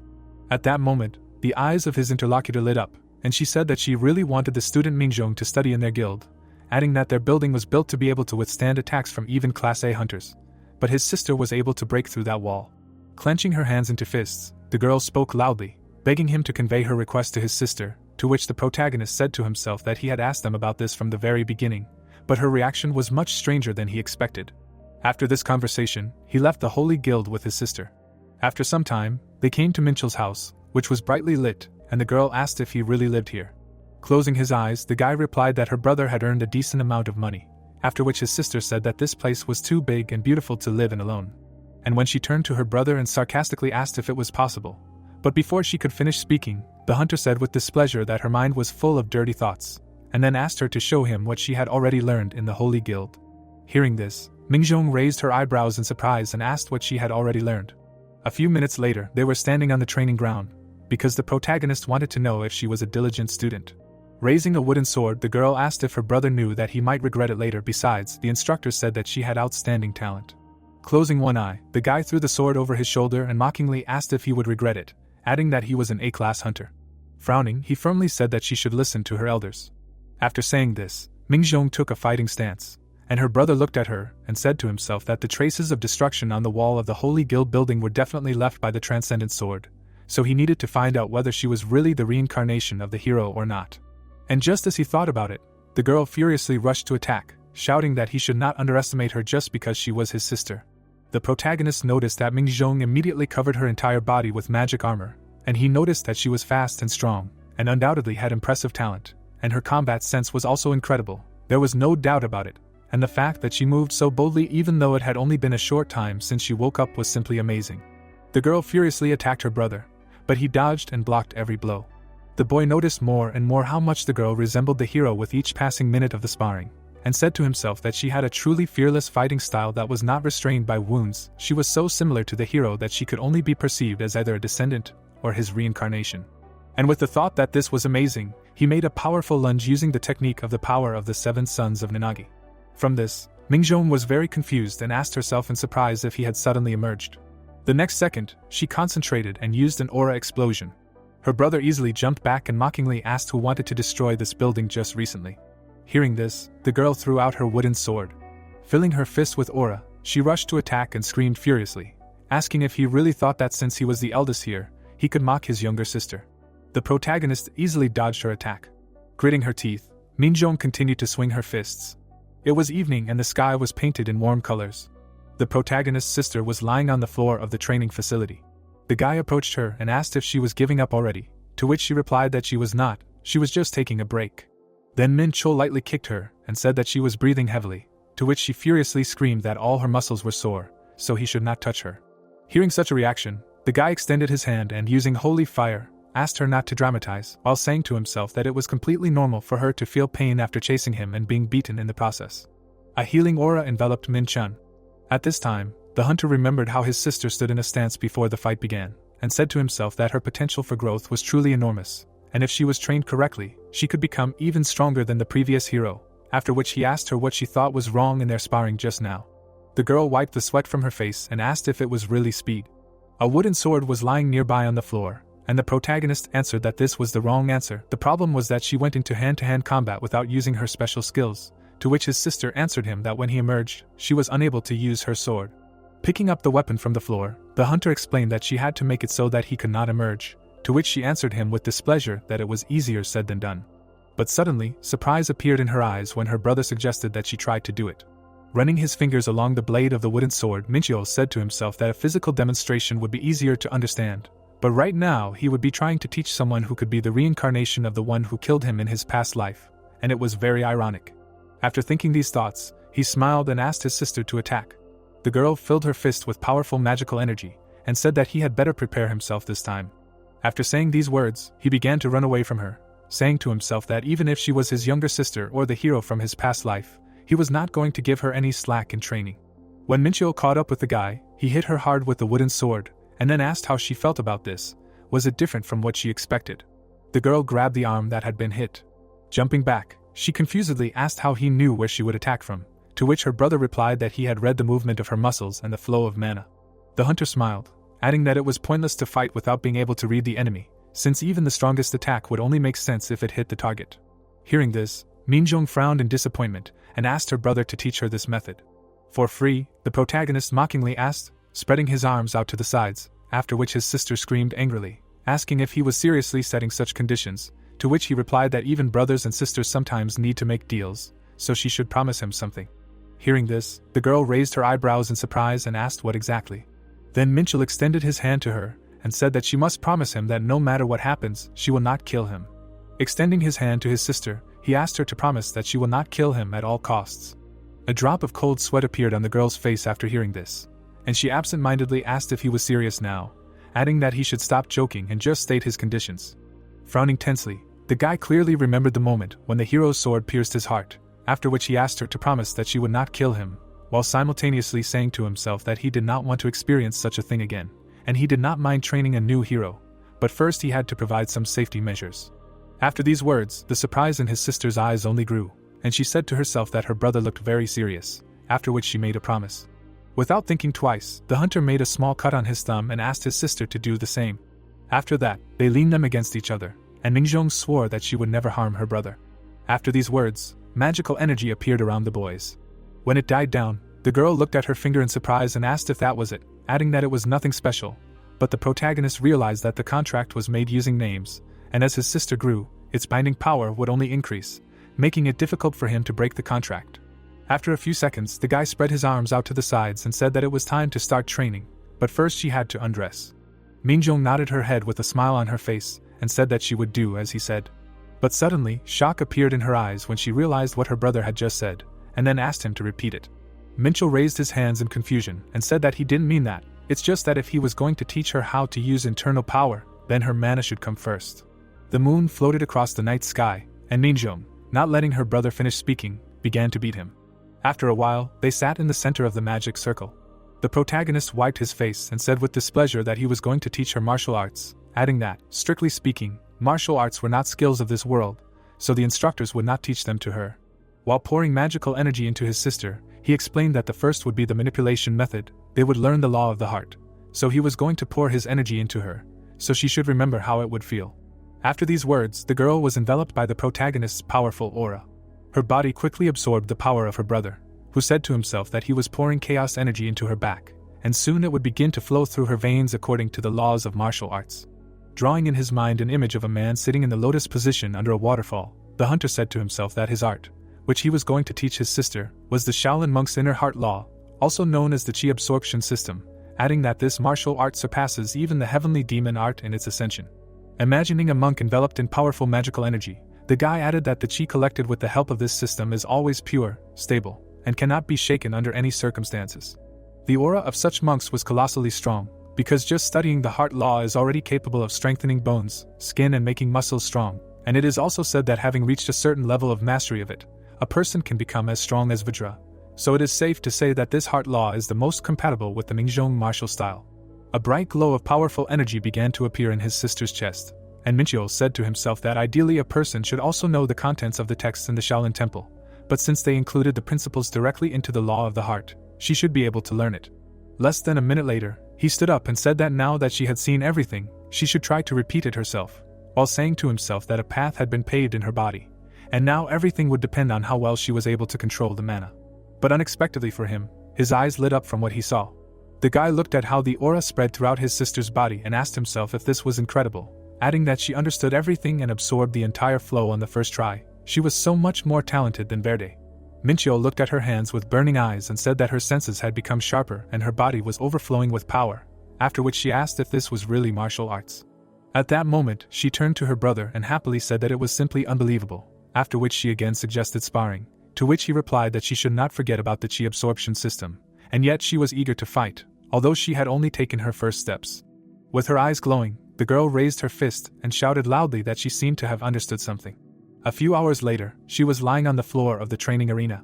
The protagonist approached her and mockingly asked her what she expected, to which she replied that she did not know, after which she asked how she managed to not hit him even once.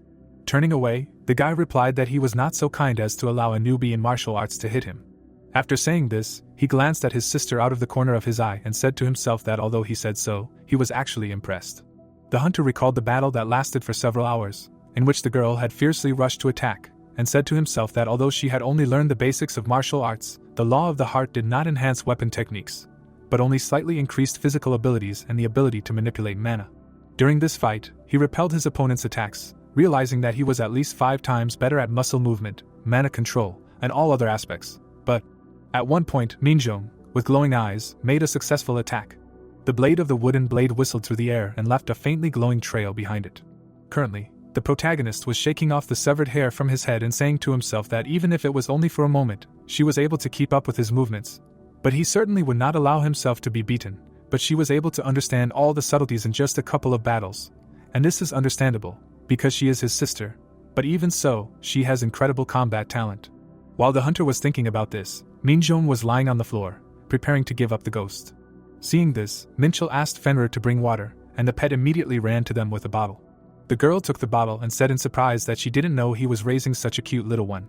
And while she was petting her brother's pet, he said to himself in a dissatisfied tone that he seemed to be popular with the girls, after which he said that if she had come to her senses, she should get up, because he was a busy man. With her brows furrowed in disappointment, the girl asked for some time to rest, because he was only pretending to be busy. At that very second, the protagonist showed his powerful aura and ordered her to get up right now. After that, he spent a few more days training with his sister, during which he taught her the basics of combat, such as reading the enemy's movements and body movement techniques. After that, the guy sent her back to the Holy Guild, but at the end, Minjong pointed her finger at him and angrily declared that she would train diligently, and would definitely beat him. The hunter waved his hand at his sister and ordered her to develop her potential and train hard, while saying to himself that now that he had laid the foundation, she could handle the rest herself, which meant that now there was only one thing left. It was a clear day outside, a cafe. There was a glass of drink on the table, and a female voice was asking if he had seen his sister off well, to which the protagonist replied that she was too energetic, and that it was tiring, and then asked how things were going in the department. Ellie brought her hand to her mouth and replied that everything was fine, even too good, and that was a problem, because thanks to him, everything was going so well that they had a lot to do. Putting the drinking straw in her mouth, the guy replied that this was not even ironic, and his interlocutor suddenly said that they were also planning to start releasing products bearing his name, and then asked if he had found that person named Dr. Min Chul then drew a rough image of the person behind the possession rituals in his head and replied that there was something wrong with it, since even the hunters from the lower world didn't know anything about it, and the association said that they would file an official complaint to China and Pandemonium about what happened, but it was just office work. Ellie drank her drink silently while listening to her comrade, and then suddenly asked if he was planning on going to the tower. Hearing this, the protagonist raised his eyebrows in surprise. After thinking for a moment, he smiled and replied that it was as he thought. She was very perceptive. After receiving the praise, the girl stuck out her index finger and said that she actually had another gift for him, and she would give it to him if he returned safely. Hearing this, the hunter raised his hand and replied that he would come get him soon. After that, he sent a request through Ellie to check the fragments of the magic circles, and Ellie also took on small jobs like managing the training grounds, and then they said goodbye. Minchio remembered his reincarnation, remembered training with his sister, and even the missions in the Interstellar Union. After leaving his memories, he smiled warmly and said to himself that now that all of this was over, it was time to climb the tower again. With these thoughts, the hunter confidently moved towards the tower. The protagonist found himself in the test tower on the 6th floor and received the quest Breath of the Dungeon, which consisted of mining ores that were buried in Mount Hyas. A notification appeared in front of him, saying that he was recommended to join a community or form a group with several people, but the danger level here was low and the goal was survival. After reading everything to the end, the guy moved forward, saying to himself that before going up to the 6th floor, he looked into the information guild on the 5th floor to collect preliminary information. Since this floor is rich in ores, the goal of the quest will be to extract them, and the conditions for passing are also simple, but a small problem is that, probably. Initially this was a quest designed for a group of people. He suddenly remembered the man in the cloak who said that it seemed like he was alone, and on the 6th floor it was best to unite with the community, or hire someone from the 5th floor. Leaving his memories, the hunter looked around and asked himself if this was the type of tunnels that stretched downwards, adding that it seemed like there was a place below where you can extract ore, and apparently he would have to go down for a while. But suddenly, shock appeared in his eyes from what he saw, and he remembered that the purpose of this place was survival. Monsters began to appear from the stones. Minchio was surrounded from all sides and realized that they were monsters coming out of the walls, which seemed to have awakened after noticing his presence. Looking at one of the opponents, he saw its stats and realized that he was surrounded by crystal corpses. Looking away, the protagonist remembered the cloaked guy on the 5th floor and said to himself that they did not talk about this and only gave him the most basic information, but the stats of his opponents ranged from a rank to B rank. Realizing that the monsters had blocked the exit and now he had no way to escape, he created a sword in his hand. Using the form of an imperial sword, the guy began to destroy the monsters, saying that he had no choice but to move forward. He destroyed one monster after another, adding that no matter how high their durability and defense were, they would not be able to withstand the power of such a sword technique, and then noticed that he was receiving an incredible amount of experience points. Less than a minute later, Min Chiol noticed that the passage was gradually narrowing, but other monsters came out to meet him. This time, they were huge ants, and it seemed that they were the ones who dug these tunnels. Without thinking twice, the protagonist stopped and created a sword spear from the horn of the Imperial Unicorn. Using the ring style, he threw it at the ants. From such an insane force, the rock he was in shook. A few minutes later, Min Chiol hit the floor with the spear and said that it seemed more effective than hunting at the gate. He was standing in one of the mines numbered 67B, which contained iron and copper. Looking around, the guy wondered if this was really the mining site, but somehow it did not look like him, after which he wondered how to mine or hear at all. Suddenly, a notification appeared on one of the walls in front of him, informing him that he should touch the wall with his hand, and then the mining time would begin. Having touched the wall with his hand, the hunter asked in surprise, "Didn't tools like picks need to be used for this?"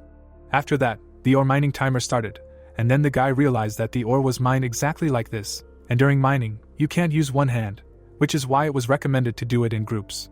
And while he was thinking about this, he heard approaching footsteps from a passage that was different from the one he came from. A few seconds later, the protagonist saw a group of hunters who looked around in surprise, and realized that he could meet others here. The elf looked away with a calm expression on his face, and said that he needed to check the condition of his weapon.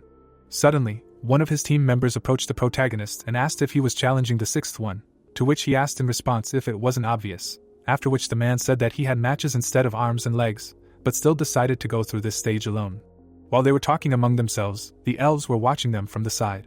After the conversation ended, one of the elves called Maitrang further, to which he replied that they were all tired, so he suggested taking a short break here. With a heavy sigh, he lay down on the ground and said that he was very tired, so he could not move.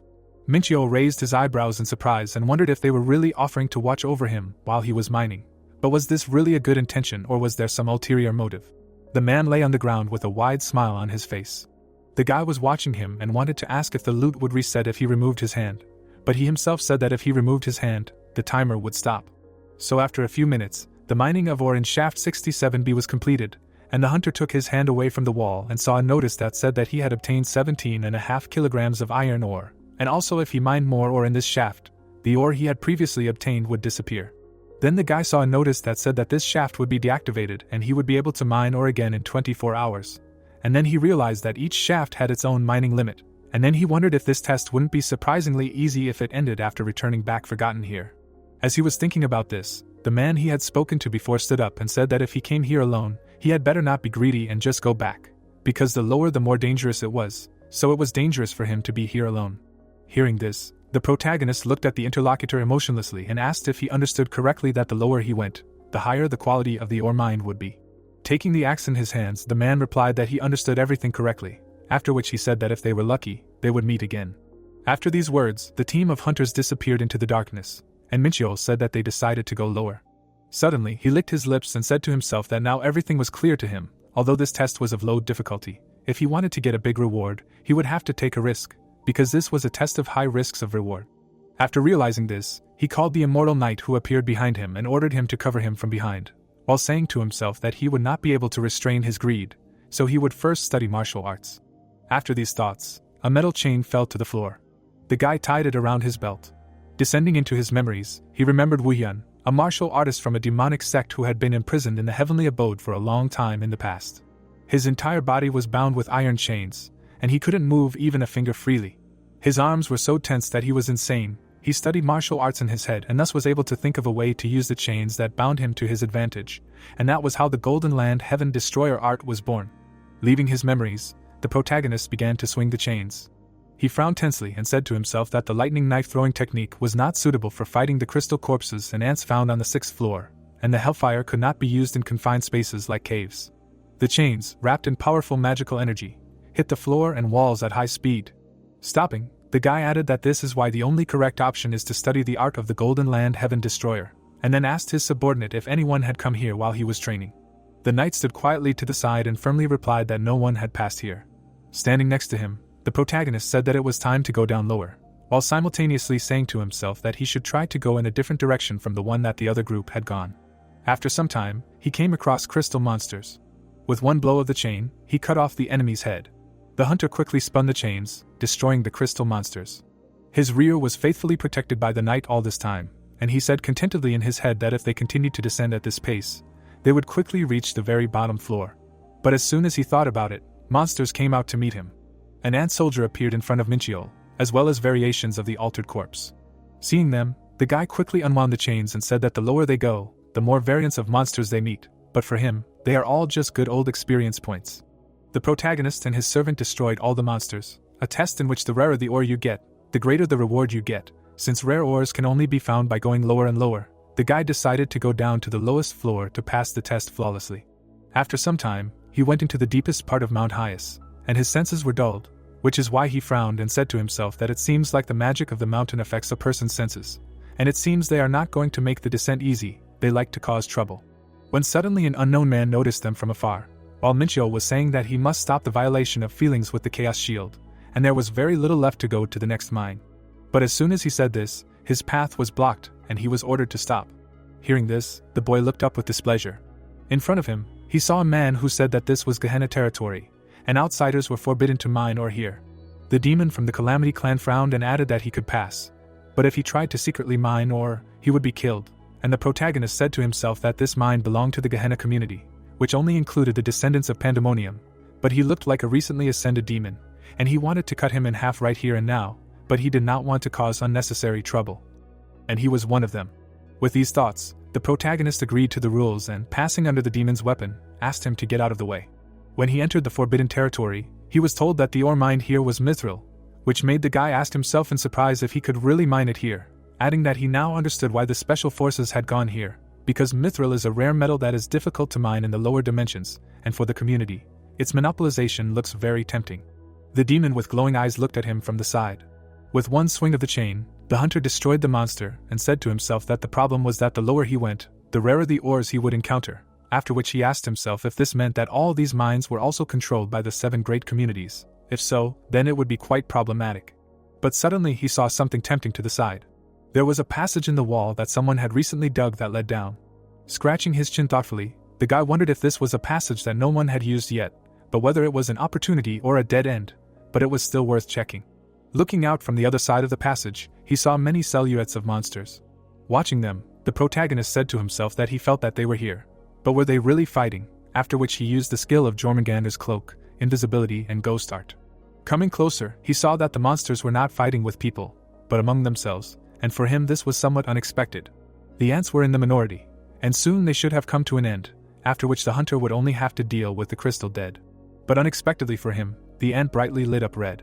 At the same second, a powerful explosion was heard, and Minchio realized that the monster had decided to self-destruct. At that very moment, he rushed to attack, shouting loudly that they were all his experience points, and he should be the one to deliver the final blow. In anger, he began to destroy the monsters with powerful chains. At this time, the monster looked at him with surprise in its eyes. Having gotten rid of everyone who was here, the guy said that he was done, and now only the ants remained. When suddenly he heard a strange sound, which made him turn around and ask who said it. Hearing this sound again and again, the hunter looked from side to side, asking if someone had managed to come down here before him, after which the monster's voice was heard, saying that it was her. Looking down, the protagonist saw a small ant, who spread her legs in different directions, and joyfully screamed that their eyes finally met. The guy's eyes were filled with shock at what he saw, and he asked if that was really her speaking, to which she happily replied that it was true, it was her, after which the protagonist asked himself if it was true that this was not a hallucination or delirium. After a while, the ant smiled widely and said that her name was Princess Cece, and she was very grateful to him for saving her, adding that she did not think that there really was a prince on a white horse in this world, and she could also smell the sweet pheromones he emitted. Hearing this, the protagonist's face broke out in cold sweat, and he asked himself if his passive charm skill had also affected her, adding that it only meant that he had to suppress the passive charm skill even in the tower.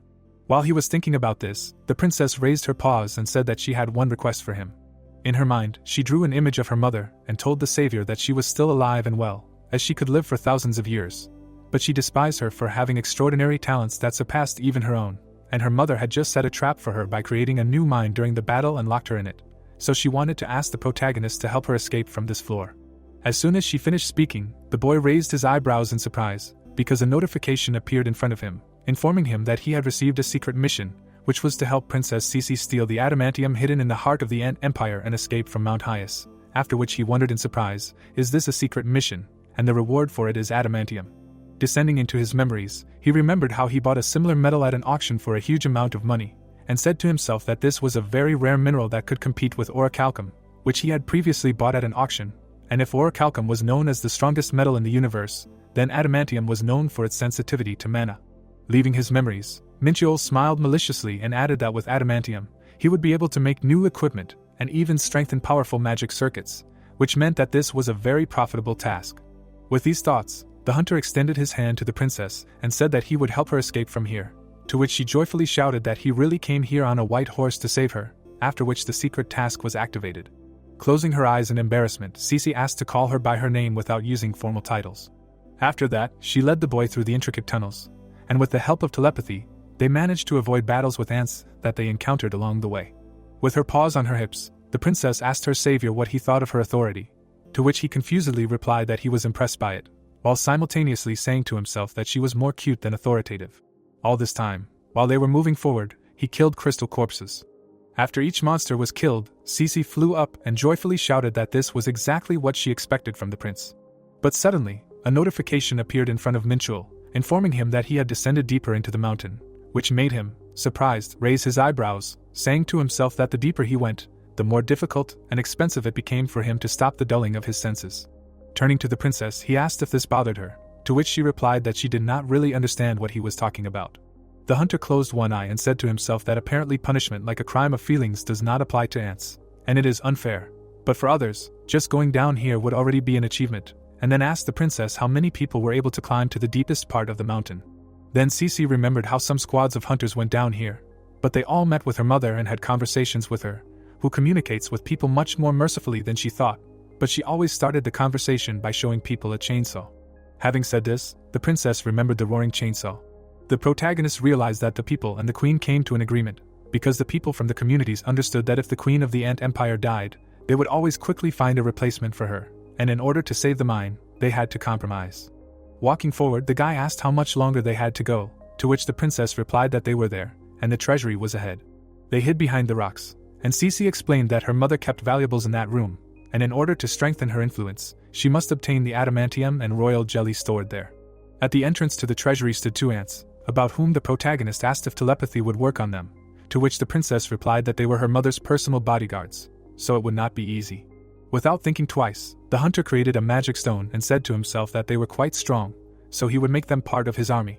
Having said this, he released the stone into the ant's forehead, which cast the curse of immortality on it and lowered its indicators by 10%. Immediately after this, the ant was entangled in chains on all sides. With a sharp jerk, they tore the monster into two parts, and the target who received the curse of immortality died, after which a new host was found, and the possession of death was improved. Seeing the death of his fellow, the second ant guard screamed in rage.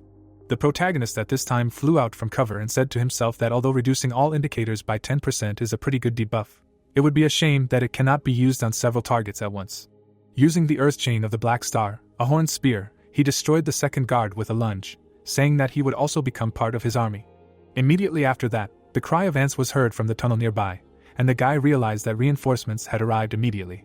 But the next second, the magic stones exploded, and the target was revived as an immortal knight, taking into account its vital signs and strength level. The hunter created two knights and mockingly said that they were not the only ones who had reinforcements, simultaneously saying to himself that this was a chance to increase his army power. And as soon as he gave the order to attack, the knights rushed into battle. Before the ant died, Minchio threw a magic crystal at its head and said to himself that he would defeat them and immediately resurrect them as immortal knights. After some time, only severed limbs and blood remained from the ants, and the current immortality points were filled to 280 out of 300. The guy stood on the monster's corpse and said that this was all, simultaneously saying to himself that now he had 4 knights and 4 warriors, and in the future he would be able to make 2 more warriors. At this time, the princess ran out of hiding, saying that the prince was truly incomparable. She ran up to the castle and said that she would open it in about an hour, because it had a double lock. Hearing more cries of ants, the guy looked towards the tunnel. Without thinking twice, he ordered his troops to guard the entrance. An hour later, the lock to the treasury opened. Joyfully spreading her paws to the sides, the princess screamed that it was opening. Entering, the guy said contentedly that he wanted to see how much precious ore was here. Spreading her paws in all directions, Cece screamed loudly that she had found everything. On one side was adamantium, which was shining from the bright light. On the other side was royal jelly. Using her magic, Cece screamed that she would take them all. At this time, the protagonist looked at the mountain of gold and said to himself that there were plenty of other treasures here besides adamantium. Looking at the princess, he asked if he could take some for himself, to which she agreed, explaining that as the legal heir, she also had the right to receive her mother's inheritance. Having received consent, the guy increased the endless storage to the 5th level, and now it could hold up to 16 tons, after which he said to himself that he would take everything he could carry, because the more money, the better. These thoughts brought an ominous smile to his face. He quickly put everything he could into the storage room, shouting in his head, "Glory to the Ant Queen." After a few minutes, the guy looked at the princess and asked if she took everything she needed, while saying to himself that they took everything they could carry. When Cece replied that she took everything, the hunter glanced out of the corner of his eye towards the exit and said that they only had to get out of here. At this time, his knight flew back. An ant guard was walking towards him, saying that those who dared to disturb the peace of Her Majesty must die. Seeing him, Minchul said to himself that this monster's characteristics not only slightly exceeded the characteristics of the immortal knight, but he also possessed an aura, and the princess suddenly burst into tears and asked in fear why this monster appeared here. After all, it was Mom's guard. While the ant was fighting the protagonist's subordinate, Cece explained that the guardians were strong warriors who were personally selected by her mother, adding that he used aura and fought like a human. Upon receiving this information, the protagonist's body was quickly enveloped in a powerful aura, and he said that it seemed that their opponent was stronger than he thought, but it would not work on him. In the blink of an eye, he dealt many strong blows to the ant. The guardian lost several limbs and screamed in fear that he had never heard of a force that could defeat aura. Cece held onto her savior's shoulder and said that this was exactly what she expected from the prince, to which he replied that she should hold on tighter, because from now on, the endurance battle begins, after which he ordered the undead to block the passage. After saying this, he soared into the air, leaving a magical trail behind him. The boy quickly ran away, saying to himself that if there were hundreds of royal guards here who were not subject to the mountain's punishment, then leaving with the princess would not be easy, which is why they should escape from here before they caught up with them. The ants blocked the intruder's path, who asked the princess why they even came here to the treasury, to which she replied that she did not know, because they were supposed to guard the lower floors. Using a paralyzing bomb, the hunter destroyed the ant standing in his way and said that it seemed that her mother was very angry, after which notifications appeared in front of him, which said that an immortal knight received heavy damage and was destroyed, after which 2 more immortal knights died. After reading this, the hunter realized that all of his knights were killed, but they only had to get out of here, so gloves appeared on his hands. Suddenly, he stopped in front of a blocked passage and asked if there was another way. The princess looked away and replied that they would have to make a small detour, but they were so close. After thinking for a moment, the guy put his hand on a huge boulder and told her not to worry, because in their world there is an expression, at the end of the road he is on, success always awaits him. Having said this, the protagonist used the punch technique. At the same second, a powerful explosion was heard. The huge boulder was torn to pieces, and the princess joyfully screamed at what she saw, that it was amazing. Cece looked at her savior and added that they were almost there, they were almost at the top, after which she asked if he could help her climb another ladder, to which he asked in response if he would really need to look after her, while saying to himself that fortunately they were able to reach the top without being captured. His eyes suddenly lit up, as his enhanced senses were activated. At that moment, the protagonist saw fireballs flying towards him. Several people in long robes were hiding behind them. They smiled widely and asked each other if this was the same player who had completed the secret quest, adding that he looked quite skilled, but he was still alive. Minchio waved his hand to block the attack. Frowning, he said to himself that his opponent had spoken as if he knew that he had taken the secret quest, then said that this was a very rude greeting, and he did not expect the hooligans to appear. One of the guys smiled maliciously and said that they had also received a quest here, then asked if he wanted to see what kind of quest they had received. After this question, a system window appeared in front of the protagonist. The hunter read the quest with a calm expression, the goal of which was to catch thieves and return the stolen treasure of the ruler of the Ant Empire, and then said to himself that he thought that the ants and players were enemies. But he never thought that the Ant Queen would give a quest to a player, and then wondered if she gave this quest to Rain and Cece, or if she was just angry that someone robbed her treasury. The princess also read the quest and frowned in disappointment, telling the guy to leave her here and go away, because he can still survive, to which he asked in surprise why she did it so suddenly. Then Cece pointed to the guys in cloaks who were staring at them intently, and explained that they were disciples of the Mobius clan, who had a contract with her mother. Tears appeared in Cece's eyes and she added that the Mobius community is one of the 7 great communities. They have the support of the archmages. The protagonist looked at the tearful princess and wondered if she was really worried about him now, adding that it was interesting. He suddenly remembered the silhouettes of the powerful archmages and said to himself that it reminded him of the explanation that Sunhee, one of the 7 archmages, gave him on the 5th floor, going to the extremes of magic to reach the state of Ascension. Leaving his memories, Minchul smiled mischievously and asked if she really thought that he would just up and run away. He then placed the princess on the ground to the side. Turning to the guys in cloaks, the hunter explained that they were not archmages, adding that they could not run away from small fry like them. Hearing this, one of the guys smiled and asked if he was challenging them, adding that they had already erected a barrier so no one could enter here, and they could not contact the world outside the barrier, so he should spare his life. The protagonist took a step towards them and said that in that case, they were in the same boat. With this step, he summoned the power of a heavenly demon, releasing a powerful aura from himself. Seeing this, the cloaked guys immediately created magic seals in front of them and screamed in horror that it was an art, but their strength had already decreased by 10%. Minchul used the Dark Starhorn spear to reflect every magic attack, and his combat strength increased by 20%. He then extended his hand towards the opponents and said that they were too confident in themselves. He activated suppression and reduced all the indicators of his opponents, who clutched their heads in pain, by 20%. One of them was gritting his teeth in rage and screaming, asking how dare he, adding that he would show him his true power, after which he summoned an ice golem and a storm bird. The summoned creatures rushed to attack the hunter. Upon seeing them, the guy waved his hand and said that it was time for them to leave, since the immortal knights were destroyed, after which he used the power of light and asked if they could deal with these fry for him. Angels appeared from bright flashes of light, who immediately rushed to attack. A furious fight ensued between the angels and the summoned creatures. The protagonist watched this from the sidelines and said to himself that it was probably all about the holy light, which resists magic, and the angels were doing well too. He watched as Finest dealt blow after blow to the storm bird and thought that he would soon be able to recall it. Looking at the ice golem that was holding on tightly under the attacks, the hunter realized that he would have to waste time with it, but for now he could rest and regain his strength. But as soon as he thought about it, an ant's paw stepped on the ground. Horror appeared in Michio's eyes, because he felt a mad killing intent coming from near him. In that same second, he rushed to attack, using the giant technique. The hunter dealt a powerful blow, which the ant blocked. Jumping back, he said to himself that he felt a huge killing intent that activated his super sensitivity, which meant that this ant was much stronger than the one he fought in the dungeon.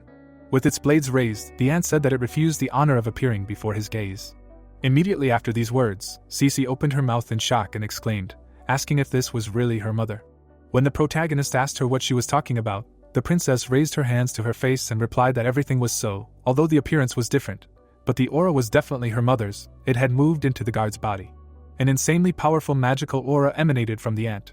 Without moving from her place, the queen replied that everything was so, adding that this impudent fellow who stupefied her daughter and sent her on the path of decomposition, so she herself would personally kill him along with his daughter. Hearing this, the hunter smiled and said that he would not allow her to do this, because he had obligations. The princess looked at her savior from the side. When suddenly she stepped forward and told him to leave it to her. The antennae on her head suddenly lit up, and she said that she had an ace up her sleeve. A strong aura enveloped her body, and the ground beneath her split. Unexpectedly for everyone, the next second a large ant burst out of the ground. She immediately used possession on him, after which a bright flash appeared.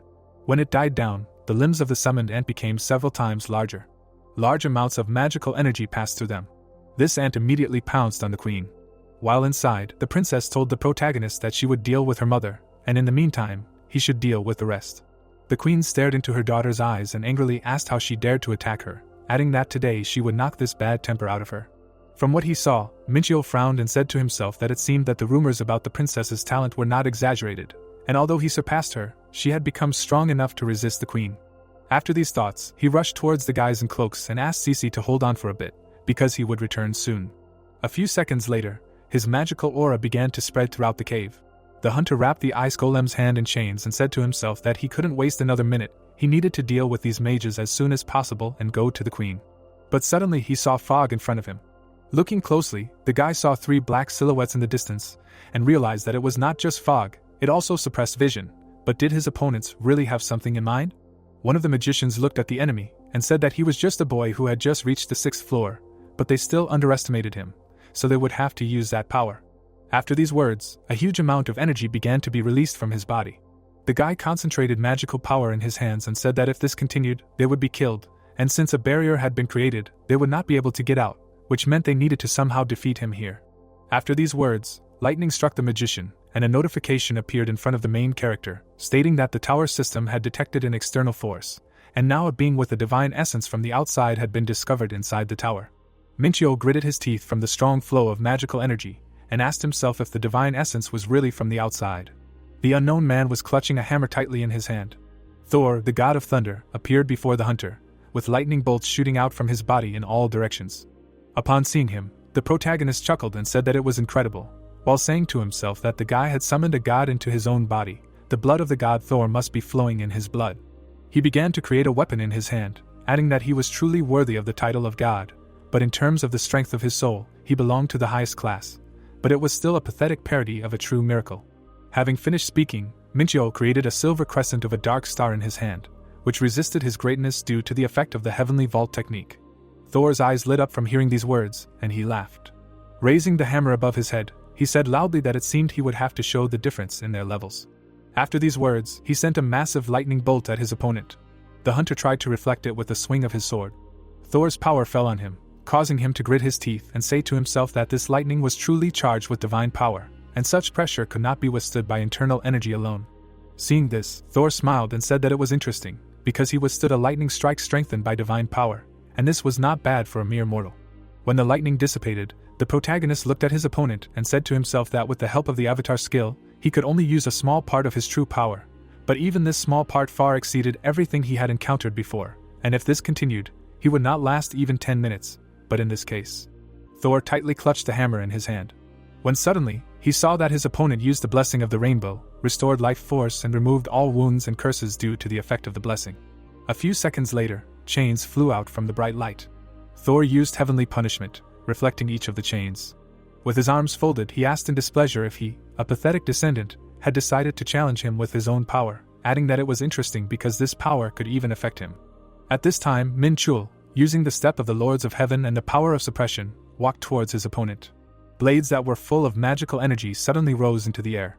With one wave of his hands, the guy used the lightning blade technique, attacking his opponent. The blades reflected off Thor's armor while he asked if he still didn't understand, because these pathetic tricks do not work on him, but is this all that he can do? When suddenly horror appeared in the god's eyes. He fell to the ground and asked in fear how he dared. Then the protagonist picked up the blade and said that he had a special skill in store for him, the built-in skill of Jormungandr's cloak, Jormungandr's poison, after which he said to himself that it was time to rewrite the myths. Ragnarok is the war that Loki's children started to overthrow the tyranny of the gods, the war that Fenrir and his siblings started, the twilight of the gods. The story of this war is well known on Earth. Thor's knees were pinned to the ground. The protagonist looked at his opponent and said to himself that according to myths, the god of thunder, poisoned by Jormungandr's venom, only walked 10 steps before falling dead, although in fact he did not die, because the other gods saved him. The boy's blade was poisoned. Minchiol smiled maliciously and asked if it tasted the same as last time or not. With the last of his strength, Thor raised his hammer and ordered it to be silent. With all his might, he slammed the weapon on the ground, releasing lightning towards the enemy, and screamed, asking if he really thought that some pathetic mortal could defeat him.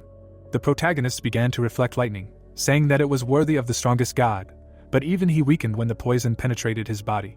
And at the very last moment, closing the distance, he struck the god Thor's neck with his sword. His head flew off his shoulders, and the guy said that it was a good job.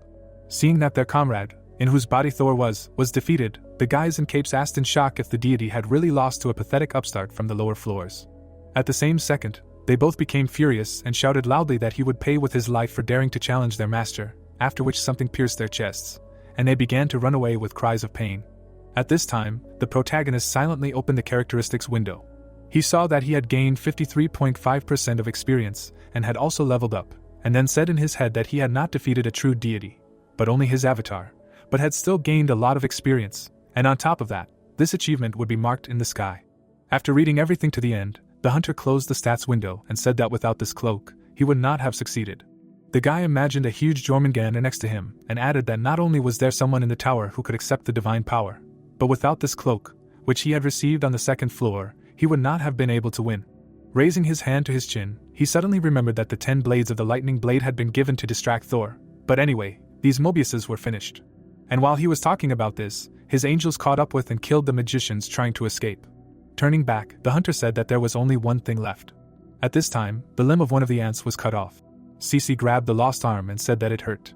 The mother stepped on her and said that she was merciless even to her own daughter, adding that it was time to end it. Raising her head, the princess said that it was not over yet. And before the queen had time to attack, the protagonist appeared behind her and firmly said that this was true, adding that she had held on well. The queen made a quick attack and asked with displeasure what kind of voice it was. Dodging, the guy with a smile on his face asked if he was really not the one she expected, while saying in his head that now she was even stronger, because the queen had moved into the guard's body, so he would finish her off with one blow. Using the step of the Lord of the Sky and the technique of single lightning, the hunter made a series of lightning strikes. A second later, the queen ant fell to the ground, and the protagonist said that these were quite realistic screams, considering that this was not her body.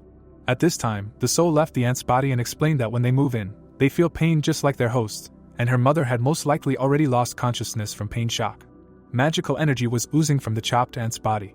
After a short pause, the protagonist turned around and said that it was time for them to leave this floor, to which the princess agreed. A notification suddenly appeared in front of the guy, stating that he had completed a hidden task, and also received 30 kilograms of adamantium and 300,000 points. After reading everything to the end, the hunter looked up at the princess and asked if she was not worried that her mother was suffering, but Cece, with glowing eyes, rushed forward, joyfully screaming and asking who all these glorious knights were. The angels knelt down in front of her and said that it was every knight's duty to protect the lady, which impressed the princess. After closing the system window, the protagonist said that he was going to the 7th floor, to which Cece said that she also wanted to go with him. Hearing this, Min Cho raised his eyebrows in surprise and asked if she was really following him. And while he was looking at the princess, who was smiling back at him, a system window appeared in front of him, which said that he had received a hidden quest, the purpose of which was to provide Cece with a new home. After accepting the quest, the guy smiled and said that it was time to go up immediately, while saying to himself that in the worst case, he would not lose anything. The system window that appeared said that he had accomplished a feat worthy of legends, and received 700,000 points as a reward. Scratching his chin with satisfaction, the hunter said that if you also consider the treasures of the treasury, then they hit the jackpot. At this time, on the 45th floor of the trial tower, an archipelago of dimensions, islands were flying in the sky. On one of them, a man put his hand to the ancient symbols and asked himself in shock, how could this be? Because these names on the soul stones belonged to 3 red-ranked disciples, which meant they were dead. A man in a long purple cloak stood by the soul stones. On the 6th floor, the corpses of the mages were still lying, and the man said that judging by the traces of their souls, the last time they were seen on the 6th floor, they went to the mountain to mine mithril, which meant someone had interfered with them. Another man in a cloak approached him from behind and asked if it was worth sending a search party there, to which the master agreed. Without turning around, he added that the 6th floor of the tower was reserved for the extraction of rare minerals. This is neutral territory by agreement of all 7 communities, and if someone is behind this, he will not be happy. After that, he pointed his finger at his subordinate and added that it seemed like a serious matter, so he needed to send his 4th circle disciples. The guy in the blue cape bowed his head and said that he would immediately send a search party in the name of knowledge. The old man put his hand on his heart and said that all this was in the name of knowledge. After these words, his subordinate disappeared. At this time, the protagonist got to the 7th floor of the test tower, the goal of which was survival.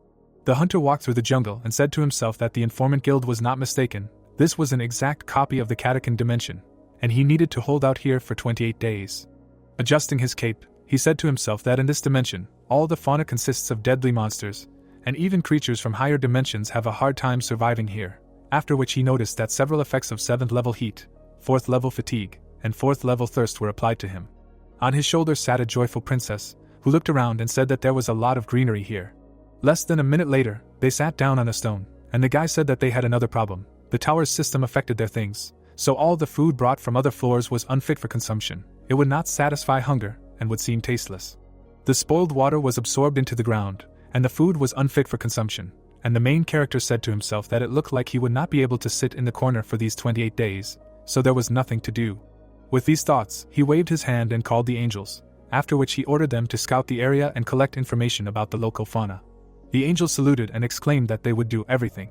The guy's subordinates flew in all 4 directions, and their master asked the princess where she planned to settle. Smiling widely, she replied that they still had to figure it out. Getting up from the rock, the hunter said that he thought so, while saying to himself that they had a lot of things to do, but they needed to solve everything in order. Opening his eyes, he said that the first thing they needed to do was find shelter, because he had already survived in this hell, so there would be no problems. The protagonist and the ant stopped near a palm tree, and the guy said that since this place was so similar to the catacomb dimension, they needed to be on their guard. Stretching his hand up, he told the princess to look more closely. But as soon as he tried to get the coconut, he dodged. At the same second, sharp thorns appeared under it. The hunter was flying straight at them. At the very last moment, he used the dark star ignitis and, using the technique of the moving mountain, cut the sharp branches. The princess, frightened, pressed her hands to her face and said that this means even the trees here are monsters. At this time, her savior chopped the tree trunk with one blow and said that an axe is the best tool for cutting trees. The palm tree fell to the ground with a crash. Picking up a coconut from the ground, Minchiol said that these trees attract prey with nutritious fruits, and then attack, grabbing them with their roots. Looking at his companion, he added that there are a lot of such creatures here, after which he asked if she understood what they were faced with. Cece took the coconut, and replied that she would keep everything he said. Suddenly, a bright flash of light appeared in the sky, and the guy realized that the reconnaissance was over. The angels returned from the mission. Finus frowned and reported that this forest was so huge that its boundaries were impossible to determine. It was at least 3 times larger than the portal from which the hippos climbed, and a little nearby there was a hill and a river, a hill about 300 meters high. While he was saying this, the princess gnawed on a coconut. After listening to the information, the protagonist put his hand to his chin and said that 300 meters was an excellent vantage point, which meant it was time to move to the hill. The sun was shining brightly in the clear sky. Suddenly, a huge paw hit the ground. The enraged bear screamed loudly, and the hunter asked what it meant. This was his territory. Using magic, he pushed off the ground, thinking that since this place was a copy of the Catacomb dimension, then you can meet the corresponding monsters here. But like all the monsters in the test tower, they are just a pathetic parody of the originals. After these thoughts, Minchiol chopped off the head of a huge bear, after which he asked Cece to take his soul, because they would eat it. The princess spread her paws to the sides and said that it would be done. Stopping a few steps further, the protagonist said to himself that they had sorted out the food for the time being, and perhaps they could set up camp here, and the ants would build them a shelter. At this time, the ants, led by the princess, were dragging the bear carcass on themselves. At this time, the angels were looking around from a bird's eye view. Having decided that the angels were not enough for the guard, the hunter went into the forest. He remembered that his entire army of immortals had died on the 6th floor, and in order to gather a new one, he marked all the monsters in the area with immortality crystals, and then killed them all. The magic stone emitted a bright light, and the understanding of the protagonist's death grew. The immortality points increased from 300 to 500. After some time, an army of 50 death warriors lined up behind the master. Then they lit a fire in the camp. Sitting down on the ground, he said that it was time to refresh himself, at the same time saying to himself that if you think about it, since he met Cece, he had not really eaten. Exhaling heavily, the guy added that the rainbow blessing had restored his strength, but his hunger was still there. But now his new warriors would patrol the perimeter, so he could relax. At this time, the lone warrior of death was being watched from the bushes.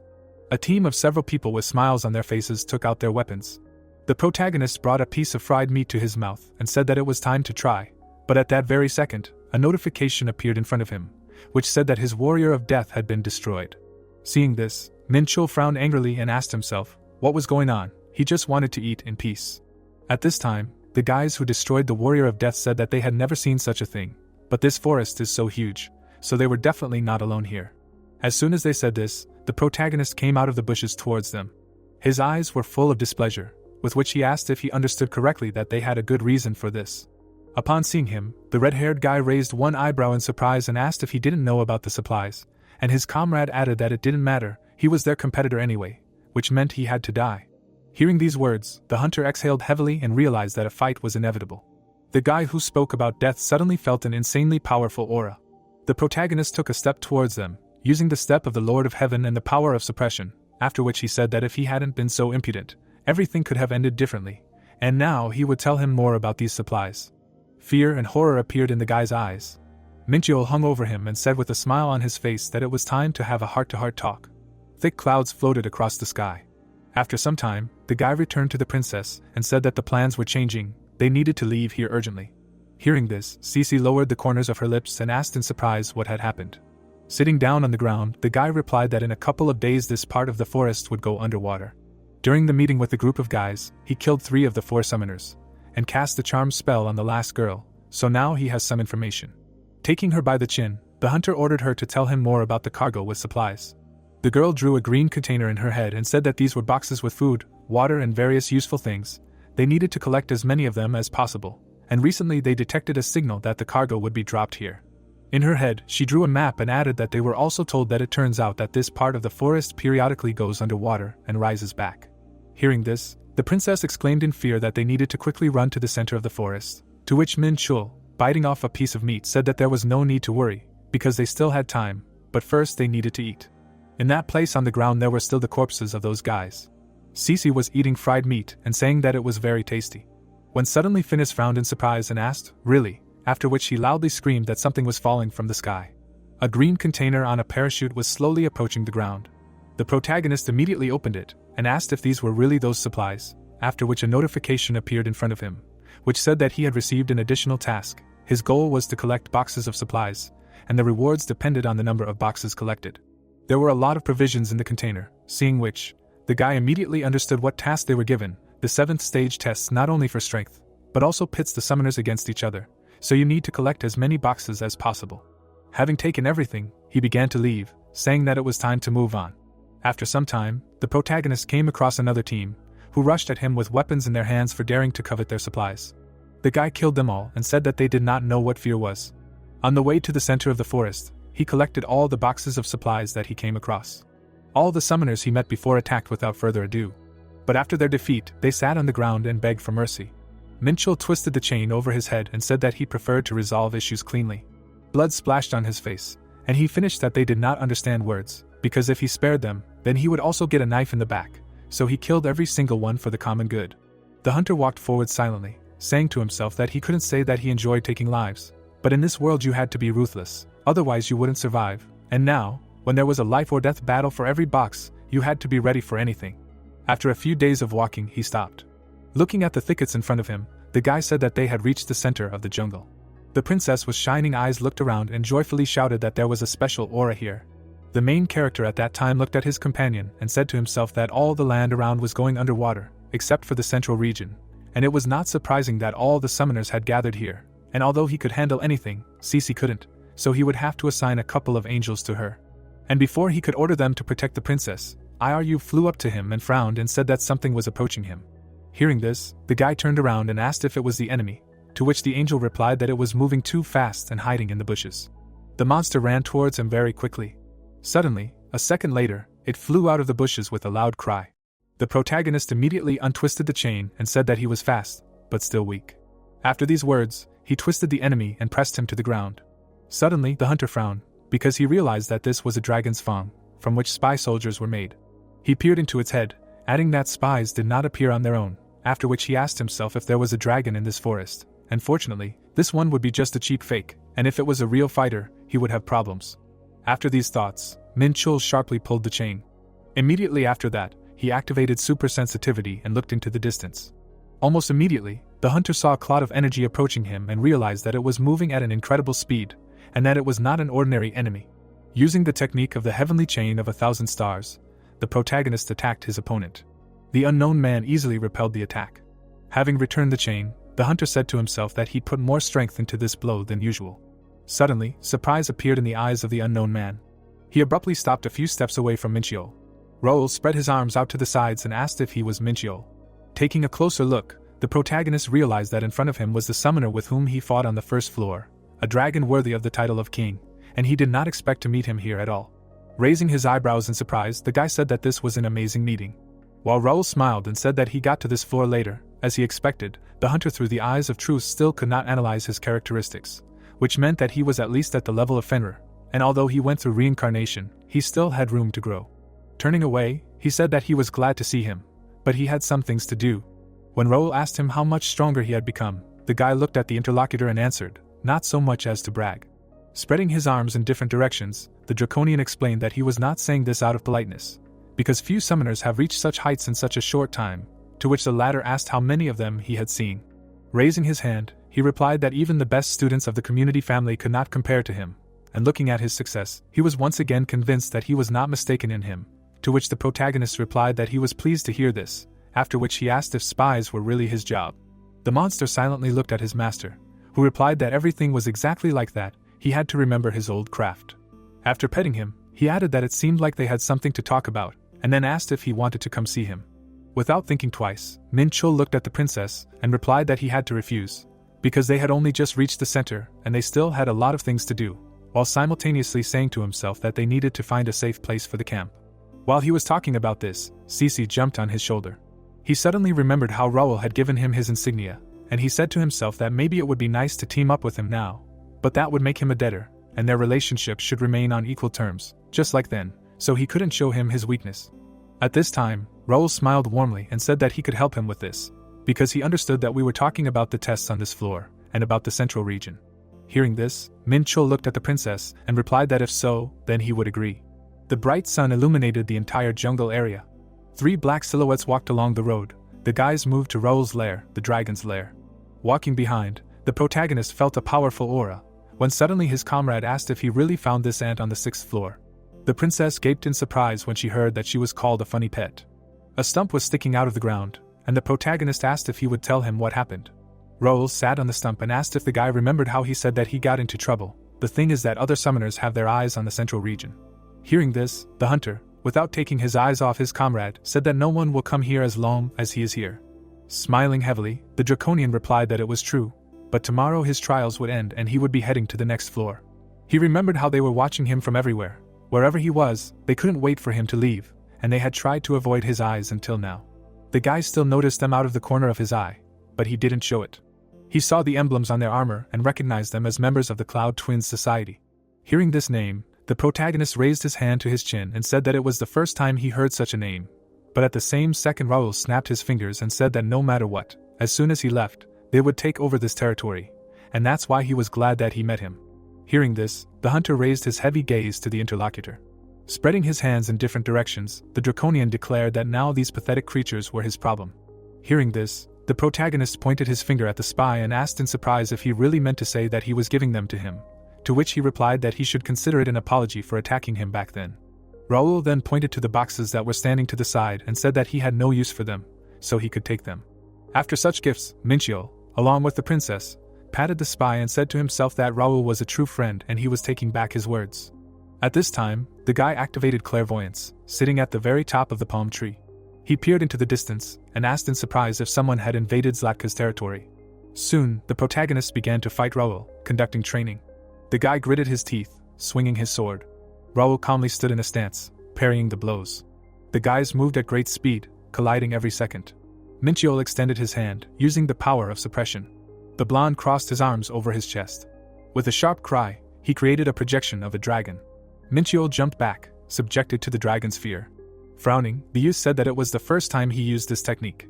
Raoul chuckled and said that it was funny. The huge dragon and the whirlwind of blades collided. Cece stood to the side, watching their clash. The protagonist, having lost the fight, lay on the ground. He used all his techniques and even the flames of hell, but still lost. A hand was extended to the youth. The boy asked his friend if he was okay, smiling. Raoul grabbed Minchiol's hand and apologized for not calculating his strength. Remembering the fight on the first floor, the Draconian told the boy that he had barely defeated the executioner beast on the first floor, and now he was amazed at his success.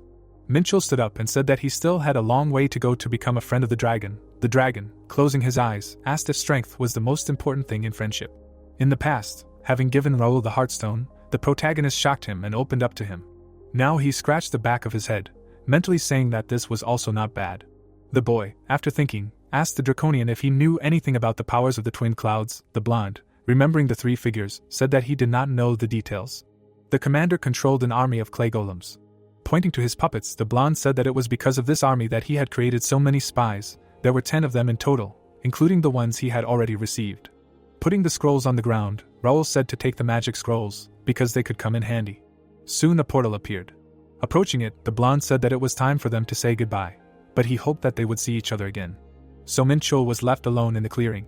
Smiling, the young man said that he would still show him what he was capable of. Cece, who was standing behind, asked if that scary dragon had left.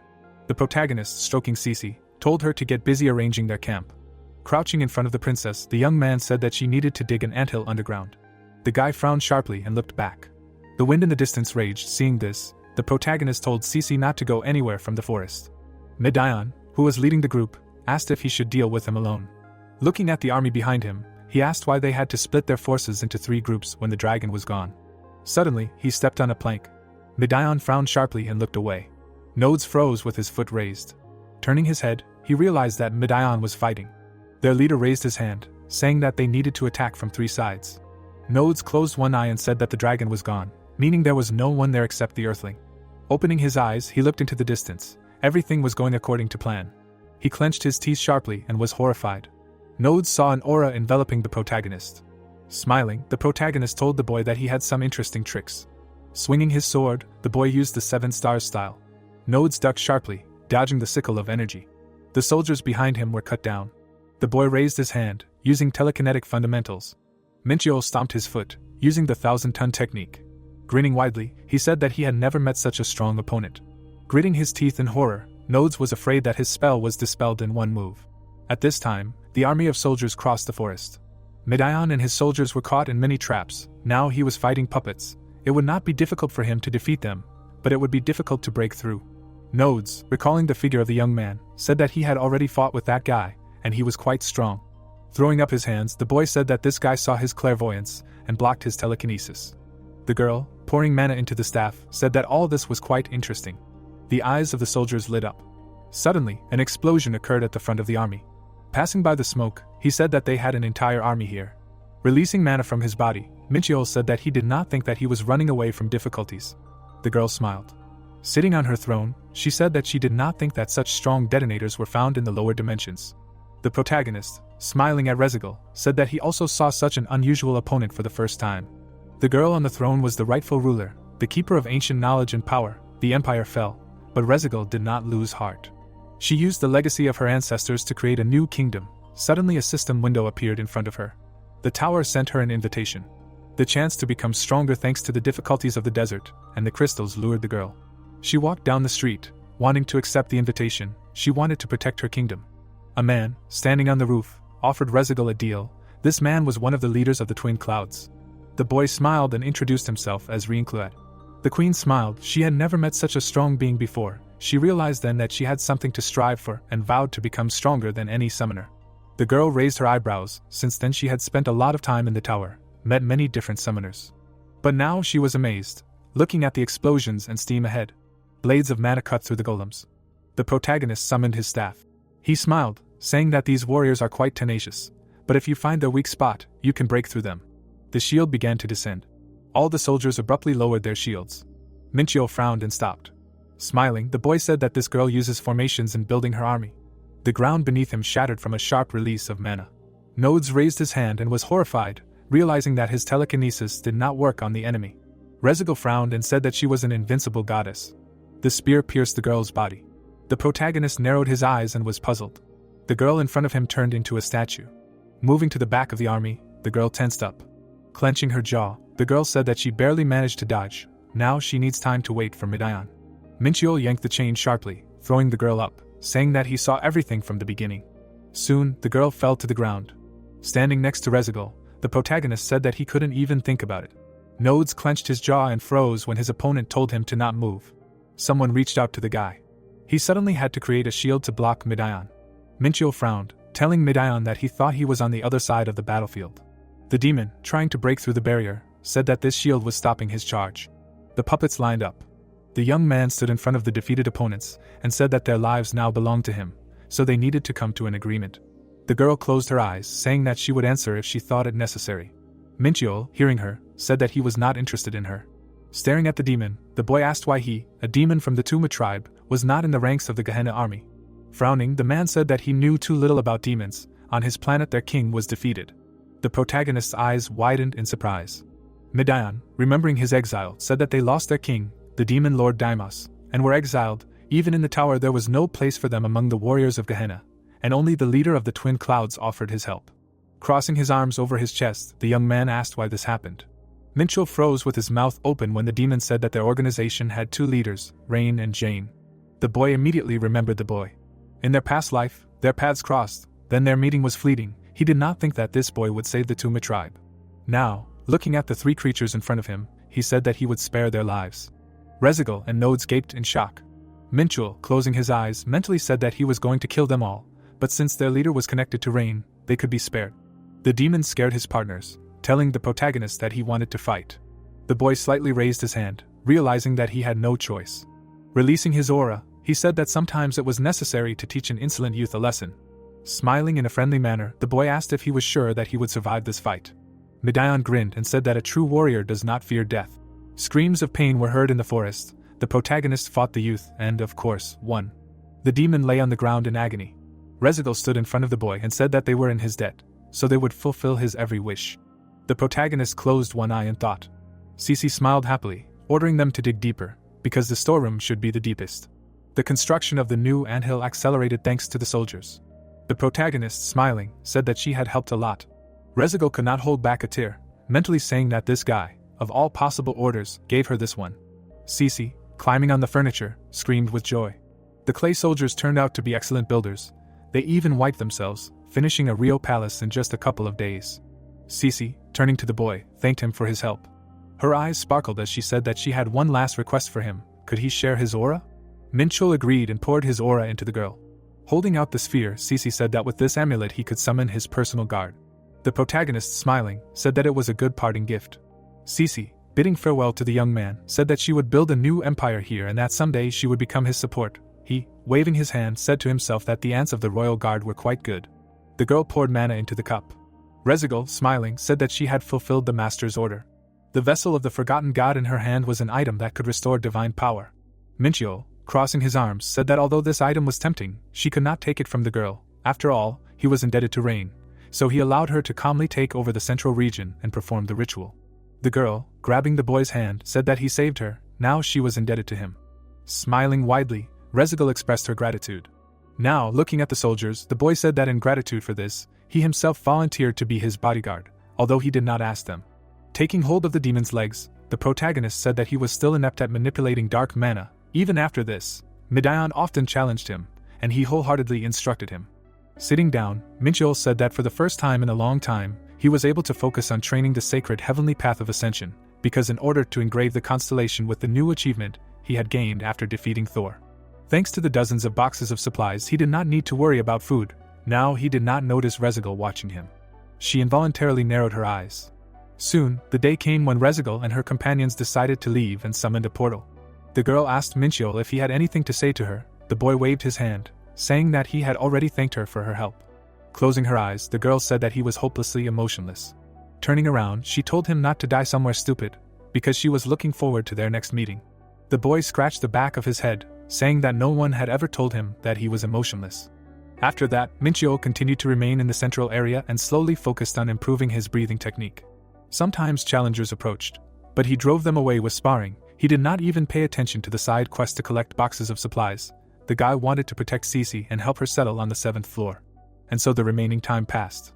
Deciding that it was time to leave the jungle in which he spent 28 days, the guy called a portal. The protagonist, looking at the system window, remembered that he still had one thing to do. Loud hammer sounds were heard behind the doors of the forge. Hakan was clutching the hammer tightly.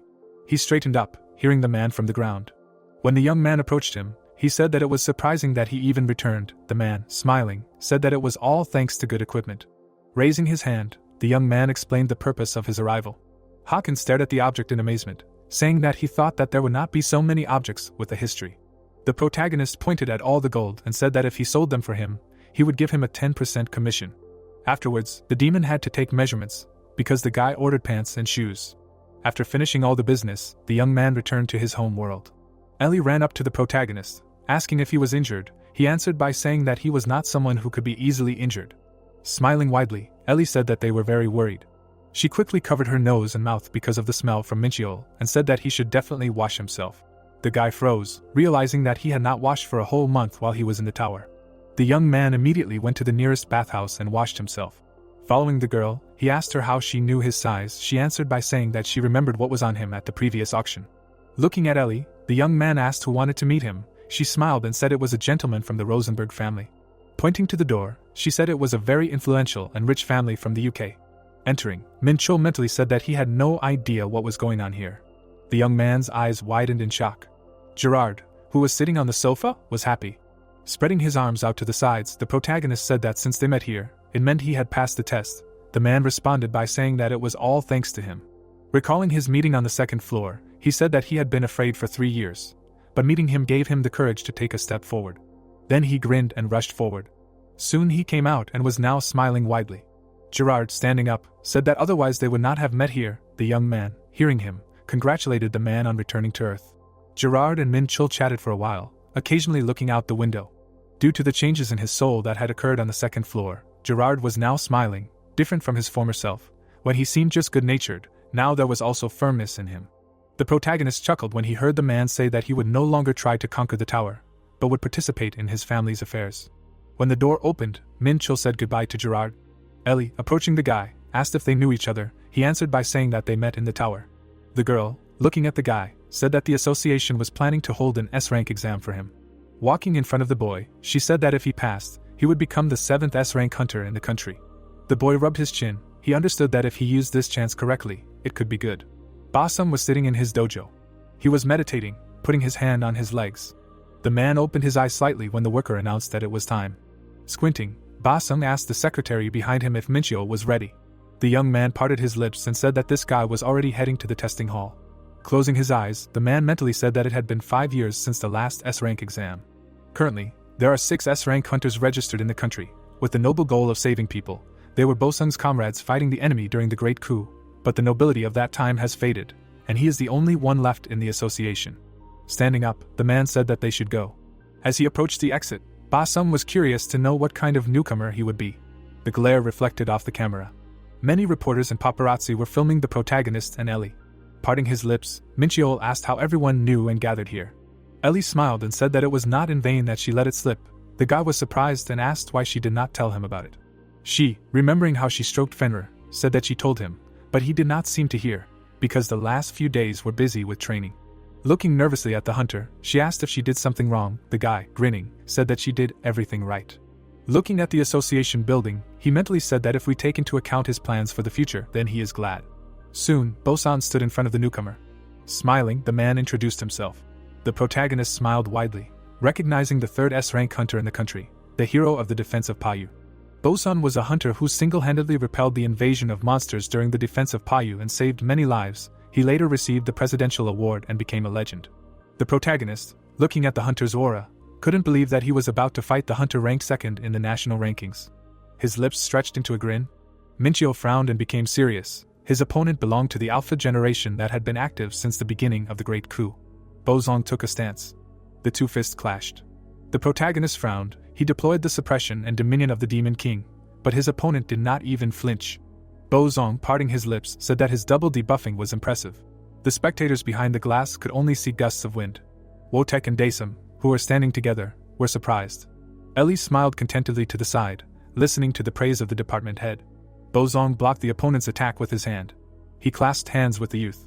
The hunter chuckled, saying that it was quite interesting. It might seem like an equal fight, but in reality, Bozong was slowly losing. He had heard of all of Minchiol's past exploits, from how he single-handedly stopped the gate from breaking through shortly after his awakening to his exploits in the altered gate. The protagonist jumped up. While stretching his shoulder, Bozong said that he did not expect to meet such an opponent. Smiling, the protagonist replied that thanks to him, he was enjoying this too. Looking at the opponent's aura, the protagonist mentally noted that his combat ability was only slightly superior to that of the strong opponents in the tower, but his accumulated experience allowed him to engage in a tactical fight against him.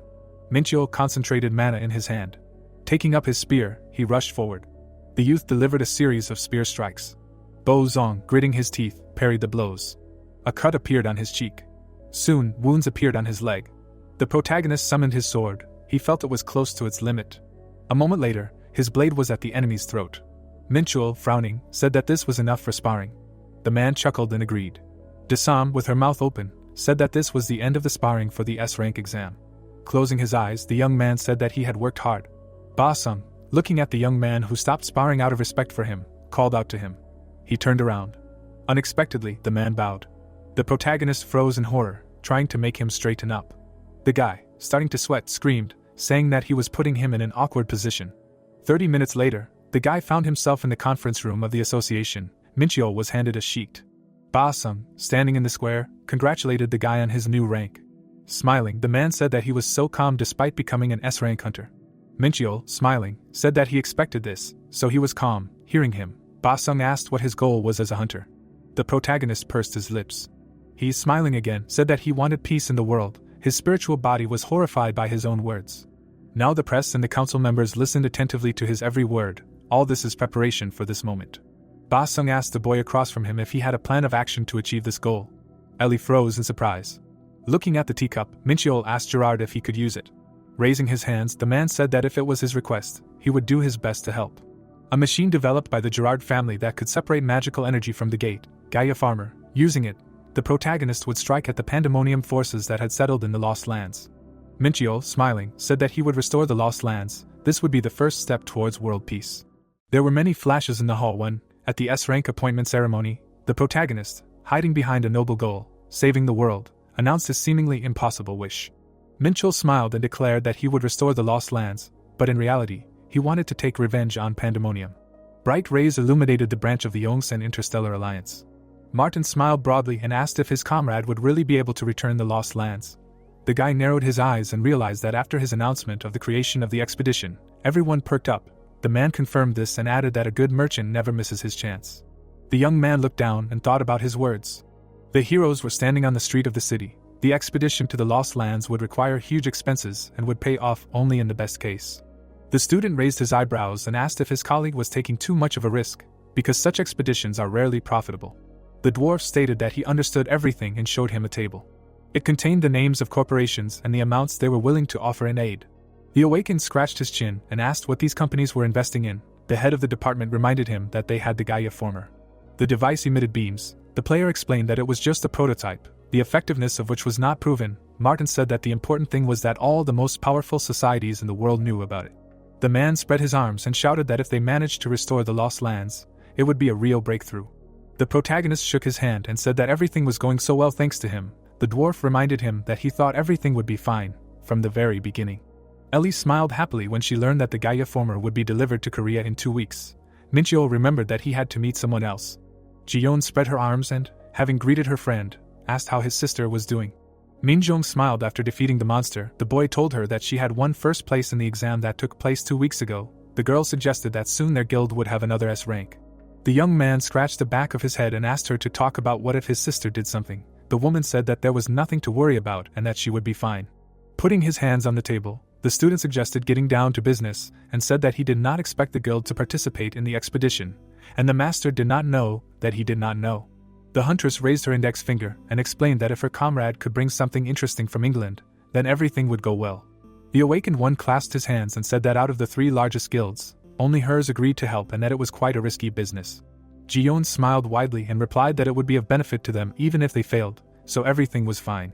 The girl grinned slyly and said that this was their chance to restore the lost lands and get an S rank into their ranks, and explained that this would help them bypass Hwarang and Jumsun and become the strongest in the country. Scratching his chin, the player realized that the heirs of powerful corporations were thinking big, and asked how many people they were willing to provide. The woman introduced the people in boxes and replied that they would provide 3 squads, which consisted exclusively of experienced B-rank hunters and above, as well as help with food, resource gathering, and more. The protagonist raised his eyebrows in surprise when he heard that Minsu would be taking part in the expedition. The guild leader narrowed her eyes and said that this experienced S-rank hunter was very interested in the expedition. Closing his eyes, Minchio realized that they were serious about becoming the strongest guild, and he felt like he was going to get into huge debt. The number on the elevator screen changed. Jiyeon suggested that her comrade discuss all the details with Martin. The girl winked when her subordinate brought the one they were talking about and invited her in. The guest smiled happily. The guy asked who was supposed to come, and the woman replied that they knew each other. Minjong waved her hand at her brother and asked what brought him here. The bright sun was shining above the trees. The girl with shining eyes asked how her brother managed to get an S rank. The young man showed her his license, which was also a black card. The woman snatched the license and said that with it he would be greeted with open arms everywhere. The student jokingly asked his sister to look up to him. The heroes walked down the street. The awakened one decided to give his sister a gift in honor of the promotion. They came to Martin. The player thought that the gift should be a custom-made armor.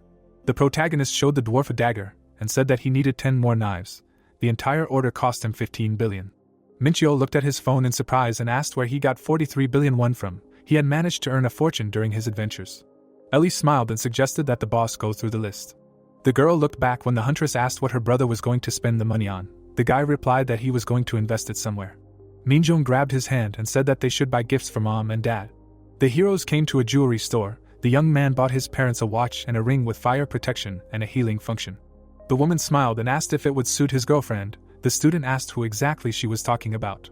The huntress looked at him and said that she meant the girl from the Interstellar Union. The awakened one realized that she was talking about Ellie. The sister offered to buy him a gift for her. The player looked down and decided that Secretary Martin had actually done a lot for them. Minjun smiled happily when the protagonist agreed to buy her a gift. The heroes sat down at a table in a cafe. Minchel was amazed at how much his sister could eat. At night, the lights were on in the windows of the house. The guy sat in the lotus position and meditated. Closing his eyes, the young man decided to devote the whole evening to this and remembered that his main strength comes from the memories and experience of his past life, and recently he managed to raise his level. His body was enveloped in a blue haze. The firmament technique was ready to move to a new level. The student achieved enlightenment in his past life, and all he had to do was subjugate the energy and expand the boundaries of his inner world. A bright flash appeared in space. The stars shone in the sky. The awakened one had been holding back the endless world of the universe until now. The player spread his arms. Now it was time to break the shackles and break free. The protagonist smiled when he reached level 7 and decided that he was no longer afraid of any battle because the new skill gave him a temporary boost. Standing on the glowing circle, Min Chul thought that thanks to the passive effect, his senses had become sharper and his perception radius had increased to 300 meters, and when combined with the super sense skill, his capabilities could be called limitless. Blue particles were swirling around his body. Looking ahead, the guy was glad that he had the opportunity to use new constellations, and he realized that he had reached level 7 for this. The young man raised his hand and wanted to add new stars to the sky. Constellations appeared behind him. Thanks to the 7th level of the firmament technique, his inner world became even more vast, and he had the opportunity to use 5 more constellations. The crown of the Lord of Light appeared in the sky, which gave the energy of chaos and increased the speed of development of Einherjar. Then the Scythe of Death appeared, which allowed the user to move despite severe wounds and maintain clarity of consciousness. The Myth Hunter's Bow appeared next, absorbing the divine essence of defeated enemies. Constellations shone in the sky, currently the only ones available to the awakened. The player floating in the air thought that suppressing magic would be useful in combat with demons, and perhaps even members of the Dark Network. A spark ignited in his chest. The protagonist was upset that the Curse of Darkness was useless to him because he was using chaos energy. Zirin swung his scythe. The system reported that the Immortal Army skill began to resonate with the Death constellation. Minchio looked at the notification in surprise. Pursing his lips, the boy assumed that it was because his power was related to managing immortals, and decided that the constellation that was related to his power gave him additional bonuses. Sitting on the magic circle, the young man felt a surge of strength. The student looked at the status window and concluded that he no longer had to worry about running out of energy because its value had reached 30,000 units. Opposite one of the values was written Azure rank. The awakened one did not know what it meant, but wanted to find an answer. Standing on the training ground, the man shouted that exploiting the enemy's weaknesses was unacceptable. Erlin and James frowned menacingly and declared that true knights would not fight dirty. Phineas closed his eyes. The instructor urged him to defend the honor of the Einherjar. The heroes looked up in surprise when they saw the petals and asked what they were. The angel's hair fluttered in the wind. He concluded that his master was right, and that sometimes impudent youths had to be punished. The mentor flapped his wings and called his colleagues to attack, to show them how to fight. The protagonist watched them from the side. Minchio raised his eyebrows and was surprised that his friend fought with such fury. Fenris said that he was the same way. The boy showed him his fist. The dog immediately called him the best master. Finis smirked and was indignant that these recruits did not have any experience at all. Sitting with the pet in his arms, the young man asked if anyone else was coming. The dog smelled someone and said that the first assistant had arrived. Yunsu bowed and asked his friend how he was doing. The man sat down next to Fenrir and said that he was very glad to see him. The student wondered when they had managed to become friends. There was a game console on the floor. The head of the guild said that he brought his friend a gift. The demon pointed to the phone screen and remembered how the dog liked the screenshots from the game. The awakened one turned to the pet and asked if he was really on social networks. The puppy replied that his sister gave him a tablet. Fenrir posted a photo on the internet. The player was outraged by this. The protagonist crossed his arms over his chest and asked if the assistant had really brought him nothing. The hunter said that he had a gift for him too. Yunsu handed him the car keys. There was a new sports car in the parking lot. Minchul closed his eyes and thanked his friend for the gift and realized that he would have to get his driver's license. Sitting on the stands, the guy asked what brought him here. The man replied that he had a request. He wanted to take part in the expedition. The young man crossed his arms over his chest and was surprised. The guild leader frowned sternly and explained that this expedition was a real chance for them. The silhouette of a monster was visible on the cliff. The high command no longer gave him any tasks. Putting his hand to his chest, the demon felt abandoned and thought about the meaning of his stay on this planet. Raising his hand, the fire hunter said that he realized that his guild was created for the awakened. The player covered his face with his hand when Yunsu wanted to enlist the support of Pandemonium, expand his guild and help his friend conquer this world. The protagonist narrowed his eyes and thought that on the other hand, it would be even better this way. The man raised his fist. Minchul decided to take everything he had built. The guy closed his eyes and agreed to take him with him. The guild leader promised to create an army worthy of him. Fenrir was lying on the floor, having eaten his fill. The young man asked if there was any news from Pandemonium. The demon replied that everything was calm for now and even the Black Order was not showing signs of life. The hunter put his hand to his chest and promised to continue surveillance. The doctor was hiding in the shadows. The awakened one remembered that he was creating chaos shards from the tower's energy and using them to summon demons. The heroes went forward. The player realized that he could not let the enemies catch him off guard and that he needed to prepare for anything. Rose petals were flying in the air. The protagonist realized that a clash with the North Korean army and the forces of Pandemonium awaited him ahead. Martin held a box of documents in his hands. 2 weeks later, Minchio held a list in his hands, which contained 10 medium and 30 small guilds. The boy frowned and asked where so many people came from. Ellie replied that was not all. The expeditionary force had been completed. The list listed over 1,500 people who were part of the combat forces, and another 500 people were technicians and craftsmen. The boy smiled and realized that they were going to a real war. The girl confirmed this and said that they would be fighting North Korea and Pandemonium. The woman's eyes widened when the student asked if Demonic could join them, and said that they had sent more people than anyone except the Holy Order. Yunsu cried when the awakened one explained that he did not want to give them permission without consulting. The secretary remembered how the heroes met at the gate in Jeonju, and said that the head of demonic openly mocked her comrade back then.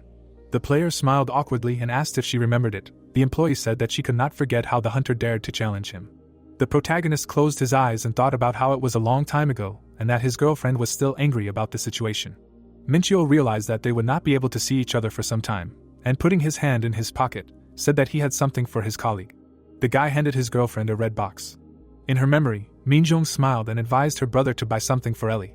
There was a bracelet on the pillow. The young man said that he was giving it as a token of gratitude. The girl looked at the jewelry in surprise and thanked her friend. The student raised his eyebrows in amazement when the woman promised to wear it later, and explained that he wanted to see how the bracelet looked on her hand. The secretary put the box to her chest and promised to wear the jewelry when her friend returned from the expedition. The awakened one opened his mouth in surprise and agreed. The player smiled widely and promised to return safe and sound. People gathered at the Unification Bridge in Payu.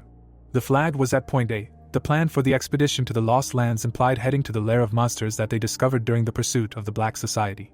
3 leaders of different squads appeared. When the expedition began, the forces would be divided and each team would receive a Gaia former and go to Kaesong along their own route. The protagonist folded his hands behind his back. His squad consisted of only him. Martin smiled and was surprised that he had to visit here again.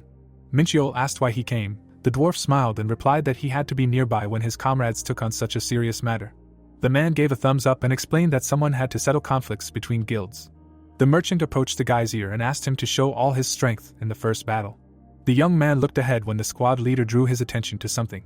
Yonjin and his fighters were standing there. Martin told him that the mid-level guilds did not like the balance of power in the expedition, and many doubted the need for a separate squad. The student scratched his chin and suggested that they simply did not understand why it was needed.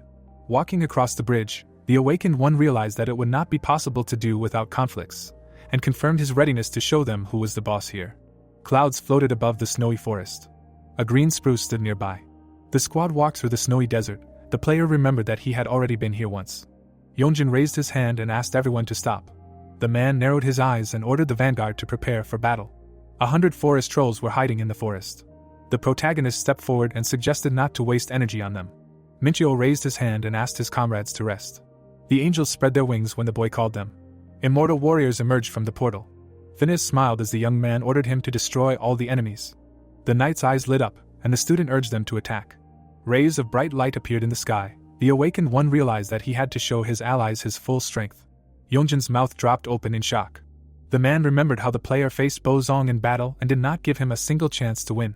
The protagonist punched the troll in the face. The captain realized that he was wrong about him, and wondered if this was the strength of one person. The commander scratched the back of his head and decided that he should not have doubted this squad. Minsu adjusted his scarf and grinned. The deputy pursed his lips and called it incredible. Angels fought together with the undead. The hunter could not believe that just one person could summon dozens of A-rank creatures with one wave of his hand. Minchio swung his armored fists. The man mentally called him a real monster. The commander frowned and thought that now it became clear to him why their master admired this man so much. The monster was covered in blood. Its body fell to the ground. 5 minutes had passed since the start of the fight. The guy grinned when all the monsters were destroyed. All the team members looked at him with admiration and envy. Suddenly, the young man frowned when he was called. The captain approached him and asked him to step aside for a minute. The deputy sternly knitted his eyebrows and offered his comrade to fight him someday. Grinning, the student mentally called him a gambler and agreed to the fight, but only at the end of the expedition. The hunter immediately nodded and said that it could wait. The awakened one understood that his task was completed. Martin gave a thumbs up and said that his friend had done a great job. Casper raised his hand to his forehead, using it as a scout. The squads were able to avoid unnecessary battles. The heroes approached a dead tree. There were deep scratches on it. The player realized that this was how monsters marked their territory. The protagonist smiled and said that they were in the right place. Dozens of red eyes appeared in the darkness. This was the territory of the Slikings. A pile of wood lay on the snow. The Holy Order and Demonic stepped forward and prepared to attack. The regulators raised their rods and ordered the installation of fire turrets. The support installed multicolored crystals on the ground that emitted special energy. The stones sparkled in the sun. The protagonist assumed that Heiren sold her development to the Holy Order. The squad members smiled decisively. Yusu approached them and said that this would be their first battle. The man confidently frowned and said that they would show everyone what the Demonic Order is capable of. His comrade nodded. The Black Tongue skill increased the allies' potential. Minchio smiled and thought that his friend was using a simplified version of the Demon Lord's skill. Yonjin approached him and announced his readiness. The boy looked back and saw Minsu. The deputy frowned and shouted something. The young man wanted to see what the 3 strongest guilds in the country were capable of. The squads dispersed in different directions. Fire arrows appeared in the air. Explosions were heard in front of the castle. The maddened monkeys rushed into battle. The man frowned menacingly and ordered his subordinates to open fire. Numerous lightning bolts appeared under his feet. They fell on the monsters. Yunsu grinned and ordered his squad to hold back the right flank. The demons rushed forward. A little more and they would win. The hunter narrowed his eyes and decided that he would have to try hard too. At this time, the protagonist was hiding behind the trees. Minchio looked ahead and thought that so far everything was going according to plan. The people in the diagram surrounded the enemy. While the holy and demonic orders held back the attack, the dark moon should have flanked them. The boy smiled and remembered his secret weapon. Fenrir licked his lips happily. The young man wished his comrades a good time. A green aura enveloped the puppy's body. Yonjin's eyes widened in shock and asked where this monster came from. The wolf bared its fangs and swung its paw. The student closed his eyes and replied that they had no reason to worry because it was his pet. The captain and his subordinates opened their mouths in surprise. The awakened used the heavenly chain technique and destroyed several monsters. The squad members raised their weapons and rushed to attack. Waves of hellfire crashed down on the monkeys. Minsu raised his hand and used the spell multiple control. Several balls of energy appeared in the air. Powerful lightning bolts burst out of them. The player swung the chain and was surprised that his comrade was using magic-charged spheres. Corpses lay on the snow. Soon there was nothing left of the enemy army. The people raised their hands and began to rejoice. Not a single unit suffered losses. The protagonist gave Fenrir a thumbs up. The fighting spirit of the team soared to the sky. The deputy shook Minchio's hand and said that now he was even ashamed to call him a newbie. The guy smiled and thought that it was amazing that no one died in the battle against a horde of A-rank monsters. The man smiled back at him. The young man realized that they had a chance to win. Martin approached him and said that he had some news. The student raised his eyebrows in surprise when he heard that the Gaia former was reacting to this place, and asked what it meant. The dwarf clenched his fist and explained that this was where the core of the gate was located. The drill of the device began to spin. The machine installed on the snow started working. Looking at it, the awakened one wondered if they were already forced to use it. The merchant held a glowing cube in his hands. The player decided to try it, despite the fact that his main target was the North Korean military and pandemonium. The squad leader looked up and said that the information cube began to vibrate. Gaia former raised the green core. The squad members were glad that they had succeeded. The protagonist confidently frowned and thought that this was a great start. The golems began to move the beams, the teams began to build a camp, and they managed to do it in half a day. Night fell. The first day of the expedition came to an end. Fenrir raised his paw and promised to supervise everything. Martin stood next to the golems. Minchio left them to guard the camp, and the squads continued on their way. The shaman raised a burning staff when he noticed the intruders. Several waves of flames headed towards the guy. The young man dashed forward and found it unsurprising that after the death of the Slykings, the security had increased, but it didn't bother him at all. The monster fell next to the undead. The student asked if it was really possible to create only a warrior from it. Something sparkled in his pocket. The awakened one thought that for large-scale battles it would be even better. Gaia former appeared on the snow. Thanks to the information cube, the player learned that there was another core here. The device lifted it from the ground. The player imagined monsters with glowing eyes and assumed that the gate cores were in the largest settlements of monsters. The protagonist broke the green ball. Minchio ran forward through the snowy forest. The guy frowned sternly and remembered that he would soon have level 60 and the 4th divine skill. The harpy attacked a member of the squad. The young man decided that they could have victims if this fight dragged on. The student raised his hand and said that they were very lucky that he had come in time. The angels raised their swords in front of them. The awakened one wanted to know if there was another core in the harpy's nest. The monsters circled above their eggs. One of them opened its mouth in surprise. The monster looked away and said that something was wrong. A powerful blow immediately cut it into pieces. The player waved his hand and thought that the best defense is an offense. A group of harpies approached him from the air. They gritted their teeth in displeasure. The protagonist raised his hand and used the power of suppression. Minchio smirked when the Einherjar reported that the enemies were returning to the nest, and decided that they ignored the angels. The boy took 2 swords in his hands and said that he was not going to give them way. He was enveloped in divine energy. The young man said that he would put an end to this. Traces of blows appeared in the air. The monsters realized that they could not cope with such an opponent, and decided to take him by numbers. The student dodged all the attacks. In his past life he did not have wings, so he had to use air step to fight flying creatures, but now he had the 7th level of the firmament. The awakened cut off the harpy's head. The skill was available to him without restrictions. The player took several daggers in his hand. The knife pierced the back of the flying monster. Blood sprinkled the white snow. The protagonist stopped at the Gaia former.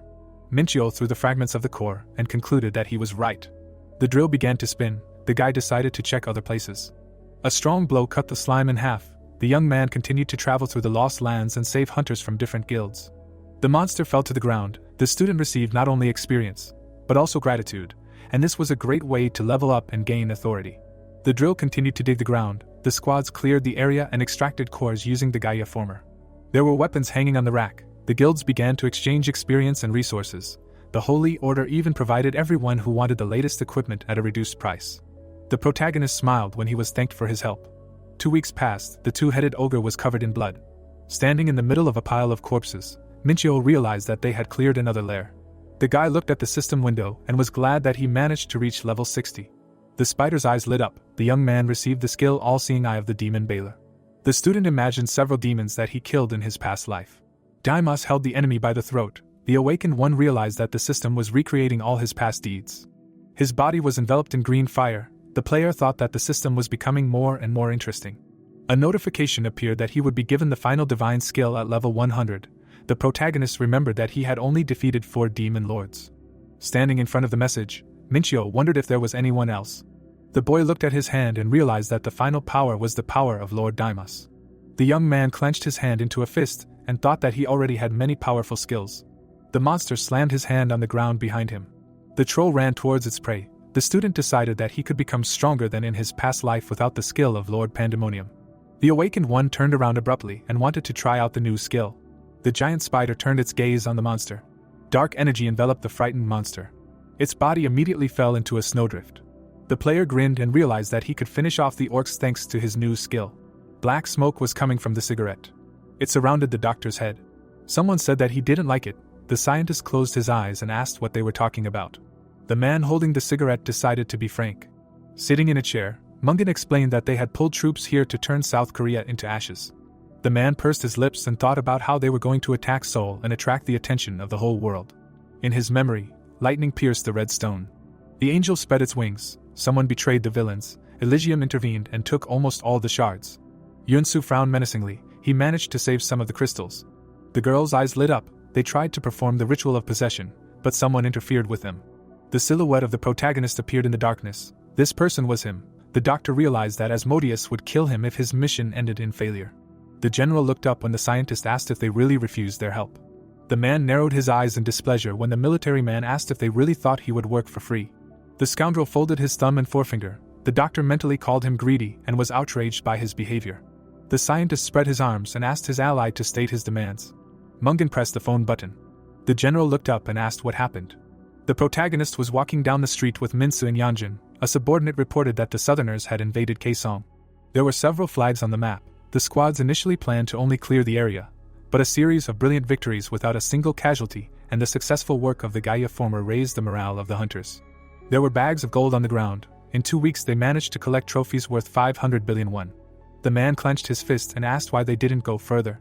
Yunsu put his foot on a stone and said that he believed in his commander. Everyone agreed without further ado. The captain looked ahead tensely. He looked back and said that they needed to stop. Minchil asked what happened. There were cars on the road. The hunter reported that there were North Korean troops 2 kilometers to the north. But something was wrong with them. The guy's eyes lit up. The monsters were standing next to the cars. The young man wondered where they came from. The student scratched his chin and explained that meeting the military was not in his plans. The awakened decided to see what would happen next. Someone got out of the car. The soldier opened his mouth wide and called on the Southerners not to approach this area. The player crossed his arms and asked who was in charge here. The villain frowned menacingly and said that Wang Hito belonged to General Mungan, so they needed to get out of here right now. Smiling, the protagonist said that they did not want to do that and thought about how they came here to teach North Korea a lesson. The man narrowed his eyes angrily. His subordinates ran to the cars when the soldier ordered them to bring someone here. The squad's slens widened their eyes in shock when the soldier promised to show them the full power of General Mungan. A huge monster stood behind him. The soldier shouted that this was not an ordinary one, but a metal devilsaur. Frowning, Minchio realized that, judging by the characteristics, this robot was stronger than the one they met in the Munsuzan Mountains, and he realized where North Korea got such confidence in victory. The monster's teeth were covered in blood. The boy guessed where it came from. Looking ahead, the young man asked what the enemy was feeding him. The villain stuck out his tongue and shouted that this would happen to anyone who disobeyed the general's order. Gritting his teeth, the student remembered that he had never fed people to monsters even in his past life, and assumed that these people were much worse than he thought. Minsu summoned several magic spheres. Yongjin said that it was impossible to negotiate with those who feed their people to monsters. Gritting his teeth, the man realized that the Southerners were not going to listen to him, and ordered them to open fire when ready. Several fire arrows rose from behind the machines. The hunter raised his hand and said that he would deal with them. The enemy shells crashed into the prismatic wall and bounced off it. The metal devilsaur rushed into battle. Fenrir jumped into the air and said that he could handle it. A huge shadow loomed over the soldier.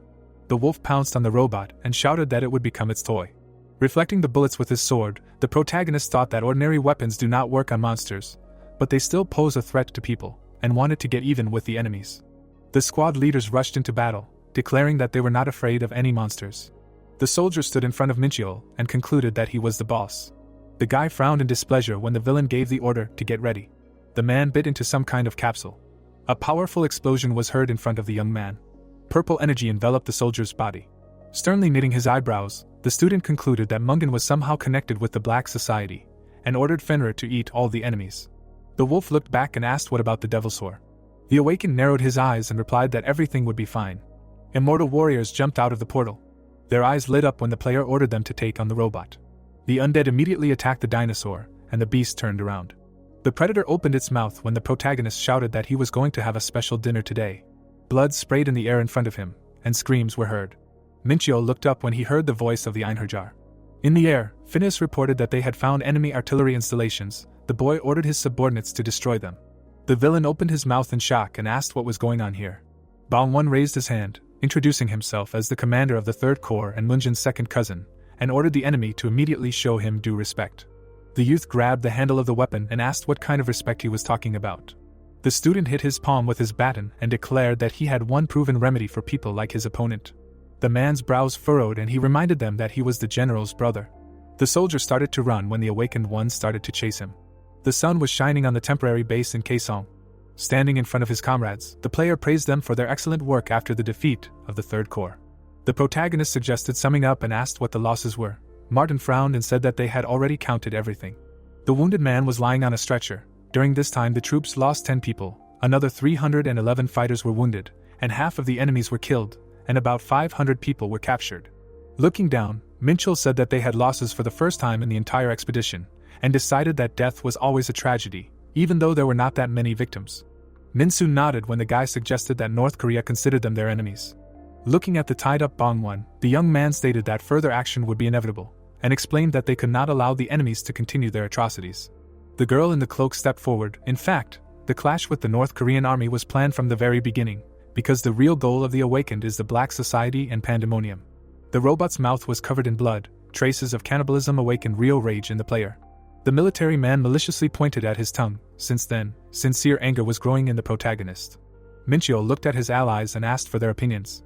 Putting his hand to his chest, Minsu said that not the entire guild wanted to continue the journey, but promised to help the commander at all costs. Yunsu saluted and declared that he would lead all the members of the guild. The guy realized that he did not even ask them about it. Raising his eyebrows, Yanjin explained that he couldn't make such a decision alone and promised to gather the opinions of all the guild leaders. Spreading his arms, the young man agreed that this was the right decision and suggested discussing it again after preparation. The door slammed shut. The student thought that he could have handled everything alone. Yunsu adjusted his hair and said that he wanted to help him. The awakened one asked how exactly he was going to help. The man's cunning eyes lit up. The demonic leader approached the tied-up Bang-won and promised to extract all the necessary information from him. A satisfied grin appeared on his face. The player realized that he had completely forgotten that there was a demon in front of him. The soldier looked at them in horror. The protagonist asked his comrade to inflict more pain on him. The soldier's eyes widened in fear and screamed, despite the fact that his mouth was taped. The man slammed his hand on the table and said that the 3rd Corps was destroyed. Mungan frowned menacingly and was indignant at this news. Gritting his teeth, the general asked if the Metal Devilsaur and the Special Forces squad had been killed, and said that they should have retreated. The doctor closed his eyes and thought that the soul mages and modified monsters were his merit. The scientist narrowed his eyes and realized that he could take advantage of this if he could weaken both sides. The phone on the table rang. The commander-in-chief opened his mouth in shock when he heard that the Southerners had attacked the 2nd Corps. A fire raged in the city. Blood sprayed into the air, and a scream was heard. The protagonist stood in front of a wounded enemy. Looking away, Minchul decided that they were done, and remembered that he had managed to get some information from Bangwon. Yunsu put his hand on his head and learned the location of the troops through his art of torture. Sobbing in fear, the commander asked for mercy and promised to tell everything he knew. The guy looked out the window and thought about what they had managed to find out, that the North Korean army had 5 corps and that all of them, except for Mungan's personal corps, were the same size. The immortal warrior struck. During the cataclysm, the general gained the ability to control monsters and used it to take control of Wanghedo. Phineas pierced the enemy with his sword. The military used civilians and guilty subordinates as food for his monsters. Fenrir smiled widely and said that they were done. The Awakened climbed on him and said that it was time for them to return. The wolf asked him to buy a lot of ruby fish. The predator walked through the destroyed city. The player assumed that the enemy was in confusion and decided that when they came to their senses, they would no longer be able to quickly mobilize. Snow covered the crown of the tree next to the building. Yonjin spread his arms and said that all the guilds agreed to continue the expedition. The protagonist scratched the back of his head and wondered if they really changed their minds so quickly. They all said in one voice that they wanted to help him. The man clenched his fist and explained that they saw a light in the commander. Minchul wondered what it meant. Martin closed his eyes and assumed that his friend was not noticing the obvious. The boy asked what they were talking about. The young man's mouth dropped open in amazement when the dwarf called him the savior of the oppressed and said that everyone admired him. Looking at the people glowing with enthusiasm, the Awakened One thought that he should not advertise his true motives in this war. There was a map on the table. The player pointed to the mountains and explained that they should relocate the camp to the Kaesong Pier, while the main force would defend the captured territories. The man raised his hand and said that defense was a disadvantageous position. Looking down, the protagonist explained that they would be able to establish a stable supply if they secured the pier, adding that it would be convenient to observe the enemy's movements from there. The men spread out on the field. The squads would have to carry out pinpoint strikes because there were still many infected areas in Wanghedo. Minsu looked up and asked if the commander had calculated all of this. Minchio replied that he just wanted to quickly deal with the enemy. The guy clapped his hands, declared that everything was ready, and announced that the real battle was starting right now. There was a photo of him in the dossier. Someone said that the stocks of all the companies that were involved in the expedition had skyrocketed. Jiyeon smiled and said that they made the right decision when they invested in her. Kwangwon looked at the tablet and asked if his daughter was too happy about it. The girl's eyes sparkled when her father praised her. Smiling, the man asked her to invest even more money in this expedition and offered her to meet the Awakened One when everything was over. The woman smiled and thought about how her father had always been very cold to her, but now he approved of her investment. The lights were on in the tower windows. Someone said that their VIP should always be the center of attention. Sitting at the computer, Ellie was indignant that she had too much work because of this. The girl closed her eyes and hoped that everything would end well and that they would both return home safely. The sun was shining brightly over the Rosenberg family residence in the UK. There were many letters on the table. Someone said that after the Gaia former provided to Korea proved its effectiveness, many countries began to place orders. Gerard, taking off his hat, said that as his interlocutor saw, the investment was justified, as was his confidence in Minchio, that he would be able to use the Gaia former correctly. The lady in a strict dress looked at the speaker silently and emotionlessly. The man in the hat covering his eyes also stood silently. The respected man, sitting facing everyone, concluded that everyone recognized that his sister was right. He folded his hands in a lock on his chest, saying that the chance could not be missed. In the building with the emblem on the facade, a decision was made to act. On the map lying on the table, several territories were crossed out in a row. A voice said resignedly that it was impossible, meaning calculating the location, sending an elite squad and an immediate retreat. Another one shouted in response that only a ghost could do this, concluding that the information had leaked. The doctor calmly agreed with these words. Mungan shouted in rage that they had been looking for at least some kind of lead for a month, so his interlocutor should come up with something and quickly. The doctor looked to the side, wanting to say something, but fell silent mid-sentence. He thought that over the past month they had destroyed more than half of the general's troops, and he would gladly leave. But he cannot, while they still have not achieved anything. An image of Asmodeus appeared in his mind, and his thoughts returned to his 2 defeats, and the fact that if he failed a 3rd time, the demon would not forgive him. The boy smiled slyly and turned to the general, saying that he had a plan. The general clenched his fist in delight and ordered him to speak. The doctor extended his hands to him, palms up, and offered to accept the demon's power. A voice came from behind the broad back, asking its owner what he was doing here. Basung, grinning, said that he did not want to seem weak, that's why he came. Minchio, embarrassed, threw his hand behind his head and smiling, agreed, noting that he did not expect such a move, while the second squad arrived from Seoul. The boys shook hands. One offered the other to say what he wanted. The second squad included experienced agents of the association, the best hunters, a total of 2,000 fighters, and Basung personally led them. The hunter appeared before the important people and declared that if no one else would go, he would go alone, and his noble goal of saving people had won them all over. The authorities, looking sullenly at their interlocutor, gave their consent, at the level of the association, parliament and government, and then the documents were quickly processed. Snow was falling. The elder addressed the younger, calling him a young man. He had a request to fight. He accepted the offer, specifying that he would like it to be in Seoul, and in response also asked for a favor. Bosson, standing behind his ally, asked again. The guy turned around and said that he would like him to become the commander of the entire expedition. The man thoughtfully scratched the back of his head, saying that he was already in command of the second detachment, and Mincho repeated that he was talking about the entire expedition. After some time, the two entered the subordinates, announcing that from this moment Bosson would take command, and they would join the main squad. Everyone took the news differently. Yonjin said that it was too much for him, Minsa decided that he could rest, and Verde said that he needed to become stronger. There was a map of the area on the table. The hero reasoned that over the past month they had been traveling around Wanghedo without rest, fighting the army and monsters, and because of the constant campaigns, the commanders began to get tired. Leaving the room, he turned his head to say that Martin would be Bosson's assistant. He agreed. The hunter smiled, thinking that in his past life he had fought for a month without sleep, and his subordinates complained too much. He went outside, reasoning that he was not cut out for command, and noted out loud that he was better off alone. But then his dog gave an offended voice. The owner stroked the pet, apologizing and calling it his secret trump card. Together they covered distances on the roofs of high-rise buildings, under the hunter's reasoning that first they needed to go to Heiju, the main city of the Mungan group. The dog asked why there were only two of them. The owner, making another jump, answered that the city was far away. Somewhere below, the three were talking on a destroyed street. The hero said that they needed to save people, and where they were now, there were a lot of monsters. Before, the military somehow held them back. But now they are gone, and they need to find and destroy the cores of the gate and help people. He took a few steps on the ground. The streets were deserted. The hunter said that he found it strange, because the village is not far from Heiju and it should be safe here, but for some reason there is no one. His gaze fell on the laundry hanging out to dry, and the conclusion came to itself that there are traces of life, which means people were here recently. He looked under his feet. There were no traces of monsters, and the dog confirmed that there were only traces of people. The hero put his hand to his chin, thinking that the footprints were going towards Heiju, so they all went there, but it was unclear why. Suddenly, his eyes widened in realization, and the pet, understanding his train of thought, asked if they were taken away, assuming a sacrifice. The owner picked up the dog, telling him to hold on tight. He pushed off the ground, saying that they were going to Heiju, and the dog barked in response.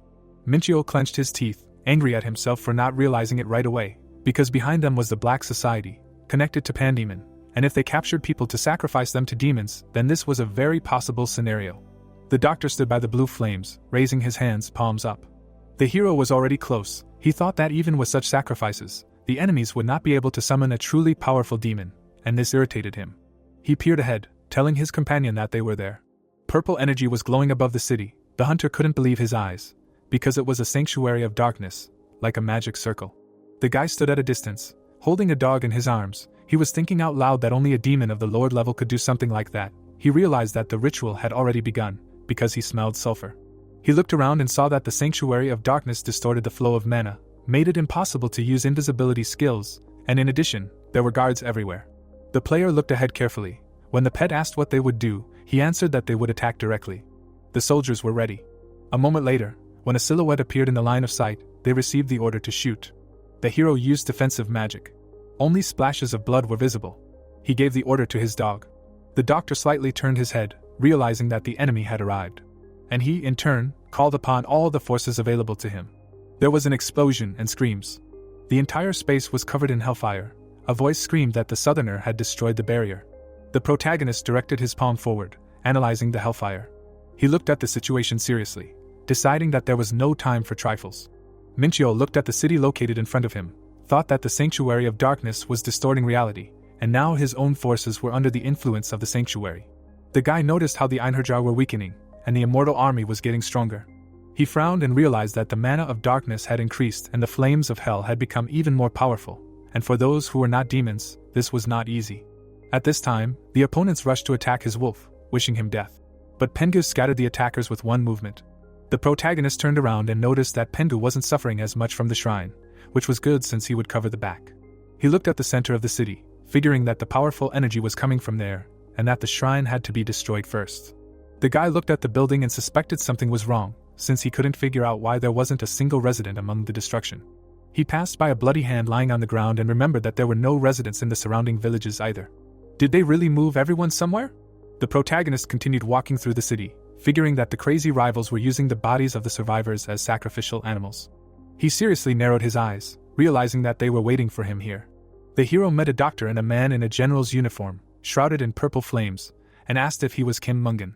The man in the flames looked up at the hero, calling him a southerner and telling him to keep his mouth shut because he should know who he was talking to. The guy told the man to shut up, to which the interlocutor looked away in disappointment and called his opponent a bastard. The protagonist flared up with a devilish aura, informing the interlocutor that he had nothing to say. The man in uniform clenched his teeth in fear, not understanding what kind of aura surrounded the guy. Minchio looked at the gray-haired man with glasses standing next to him and asked if he was the scientist. The scientist smiled playfully in response and recognized the hero as the one who helped them in the Lost Lands. The protagonist turned to the man with glasses to find out why he sacrificed civilians. The gray-haired man laughed and pointed at the protagonist, asking if he still didn't understand, because all this was to lure him there. Min Chul angrily grabbed 4 blades in his hand, while the interlocutor warned about the next stage. The hunter jumped back, objected, who would allow him? The man cursed annoyingly. He jumped back saying that the ritual had already begun, and green waves of energy sparkled around. Min Chul did not believe what was happening, because a deity cannot just descend into ours, even he himself only used his shadow. The guy opened his eyes in surprise, watching as the flow of the universe opened.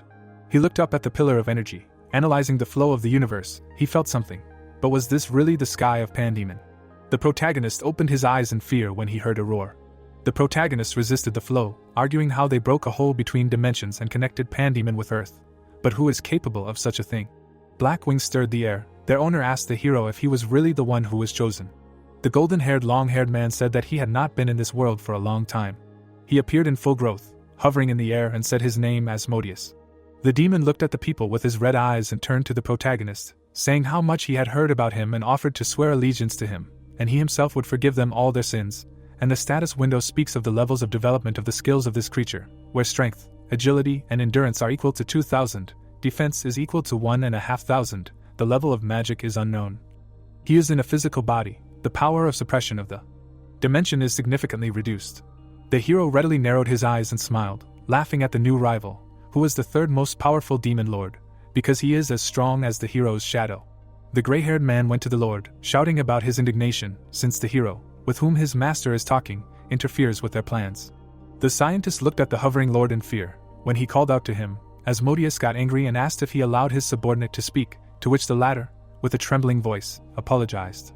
The demon lord turned back to the protagonist and repeated the question, is he ready to swear allegiance to him? Minchul remembered the god of thunder and noticed that Asmodeus was not inferior to him in strength. The protagonist showed his opponent the middle finger, bulging his eyes, but he had a plan. Asmodeus moved his hand, saying that the young man chose the wrong drink. He soared into the air. He called his huge fighter and called the guy a fool. At that moment, a huge wolf paw stepped next to him, and the guy asked Pendu if he could handle the brute. The wolf, opening his mouth, bravely answered that he could, and then Minchul placed all his hopes on his friend. Asmodeus narrowed his eyes. The steel giant was preparing for battle when the demon asked the mortal what kind of creature it was. But the boy wondered if the new opponent could sense his skill.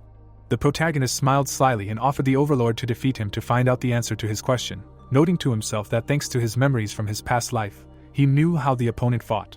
Suddenly, a deity was detected and the constellation Hunter of Gods activated, binding the overlord. Asmodeus froze and was indignant at how the boy dared to challenge a god. The hero ran towards him, telling the deity not to rush to conclusions, because this was only the beginning, after which he activated the step of the Lord of the Heavens and the power of suppression, thinking that strength and experience were his main trump cards. He smirked at the opponent's futile attempts to resist. Asmodeus became angry, asking if this was all the hero could do. He was surrounded by pentagrams, after which he declared that the guy was too self-confident and broke the shackles. Attacks from symbols quickly rushed towards the protagonist. Many blows were directed towards him, and the protagonist noticed that it was impossible to dodge this and needed to block the blow. He gritted his teeth, noticing a good attack, but he needed to use all his strength. Asmodeus, in anger, put his hand forward and told the hero that he would be punished, and stretching out his palm, used the spear of justice. Minchio grinned, noting that Asmodeus was not the only one who could throw spears and used the spear from the horn of the Dark Star Unicorn. The two weapons of the rivals rushed towards each other. At the same time, the huge warrior of the Demon Lord and the magic wolf clashed in a fierce battle. Gusts of wind scattered around the area. Asmodeus extended his hand, and noted that it was not bad for a mortal. When the weapon collided with the glow, the demon added that the protagonist knew how to have fun. Minchio grinned and asked if the enemy really thought so. And he himself thought that a simple spear would not withstand his blow, But the dark star was indestructible, it could not be broken or damaged. The young man tried to press the spear onto the other blade to try to create a hellfire circus, burning everything in its path. At this time, Asmodeus spread his wings. The demon moved his hand to the side, and noticed that the opponent was amplifying his energy with his power, and found it an interesting trick. The villain activated the shield, deciding that he would not be reached this way. The boy continued to smirk when he realized that this was Aegis, the protective shield of the Heavenly Ones. The opponent was using the power of the White Knight to convert dark magic into divine energy. An aura was spreading around Asmodeus, but the hero already realized that if the hellfire did not become 10 times stronger, it would consume him. There was no getting rid of such an amount of fire. Minchiel activated the all-seeing eye. The demon gritted his teeth, turning to the mortal who made him stoop to this. Streams of cold air intertwined into dimension freeze. The youth squinted when the opponent moved behind him with dimensional jump. Frowning at his opponent, the villain realized that this was the power of sin, and it was not for mortals like him. Turning to the enemy, the boy was even surprised, activating the Eye of Illusions.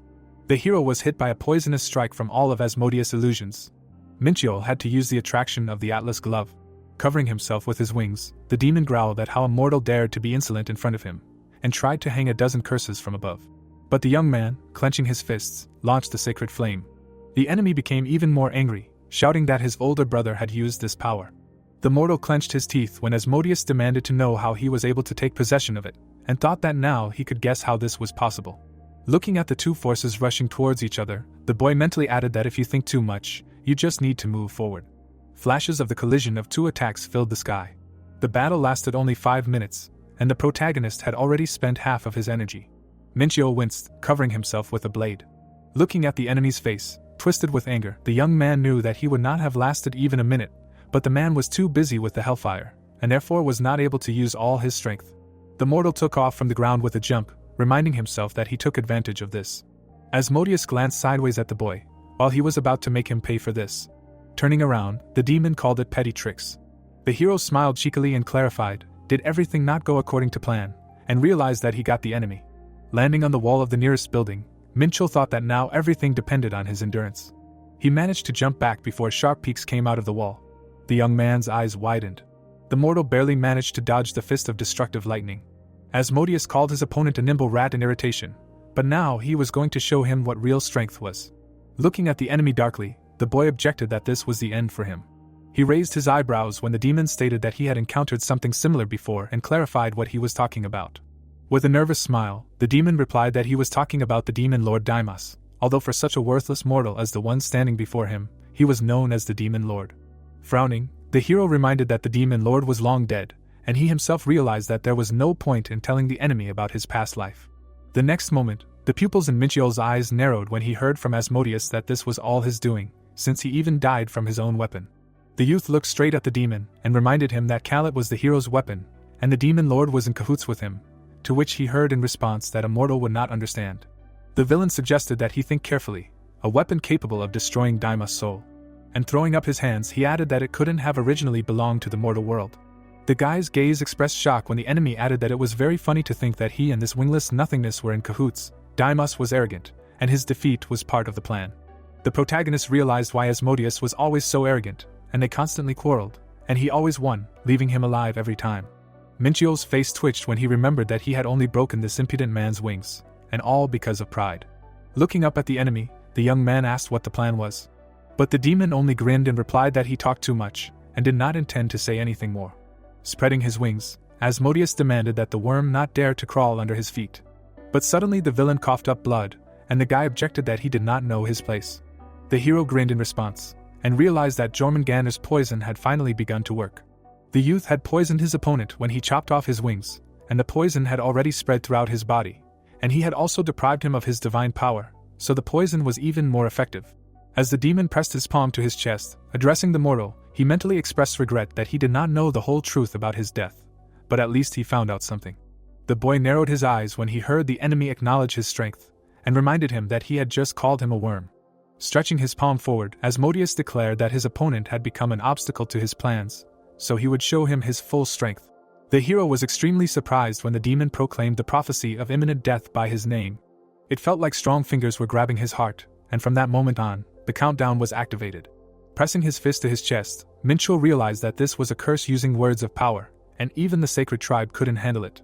Looking at the mortal with a grim expression, Asmodeus declared that in 20 days his story would end, and even the system reported that if the curse was not lifted within 20 days, he would suffer a severe defeat and the disappearance of his soul.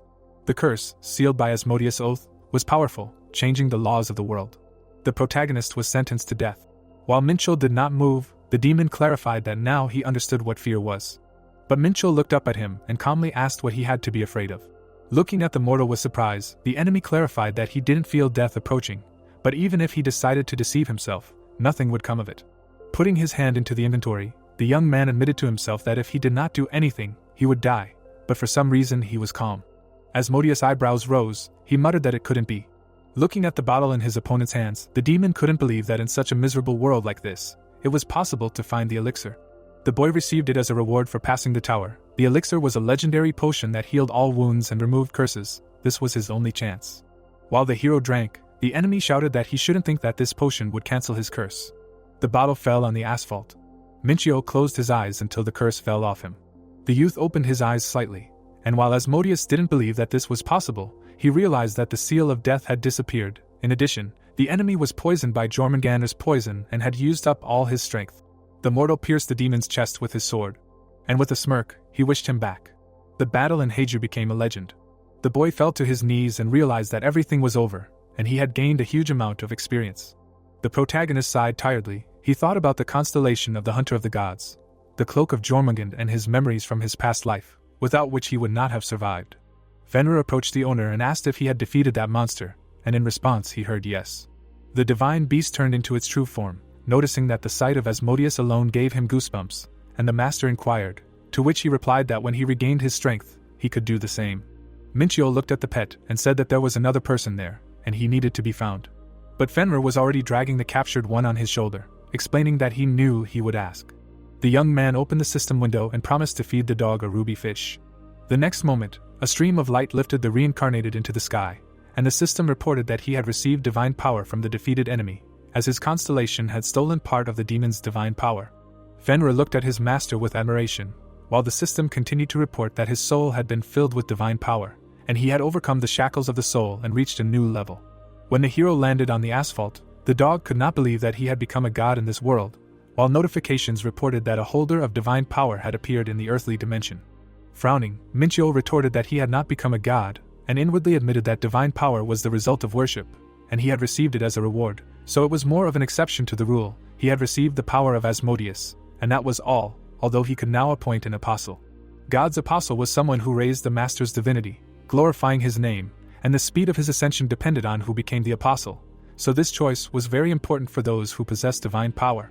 Looking away, the youth thought that he had stolen the divinity, so it was not that important, but since he could appoint him, why not share the power with someone under his command, especially since he already knew the right guy?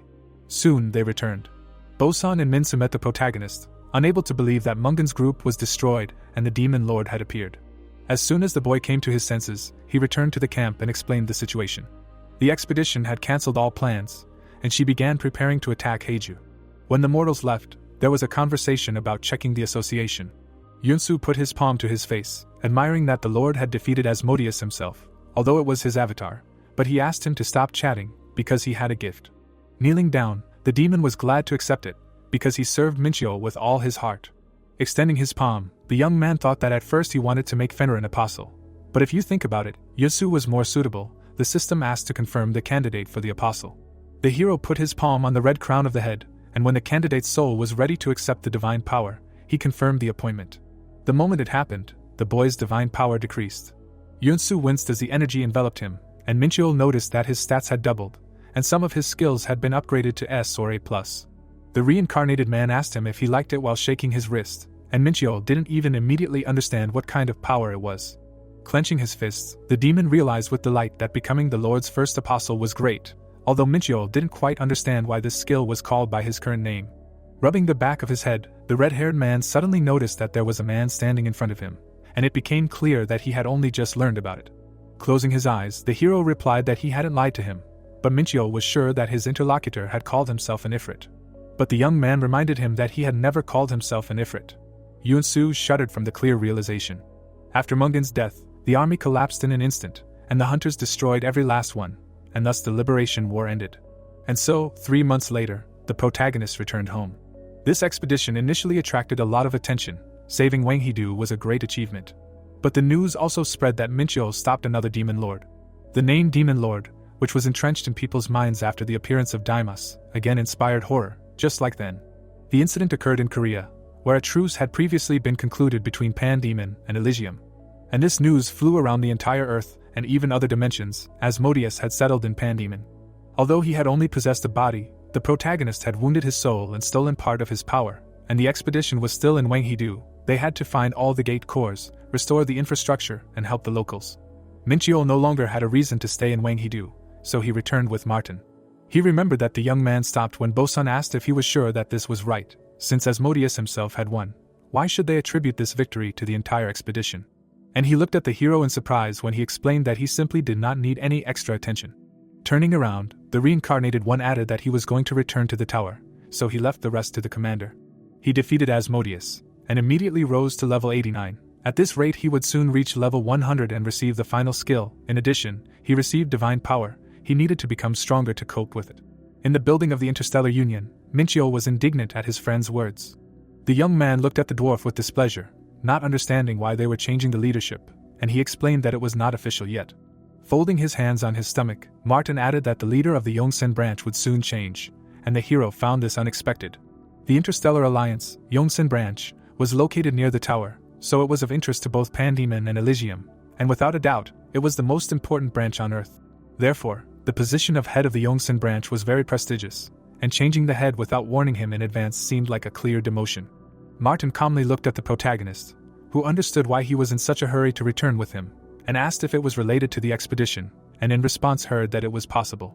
Looking tensely at Minqiu, the dwarf noticed that he did not look happy. The youth hit his fist on his palm and asked his friend to tell his people that if they demoted him, they could forget about his help. The eyes of the head of the branch widened. He stretched out his palms forward and explained that there was some kind of misunderstanding, and the reincarnated was indignant. Why would they demote the current head? The reincarnated's eyes widened when Martin exclaimed that he had not been demoted. And he explained that he was now the curator of all the earthly branches. His work in the expedition was appreciated. He was promoted to the position of the head of the Interstellar Alliance. Minqiu coughed into his fist in embarrassment when he realized his mistake, while the dwarf admitted that he was touched to the depths of his soul that they were so worried about him. The hero closed his eyes and demanded that he be silent, denying that he was angry because of his friend, and thought to himself that he needed to warn about such things. While someone approached the office, the young man congratulated the head of the branch, and expressed hope that his replacement would also be good, and he asked not to worry about it. There was a knock on the door when the dwarf said that his replacement was very capable, and announced that it was her. The reincarnated raised his eyebrows in surprise. Ellie entered the office smiling, glad that the guy was already here. The girl bowed her head to her shoulder, and announced that she was the new head of the Yongsen branch, and introduced herself as if for the first time. Outside the branch, Minqiu admitted that he had many surprises today. There was a glass of juice on the table. Ellie explained that everything was decided only yesterday, and apologized for not warning him. With a mocking smile, the hero noted that it did not seem like the interlocutor was very sorry, and he himself thought that no one could handle this job better than her. The girl covered her mouth and admitted that she did not know that he would come today. It just happened to be a coincidence, and the young man thought that she would be an excellent leader. Ellie looked at the reincarnated man in surprise when he reminded him of his promise, and asked to give her hand. Having extended her palm to the guy, the new leader could not believe that he remembered, and he was surprised that she thought he would forget. A bracelet sparkled on her wrist, which Minqiu promised to give upon returning from the expedition. With a smile, the protagonist clarified whether she liked the gift, and she answered that of course, because it was his gift. While the girl looked at the bracelet with embarrassment, while the boy thought that he gave it to her late, but spent so much energy on this trip to the mall. Suddenly, Ellie giggled and said that she also had a gift for the reincarnated one, and he decided that it was something like a housewarming gift. A ring appeared in front of the guy, and the interlocutor asked to try it on. Minqiu put on the ring and looked at the piece of paper, read in the system that he should feel a surge of strength, realized that it did not look like an ordinary trinket, and asked about the second gift. He almost choked on his saliva when Ellie said that it was a marriage certificate. The hero leaned forward and clarified if she was serious, but in response he heard that it was a joke. She asked her friends to make it for her. The boy looked at the sheet of parchment with a look of truth, grumbling that if she joked like that again, his heart would stop. The reincarnated pressed his palm to the paper when he saw that he had received proof of strength that only nobles could have, and the scroll turned out to be the fury of a beast, and these things were priceless, and he thought that Ellie was an ordinary girl from the Ken tribe. Putting the paper in the inventory, the guy admitted that he never thought he would ever wear something like this, and added that she, as always, had excellent taste. The leader pressed her palm to her chest, and when he said that his gift was incomparable to hers, she objected that the main thing in the gift was not the price, but the feelings. With a smile, Min Cho promised to take care of what he received, and he himself thought that he still knew little about the interlocutor, and he was even glad about it. Soon they went back, and Ellie clarified whether the hero was heading to the tower, and he confirmed it. Looking up at the building, the young man remembered that he had one request. The girl looked suspicious when she heard that her interlocutor was going to buy a share of the demon order, and he needed her to register everything in his name. She was surprised that he was going to share management with that guy and expressed her hope that the reincarnated one had not forgotten about their agreement, and he replied that he would simply lend them his name. The guy rubbed the back of his head when Ellie remarked that if he invested enough money, of course he could, but all official events would be held on behalf of the branch, and he repeated his words. Looking at the interlocutor with tension, Minchio thought that usually he would never agree to be CEO, but everything had changed.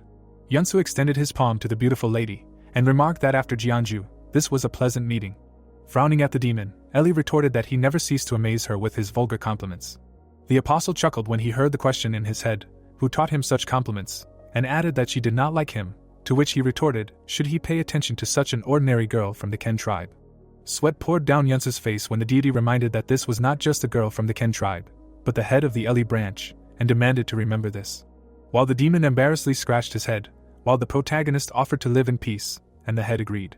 The young man entered into an agreement with the Interstellar Alliance, and now will cooperate with the demonic order, and all for the sake of Yunsu could use his name.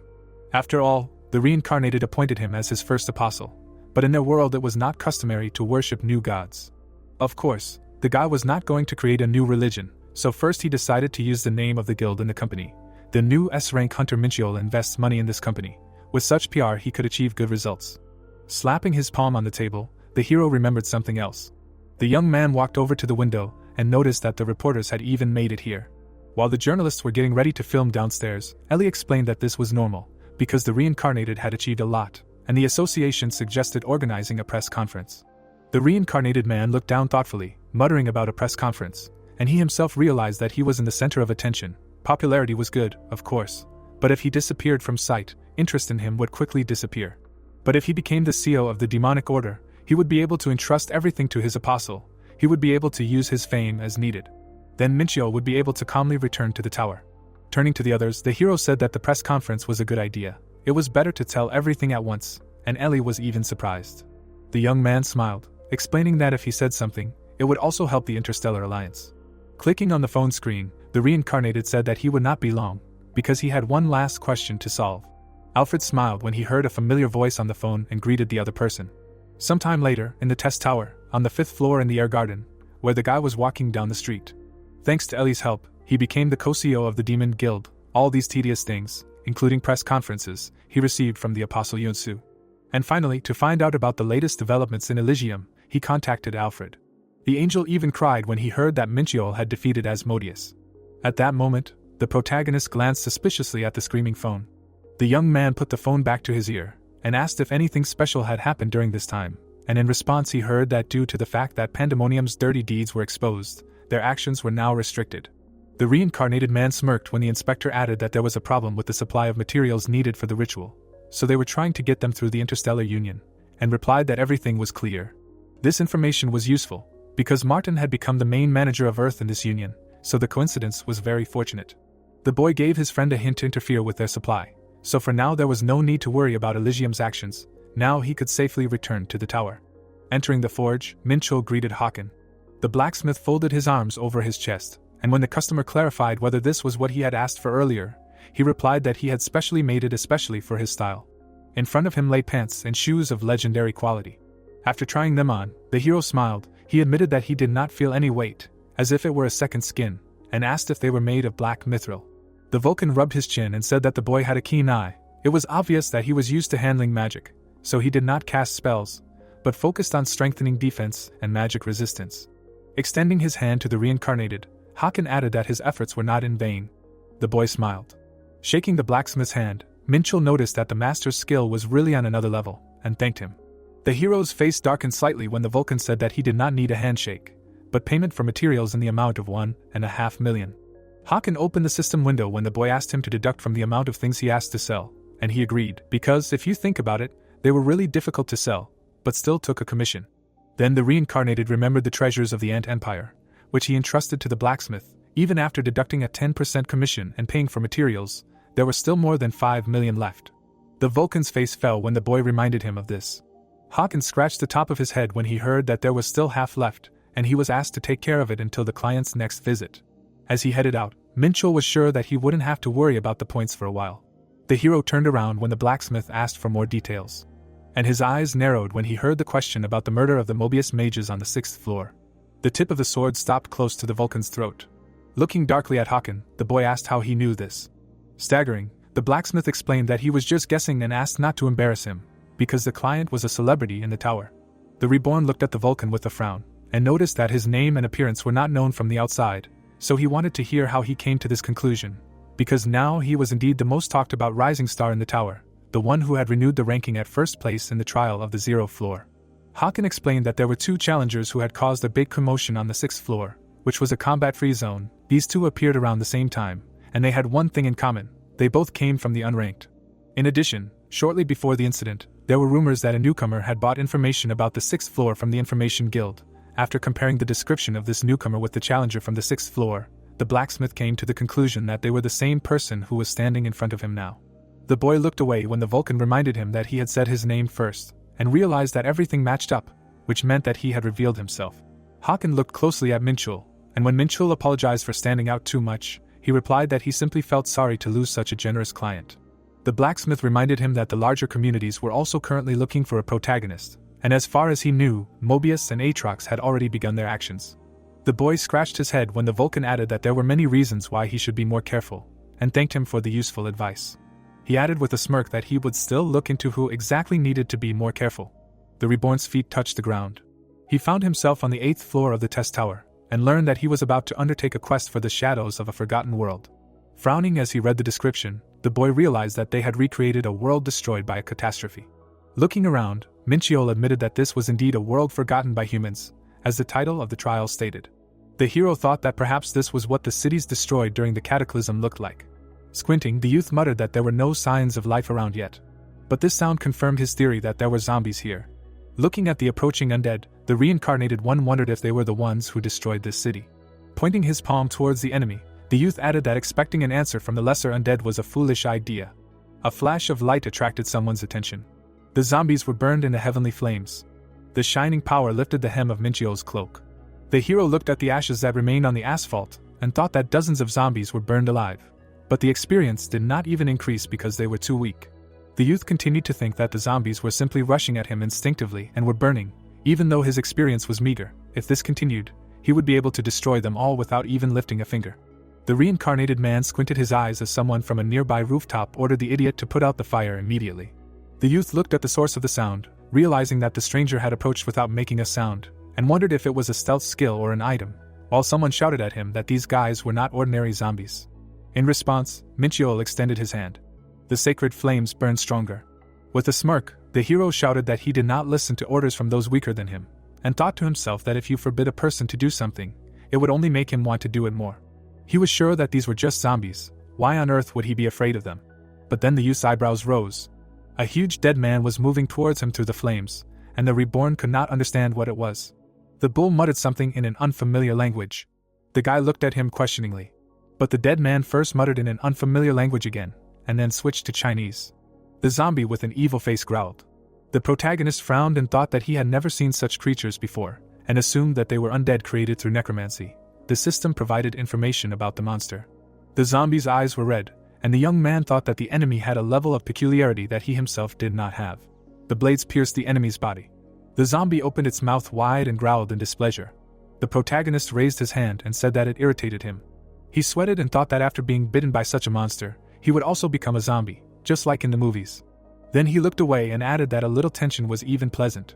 The hunter imagined the silhouettes of people and thought that he had heard a scream earlier precisely because of this. He jumped high into the air and decided to see who it was. Someone opened their mouth wide, sweating. The stranger released streams of mana towards Minchiol. The protagonist extended his hand forward, creating a chain. His weapon appeared around him. He frowned and said that it was not enough to stop him. The protagonist approached a worthy opponent. He extended his hands forward and frowned. In front of him stood the warriors he already knew, who looked at him with bewilderment. Matranio raised one eyebrow. He remembered how he and the dwarf stood in the mine. Then the man turned around and saw the protagonist. The young man smiled and answered that everything was correct. Destroyed buildings were visible. The warrior broke out in sweat and clarified whether the protagonist was standing in front of him. The boy answered with a smile that Matranio was thinking faster than he expected. They shook hands. The warrior stood next to Minchio, who noticed that their group had decreased because one of them was currently in another place. The young man looked at the warrior, who said that this man was currently not feeling well and was resting. He frowned and confirmed that his comrade was infected. The elves and dwarves stood to the side, and Matranio said that they needed a cure, but for now they could only afford infection inhibitors. He looked down and said that in their group, comrades were abandoning each other. As the warrior looked straight ahead, Minchio thought that they were simple-minded, but strong in spirit and valued strength. He smiled and thought that this guy even warned him of the danger. Matranio looked at him when the guy said that he could find a cure, but not for free. The warrior frowned and shouted that he was ready to give up anything for his comrade. The youth raised his hand and suggested that they discuss the information on the 8th floor. There were bright stars in the sky. There were many monsters below, and the hunter said that there were even more after sunset. They were standing on the roof of a building. The protagonist, radiating a green aura, asked the warrior to lead him. They quickly jumped from one building to another while the protagonist thought that at night the test participants glowed, giving away their location to the zombies. They quickly moved forward while the boy thought that he could use stealth items, but some types of enemies could detect this too. A bug was flying in the air, and the protagonist thought that there were more mutated zombies at night too. The insect had red eyes. It was a mutated zombie blood mosquito. The hunters pushed off and jumped up. Minchio moved forward using his techniques. Matranio looked up in shock and said that he wanted his partner to focus on defense. The boy turned around and asked him to move faster. The hospital building was visible. They were almost there. The cross was shining brightly, and the protagonist thought that he could get a medicine there that only activated at night. They landed down. The warrior suddenly stretched out his hand to the side and looked forward. A stranger was standing in the distance, and Minchio said that it was just a mutant. The monster turned around and the boy added that the only way to defeat it would be to use medicine on it. The hunter touched his face and looked forward thoughtfully. His body was shining brightly and he asked if there was another way, but the warrior replied that his comrades could not even damage the nemesis. The monster turned around. The boy approached the enemy and said that nothing was impossible in this world. Nemesis gritted his teeth in rage. The protagonist dodged his attack. He smirked and said that this was not the first time he encountered such creatures. Minchio cut the monster's body. A purple light was visible and the boy thought that Nemesis had super regeneration, but if you burn it with hellfire before it works, then it does not matter. Matranio sweated in shock and said that he and his partners could not even scratch this creature. There was a bright light in front of him, while he was surprised that Minchio was doing so easily. The boy smiled and replied that this was not a fight that anyone could endure. A blinding light was visible. The enemy fell down. Suddenly, purple stripes appeared next to him. The protagonist stood in the distance holding a sword in his hand. The system reported that the monster was defeated. The youth looked down and said that this enemy was very tenacious. Its head was lying on the ground. The battle lasted for about half an hour. Matranio ran forward. He looked at the youth and said that it was great. A huge stone appeared in front of the protagonist. He looked up and the system reported an improvement in the understanding of death. The face of the monster was visible, and the system notified that this host had a power different from all that had come before. Minchul jumped up as the system said that the enemy would be resurrected as an immortal general. The creature clenched its hand into a fist. The protagonist looked at his new immortal creation. The general bowed his head and offered congratulations to the boy. The protagonist smiled. There was a horse next to the general. His combat ability was slightly worse than the immortal knight.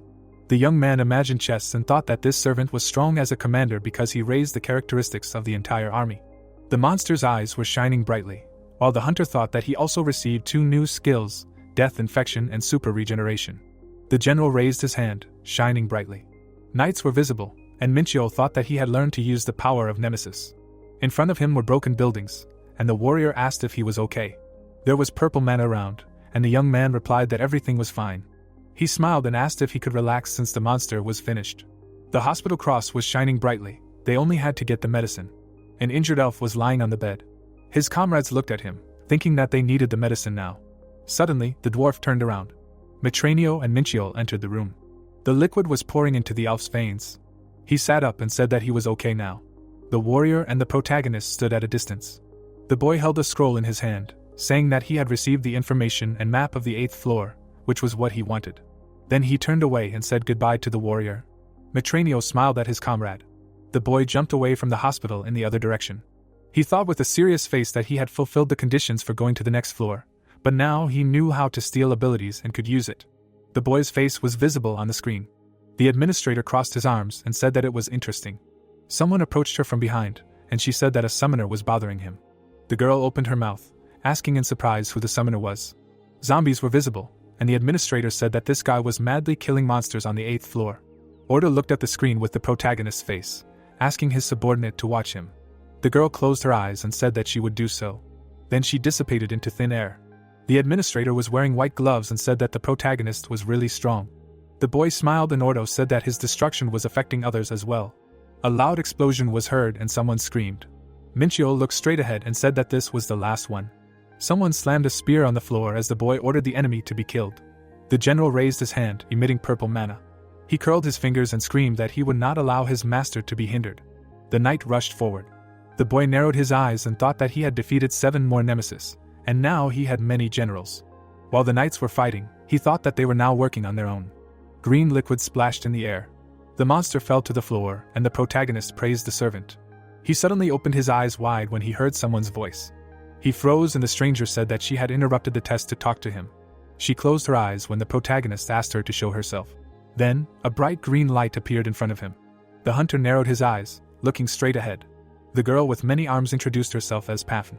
The youth imagined the silhouettes of the Naga race, which are a divine race that has the shape of a mixture of a snake and a human.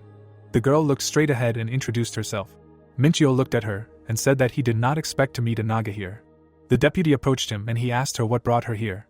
He furrowed his brows when she said that his actions had disrupted the tower's test. Pafn explained with a serious face that each stage evaluates the participants' abilities, who are then given rewards. She presented many silhouettes and added that the protagonist continued to stay on the 8th floor, causing the overall difficulty of the tests there to decrease.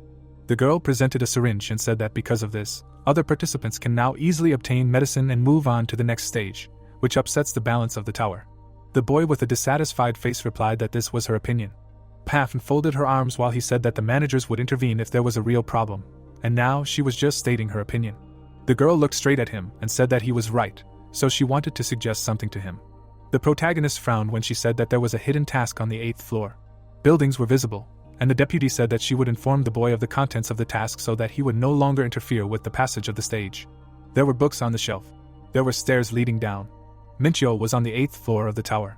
He looked away when the system informed him that he had to enter the lab and destroy the culprit of the zombie virus. He raised one finger and thought that the administrators had given him the mission because they thought he was staying on this floor just for the task. Pafn smiled and the boy thought that he saw no reason not to accept the reward.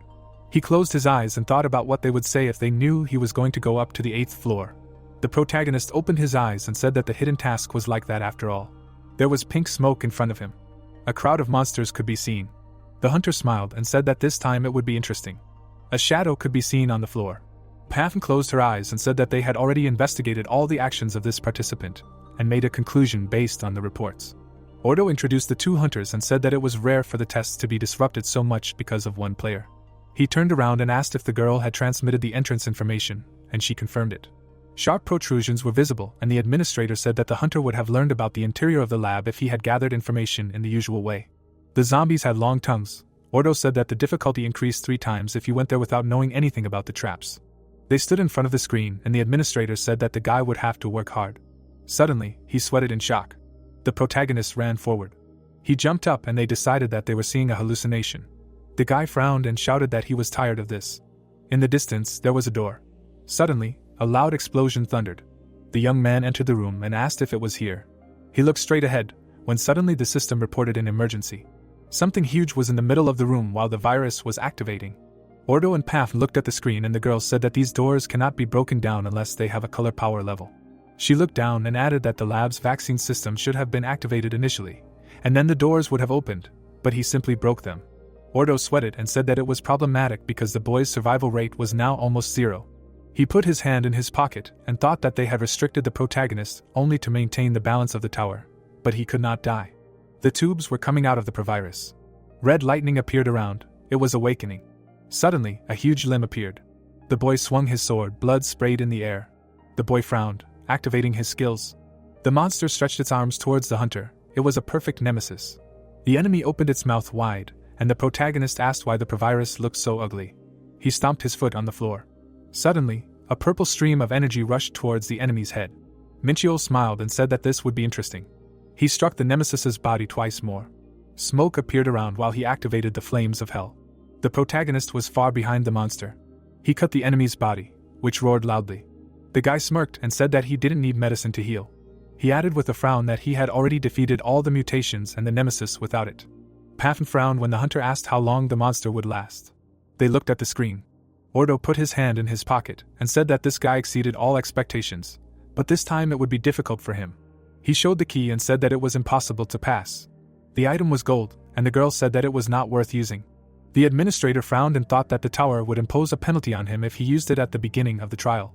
The protagonist's face was on the screen, while Ordo thought that he was partly to blame for the participant fighting the boss without preparation. There was smoke in front of the boy, and the administrator decided that he would not let him die because of his mistake. The protagonist furrowed his brows and said that he could finish it faster than expected because he had already destroyed one core. The monster's body was emitting lightning. Suddenly, a purple liquid splashed out. The enemy's legs were covered in veins. There was a red mist around the nemesis, and the hunter said that when the core was destroyed, poisonous gas would be released and mutants would be summoned. He looked to the side and said that limiting the combat area was not part of the plan. The youth then snapped his fingers. His army appeared behind him. The general's helmet was shining brightly. The protagonist ordered him to destroy all the mutants. The knights were shining brightly. The youth was confident that they would make it quickly. He opened his mouth wide and thought about the poisonous gas. Then a yellow light appeared around him. He activated the defense.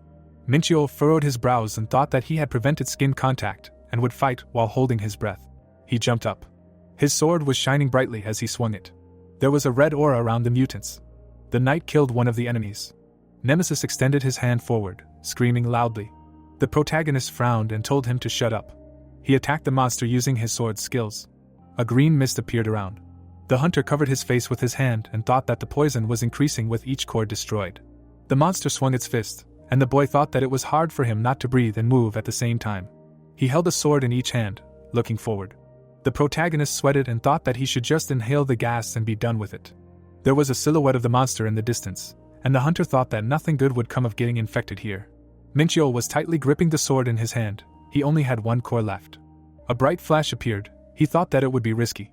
Then the boy jumped towards the enemy, creating a purple glow. He puffed out his cheeks and decided that this was the end. A purple streak was visible. All the cores were destroyed. The monster opened its mouth wide and screamed loudly. A pink light flashed around. The system reported that the enemy was using the final acceleration of infection. The protagonist raised his hand and used the power of sight. Nemesis opened its mouth, screaming loudly. Everything was red around, and the boy ordered to stop the enemy. There was a bright light in front of the boy. He used the blessing of the rainbow. Minchio gritted his teeth and thought that he did the right thing when he decided not to inhale the gas. He frowned and thought that if he could endure this, it would really be over. Ordo and Paf watched the battle silently. The girl stood motionless, and the administrator asked if she had anything to say, because she said that the boy would not be able to survive. The assistant waved her hands, saying that at least 9 medicines were needed to pass, and even 15 for a single one. She looked straight ahead, not understanding why the protagonist used a strong technique only at the end. Ordo introduced the boy with the rainbow stripe and said that it consumed a lot of magic, so this technique cannot be used often. The administrator looked down and guessed that the hunter knew about the final phase of the boss in advance, and saved this blow. The servants surrounded the boy and Ordo came to the conclusion that Minchio had more than just luck. The boy smiled and the administrator said that he now understood why he was considered promising. He introduced Ray, who was showing interest in this boy. Ordo looked straight and admitted that he underestimated this hunter, but he was wrong. Suddenly, the administrator leaned towards the screen and screamed in shock. The boy was standing there holding something in his hands. He raised his eyebrows in surprise and asked what kind of reward it was. In his hands was the Book of Total Eclipse. The Book of Total Eclipse appeared with a system notification that something that no one else had managed to achieve had been achieved, and the hero's name and achievement would be recorded in the history of the tower. Rubbing his shoulder, the protagonist said that it was harder than he expected. Looking somewhere, Minchul also added that there was very little left until level 100. A system notification appeared with a description of the received reward. The guy, leafing through the Book of Total Eclipse, read a phrase about the secret art of controlling chaos. Looking at the incomprehensible symbols in the book, the young man thought that he had seen them somewhere before. Remembering the steel in the Dranga testing area, the player wondered if it was somehow related to that steel. Closing the book, the hunter thought that if he collected all the books, He could obtain the secret art of chaos control and at the same time greatly increase his achievements in the sacred heavenly path. This was the key to surpassing his past life, and he would not let anyone take it away. Opening his mouth, the mercenary read the system notification that the target marked with the immortal crystal had died, but a new host was found. A provirus appeared, along with system messages that this host has a power completely different from that recorded in the power of death. The understanding of death will greatly increase. Surprised, the awakened read the next notice, saying that the target will be resurrected as the king of immortals according to his ability in life and the karma of the soul. The man frowned after reading the next notice, saying that the user's understanding of the power is too low. Looking ahead, the guy suggested just going to the next floor, while another system notification came with the text that the immortal king was demoted to general. Closing his eyes, Pafn asked what kind of book it was that everyone was so surprised, then received the answer that it was a book containing the secrets of the tower. Ordo, scratching his chin, thought about the fact that he knew very little about the Black Sun, and those who had reached the spirits of the tower were still exploring its corners in search of the Black Sun. Remembering 3 different books, the gentleman continued to think that although the Book of the Sun and the Book of the Moon were also extremely rare, the Book of the Total Eclipse was even harder to find. Looking at the participant, the man thought about the fact that such a rare artifact was received by a young man. The guy, standing next to his interlocutor, said that he would keep everything he saw today a secret. The protagonist frowned slightly after another system notification popped up that he had reached the 8th floor of the Shadow of the Forgotten World Trial Tower, and would now be moving to the 9th floor of the Trial Tower. Minchiol, standing in front of some factions, said that it looked like they needed to prepare before entering. Looking at the factions, the protagonist read a new message that the tower, using the shadows of the mythical era, recreated the War of the Divine Races, whose names are known in many universes. On the continent of Vigrid, you need to choose a faction and raise your divine race to the most glorious glory. Pursing his lips, the hunter thought about the fact that it looked like he needed to join one of the 5 factions and fight, literally, a proxy war in the name of the divine races. Presenting his hand to one of the factions, the mercenary said that it would be interesting, because the maximum that could be threatened was a fine of 7 days, and there was no death here. Looking at the faction with the image of a wolf, the awakened one decided to choose this faction. The young man found himself in the middle of some street. While system notifications appeared that the attention share was 5%, the faction share was in 5th place, and to complete the quest, you need to increase the faction's influence share to 35% or higher. Looking at the roof of the house, the dark-haired man said that it looked like a medieval city. Looking at the approaching animal, the guy asked who he was. Looking back at the interlocutor, the animal said that his name was Silver and that he was leading new participants, so he would tell about the city of Erin. Opening his mouth, the hero asked his name again. Passing by the building, the wolf explained that this was a testing ground, so no one really lived here. Taking a few steps, the animal said that this was the last place he would lead. Stopping in front of the majestic building, Silver explained that this was the hall where the gods lived.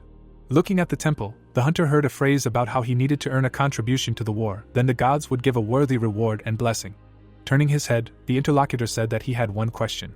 Opening his mouth, the beast asked why he chose this faction, because it was very weak. The monster opened his eyes wider after hearing the response that if it were easy, it would not be interesting. The dark-haired man raised his hand. A tattoo appeared on his hand along with a pop-up notification that the map of the Vigrid War was registered. You need to put your right hand to the tattoo to see the current state of the factions. Shaking himself, the beast said that this tour of the city was over. Smiling at the end, the animal said that this young man was a very interesting participant, so it would be great to see him more often. A map appeared in front of the player. Looking at the map, the mercenary said that this function is quite useful, because it immediately shows where to go. Some kind of blow occurred. A man in armor appeared, who ordered to enter the fortress walls. Fort Dandok of the 3rd level was visible. The awakened one found himself in Dandok. Having stretched the brush of his second hand, Minchiol asked if they had invaded someone else's territory. The guy opened his eyes wider. Looking at the soldiers in front of him, the protagonist realized that he had seen them somewhere before. The hero observed the situation. Being on the balcony of the building, the man gave the order to go and bury the enemies. Having taken a few steps, the dark-haired man asked if she really was a member here too. The girl was very surprised. Nodes got angry at the man who had come. Rezigal, standing with a weapon in his hands, asked why her interlocutor had joined the dying faction. Looking somewhere into the distance, the protagonist asked if everything was really going wrong as she had planned. Watching the enemies, the heroine said that they were barely holding them back and asked if the young man knew where the enemy headquarters was. The community member, with his mouth slightly open, replied that the enemies had set up camp at the main gate. The commander got angry and said that they could hold it off without help. A second later, the heiress of the empire was surprised to hear the phrase that the guy was counting on her. Rushing into battle, Minchiol thought that they wouldn't win by simply defending themselves, so they had to attack first. The wind swept through the building. One of the knights, opening his mouth, shouted that the enemy was here. The soldiers began to cover themselves with shields. A hand reached for the chains of the Dark Star's land. The chains enveloped the street. Frowning, the hunter heard the phrase that he was a fool for rushing into battle for the sake of a dying place. The enemy, clenching his fist, asked what he could do against such a number. Blood poured out of the soldier's mouth. The dead people were resurrected by the return of the master. Some magic appeared, while the man said that there was no need to send warriors, because these were more than enough. The man, frowning, said that there was no word about this until now. The warriors rushed into battle. Remembering his first attack, the player thought that with the clay soldiers and the immortal army, they had numerical superiority on their side, so they had to take advantage of the moment to quickly find the commander. The young man saw a fire above him. A red cloak appeared through the fire. Frowning, the hero said that some unranked one managed to cope with such a monster, but after a direct blow, he was unlikely to remain unharmed. The soldier turned around in fear. Standing in the fire, the dark-haired one said that he did not finish him off and relaxed too early. Raising his hand, the guy also added that on the battlefield, carelessness is death. Turning to the enemy, the antagonist said that it was simply unthinkable to survive such a blow and ordered everyone to retreat. A moment later, the commander of the 7th Corps of Olympus was defeated. The awakened one walked straight towards the fire, while a new system notification appeared that within a radius of 1 kilometer, the characteristics and morale of the Olympus troops were reduced by 20%. Taking another step forward, the hunter heard a question about when such a fighter appeared. Smiling slightly, the protagonist said that today, none of those who came here will return alive. The tower of the building was visible in blood, while the young man thought that the fierce battle ended quickly as soon as he appeared, but the fortress had already received heavy damage. Looking at the destroyed parts of the buildings, the guy asked how many times they had already fought here, and upon hearing the answer, added that it was not surprising, because the walls held out until they turned into rags. Smiling, the protagonist said that only with the skill of the girl could they have held out for so long. Looking in another direction, Minchul thought about the fact that holding out here 3 times is a feat in itself, and that is why he has questions. Angered at being called a baby, he replied that his name was Nodes. Slightly closing his eyes, the hero said that the other guy knew nothing at all. Recalling the factions, the young man explained that other factions receive support, starting with Mobius, which stands behind Olympus, and ending with Murim, Titans and Gehenna. As many as 7 great communities feed their strength. Closing his eyes, the boy continued that without the help of the communities, they quickly fell into decline. They were just unlucky. The mercenary pursed his lips and asked what would happen if one faction reached 35% control. Presenting a visual table, the interlocutor replied that the balance of power was reset. The testers from the leading faction rose to the top, and the other factions lost some of their contribution points. The weakest lost all bonuses. Crossing his arms over his chest, the hunter said that it seemed like they were now like shrimp caught in a whale fight. The fair-haired man, closing his eyes, heard the question about his comrade, after which he asked in response whether he was asking about Midian. Remembering the previous battle, the young man explained that 4 days ago their comrade had rushed alone into the enemy formation and received the status of dead. Spreading his arms out to the sides, the hero continued that he would not be able to return earlier than in 3 days. Putting a finger to his mouth, the player thought that the situation was worse than he thought. Pursing his lips, he continued to think that if everything went like this, Olympus would definitely win, so he needed to turn the tide of events earlier. Rezigal, standing nearby, asked what he wanted from her. Smiling slightly, the player asked to do one thing with him. A red flag with a bird appeared. The 3rd-rank fortress Belfast appeared.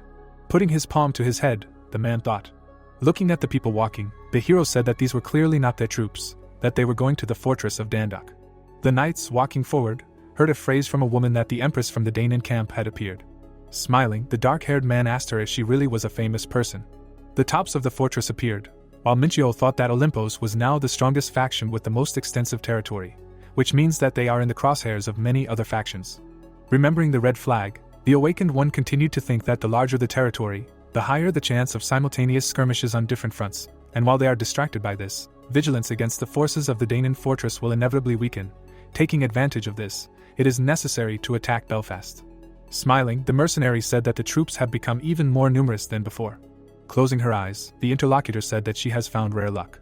Looking at the fair-haired man, the player thought that he has the skill of the heavenly eye, so he can glance at several kilometers at once, which allows him to effectively control the entire battlefield.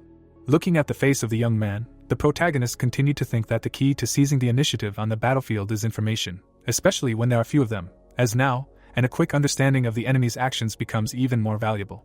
Turning around, Node said that the opponents have begun to react. Looking at the army, the protagonist heard the order to launch the golems. The warriors, clutching their weapons, heard the order that they needed to smash their opponents to pieces. Standing behind the people, a community member explained that they also had golems, but Olympos was pounding them nonstop, and they flew into dust. Frightened, the guy asked where they were going. Grinning, Mincho replied that it was time to earn their bread, because now the time for a counterattack began. Rezigal held her staff in her hands. It was hard for her to comprehend what was happening. An explosion was heard in front of her. The girl wondered why this had not occurred to her before. Blood sprayed in the air. The woman remembered that in her native dimension she was considered a formidable conqueror. The warrior jumped into the air. The commander realized that this war reminded her that initiative is the key to everything. The protagonist appeared in the air and swung a thunder spear. Mincho frowned menacingly and asked how many resources were spent on creating such a golem. A bright beam pierced the monster through and through. The heiress clutched the staff in her hand and thought that her comrade had become even more powerful than he was when they first met. The angels rose into the air. The boy said that they must capture this place. Rezigal wondered where the limit of this creature's capabilities was. The girl closed her eyes and doubted that he really had no rank. The clay warriors advanced forward. As soon as the protective golem collapsed, the scales quickly tipped in Damon's favor. Finis pierced the enemy with his sword, while the Einherjars were pinning down the Mobius mages. An explosion was heard in front of the statue, but it was not scary, because the warriors rose again and again to crush the walls. The Awakened took a step forward. It was a triumphant counterattack. Ahead was the third-rank fortress of Belfast. The woman covered her mouth with her hand and said that they were in a bad situation because there was no travel portal in this fortress. The blue gate glowed. Thanks to it, the army could instantly call for reinforcements, so the presence or absence of a portal was a gap in the speed of replenishment. The player looked away when the commander said that they could not stay here for long and that this put them at a loss. The heiress narrowed her eyes in displeasure and asked if her comrade really had a plan. The protagonist pointed behind him and suggested capturing the fortress that had a portal. Rezigal widened her eyes in shock and called him a madman. The cliff was enveloped in white fog. Suddenly, a powerful explosion was heard. Corpses lay on the ground in front of the portal. Mincho smiled and was glad that there was a gate in Waterford Fortress. The girl couldn't believe that they had captured 2 fortresses in a row. Nodes lowered his head and said that it was too fast, but they understood that for a reliable defense they needed a portal. The guy turned to them and asked his comrade to inspect the area. The boy replied that there was no one nearby. The waves crashed against the rocks. The mountain range made this castle impregnable to enemies, and the presence of the gate allowed them to build at least a basic line of defense. The young man looked at the destroyed house and assumed that continuing the offensive now would be too risky. The commander decided that at this stage their priority was regrouping and securing supply routes.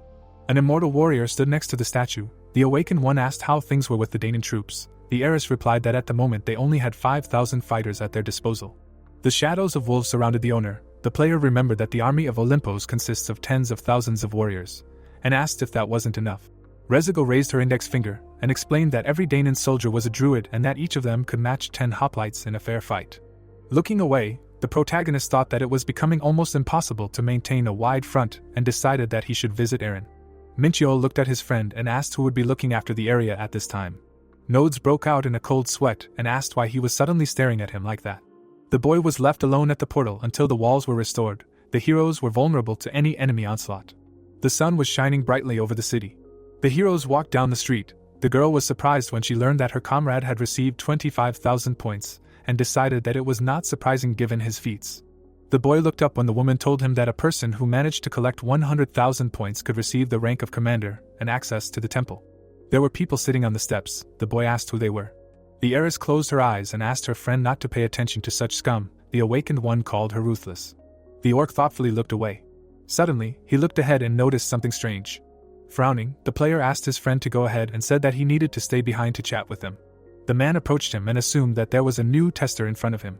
The monster looked down and explained that knowing the situation and still coming to Danon was real stupidity for a person without a rank. The protagonist looked at him and asked if they hadn't chosen this place for the same reason. The robber smirked when the monster reminded him that this was a battle of the 7 great societies. The hunter put his weapon on his shoulder. There was no place for them here from the beginning. The strangers surrounded Mincho. The orc suggested that he give up this round and wait for the next one. The guy narrowed his eyes and realized that they just gave up. The man asked him to forget about this test. The monster frowned sternly and explained that Olympos had over 1,000 testers and an army of over 2 million, so they had no chance in open combat. The young man's lips drooped, and he realized that they had their own network of informants, since he knew the size of Olympos's army. As the monster was about to say something else, an explosion sounded in front of him. The Awakened One struck him hard and threw him back. The bandit's eyes widened in surprise and he asked what was going on. The player picked up the burning gloves and said that he simply wanted to re-educate them. A yellow flag with an elephant was raised in the air. Someone's white hair fluttered in the wind. Looking at the system window, the old man said that they had managed to push back Mobius in this battle. The scoundrel said that they did not have enough troops to finish them off. The man looked back when his comrade asked if he had not heard the rumors and asked what they were talking about. Sword symbols appeared on the mountains. The stranger reported that the Danon had counterattacked Olympos and had already captured 2 fortresses. The sage looked down and asked if they could not use this information to their advantage. Clouds floated above the city. The testers were arguing with the protagonist. A fist immediately flew into the face of one of them. Minchiol dealt a series of powerful blows to the scoundrels. The man clenched his fist. The bandit looked up with difficulty. The boy said that it would be nice if he threw himself into the tests with the same tenacity.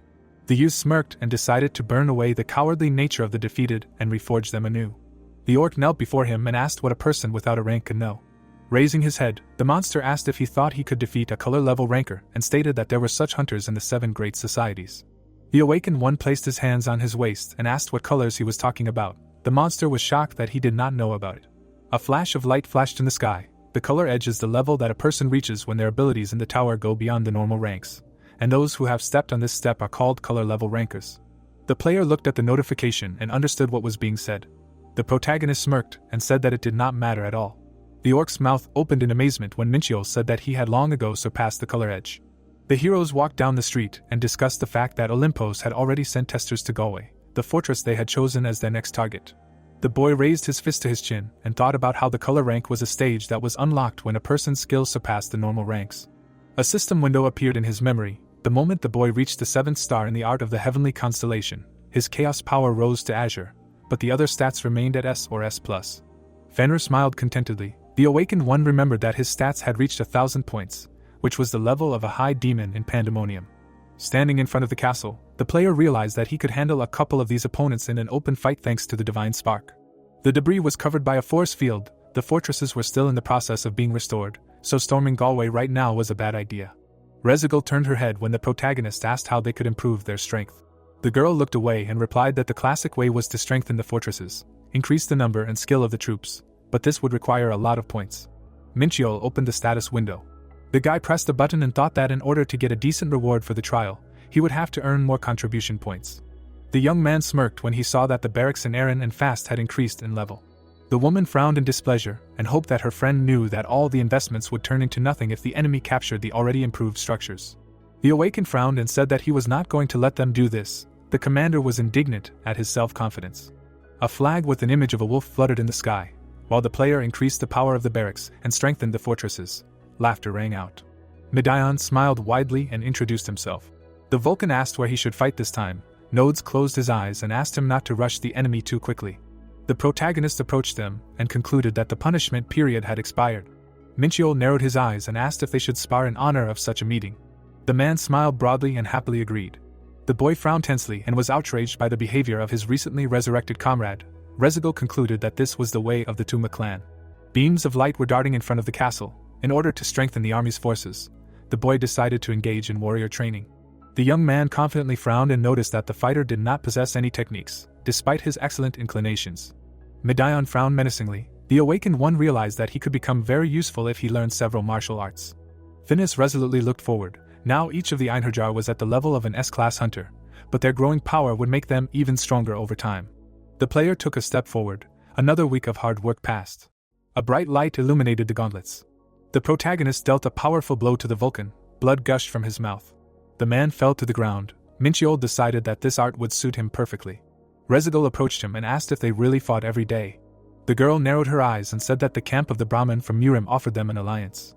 The guy looked down and asked if they were crazy to take such a step. The woman added that they would send a messenger here soon. The young man's eyes widened in fear when he felt someone approaching. A powerful aura of death enveloped the man. Frowning, the awakened one realized that this was the messenger, and wondered why the master of demonic arts came here with such a thirst for blood. Musum approached him closely and introduced himself. The man raised his eyebrows and asked where the player had knowledge of this martial art. The protagonist smiled and asked why he needed to answer such questions. The warrior frowned sternly and explained that his martial art was closely related to his school. Minchiol narrowed his eyes and remembered that the Empire's thunderous destruction fist was not Master Ma's technique at all. The guy imagined Chaksham, the leader of the Great Dark faction Haegjiaman, behind the messenger, and assumed that they were related. The fighter gritted his teeth in displeasure. The young man decided that if this was Chaksham's descendant in front of him, his reaction was understandable, since this was the master's legendary skill. Looking at him from under his brows, the awakened one wondered whether he should tell the truth or lie, and inquired why the descendant of the dark path was using demonic energy. The player extended his hand to the guest and assumed that he would not tell him anything for free. Musum asked if the hunter was really going to set a condition for him. The protagonist beckoned him with his hand, reminding him of the method that is adored in Mirim, and decided to find out how the level of the martial arts world had changed during this time. The man sternly knitted his eyebrows when he was offered a one-on-one fight, and asked Minchiel not to regret it later. Traces of blows appeared in the air. The heroes watched the battle from the side. The messenger asked how someone dared to steal the martial art of his school. The fighter opened his mouth wide and decided to show him the true fist of destruction of the empire, brought to perfection by him. The guy continued to reflect his attacks. The warrior assumed that he simply did not have enough strength to say something. The young man took a step back. Musum was indignant at his past behavior. Raising his hand, the awakened one noticed that his flow of energy was pure and smooth, and thought that he had not had to fight like this for a long time. The man swung his hand furiously. The player realized that something was wrong here. The messenger's movements were mixed with the residual shadows, but the Empire Thunder Destruction fist must be straightforward, without feints. The protagonist approached the enemy closely and remembered that such techniques that confuse are not provided for in this technique. With one blow, Min Chul threw the fighter back. Despite this, the warrior was able to stay on his feet. The guy clenched his burning fist and asked if his opponent had really mastered the Thunder Destruction fist properly. Musum gritted his teeth in displeasure. Purple lightning appeared around him. The man asked how dare such a nonentity desecrate his technique. The young man sternly knitted his brows and wondered why his enemy had suddenly become so enraged. The messenger angrily swung his hand and decided to demonstrate the true essence of the Fist of Destruction in its prime. Several ghostly fists appeared in the air. With a movement of his hand, the fighter sent them forward.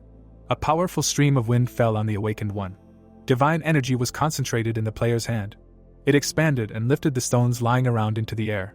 The protagonist opened his eyes wide and declared that this was the true finishing move of the Thunderous Destruction Fist. A powerful wave of energy flew out to meet the warrior. A bright light illuminated his face. The disheveled hair covered the hero's eyes. Rezigal was indignant that their comrade attacked the messenger who came to offer the saz. Musum fell to his knees. Minchiel explained that he held back his power so as not to kill him, and asked why he arbitrarily distorted the later moves of the fist. The man looked up and suggested that the tester was in one big delusion from the very beginning. The boy raised his eyebrows and asked what they were talking about. It turned out that the secret scroll with this technique had long since lost its integrity. The messenger frowned tensely and told him that after Chaksham fell to the second heavenly demon, the complete scroll disappeared without a trace, leaving only its imperfect scraps. The young man looked down and asked who this second heavenly demon was. Closing his eyes, the fighter added that this monster had devastated the Mu continent, causing many martial arts to be either lost or distorted, and replied that his name was Daimas. A grinning pandemonium lord appeared in the memory. The awakened one opened his mouth in shock and realized that they were talking about himself. The king of hell stood in the middle of the wasteland. In his past life, Master Ma's great ritual had summoned him to the Mu continent. In his hand were purple particles. Dark mana had become almost inaccessible due to the penalty for descending to the lower world. Daimas smiled widely and called it funny. The mountains were raging with flames. The demon had only the mighty flesh of the Tuma clan and the remnants of mana at his disposal. Then he became interested in martial arts and mastered the techniques of Master Ma. The monster lifted the enemy by the throat. The thirst for strength did not fade even after he managed to comprehend countless knowledge of martial arts. The Lord of Pandemonium frowned and asked if the enemy was going to give him the scroll. During the conquest he managed to collect many secret scrolls of both righteous schools and dark paths. The protagonist covered his face with his hand and realized that he took the only scroll of the Fist of Thunderous Destruction in his past life. Minchiel opened his eyes and asked if his opponent had made up for the missing pieces of the technique with demonic arts. Musum grabbed his wound and confirmed this, explaining that his fist was still far from perfect. The boy realized that he did not know that the scroll existed in only one copy. The man closed his eyes when the young man called him a blood tiger, and said that such nicknames were not worthy of the defeated. Raising his hand, the awakened one mentally called him too proud and suggested that he forget about it. The messenger bowed his head. The player promised to pass on to him the authentic techniques of the Fist of Thunderous Destruction. The fighter grabbed him by the shoulders and asked if this was not a joke. The protagonist said that whether to believe it or not was entirely his business. Minchiel looked away and decided that he was a little ashamed of what he did in his past life. The sun's rays illuminated the royal castle in the center of Erin. Musum smiled happily and wished to establish a close alliance with the Danon camp.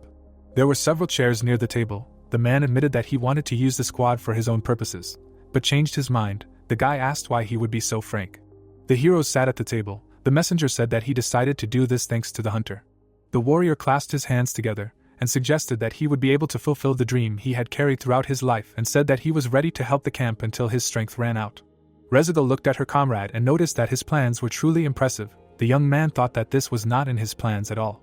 A bright light was burning under the ceiling. Thanks to the warrior's mercy, the awakened one guessed the true meaning of the proposal for an alliance. Medaion fell asleep with his eyes open. At their first meeting, Musum exuded an ominous thirst for blood, but after a little chat, the heroes were able to find a common language. The man raised his hand and said that he needed to go back to convey the results of the discussion. The messenger disappeared into the portal and promised to return soon. The awakened one looked at his friend and thanked her for her help. The girl explained that their alliance could be quite shaky. Covering her face with her hand, the woman decided that there was nothing more dangerous than hidden malice, and stated that keeping the clan close and using them would be very profitable. The player closed his eyes and agreed with her. The setting sun illuminated the city, and thus a temporary alliance was born, sealed by a common threat, Olympos. A few days later, the protagonist looked ahead with displeasure. Musum smiled widely and announced his return. The man leaned towards his comrade and explained that he had brought several of his subordinates with him to strengthen the camp. Minchiol noted that they were all Wakyung-level masters.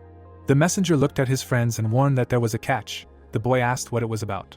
An ominous aura emanated from them. The fighter explained that all of Master Ma's warriors bowed to strength, so the hunter would have to defeat them in battle for them to agree to obey. The warriors' eyes turned bloodshot when the young man suggested that they attack at the same time so as not to waste time. Soon, several bruises appeared on their heads, and 3 Wakyung-level masters eventually joined the Daenin camp. Stone knights stood in front of the burning Galway fortress. The gates were closed, and a soldier ordered the others to ensure that the enemy did not break through at all. Several blows caused cracks to appear on the doors. A powerful explosion was heard, opening the gates. The awakened grinned and entered, and the villains were ordered to line up in battle formation. The player took a step towards the cultists and said that he had placed at least some hope in the first-rank fortress. Holding a sword in his hands, the protagonist concluded that there was nothing special here. Minchiol put the weapon on his shoulder and asked why his enemies were huddled together like chickens, and then the assault on the first-rank fortress began. The old man attacked the knight. There were about 10,000 druids outside the fortress walls, each of whom was capable of defeating 5 hoplites. Behind Rezigal was an army of 30,000 clay warriors. Nodes used magic and joined the attack from outside. The boy entered the fortress and asked if these were all the magicians that Olympos could send.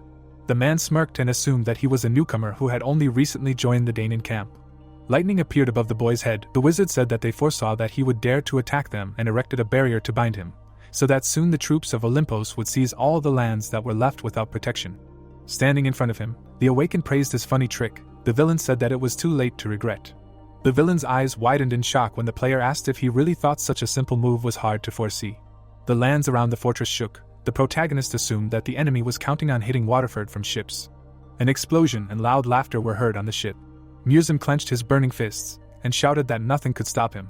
His comrades ran in different directions. The enemy soldier asked what the fighters from the Murim community were doing here. The magician opened his mouth in surprise and asked where his opponent got such ridiculous ideas from. Squinting slyly, Minchul asked him not to regret it later and said that the barrier had bound them too. A torn flag fluttered in the air. The knight swung his demonic sword and ordered the fighters to destroy the fortress. The magician looked ahead tensely and asked if Daenin had attacked them. His comrade looked down and remembered that their main forces should be in Galway. A powerful blow threw the man back. Medaion thrust out his fist. The Vulcan smiled broadly and laughed. The warrior confidently frowned and was surprised that the technique he had just mastered was so devastating. The immortal generals were in the midst of storming the third fortress of Emmerich. The boy grinned, realizing that he had managed to turn the enemy's communication network against them, and asked if they really had no backup plan. The tester returned to Erin, where the sun was shining brightly. Someone said that Mobius played as they had predicted. Rezigal smiled and noticed that her comrade had already gained over 100,000 contribution points thanks to the fall of the first-rank fortress. The young man looked at her and expressed his gratitude. The awakened looked at the sky and remembered that he had managed to fulfill all the conditions. The sun's rays illuminated the temple. The player decided to go there. Various fruits grew on the tree. Looking around, the protagonist noticed that a real forest was growing there. The stranger, watching them from the side, said that he had not had new testers for a long time. There was a giant statue under the tree. A voice asked if the hunter had accumulated enough contribution points to open the gate of the temple. Mincho saw a silhouette of a man ahead and remembered that the Dani tribe was currently led by the god of light, Lu Levada. Naada was sitting on the throne. The boy said that they had not seen him for a long time. Smiling, the man asked if the tester remembered him, and said that he had long disappeared from the current timeline. Smiling, the boy answered that they had met during his first visit here, and thought about how this man had been killed before he was born in his past life. A wolf with a silver paw stepped forward. Some time ago, the awakened one had already come to this temple with him. The player assumed that the king was in the form of this wolf. The knight looked at his hand and noted the excellent observation of his guest. The king rose from the throne and said that the tester was the first to gain so many contribution points in such a short time. Noada placed his hand on the guest's head and said that his confidence was not inferior to his skill. The main character's body was enveloped in a green aura. The man called him the commander of the Daenan army. Smiling, the knight noted that he already had a divine spark and said that now it was wrong to call him an ordinary mortal. Smiling back, Minchio called himself a simple man and asked what rewards awaited him for completing the level. The king closed his eyes and wondered if he really wanted to warm up his fighting spirit. A system window appeared in front of him with a description of the rewards. The guy squinted and noticed that they all belonged to the relics of the era of myths, which are difficult to obtain even for billions of gold. Rezigo raised her eyebrows and agreed when the young man asked her to go outside and wait, as his thoughts could drag on. The girl turned away and walked away. The heroes stood opposite each other. The awakened one asked if he could get an item that was not on the list of rewards. Noada frowned when he heard that he needed the fruit of the lost paradise. Light particles swirled around the player. The system warned him that an alien divine essence was trying to penetrate the depths of his mind. The mind protection withstood the intrusion. Smirking, the protagonist said that this question could not be answered, and thought that something was clearly wrong here and that he needed to dig a little deeper. Among the wings lay a golden apple. It was the forbidden fruit that was created in Elysium to comprehend the origins of creation, an artifact that disappeared after the sunset of the era of myths. Standing in front of the man, Minchio explained that he asked just in case because the fruit of the lost paradise was not listed among the examples. The boy looked down and asked if no amount of points would give him a chance to obtain this fruit. The king scratched his chin and explained that this trial was the embodiment of myths, so it was possible, with the fruit, one could undergo the second transformation of bones and soul. The boy's mouth opened in surprise when he learned that 5 million points were needed for this. The awakened one smiled widely and asked if his ally was sure that he would not change his mind. Heading towards the exit, the player assumed that the knight said this number thinking that he would never achieve it, and decided to make him regret his words. A wolf was depicted on the system window. An unexpected variable broke into the territory war of the 5 divine tribes. The Daenan camp, which was considered the weakest, launched a powerful counterattack. Rezigal and nodes broke forward. After the fall of the first-rank fortress Galway, the special forces of Olympos were destroyed. Medaion smiled broadly. Thanks to the exploits of the Tuma clan, 3 more fortresses fell. The blue arrows pointed up. Daenan control in an instant grew from 5% to 11%. Brahman stood in front of the fortress. Murim, who supported him, also began to act. The troops struck the northern lands and returned some of the fortresses that Olympos took away. The man in the yellow robe took a step forward. He walked along the black carpet. Someone came out to meet him, and was indignant that the dead had come here again. Ares crossed his arms over his chest in displeasure. Athena reminded him that the undead were fighting on their side. The girl's eyes widened in fear when the unknown person ordered them to be silent. The heroes silently exchanged glances. The man knelt down and appeared before the ruler of all that exists. Zeus leaned on his hand and said that recently the gifts had noticeably decreased. The masked stranger raised his head and said that he needed the power of the Great Ones. The god of struggle smirked and decided that the deeds of mortals always lead to this. The Lord of Olympos looked ahead and promised to gift the follower with special power if he made a worthy sacrifice. A bright flash appeared in front of the disciple. The king of the gods said that 1.5 million points would be enough. Sweat appeared on the scoundrel's neck. The man realized that for 1.5 million he could buy an artifact of legendary rank, but decided that this price was still within the permissible range. Zeus smiled when the man agreed, and called his decision wise. Ares frowned when the leader of Olympos called him. The warrior closed his eyes when the Lord asked him to take control of the battlefield. Lowering his head, the stranger said that everything would happen according to his will and thought that only the owner of the divine spark was able to resist them. The light was on in the tent. The protagonist was sitting at a table in front of a map. There was a fortress on it.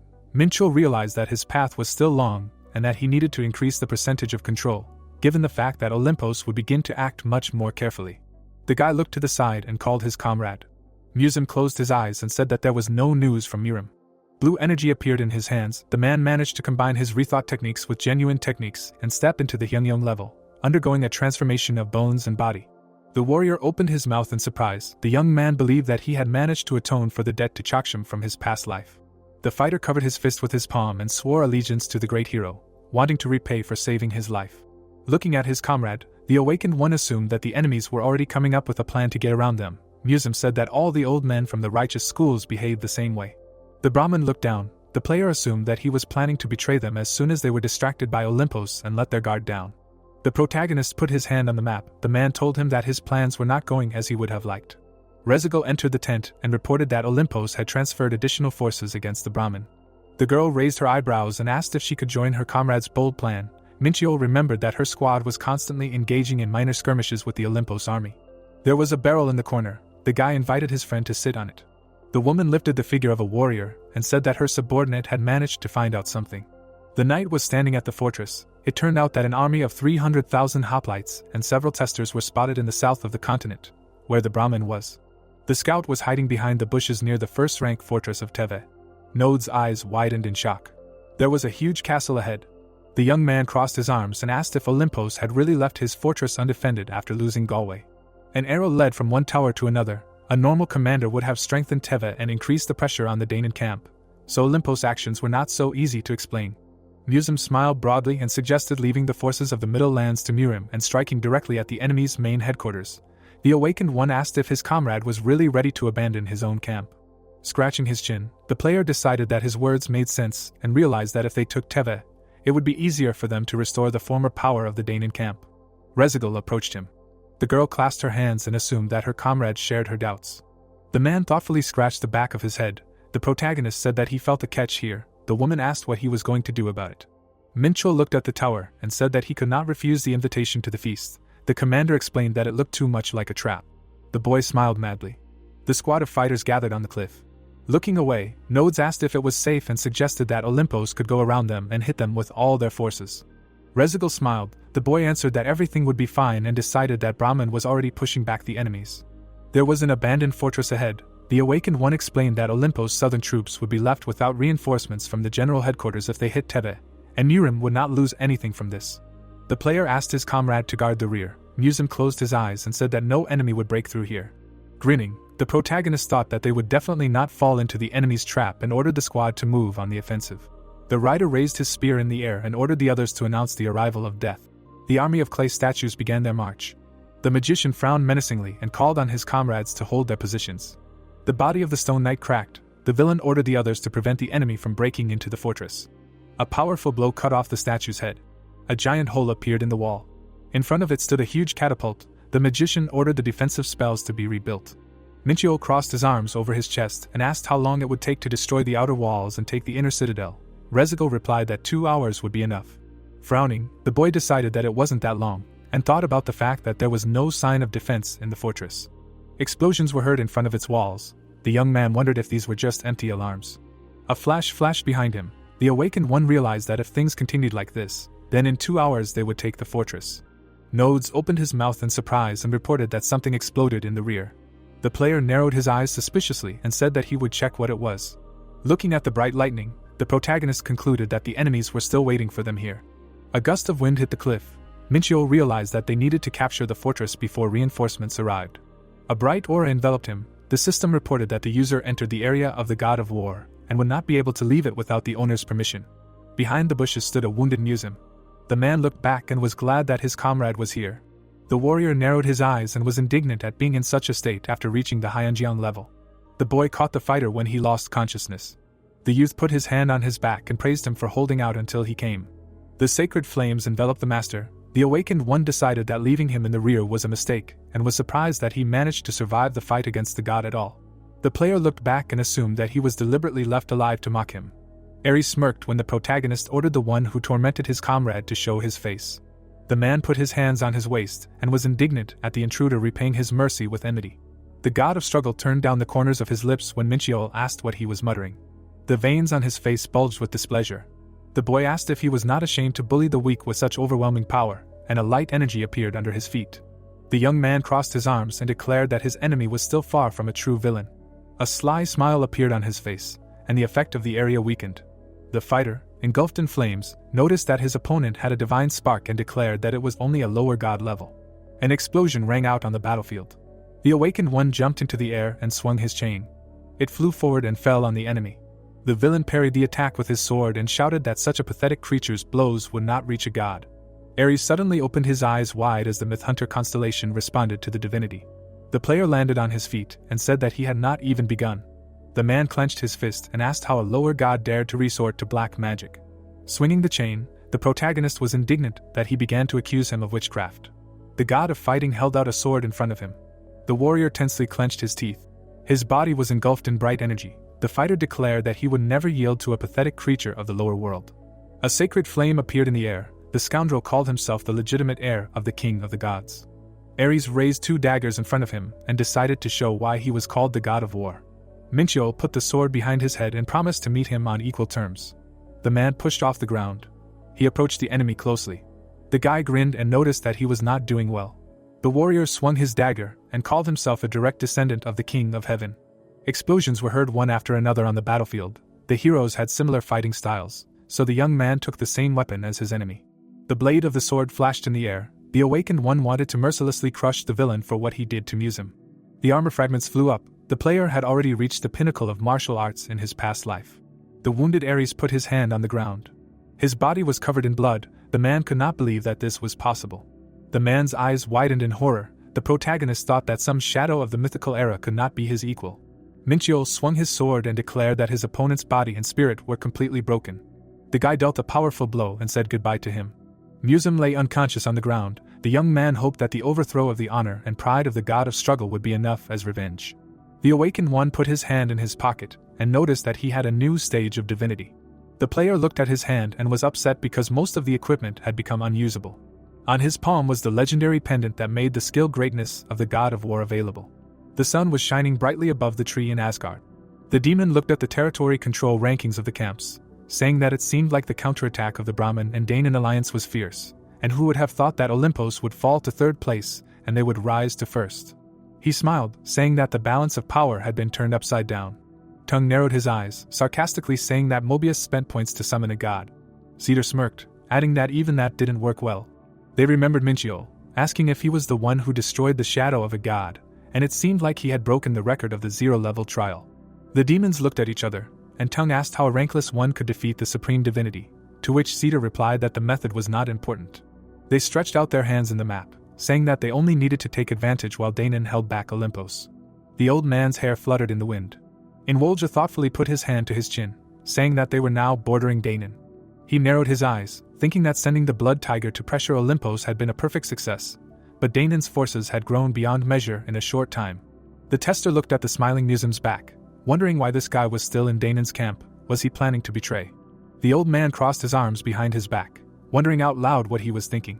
Without turning around, Inwolja asked if she, a young maiden, should visit Danon. The girl smiled, saying that she would handle it. The protagonist walked thoughtfully down the street, thinking that after defeating Ares and capturing Teve, the war had fallen silent again. A beautiful pink sky was visible above the city. Minchyo imagined the pendant, thinking that the loot was the legendary artifact Wrath of the God of War. Taken from Ares, it raises all characteristics by 20%, and once a day allows you to remove a blessing from an enemy or a curse from yourself, such as the power of this necklace. Having imagined the map, the guy thought that after the battle for Teve, Olympos replaced his dance. The magicians of Mobius launched teleportation, and began to push back Danon's camp everywhere at once in small detachments. A female silhouette appeared in his head, and the protagonist thought that the more extensive the domain, the more boundaries need to be guarded, and they, without knowing rest, slid through portals, repelling the onslaught of the sorcerers of Mobius. Minchyo rolled his eyes, asking if Brahmin, who was reinforcing the troops at the borders of Danon, was planning a backstab, and it seemed they had sensed the shadow of a change in Musim's heart, since he should have given a sign by now. Nodes quickly ran towards the protagonist, shouting. He stopped, saying that Minchyo should come right away, since a second messenger had arrived from Musim. The protagonist looked down, asking if there was another messenger from Musim. Soren introduced him with a smile, saying that he was glad to meet her. The protagonist approached her closer, saying his name. He narrowed his eyes, saying that he did not think that Musim would send another one, and then thought that this woman was the embodiment of poison, since behind her youthful appearance there were 80 years, and the skill of the Wakam level.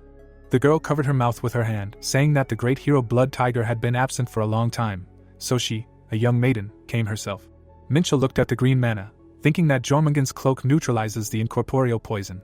He looked at the girl carefully, thinking that the poison that came from her was odorless and colorless, and when it entered the body, it stopped the flow of internal energy and paralyzed the muscles, and he expected this, so Soren clearly came with evil intent. The guy smiled, thinking that if he touched the girl, then the alliance with Mirim would end. The protagonist looked at her, asking if they could change the place to talk, to which the girl looked up at him in surprise. The enraged guy rushed towards Midion with his fists.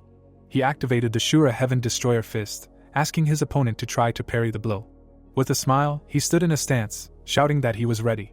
Soren looked at him excitedly, asking if it was Musum, to which the protagonist nodded, saying that since the girl had arrived here, he thought that she should talk to her comrade.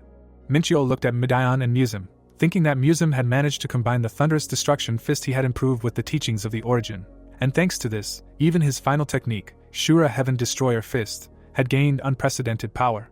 The boy turned his head in surprise at the noise behind him. He bowed, asking if the great hero was already here, to which the protagonist nodded, saying that a guest from Urim had arrived, so he came along with her. Musum looked at the girl, saying that he was not aware, to which Soren became embarrassed, saying that it had been so long since they had heard from the great hero. She closed her eyes, asking when the boy had reached the Henjin stage. Musum smiled, feeling proud that she had noticed. He closed his eyes, saying that he had gained enlightenment thanks to the great hero Minchio. The protagonist turned his gaze to the girl, thinking that she had instantly recognized that Musum's level had increased. The boy continued to look at Soren's hand covering her mouth, thinking that since he had become stronger thanks to someone from another dimension, not even the warrior Murim, she was probably dying to know the secret. His hand slowly reached into his pants pocket. Minchio took out the built-in skill Jormungandr's poison, wondering what if he showed it to her. He looked at the clot, thinking that she had probably encountered most deadly poisons, but she had definitely never seen anything like this. Soren's eyes immediately widened in shock. She opened her mouth, asking what kind of poison it was. The boy looked at her and Musum, thinking that it was a deadly poison that held the secret of the mythical era itself, and for a poison master who raised his level by absorbing strong toxins, it was more valuable than any precious elixir. The protagonist suddenly clenched his fist in front of the girl's face. He smiled, saying that it seemed like he and Tester Soren would have a lot to talk about, and then asked if she wanted to make a contract with him. The old man looked towards the door, saying that he was glad that the girl had returned safely, and then asked how the negotiations went. Soren covered her mouth with her hand, answering that she had achieved results that exceeded all expectations, and she had managed to persuade Tester Minchio to their side with the blessing of the captive soul under the pretext of asking for help on the northern front. Yi and Walja laughed, saying that if it was as she said, then Tester Minchio would soon come. The girl chuckled, answering that it was true, he would cross over to their territory. The protagonist smiled slyly, saying that the terms of the contract were simple. Lady Soren was obliged to do everything possible for Damon's victory in this cycle, sparing no effort to assist, and he, as payment, would provide 100 milliliters of his poison. Soren's gaze was cunning when she thought that if Yin Walja was also from Urim, then he would understand her. After all, what difference did it make? They would only need to win in the next cycle. A rainbow light shone over the mountains. At that very moment, a strong blow was heard. 2 burning spots from the impact appeared in the air. The protagonist flew forward quickly, thinking that the war had died down, and all the camps had become more cautious, and Soren's visit had given him a new way to break this deadlock. Lost in his memories, the protagonist thought that he had made her an ally by putting up Jormungand's poison as collateral, and by investing the glasses, he had sealed the contract under Nada's seal, and for the duration of this trial, she had become his new ally. Minchul imagined the old man, thinking that according to the girl, the most influential of the Murims participating in the trial was the elder of Inwolja, and this coincided with what he had said about Musum. The old man had a malicious look, and the boy thought that the difference was that he had learned the details of Inwolja's new plan, and as expected, he suspected Musum of treason. The protagonist remembered Soren, thinking that was why he asked her to deceive the elder, and she reported that she had subdued him with the fragrant smoke of captivity. The boy imagined the flag, thinking that the tiger nose from Medampa had completely bought the lie of his subjugation by the smoke, and he, under the pretext of helping Soren on the northern Brahmin front. Minchul pointed to the mountains, asking if it was true that further on was the territory of Yunu, and then there must be a titan living in that huge mountain, and then he thought, without arousing a shadow of suspicion, he safely reached the northernmost fortress, Puna. Soren looked at the snowy mountain, saying that the titan was currently busy capturing that mountain, and it seemed like some kind of hidden mission. Minchio looked at her, asking if it was okay if he had to leave this place as soon as he arrived. The girl laughed, saying that she would blind Wolf's eyes so he had nothing to worry about and could walk with a light heart. The protagonist, covered in mana, flew up. He looked up, thinking that when he had to hold back both Olympos and Brahmin, an alliance with Yunu would have a good chance of winning, and the problem was that the Titan testers of the Yunu camp were still sitting in the mountains, not showing any activity. The boy's eyes suddenly widened, hearing the order to stop. Minchiol immediately stood on the ground. White snow immediately rose into the air.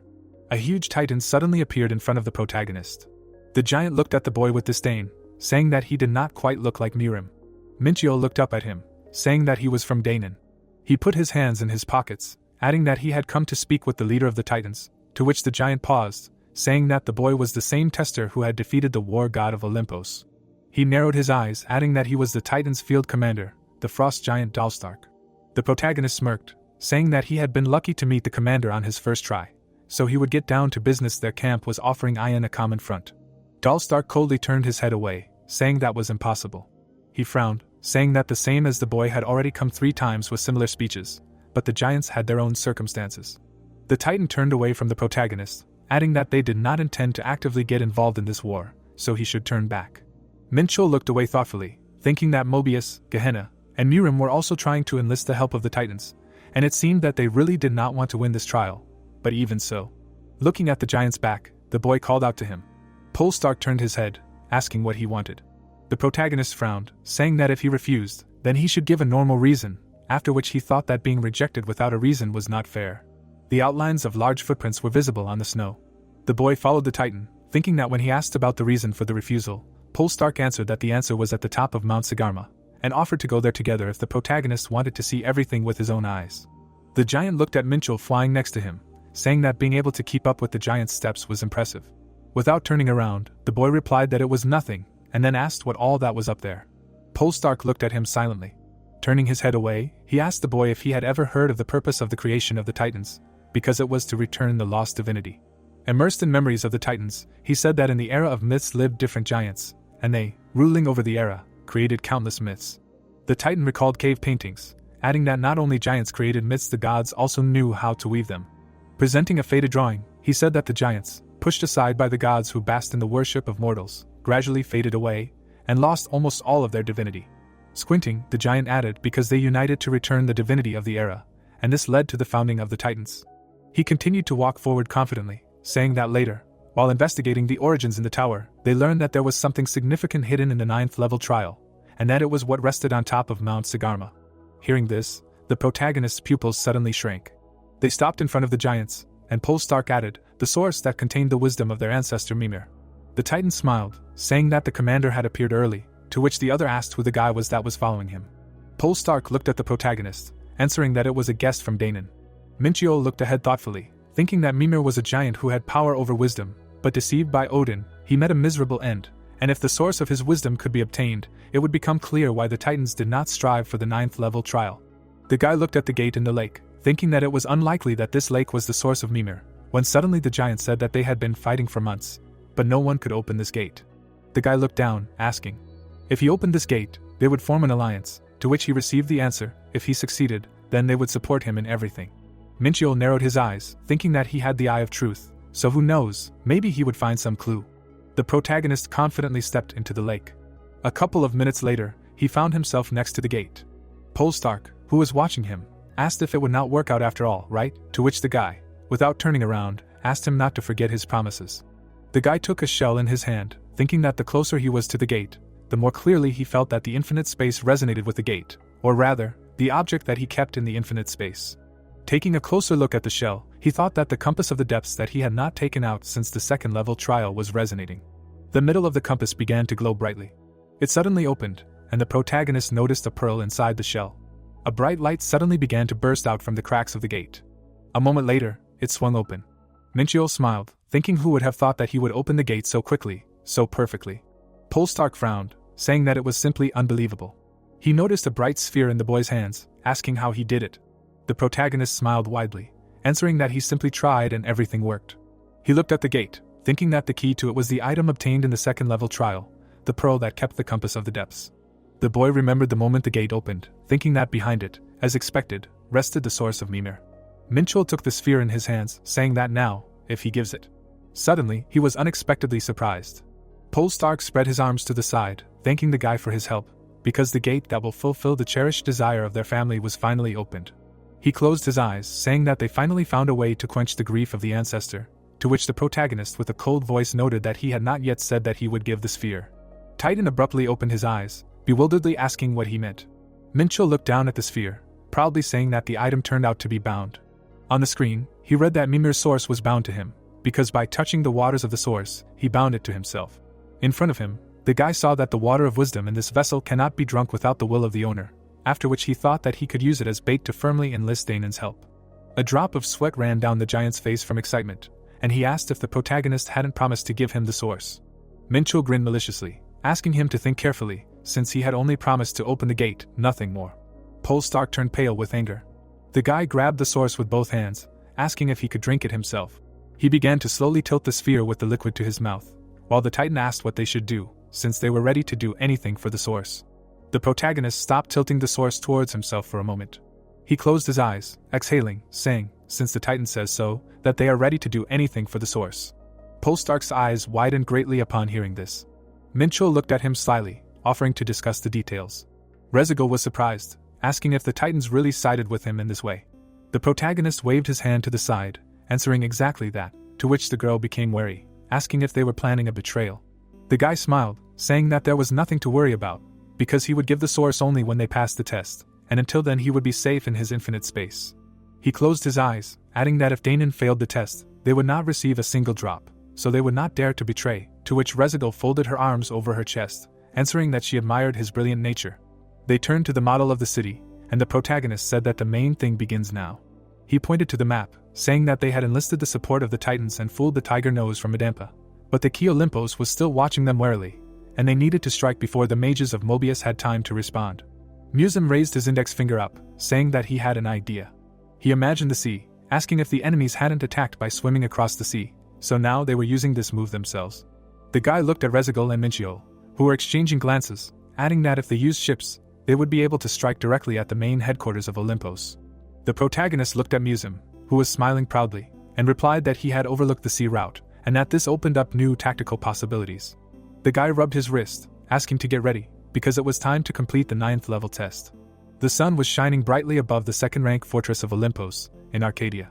The guy yawned loudly from idleness. The guy looked at Haman, who was yawning, with a smile, asking why he was yawning during patrol, whether he had decided to eat someone, to which the man replied with a grin that it would be his partner. The guy behind them warily turned his head to the side. Squinting, he asked to look there. Looking at the horizon, the guy asked if there was something visible out there. A few seconds later, they noticed ships approaching them with serious passengers, shouting that an attack was taking place. Musum clenched his hand into a fist, looking at the shore. He smiled widely, shouting that he was the one. Jumping high into the air, the guy shouted that the blood tiger was here. Taking a strong blow, the guy on guard asked where they were from. Midian's eyes lit up brightly. The ship stopped at the shore, and the battle began immediately. Midian smiled, saying that these guys were not so formidable, to which Musum nodded, adding that it seemed like the enemies had relaxed too much. They looked at the frag, saying that Arcadia was a peaceful zone in this war, never having known an invasion, so they did not expect such an attack even in their dreams. Musum looked into the distance, adding that because they had taken it without great losses, Mobius would not sit idly by. The boy saw a bright glow in the distance, saying that the real thing was starting now. A squad of knights appeared on the horizon, and a rough male voice asked if they were really aiming straight for Athens after gathering all their forces to attack Arcadia. The man grinned with glowing eyes, calling them fools. Musum grinned, saying that it looked like Olympos had pulled all its troops here, leaving only the bare minimum for defense, and then asked if Midian was ready. A second later, they jumped forward. With fists, they were quickly advancing towards the man. The protagonist looked at Musum's fight, thinking that for this operation, the Danans had fielded an army of 100,000 druids, Musum, and Midian. Looking at the fighting Midian, he thought that Olympos had brought 1,000,000 hoplites and 25 Mebium mages, and Musum and Midian had fought to the last. The boy suddenly fell to his bloody knees. The man made Musum bow his head before him, because the boys could not overcome the overwhelming numerical superiority. The Oathgiver smirked, asking if they really thought that they could win with Mirim's help. He looked at the stones scattered on the ground, adding that he did not even expect that this insolent unranked would grab their throats so tightly. But it was all over, and their last desperate attempt, throwing all their forces into the fight, failed. He did not take his eyes off the boy, and suddenly heard his laughter, asking why he was laughing. The bloody Musum looked ahead from under his brows, answering that he was just curious, and laughing because everything was going according to the plan of the great hero Minchiol. The man was surprised with anger, asking in his head, didn't he see this unranked on the battlefield? One of the magicians suddenly flew up to him from behind, shouting that trouble had happened, and the fortresses of Belos and Delphi were under attack, and the attackers were Danon. The man was speechless from great surprise, freezing in place. A beautiful sunset was visible above the forest. Polestark looked ahead thoughtfully. Frowning, he asked, is it true that he should help him? The undead, without turning around, answered, that's right, because this is the will of the Supreme. The Titan closed his eyes, thinking that he was obeying the orders of the undead. He imagined the source of Mimir, which would be his if he helped. The giant frowned, thinking about the 9th level test. The Titans confidently went on the attack, thinking that they would help as much as necessary. Polestark struck with all his might with a huge weapon, and the united army of Danon was 10 giants, 5 immortal giants and 100 warriors. They divided into 5 detachments, 2 giants and 1 general in each, and rushed into the lands of Olympos. At that very hour, the magicians of Mobius, who left their posts to return Arcadia, could not protect the fortresses, and they quickly fell one after another. The magician who was next to demand shouted that 3 had already fallen. Delphi and Bellows were about to fall, so something must be done urgently. Nirzim smiled, whispering, "Titans." Vane stood out on Demand's neck from anger, and he asked if these giants were really digging in the mud at the bottom of the lakes, so all troops must be deployed immediately. Musim began to slowly rise to the cries of the magicians that Arcadia was theirs. Demand looked at the fighters, shouting that they quickly rebuild their battle formations, because they must return the lost lands. The mage approached his 2 subordinates, asking them to inform Asgard and Brahman to strike Ion. He frowned and shouted that they would first recapture the first-rank fortress, Delphi. He looked away, thinking that the temporarily lost fortresses could be recaptured at any time, and in the meantime they were setting up other camps to drain their forces. Demand watched the knights closely, thinking that there had been a skirmish in Arcadia, but their losses were negligible, and now was the time to catch that unranked one and wipe Danon off the face of the earth. One of the subordinates informed men that there were enemies ahead, which surprised the mage. The subordinate looked at the huge army, adding that there were 50,000 druids, 20,000 undead, and at the head of the god slayer who defeated the god of war, Minchiol. The protagonist smiled, saying as expected. He noticed a crowd of opponents in front of him, thanking them for acting exactly according to his plan. Behind a tree on the opponent's side, a female silhouette with a weapon was visible. Through the earpiece, the protagonist asked what condition she was in, to which Rezigal narrowed her eyes, answering, "In full readiness." Frowning, the guy said that the goal of this war was to buy time, when suddenly the girl hit the ground with her staff, answering that she understood. A knight from the man's team felt a strange energy behind him, covering himself with a shield. The man abruptly turned around at the explosion he heard. The mage's eyes lit up with rage, and he immediately ordered Empress Rezigal to be found. Hiding in ambush, the girl reported that some of the mages had separated from the main army, and they were approaching using levitation, to which the guy frowned, thinking that, as expected, they were aiming for the head. He smiled, asking her to protect her commander. The mages flew forward rapidly. They looked around, saying that Rezigal should be somewhere here, but she was not visible, and they said that there was someone with a 1,000-eyed gaze in Danon's camp. Turning around, one guy added that they were probably watching their movements.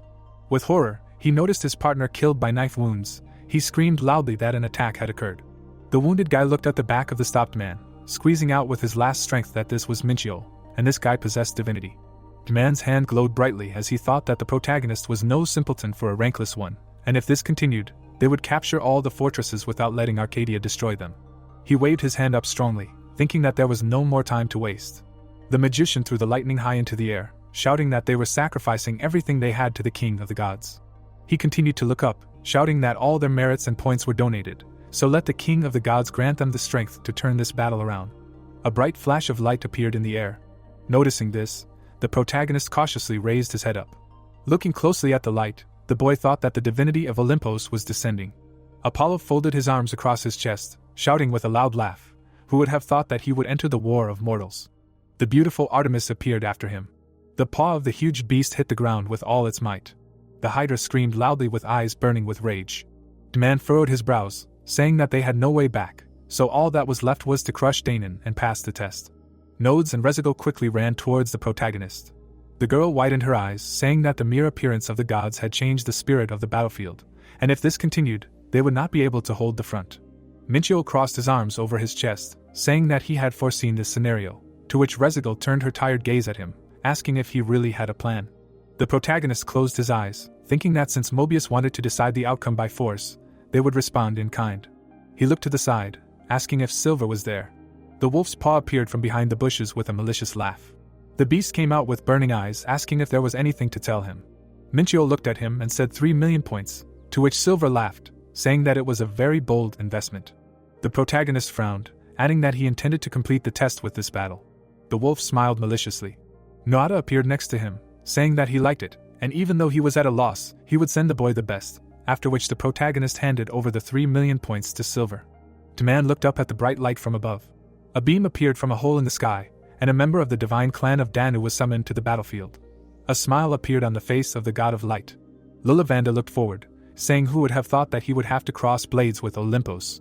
Bress hit his fist into his palm, saying that he had long wanted to teach this pale gentleman a lesson. The apostle crossed his arms in displeasure, asking if there would really be a battle of gods, to which Artemis whispered that it was simply unbelievable.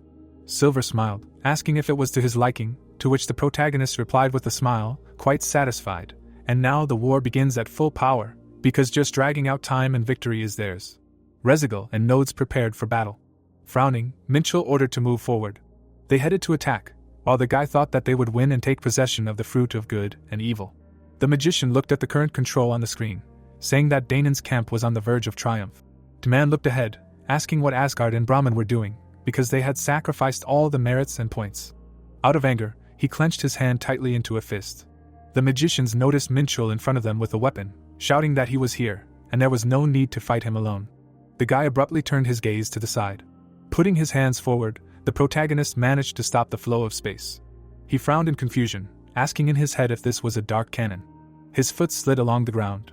Raising his head, the guy saw a mage above him. The protagonist smirked, sarcastically saying that he was doing well. At this time, the gods in the sky were fighting among themselves. The man looked at his army, ordering them to stand up. With one hand, the protagonist firmly grabbed the handle of the weapon. A second later, another one appeared in his other hand. Minchel jumped up with the Dark Star Emperor's sword and the Silver Moon blade. The man extended his hand with mana forward, saying that the guy was unranked, but he dared to interfere with Mobius' plans. The protagonist ducked, while the man activated the demon claws and an explosion of power. Minchel's eyes suddenly widened as his opponent said he would rip the guy's mouth to shreds. The mage stood unwavering in the bright flash of light. He frowned as the guy said it was funny that he could wield multiple elements at once. The guy cut through the defense, saying it was not bad. D-Man frowned, Gonzo asking what kind of trick the protagonist pulled off to cut the explosion itself. The protagonist smiled, saying that the explosion was the recoil from the collision of opposing energies, which meant it was enough to cut the recoil point itself, when he suddenly asked if the opponent had anything else in store.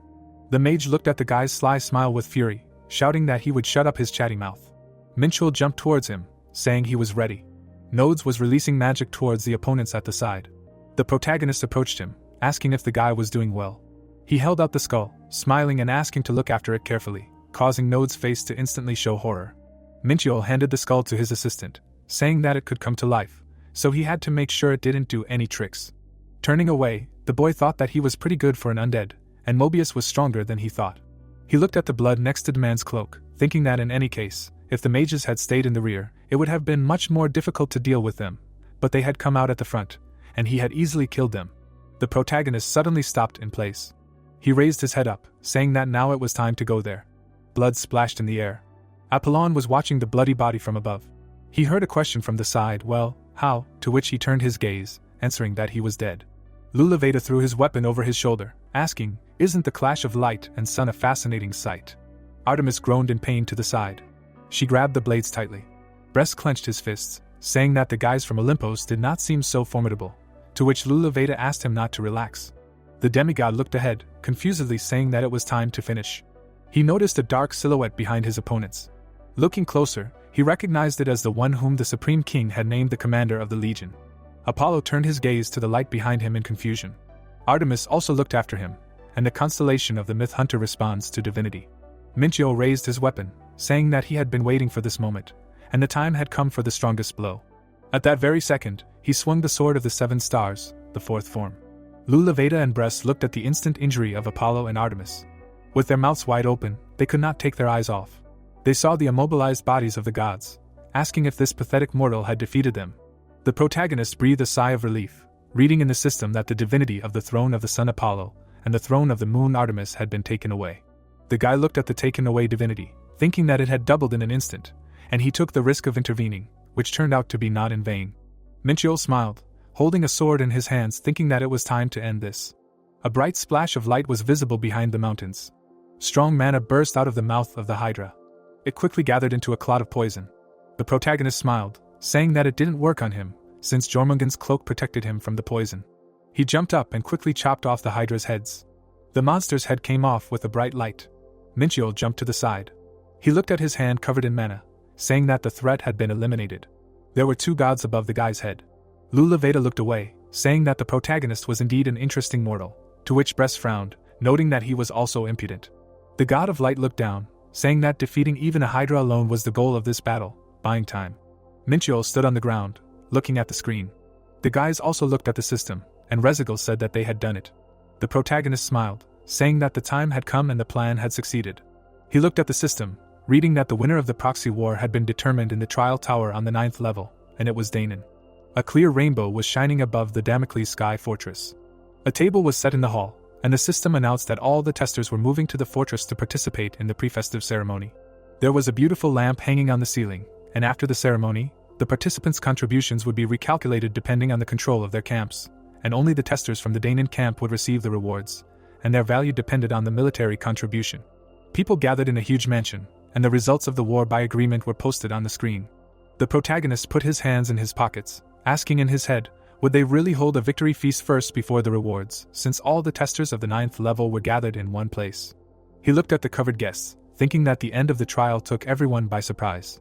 The boy stopped abruptly, hearing the troll's shouts that this unranked one actually did it. He tearfully looked down, adding that he did not take a drop of contribution, to which the girl patted him, tearfully saying that he should have acted more actively. Minchul closed his eyes, thinking that they were stupid losers and it was too late to regret. He stopped in front of the figures, who shouted that the protagonist was the unranked one. Tong smiled, saying that he wanted to personally see the tester Minchul, and so they met. The demon narrowed his eyes, introducing himself to the boy. Zeder also looked at the protagonist, telling him his name. Minchul coldly looked at them, thinking that judging by Tong's appearance, he was a higher demon of the Ice Circle, and it seemed that he had attracted the attention of Gehenna. He recalled the ranking table, thinking that the Asgard camp with Gehenna's forces suddenly rushed forward at the end, and the demons cleverly waited for the moment. The protagonist walked past them proudly, answering that he did not really want to chat with the demons of Pandemonium, but okay. Zeder looked at the guy, smiling, saying that he heard that the protagonist defeated the shadows of the gods, so he was interested, when suddenly Tung grinned, adding that it was offensive.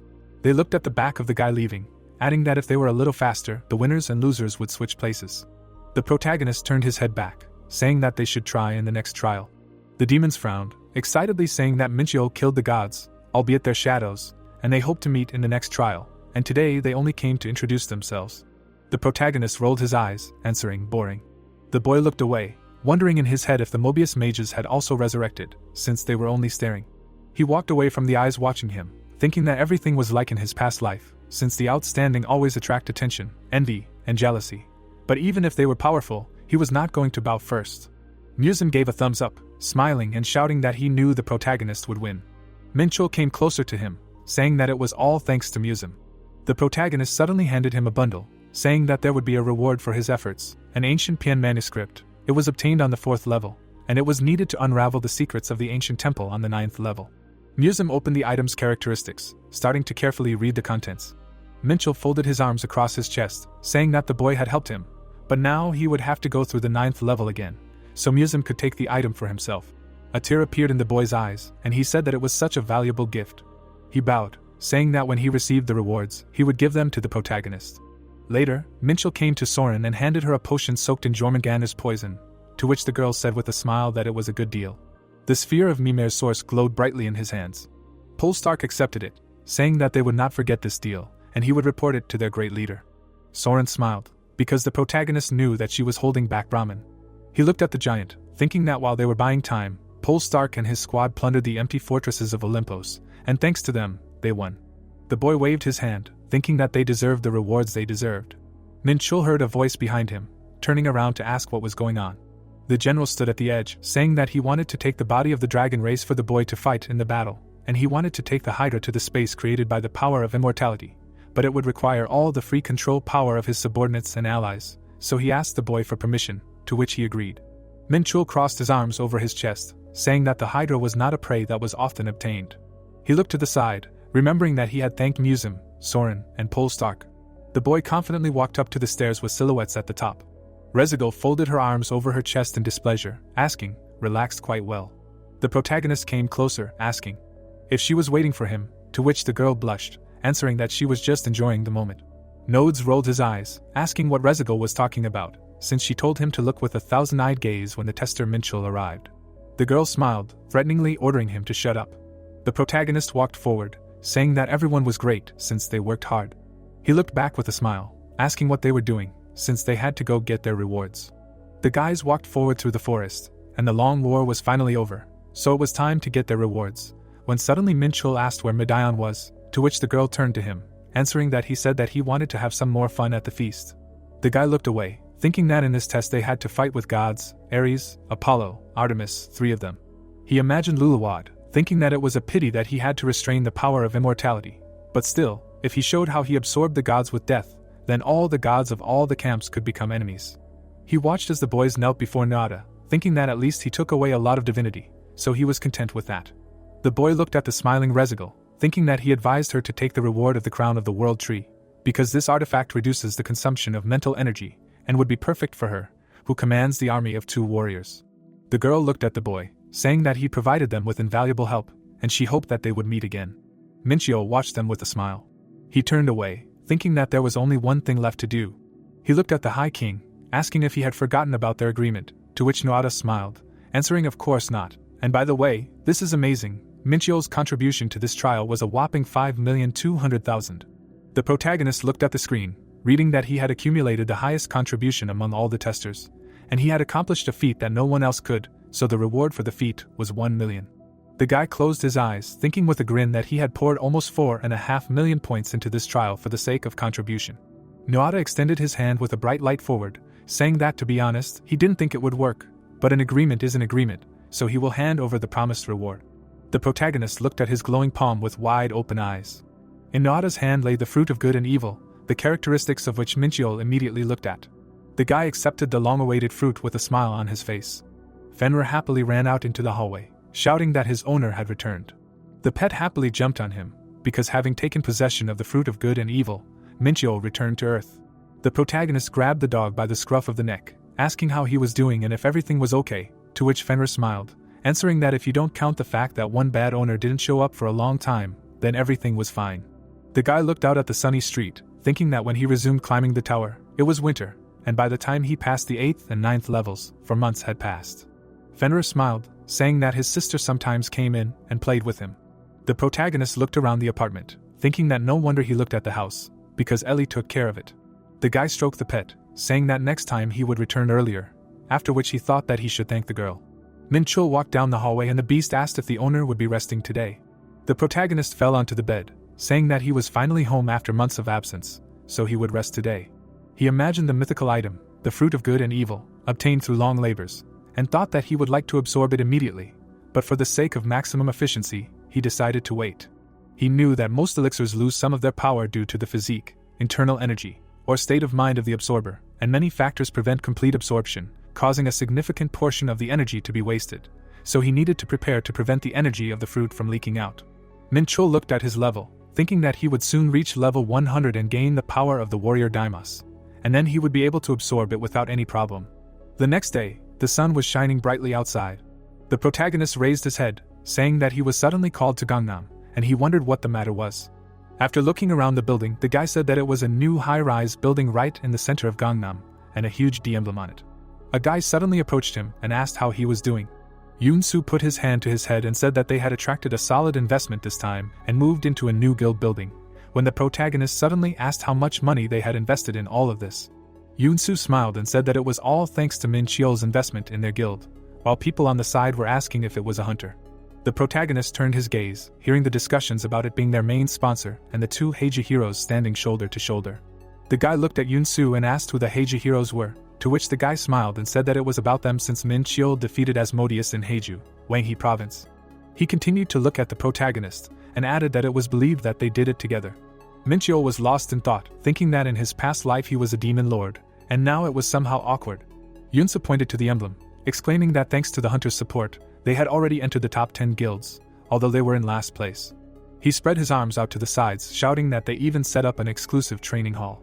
The protagonist looked around, answering that they had grown a lot, and then thought that he would fit in here.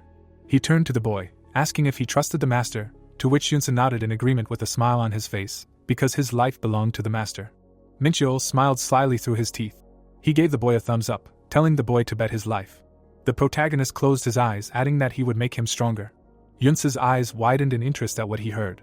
The hunter crossed his arms over his chest, standing behind the boy in a lotus position.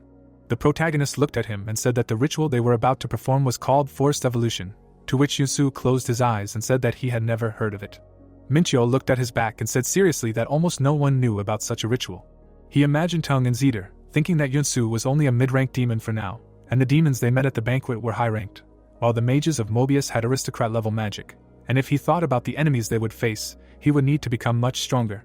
The hunter placed his hand on the boy's back and said, "It's time to begin." He looked at him carefully, thinking that forced evolution was a ritual only available to direct subordinates. Strong mana came from his hand while Minchio thought that he was allowing the divinity bestowed from above to merge with the soul, forcibly adjusting their sizes to each other. The protagonist looked at the light inside Yunsu's body, thinking that he had received the status of an apostle and the average divinity, but he could not fully assimilate it, and they had enlarged the scale of his soul so that he could accept it. Beads of sweat were running down Yunsu's veiny face. The protagonist leaned towards him, asking him to be patient. Fenrir watched attentively from the side, while the boy thought that for a warrior, it was like the rebirth of bones and flesh, but imposed by someone else's will, and the feeling when someone changes the very essence of the body can hardly be pleasant. He looked at the smoke rising up, thinking that they had successfully expanded the soul, and all that was left was to rebuild the body, and now everything depended on Yunsu himself. The boy exhaled heavily. The protagonist looked at him with a smile, asking how it felt, and then thought that he would adapt quickly. Yunsu lowered his head down, answering that he had received great favor from the master, while his characteristics had improved. He raised his burning gaze forward, while Minchio thought that the peculiarity of the higher races is that as the soul grows, the energy contained in the body also increases, and at this level, he is almost an aristocrat. The hunter began to approach him, saying that the guy is his subordinate, and this goes without saying, while Yunsu, without raising his head, replied that from now on, he will dedicate this life to serving his master without hesitation. Looking at him, the protagonist added that this is not the end, which immediately changed the subordinate's gaze. The protagonist extended his hand to him, smiling, saying that it was time to spar. Fenrir yawned sweetly, while a powerful fight was happening around him. Yunsu, enveloped in magical energy, screamed loudly in pain. He grabbed his stomach, and the protagonist said to himself that this sparring was to master the use of strength, and he was gradually getting used to his strong physical abilities. Suddenly, he raised his eyebrows in surprise at what he saw. The guy with shining eyes and a wide smile on his face raised his head and said that now he would not be knocked down so easily. Hearing this, the hunter grinned and said to himself that his stamina had increased significantly, after which he asked him not to say such loud words. Putting his hand on his comrade's shoulder, he added that that was enough for today. As he left, Min Chul called his pet to follow him, and he asked if they were really going home. Smiling warmly, the guy replied that he still needed to look somewhere, while silently saying that he needed to collect materials to absorb the fruit of good and evil, and thank someone. With these thoughts, he turned to Yunsu and asked if there was a shower. Evening came, and the sky was painted in warm colors. Ellie smiled broadly and asked if he had really come, adding that he had first stopped by the demonic guild and now to them, after which she called the protagonist a free hunter. Without opening her eyes, she added that from now on she would be very busy. But as soon as the girl saw Fenrir, she immediately became kinder, and he threw himself into her arms. Stroking him, she asked if he had really come because he missed her, to which he replied of course, because she was 100 times better than his sullen master. Opening her glowing eyes, the girl said of course, because you shouldn't hang out with an ignoramus who makes a lady wait. After these words, the doors slammed shut in front of the protagonist. The guy frowned tensely and asked if she was really offended. The evening sun reflected off the glass, and Minchul apologized for going to see Guild Master Yansu first. He smiled confusedly, adding that next time he would definitely go to her right away after he got out of the tower. Hearing this, Ellie smiled warmly and said that they had agreed, which meant he had to keep his word. There were stacks of papers on the table, and the hunter, sitting opposite his friend, asked how she was doing. Had she really become the head of the branch and was now busy, to which she replied that everything was so, and now she was busy on a completely different level, and all the time she thought that it would be good to have two bodies, but at least she relaxed with Fenrir, and this saved her. Each of the folders on her table was very thick, filled with documents. Fenrir was greedily eating marbled meat to the side, and his master was thanking the interlocutor for looking after him while he was gone, to which she replied that he was very sad, adding that he should pay more attention to him. Suddenly, the girl raised her eyebrows in surprise and exclaimed that several people were looking for him. Drawing an image of Heron in her head, she said that she was looking for him. Then she drew an image of Varus in her head and added that he was also looking for him.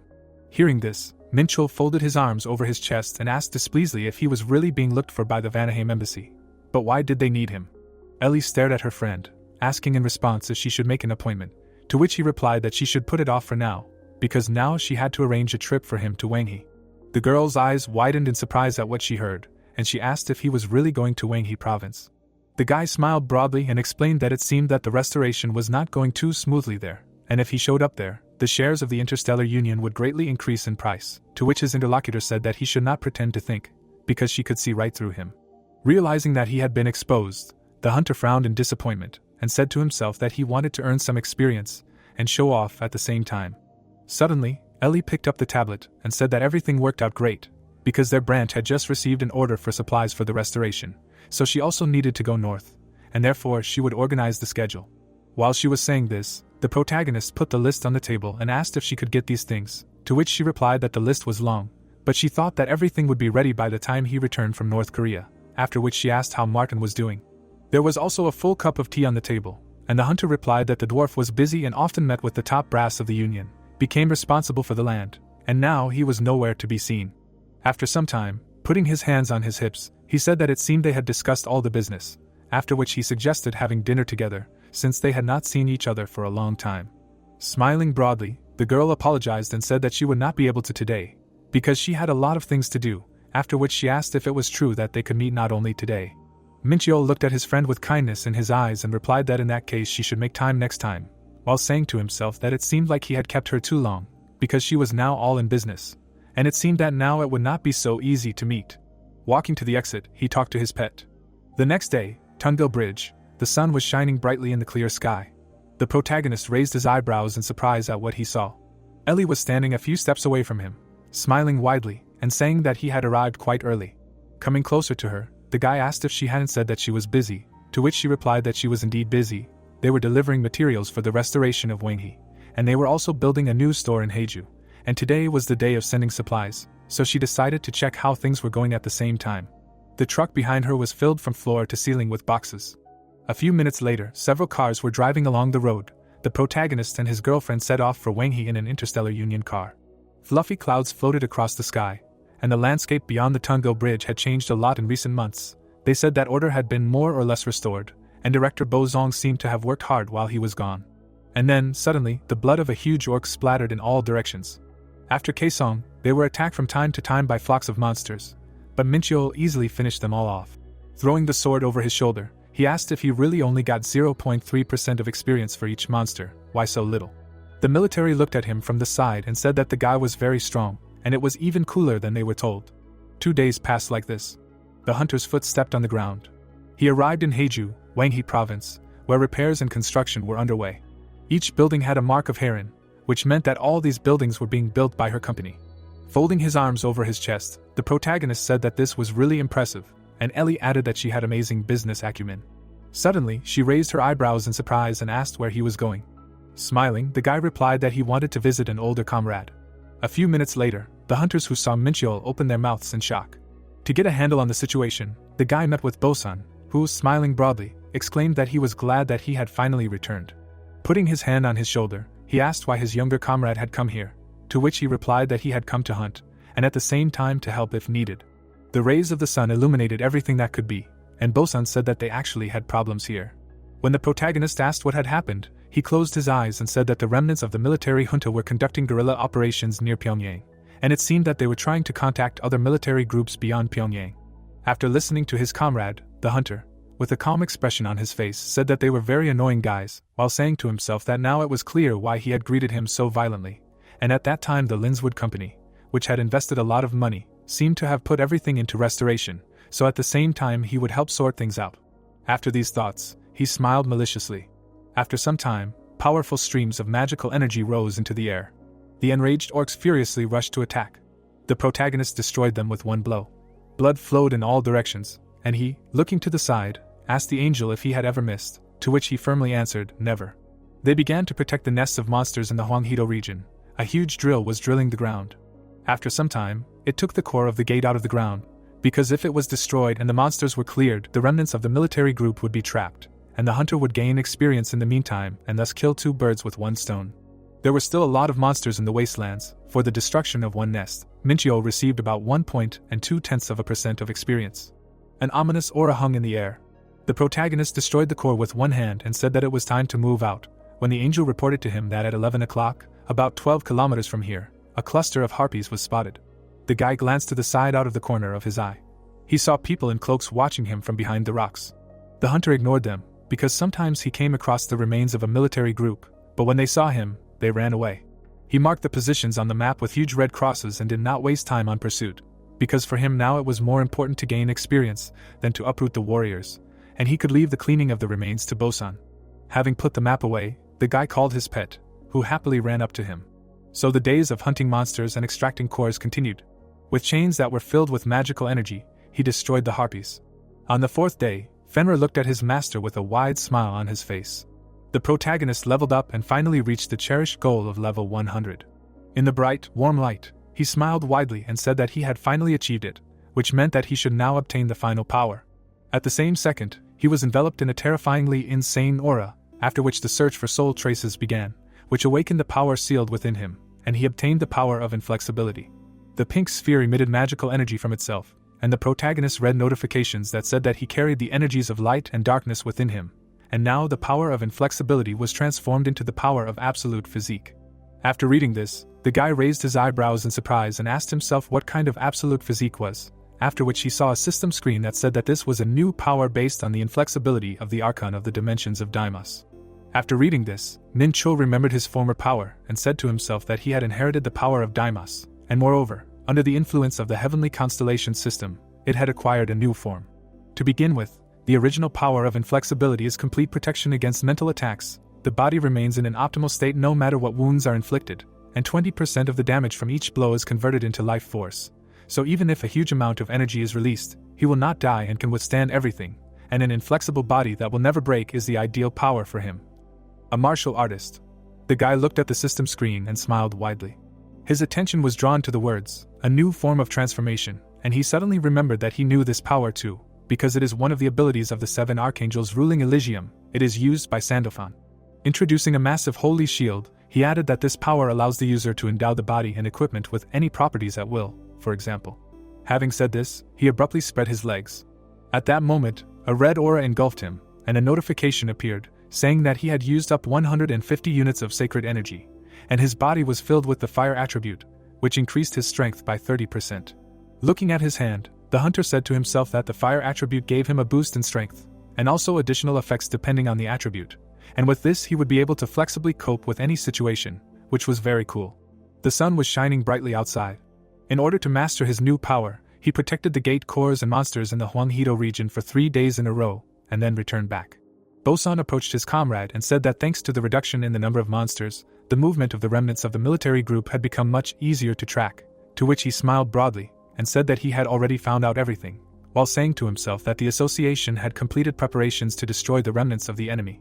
Without taking his eyes off his friend, Bosan thanked him, because he had quickly organized everything, adding that the Dark Moon Guild Master was upset that he could not join him.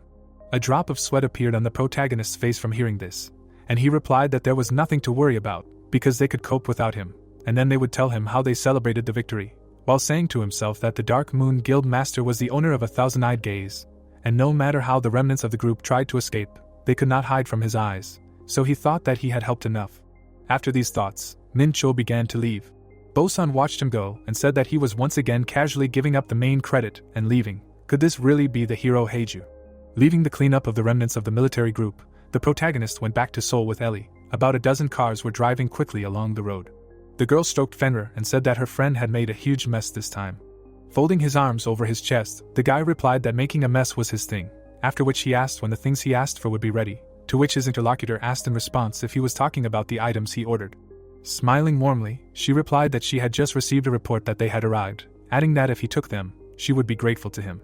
With warmth in his eyes, the protagonist looked at Ellie and said that she had promised him that everything would be ready by the time he returned, and she had hit the nail on the head. Everything was as he expected. The car they were riding in did not slow down. On the way back, monsters were still roaming around the old Chorwin area, but the protagonist did not miss the chance to deal with them, returning safely. Evening had come, but the sun was still shining brightly. Min-Cho and Fenrir came to the training ground, and the guy said that from now on, no one should be allowed in here, because the long-awaited moment had finally arrived. Magical energy was concentrated in the air, and he added that now an important ritual had to be performed, while saying to himself that everything was ready, because a magical sealing barrier had been created using senior monocrystals and catalysts. In the center of the magic circle lay a large stone that created a barrier that prevented mana from leaking out. Before that, the protagonist remembered the high-quality materials that were mined by Ellie, and said to himself that he had created 5 auxiliary elixirs that stabilized the flow of mana in the body, and finally, his newly acquired power. Minchio frowned in displeasure as he picked up the fruit and said that the elixirs were certainly good for you, but they tasted disgusting. Opening his eyes, he said to himself that he had done all he could and that he was the only one left. He stared at the golden apple in his hand, adding that it was a reward obtained with incredible effort, the 9th level fruit of good and evil, which he placed all his hopes on. After these thoughts, the hunter ate it. Closing his eyes, he said to himself that there was only one chance: he needed to absorb all this immense energy. A few seconds later, magical energy appeared next to him. The guy felt it. It was as if his body was burning from the inside. But now the most important thing was beginning. A bright glow appeared in his chest, and he said to himself that the fruit of good and evil contained 2 opposing energies. First, he needed to carefully unfold the chaotic aura to gently touch this power. With each passing second, the magical energy he absorbed grew stronger. Gritting his teeth from the tension, the protagonist felt it, and said to himself that he assumed it would be difficult, but it was too powerful, adding that the slightest loss of concentration and his body would simply burst. The blood in his body absorbed this energy, and the power of inflexibility helped stabilize his body. The glow in the guy's chest did not fade, but even in extreme conditions, his body maintained a perfect state. Minchio sat with his head down and said to himself that his power of inflexibility only supported his body, preventing it from collapsing, but directing and absorbing this colossal energy was a task that depended only on his own strength. He must curb this gigantic power, using all his strength, elixirs, a magic circle, and endure, make the body grow and rebuild. With each passing second, this insanely powerful magical energy spread throughout his body. With each passing second, it became stronger and brighter, and its owner said that it was necessary to surpass the limits of human flesh and create a vessel worthy of divine greatness. The sky was filled with clouds. At this time, the energy that enveloped the protagonist calmed down. The glow slowly faded. The guy exhaled heavily and opened his eyes. Heavily raising his head, he quietly said that he did it. He absorbed the energy of the fruit of good and evil and successfully completed the transformation of his body. Inside his body, the 2 energies of the fruit condensed into seeds and took root on both sides of his heart and merged with it. With the last of his strength, Minchio opened the stats window and saw that all of his stats, except for the power of chaos, had increased by 800 units. From this picture, he smiled widely and exclaimed that his average stats were now like those of a supreme demon, and with such stats, he had no equal on earth. Suddenly, Fenrir asked him if everything was over, to which his master, turning to him, answered yes, after which he asked if he had guarded the house well. The dog pinched his nose with his paw and answered that all night it was as if there had been an earthquake. He was so worried and thought that something had happened to him, but right now he smelled terribly. Hearing this, the guy lowered his eyes to the floor. He saw that the floor was covered with impurities that were released during the transformation of the body, and all night he had shed his skin, and there was just a sea of them. Raising his hand behind his head, the main character said that even with a complete rebirth this did not happen, after which he asked the angels to help him. Having changed their clothes, the angels saluted and said that they would do everything. It was dark in the coffee shop. Karine sat at the table and said that she almost died from waiting. The protagonist sat in front of her and apologized for not seeing each other for so long. The thing is that the expedition got into trouble and he had to bail them out. After completing the body transformation, he began to sort out the accumulated affairs. Putting a glass of drink on the table, the girl said that he was not one of those who selflessly burst into tears for others. Rather, she would believe that the demons of pandemonium fight for love and justice. Hearing this, Minchio tensely drew his eyebrows together and replied that next time he would not put it off and would come on time, after which he asked what she wanted to talk about. Heiran handed him the investor's business report. Taking the tablet in his hands, the protagonist began to read. Over the past 6 months, the Linswood Company has achieved impressive results. After he passed on the knowledge of magical formations to them, they were able to ensure stability at a low price and reduce construction time, conclude many deals, and now they are making a huge contribution to the restoration of Heiju City. Having said this, the guy remembered how he had recently gone there with Ellie and construction materials. Having presented a magic circle with a magic ball in the center, he added that they were not only developing construction, but also expanding their business by using their strengths, and by applying magic engineering to formations. They had created a technology that allowed them to enclose formations in small crystals to use them in portable devices. Thus, they had lured talented colleagues from their previous jobs and created a research team for magic engineering, and were soon going to list their shares on the stock exchange. While the hunter was reading something on the tablet, Heiran was looking at a piece of cake. The protagonist looked at the image of the magic circle and said that he had seen it somewhere before, and then the girl replied that this was the same magic circle that he had asked her to decipher before. As soon as she said this, the hunter looked up at her in surprise and asked what before meant. Suddenly it dawned on him, and he knitted his brows together, and screamed in his head that it was a magic circle for creating chaos fragments. And then he screamed, asking his interlocutor if she had really been able to decipher it, and did that mean they could install it right now. Raising a piece of cake to her mouth, the dwarf replied that in fact it would not be possible to do so right away, but she would make every effort to make it happen as soon as possible. The protagonist imagined the crystal and said to himself that the fragments of chaos were crystallized energy accumulated from the radiation emanating from outside the tower, and this energy was identical to that which fueled the sacred technique of heavenly balance. It was an alloy of mana of light and darkness, and for him it was an elixir superior to any other. Because one only had to install this magic circle, and the power itself would burst from the hands. While he was thinking about this, the phone in his pocket rang. Answering the call, the guy said that he was currently in a meeting with President Lindswood. And when he asked what happened, Hayron raised her eyebrows in surprise at the Vanaheim embassy upon hearing this. The hunter looked at the phone in his hand and asked when they wanted to meet, after which he asked again whether it was already tonight, adding that he would come. After a while, Griff stood with his head down. His kinsman extended his hand and greeted the protagonist, who accepted the invitation and arrived at the Vanaheim embassy. Extending his hand in return, the guy said that he did not expect the ambassador himself to come out to greet him. The elf smiled and asked if he remembered correctly that his schedule was incredibly tight, adding that for such a rare guest, he ran out to meet him, barely having put on his shoes, after which he asked if this lady was really his companion. Kareen bowed and, introducing herself, said that she was the president of Lindswood. They shook hands and the elf said that they had the president of the rapidly growing Lindswood company for the first time, to which the girl thanked him for knowing about her. A massive shadow fell on the door, and the ambassador said that there was no need to waste time any longer. It was time to go inside, just as the one who really wanted to meet him arrived. Hearing this, the protagonist raised his eyebrows in surprise and asked himself if the one who wanted to meet him had really arrived. Before they could enter, he asked if it was someone from the imperial family, causing the elf to stop. Hearing these words, the dwarf frowned in shock and screamed loudly, asking if it was the imperial family. The ambassador grinned and replied that sometimes, looking at him, it seemed that he was not quite a man from Earth, and the hunter at that time said to himself that the position of Baris, who came from a side branch of the imperial family, was by no means trivial, and if even he used such respectful addresses, then this was certainly true. But before he could finish speaking, the elf turned to him with a serious expression and replied that he was right, adding that the second prince of the Vanaheim Empire, Adrai, heir to the blood of His Majesty the Emperor, His Highness Prince Erden, wished to meet him. Inside, there was freshly prepared food on the table. Kareen greedily ate everything she saw. The ambassador pointed his index finger and said that their princess had recently joined a guild and was being inundated with invitations, and then asked if the boy wanted to know which guild she had joined. Minchiel smiled in confusion and said to himself that it seemed like the old man was crazy about his daughter, adding that she had been his comrade in the hunter exam, and he had just asked how she was doing out of politeness since she had helped him, and who would have thought that he would have to listen to her praise for more than 5 minutes, and that was despite the fact that. But before he could finish speaking, a gloved hand picked up a fork. The elf boy turned to Baris without raising his head. Erden then looked at the elf and said that he was getting too passionate whenever he spoke about his daughter, to which the elf replied that it was all because he was proud of her. Hearing this, the protagonist frowned and wondered if he was really speaking like that in front of the second prince of the empire.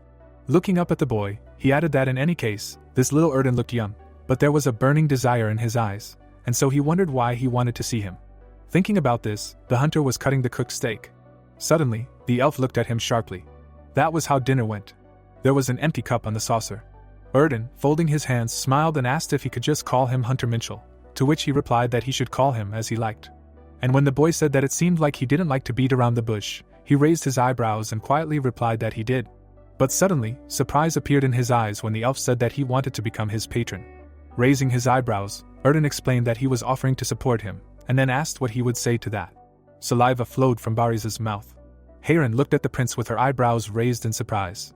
And Erden did not take his eyes off the main character, saying that he, who was connected with Mr. Baris, was said to be quite famous on Earth, but seeing him, he realized that he was clearly underestimated, and on behalf of Erden, he swears that the Vanaheim Empire will become his patron.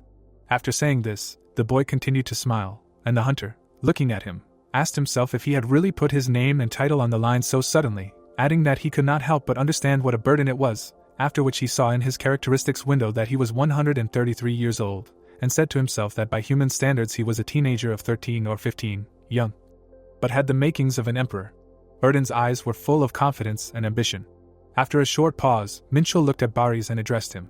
Then the elf, smiling in confusion, told the prince that he was joking, putting his name on the line. If His Majesty the Emperor knew about it, then at least through him. But before he could finish speaking, the boy asked if he really didn't take his words seriously, which caused shock to appear in his eyes. Erden looked at the ambassador out of the corner of his eye and clarified that all this was not a joke, and he perfectly understood the weight of the promise given in the name and title, and although, of course, Her Majesty was not yet aware of it. Hearing this, Boris introduced the Empress and quietly said yes. The protagonist raised his hand behind his head and said that now everything was clear to him, simultaneously saying to himself that, as expected, this was his own initiative. Putting his hand on the table, he asked the prince if he really came to offer him patronage, to which he replied that this was a matter worthy of such efforts. The hunter's face was emotionless, and he said that he had to tell him what this value was to him, because in Korea there is a saying, if you like free stuff, you will remain bald. After these words, the smile disappeared from the boy's face. Closing one eye, he said that he was offering him patronage, and he was so insolent, and this was a rather harsh saying, and then asked if he knew the true value of this dimension that had a materialized tower, and it was something incredibly valuable in the entire multiverse. A huge tower rose into the sky. Erden remembered how the two men shook hands, and continued to say that only a few understood the true significance of Earth, and even his older brother wanted Earth to remain only a passive ally in the alliance with Elysium, but he saw it differently. His eyes always expressed calm. After introducing Earth, the guy said that the number of awakened on Earth is increasing every day, and if they can steadily develop their power, it will only be a matter of time before they become a powerful force capable of deciding the fate of the multiverse. That is why he believes that Earth and Vanaheim should establish closer ties. He gestured vigorously as he said this. After listening to the guy, the protagonist smiled and said to himself that this guy seemed to have a strategic view of things, but then said that he had listened to him, but would refuse his patronage. Hearing this, the guy raised his eyebrows in surprise and asked what he had just said.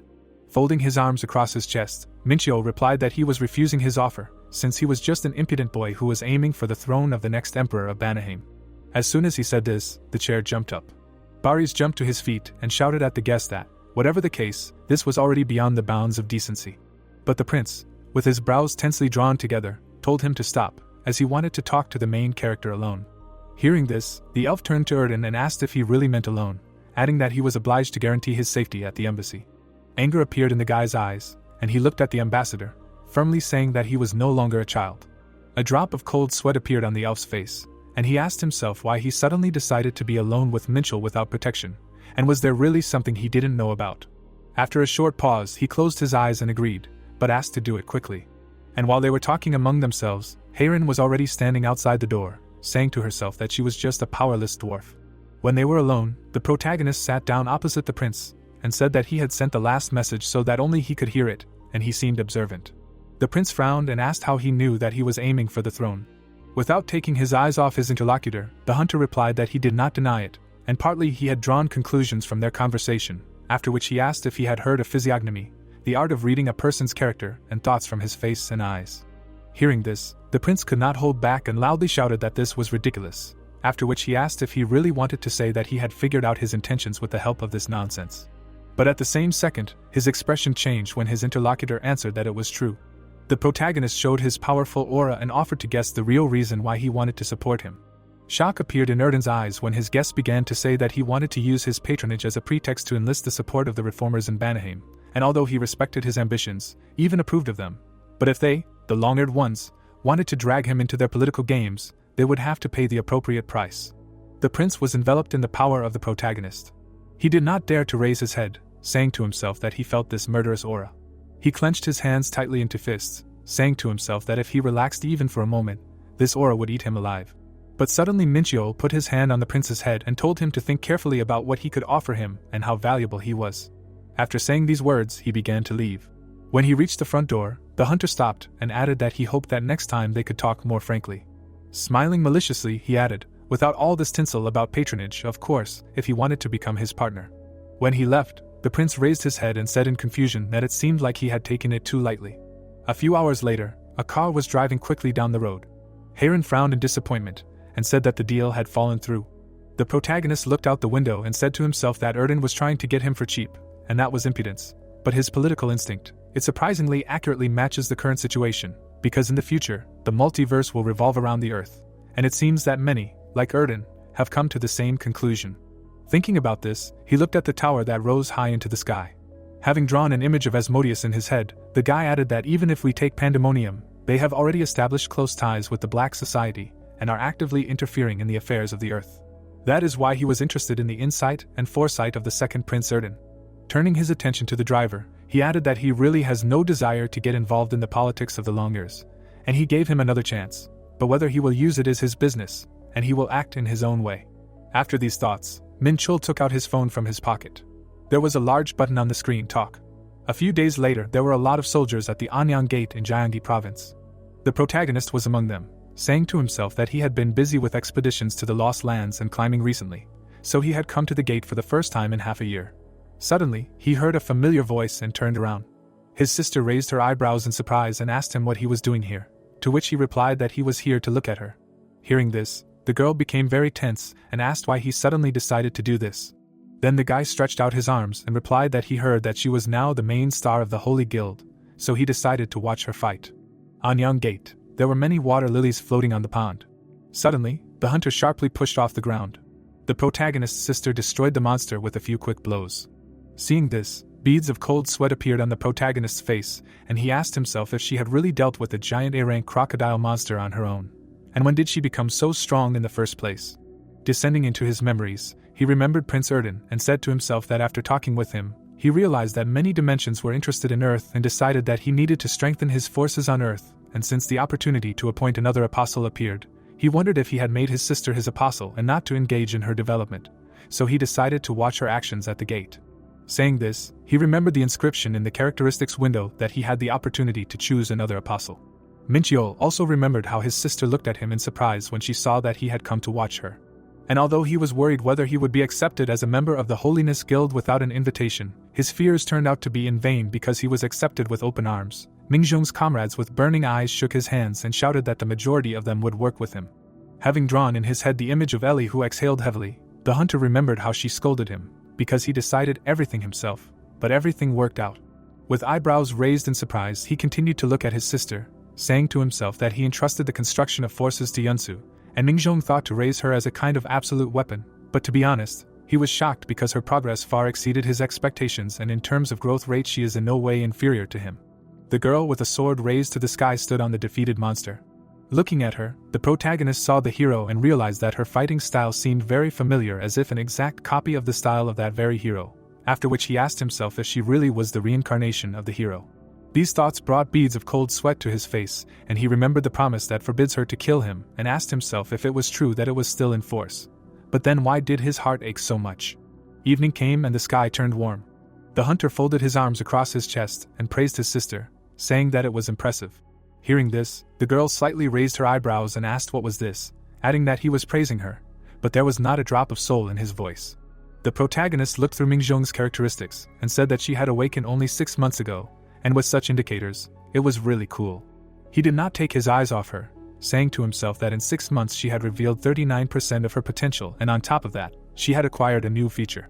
In the characteristics window, it was written that the ability chosen by the S rank implies that she is the only creature blessed by the patronage of the Earth dimension, so all her characteristics are constantly increased by 20%, and mana consumption is also reduced by 20%. After reading everything to the end, Min-chul closed his eyes and said that he had decided everything, while simultaneously saying to himself that the description of this ability is just like that of a real hero and that he would now have PTSD at this rate. But in any case, if he trained her a little more, she would be able to cope with most threats on her own. After these thoughts, he turned to his sister's friend and asked if he could ask him for a favor, after which he asked if it was possible to spend some time alone with his sister after storming the gate. The guy with a wide smile on his face showed a thumbs up and shouted that they would exempt her from the evening check. Minjong looked at her brother with surprise in her eyes, who said that he hoped that, not being a member of the guild, he would not cause inconvenience, after which she asked what was going on. Having received such a question, the protagonist turned to the girl and replied that now, after storming the gate, he would give her private lessons. Hearing this, Minjong pointed her finger at herself and asked if he was really talking about her. The protagonist smiled sarcastically, nodded and replied that everything would be like last time, while simultaneously saying to himself that he would call it a hero enhancement project. After some time, they stood opposite each other. The hunter beckoned his sister with his hand and told her to attack first. Taking a fighting stance, the girl said that she would not hold back, so he should not regret it later. At that very second, her leg was enveloped in powerful magical energy. In the bright light, she rushed off, attacking her brother. Dodging the attack, the protagonist said to himself that she envelopes her entire body in mana and rushes into the attack, and this is a fighting style like the previous hero. Using mana as a support, she reduces inertia and instantly changes direction. In 6 months, her skill in mana management has grown greatly. He watched as his sister moved incredibly quickly, attacking him. He dodged each attack, saying to himself that her progress was certainly impressive, but she was still far from his level, because at this level he did not even need to activate his super senses. Minjong slid on the ground. Raising her head to her brother, she screamed, asking what he was doing. Would he really just dodge, adding that he should stop running and fight openly. But suddenly, shock appeared in her eyes when the guy said that it seemed like she had 3 problems now, and he would explain them to her. At that moment, the hunter appeared behind his sister using Disuin's ability, and said that this was her first problem. The girl suddenly jumped forward and then attacked him, and the guy said that this was the second problem. His fist was enveloped in powerful energy, and he said that the trajectory of her dash was too predictable. He hit his opponent with force and said that her third problem was that she was bad at dealing with attacks concentrated in one point. The girl kept her hands in a block in shock, and the guy noticed that she had magical protection. Standing in front of his sister, he asked if he understood correctly that this armor that Martin made mithril armor, adding that it seemed to enhance protection by resonating mana with the armor, and using it for dashes. Without taking his eyes off his sister, he added that it works against monsters that do not dodge but against other opponents. Suddenly Mingjong sat in the lotus position, and her brother asked her if she had fallen asleep in the middle of sparring, and what she was doing at all. Closing her eyes, the girl replied that she was thinking about what he said. The protagonist's eyes were surprised at what he heard, and he wondered if she was already analyzing the mistakes, although they had just started the guy, and even if she realized her weaknesses after such a short analysis, this was a level only available to the rulers among the higher beings. Minjong suddenly smiled. After these thoughts, Minchul continued to silently look at his sister. Soon she finished analyzing and they resumed sparring. A bright moon floated across the night sky. An hour passed unnoticed by them. The air was filled with magical energy. The protagonist attacked his sister, and said that looking at him was great but she should not slow down. At the same second, the girl put energy into her leg and said that this was not all. At great speed, she attacked her brother, leaving traces of blows in the air. Minchul noticed that he missed a blow to his right shoulder, which surprised him. With an outstretched fist, Minjong said she finally hit him. After these words, she fell to the ground. Smiling slightly, the protagonist looked at his sister with warmth in his eyes and said that she was very persistent, while saying to himself that in just a couple of hours she realized and corrected such mistakes. And this is not so easy, and her adaptation speed and talent are simply amazing, and also this unbending will that does not give up until the end, with such zeal and abilities. She is quite worthy of becoming his second apostle. The girl, lying on the ground, smiled contentedly. After some time, magical energy accumulated in the air in the same gate. Pieces of monsters with loud painful cries of their owners flew in all directions. One of the monsters raised a mace, and screamed that he would chain her to the ground. But at the same second, the protagonist's sister cut off the enemy's head. The spectators who were looking at her began to rejoice. Her comrade looked at Minchiol and said that her movements had become even better than before, to which he replied that it seemed that she was really making a huge effort. The girl turned to her brother and smiled broadly, while he was saying to himself that 3 days had passed since he joined the Holiness Guild assault team, and all this time she had been training with him every evening and had made significant progress in using aura and reaction speed. Looking at the corpse of the monster on the ground, the main character added that her ability to use skills in battle had also grown greatly, and now she can defeat monsters that she used to defeat only with other hunters alone if there are not too many of them. Remembering one of the sparring sessions, he said to himself that he teaches her one thing and she learns two, and this ability to apply knowledge and practice in a real fight is simply incredible. Plus she has an unbending will that does not allow her to give up, which means she will undoubtedly become his second apostle. The girl, gritting her teeth without a drop of fear in her eyes, continued to fight her brother. A bright moon was floating across the night sky, so their next training session came to an end. The protagonist entered the tent and said to himself that if this continues, by the end of the assault on the gate she will be completely ready. Suddenly, he heard a familiar voice that said that it was a great job, which raised his eyebrows in surprise. Jiyeon smiled warmly and said that she came to see the condition of the guild members. Opening her eyes, she asked if he could spare her some time, because she wanted to discuss something very important with him. A small lamp illuminated the entire tent, and the girl asked at what stage the assault on the gate was now, to which she was told that approximately 30% had been completed. Raising her eyebrows in surprise, she asked if it was possible to somehow speed up the pace of the assault, to which the guy asked in response, was it really faster than the instructions stipulated, to which Jiyeon replied that the Warring Guild was going to join this assault on the gate. Hearing this, the protagonist raised his eyebrows in surprise and asked the Warring Guild. Then he remembered the man who threw the bag over his shoulder as he left, and Jiyeon explained that Warren had lost first place in the country to the Holiness Guild, and now they wanted to join the storming of the gates, where together with Holiness they could achieve great success and regain first place. After telling this, the girl frowned sadly and asked for forgiveness, saying that she didn't want to drag him into the affairs between the guilds. Raising his hand to his chin, the protagonist replied that he himself had asked to participate in the storming, so there was no need to worry. Without lowering his hand, he said to himself that Ji-yeon had allowed him to be present, she was not guilty of anything, and Warren simply wanted to set them up. After a short pause, he said that they could try, which made the girl raise her eyebrows in surprise and ask what he was talking about. The guy smiled sarcastically and replied that in the end they wanted them to give it their all, and if this was a competition to storm the gates then there was nothing complicated about it, so he suggested playing by their rules and going along with them. Many people followed one after another. The Warring assault group had finally arrived, which meant that the real competition was about to begin. Minjeon looked at them with surprise in her eyes and told her brother that it looked like they had seriously prepared, and it seemed like all the main fighters had gathered. Closing his eyes, the main character said that from today on he would be acting alone, to which the girl turned around and asked him what about her. As he left, the guy spread his hand to the side and replied that she should simply do as he had taught her and cooperate well with the guild members. Minjeon looked after her brother and wondered if he had really been bored without hunting all this time. The water in the pond murmured quietly. 5 monsters were walking along its surface. Their eyes were glowing like a friend. A bright flash appeared from behind the trees. At the same moment, the monsters' heads were separated from the main body. The protagonist destroyed them with one move. His face did not express any emotions, and the angel reported that the information gathering would soon be completed and he asked to do it faster. The Anyang Gate is a huge gate with an estimated area of more than 60 square kilometers, so before starting a full-fledged assault, the hunter decided to quickly gather information first, so bursts of his magical energy were almost everywhere. Angels flew above the trees, and their master advanced at great speed, saying to himself that if he had stormed alone, he would have immediately found the boss and destroyed him. But this time he was working together with the Holy Guild, and if he used subordinates to determine the types of monsters and their respawn points, this would greatly help the guild. One of the monsters roared loudly, but a blow immediately passed across his face. Having cut down the enemy, Mincheol told him to shut up. After that, he was informed that the collection of information was complete, and he threw the sword over his shoulder and said that it was a good job. Suddenly, in the system window that appeared in front of him, it was reported that due to the limitations of the player's system, he can no longer increase the level, and now the level is fixed at the 100th. After reading this, shock appeared in the guy's eyes and he screamed loudly, asking if the 100th level is really the limit. The angels looked at their master with excitement in their eyes.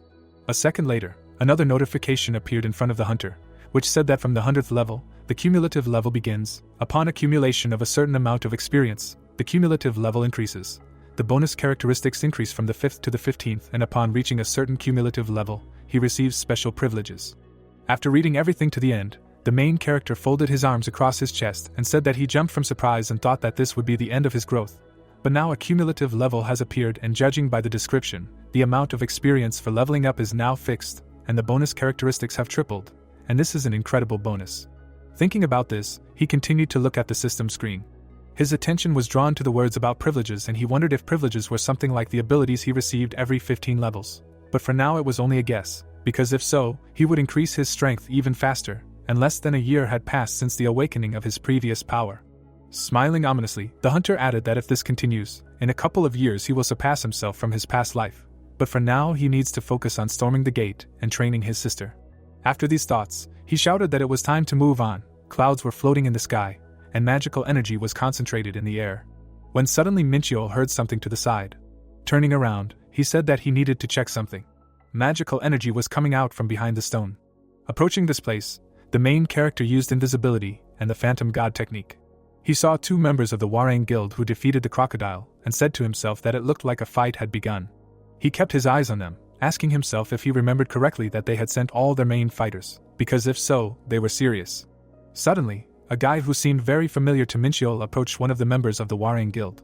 A few seconds later, the hunter remembered how he smiled ominously and said to himself that this promising guy from the Warang Guild whom he saw at the hunter exam and during the assault on the gates of Palbakdong, and his name was Her Yuzunwa. Leaving his memories, Mincheol slightly opened his mouth and said to himself that if he remembered that incident, he met him just in time. Smiling contentedly, he added that they needed to talk a little.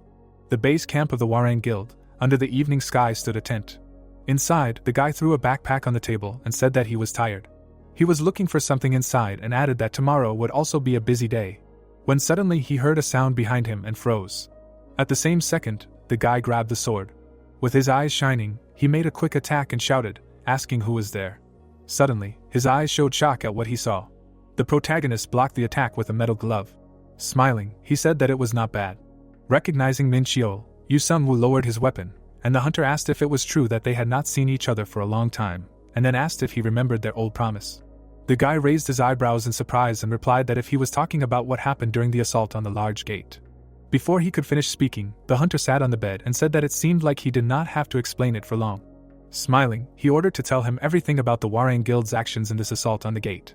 Remembering how he sat on the huge monster, Minchiol said to himself that the assault team was against him, and then asked himself who would defeat the boss first, adding that it was time to pay off their forgotten bet.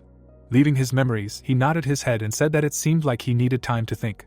After a short pause, Yuzong sheathed his blade and said that he agreed, but he had one condition. With his brows furrowed, he shouted without a trace of fear in his eyes that he wanted to spar with him. The night sky was filled with stars. The protagonist was fighting against Yuzong. The guy, wrapped in a powerful aura, attacked his opponent. Gritting his teeth, he said to himself that he was too arrogant.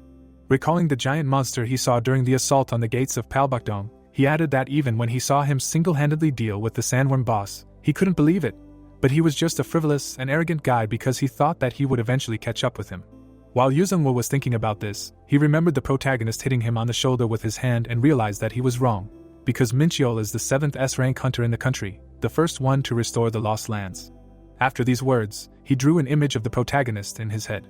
Imagining that he was standing alone in the void, Yuzong added that Minchiol was a hero who had accomplished incredible feats in less than a year, and the gap between them was only growing. Clenching his hand tightly into a fist, the guy added that he realized that he could not defeat him by any means, and this was the moment when he felt an insurmountable wall. After that, he began to actively participate in training and storming the gates, even taking on the cleaning of the aftermath. With a huge backpack, he always followed his comrades. Yuzong smiled, because he understood that he had returned to his roots, left behind his pride, which meant that he would become stronger in order to one day cross swords with the protagonist. At this time, the hunter easily parried every blow from his opponent. He kept his eyes on him, wondering what was going on, because the Yuzong he knew was an incredibly arrogant and annoying guy, and now, instead of arrogance, there was pure determination. The guy raised his sword behind his back. He launched a powerful attack, which the protagonist blocked. Raising his eyebrows slightly, Minchiol said to himself that his skills had improved a lot, and it was clear how hard he had honed his strength. He saw how the hunter was gripping the hilt of his sword. Suddenly, he smiled and said to himself that at this level, he was comparable to Sunhee during the license exam, which was very interesting. While he was thinking about this, Yuzong knelt down. With his head down, he was breathing heavily. Seeing this, Minchiol turned away and told him to come rested next time. He smiled and added that the guy wasn't in the best shape right now, so he couldn't show his best, and after they finished storming the gate, they could fight again. Hearing this, Yuzong happily raised his head. Jumping up, he bowed and expressed his gratitude to the hunter who waved at him and told him to pass on the data faster, while silently saying that he didn't know how this arrogant and annoying guy changed so much, but he liked the guy whose efforts were noticeable. After the protagonist left, Yuzong clenched his fist and exclaimed that it was cool. After a while, the guy was holding a tablet in his hands. He suddenly smiled widely and exclaimed that the protagonist was incredible. The thing is that after that, he collected and passed on the collected information to Yamen, and everything he found out, plus the data on the Warang Guild, he passed on the information by embellishing it as if they accidentally ran into each other while scouting the gate.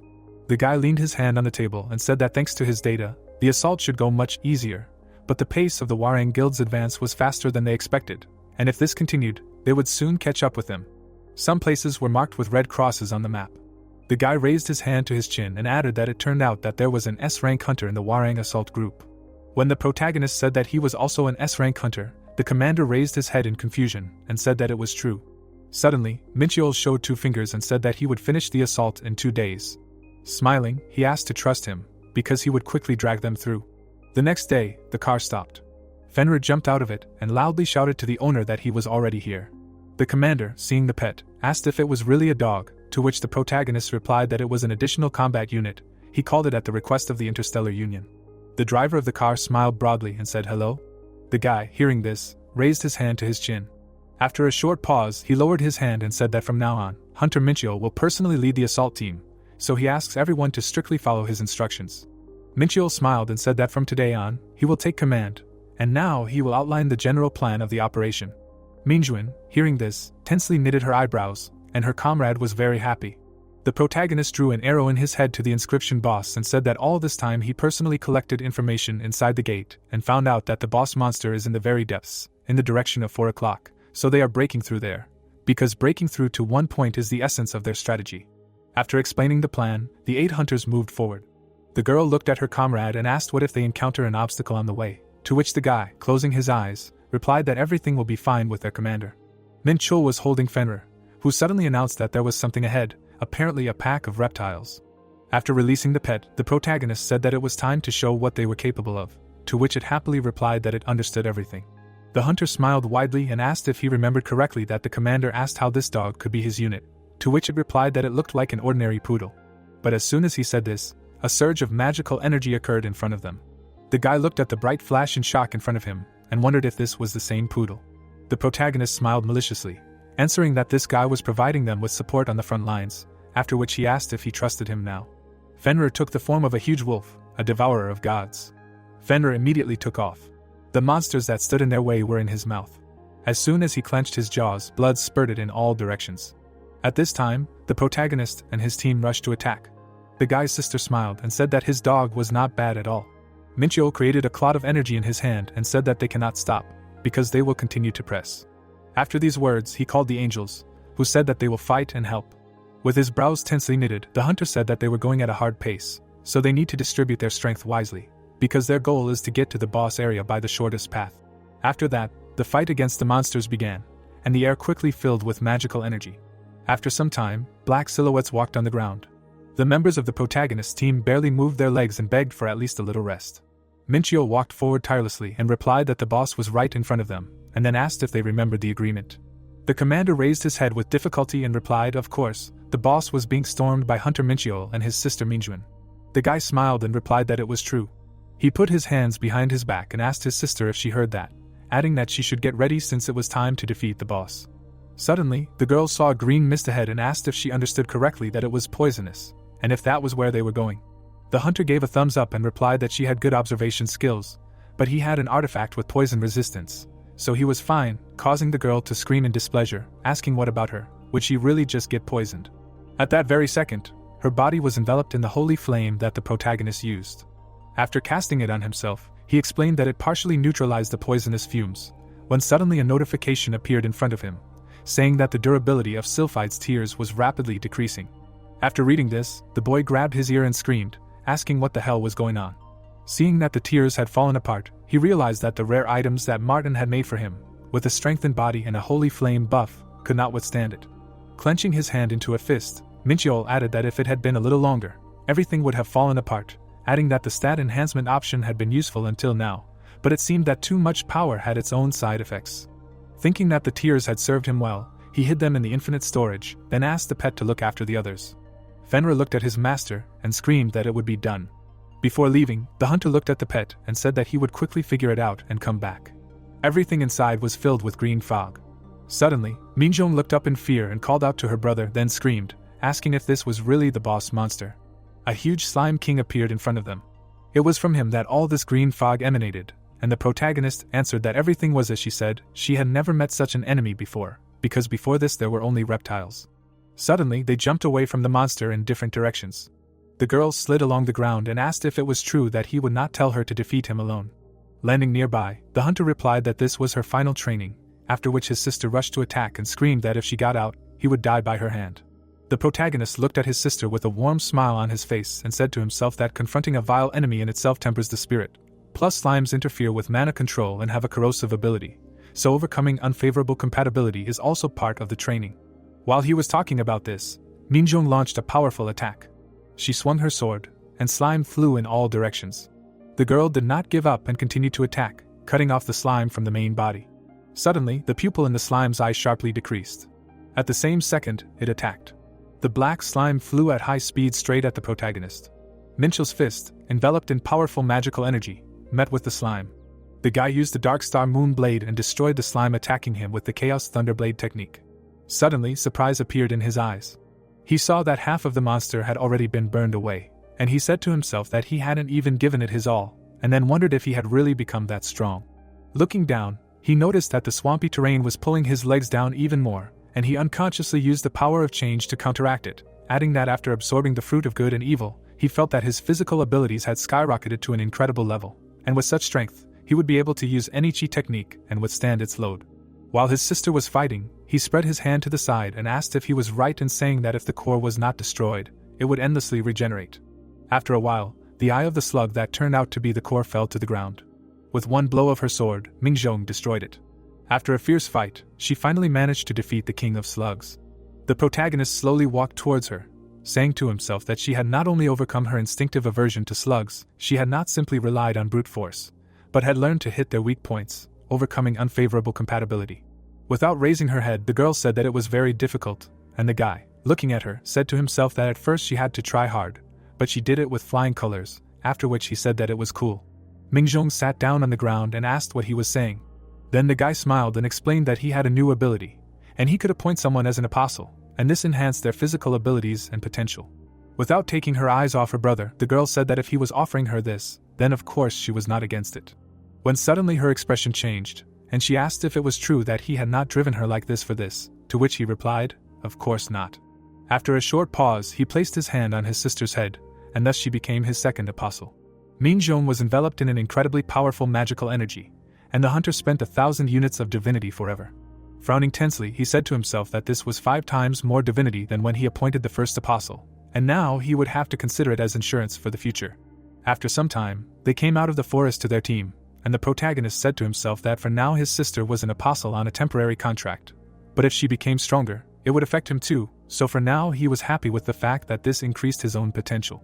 After some time, Fenrir saw a post on his phone and said that it looked like an article about those enemies where he and his master were. He happily scrolled through the feed with his paw and added that only a day had passed, and the articles were already popping up like mushrooms, but he felt a little sorry for those guys from Warang. While he was saying this, Minchio punched the air with his fists. Taking a fighting stance, he said that it was their own fault. Raising his head, the pet asked what his master was doing now, to which he replied, twisting his shoulder, that he was warming up. Opening a system screen in front of him, he added that at the same time he was getting used to his strengthened body after the modification and at the same time wanted to put all his martial arts in order, because it was time to use the accumulated achievements. The protagonist was enveloped in an insanely strong magical energy, while he said to himself that the main conclusion after storming the gates of Anyang was that his body had become much stronger than he expected, because even without old rare items, with a full set of buffs, all of his stats temporarily exceeded 3,000 units, and at this level he could defeat even a demon of noble rank. Clenching his hand tightly into a fist, he added that he realized that he needed new martial arts to fully reveal this new power. System screens began to appear in front of him, which reported that he had received many improved skills. While reading this, the hunter said that these were all martial arts that could be inherited, but he still lacked the strength to master the one from his past life, although if he became a little stronger, he could try. After that, he raised his hand to his chin and said that now he needed to take care of long-range attacks, because his current weakness was the lack of effective long-range attacks. Introducing the blades, staff and chain, he said that the lightning throwing technique had a decent range, but weak power. The chain spear style hit 4 meters, and the heavenly chain of 1,000 destructions hit a maximum of 20 meters, so he had been closing the distance and suppressing the enemy until now, but there was no guarantee that it would always work, so he decided to master a new martial art for long-range attacks. After thinking these thoughts, a bright glow appeared in his hand. Fenrir looked at the owner in surprise and said that this was something new. Minchio created a bow of the Dark Star Spirits, and replied that he wanted to master archery. After these words, he pulled the bowstring. As soon as he released the arrow, a notification appeared in front of him, which said that he had received the skill of the Shura Demon Bow, and also received a new S-rank martial art. After looking at the weapon, the guy said to himself that arrows can be created by condensing the energy of chaos, so he will have to ask Heron to make him a training ground, because he can't practice this at home. The air in the hall was filled with magical energy, and the hunter said to himself that he wanted to try new martial arts. Maybe he should contact Ellie, ask her to find another gate. When suddenly he heard footsteps and, looking into the corridor, said to himself that no one said that someone would come today. A few minutes later there were packages on the floor. Fenrir was sitting in front of the delivery guy, who leaned over to him and asked if he was looking after the house again, to which he happily exclaimed, "Yes."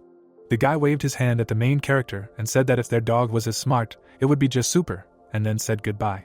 When the owner asked the pet what money he ordered all this with, Fenrir took one of the packages in his paws and replied that Ellie gave him some pocket money, so he bought some things for a hobby. Throwing the package to his owner, he said that it was for him, to which the latter replied that he did not order anything. When suddenly he saw an inscription on the box, which said that the sender was Alfred. A few minutes later, the largest box was opened. The main character was sitting on a chair and saying to himself that Alfred is the pseudonym of the angel Taniel, and in the box there was a note with a message from Taniel. The guy read that if this package reached Michael, then something happened to him. At the moment, he is secretly monitoring the actions of the Archangel Edel, who performed a ritual that he had been preparing for a long time. After reading this message, the protagonist imagined his undercover agent, who was secretly monitoring everything. Edel slowly walked forward, and Minchio continued to read that this is a descent ritual, a strange ritual that allows the soul of an angel to coexist with a human in one body. The Archangel used other angels infused into human bodies to significantly expand his influence. He began to contact the Hunters Guilds and establish his connections with the political and business circles of the United States. When suddenly Edel stopped. Alfred carefully watched him from the side, and without realizing it, he witnessed something amazing. Edel owned a mirror of the fallen and received orders from someone on the other side of the mirror. The angel took the mirror in his hand. When he opened it, Alfred saw a black silhouette. The protagonist's subordinate wrote down everything he saw and was going to continue to follow Edel. But in 2 weeks the package would be sent to where his incarnation was, so he wished Michael good luck. After reading everything to the end, the protagonist slammed the book shut. Frowning tensely, he said to himself that the angel had done a clean job. Imagining the mirror of the fallen, he said to himself that it was said to be created from the rejected conscience of angels, and its properties were a connection with fallen angels through dimensional rifts, and fallen angels were Asmodeus or Lucifer. They came to mind, but Lucifer had long since disappeared even from Pandemonium, so it was most likely Asmodeus. But in any case, Alfred had done an excellent job of fulfilling his task. After these thoughts, the hunter closed his eyes and said that the problem was that the package had come to him. Standing up, he ordered his pet to quickly collect his things, to which he asked in surprise if something had happened. The guy turned away and said that nothing like that had happened. His eyes grew angry and he added that he was just going to the States, while saying to himself that Alfred was most likely either hiding from Edel or had already been caught. The sun was shining brightly in the clear sky. Ellie looked at her friend and said that because of Elysium's machinations, he needed to go to the States, so he was asking for help, to which he firmly replied that he was counting on her. Raising her eyebrows, the girl asked if this could be a trap. Then the guy punched his palm and replied that if it was a trap, so much the better, it meant they were ready to meet him, but in any case she shouldn't worry. Hearing this, she smiled slightly. Lowering her head to the computer, she replied that she would take care of the schedule, adding that one of her friends was in charge of the American branch. This person's card said that he was in Vegas. While Ellie was busy organizing the trip to the States, the protagonist quickly finished the rest of the business, came to Heron, asked her to set up the circle and did not forget to fight her Yuzanwa. Everything happened so quickly that it was possible to notice only traces of magical energy. The guy, gritting his teeth, continued to attack his opponent, which Minchel liked very much. So he finished all the urgent business. There was no one at the airport. But suddenly reporters ran in, filming the protagonist and saying that they heard that he was going to storm the gates to the United States as a free mercenary of the Interstellar Union, because they said that a large gate had also opened there. Minchel passed by with Ellie while everyone asked him about the cooperation. Holding Fenrir in his hands, the guy said that now wherever he goes, a crowd follows him, to which Ellie said that this is natural, because he has achieved so much, and the association also does not take their eyes off him. The association was in a real panic. They called different numbers and asked if it was true that the hunter Minchio was not going to migrate abroad. Turning to her friend, Ellie said with a warm smile on her face that the head of the Las Vegas branch would be waiting for him upon arrival, after which she asked if he had connected roaming to his phone and stocked up on dollars for an emergency. While she was asking about this, Fenrir exhaled heavily and said that she should not worry, because he would look after their stupid owner. Hearing this, the girl stroked the dog and said that she believed him. After that, the main character waved his hand to his friend and said that he would defeat everyone there, so she should not worry about him, and when he returned, they would go eat together. A few minutes later, a plane took off into the sky. Ellie watched it go and asked the guy to come back without problems. The protagonist looked out the window and said to himself that in his past life he had traveled through countless dimensions and seen everything, but these were only landscapes from the memories of that life. He smiled warmly, adding that traveling abroad, flying on an airplane, all of this was new to him in this life, and the view of the Korean land from the window was truly unusual. At that time, Fenrir was sitting in a cage, and his owner was thinking that if he were here, he would have more fun, and then asked himself if he could take on human form with the help of polymorph. So he arrived in the United States. There was not a single star in the night sky. But as soon as the hunter heard his name being called loudly, he tensely lowered the corners of his lips. Not far from him stood a man in a Hawaiian shirt, waving at him and shouting for him to come to him. With a wide grin, the man named Lake shouted that he was very happy to meet him, adding that he was the head of the Las Vegas branch of the Interstellar Union. Looking around, the protagonist realized that Las Vegas was a city of pleasure built on sand. Fenrir looked out the window in admiration, while Lake said that Ellie had told him many good things about Minchel. He kept his eyes on the road, adding that as long as the guy was in Las Vegas, he would give him his full cooperation, while stars were visible in the pet's eyes. He turned to the owner, saying that the casino here looked cool, so he asked if he could take a look, to which the protagonist shook his head, saying that minors were not allowed there. Lake laughed, saying that the guy's companion was full of energy, to which Minchell turned his gaze to the side. The leader turned his head back, adding that Fenrir, like him, was a beast man, which was an amazing coincidence. The protagonist looked at his shirt, thinking that he was a little confused at first, but his manner of treating clothes as a burden was obvious. He smiled, saying that he heard that the wolf race was warlike, but the leader worked in the Interstellar Union. Lake closed his eyes, smiling, saying that Minchell even knew this about their wolf race, and that was true, since he was originally a mercenary in the Union, and then transferred to this department. The hunter nodded, saying that if he was a former mercenary, then that explains a lot, and then thought that the dimension of the Beastmen, Beastland, was a place where different races united into a powerful force, and Ellie was also a beastman, so it would be easier for them to cooperate thanks to her connections. The protagonist looked out the window at the building, asking when the assault on the gate would begin. Lake looked at the tablet screen, answering that they were quite far from here, and it was better to go there fully prepared. Without taking his eyes off him, Minchell replied that it was okay, because assaults were a usual thing for him. He looked ahead from under his brows, confidently saying that the sooner the better, they could leave even tomorrow. Lake smiled with teeth, saying that then they needed to make a schedule so that the hunter would leave tomorrow. After some time, the car stopped in place. The head showed a thumbs up, saying that he had booked a hotel in advance in the name of Minchell, and tomorrow morning he would send a car, so the guy needed to have a good rest. The main character looked after the departing car in confusion. He threw the earphone in his hand, saying that the head was working clearly, because even the translator had foreseen this, and the beast man had a very open character. The guy clenched his fist tightly, saying, not at the level of Martin or Ellie, but the impression was pretty good. The protagonist put his hand in his coat pocket, saying that thanks to it he would be able to act without unnecessary trouble.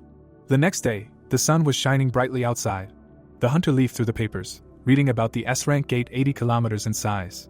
Looking out the window, the guy thought, as soon as you leave the center of Las Vegas, an endless desert immediately spreads out. From there, after driving about 40 kilometers to the northeast, you get to the Mopa Valley, where a large gate was discovered, the so-called Mopa Gate. The protagonist looked at the driver, asking if the gate was full of giants, to which the man nodded, answering that it was exactly so, and few of the guilds have experience fighting giants, so they have a hard time, so the head of the department is really counting on the exploits of Minchell. The protagonist shyly closed his eyes, thinking that officially he was here to storm the gate, but the main goal is to find traces of Elysium. The boy looked at the drawing in the book, thinking that he planned to take his time with the assault on the gate. The hunter smiled wickedly, thinking that after looking at the briefing materials, it seemed like it would be fun. The car quickly passed the gorge. The driver with his hand on his head saw off the protagonist, who upon arrival quickly unpacked his things and immediately entered the gate. The boy quickly flew forward, thinking that this assault was just a preparation for collecting information, so he decided to act alone, without other assault groups. Fenrir looked ahead in admiration, shouting that the owner was rushing at an incredible speed and it was very fun. The pet caught the wind with its mouth, saying that the owner seemed to have become twice as fast as before, to which the boy smiled, answering that this meant that he had become stronger. He looked ahead, adding that he had recently updated his movement technique, when he suddenly noticed a bright flash in front of him. An enraged wyvern was quickly flying towards them.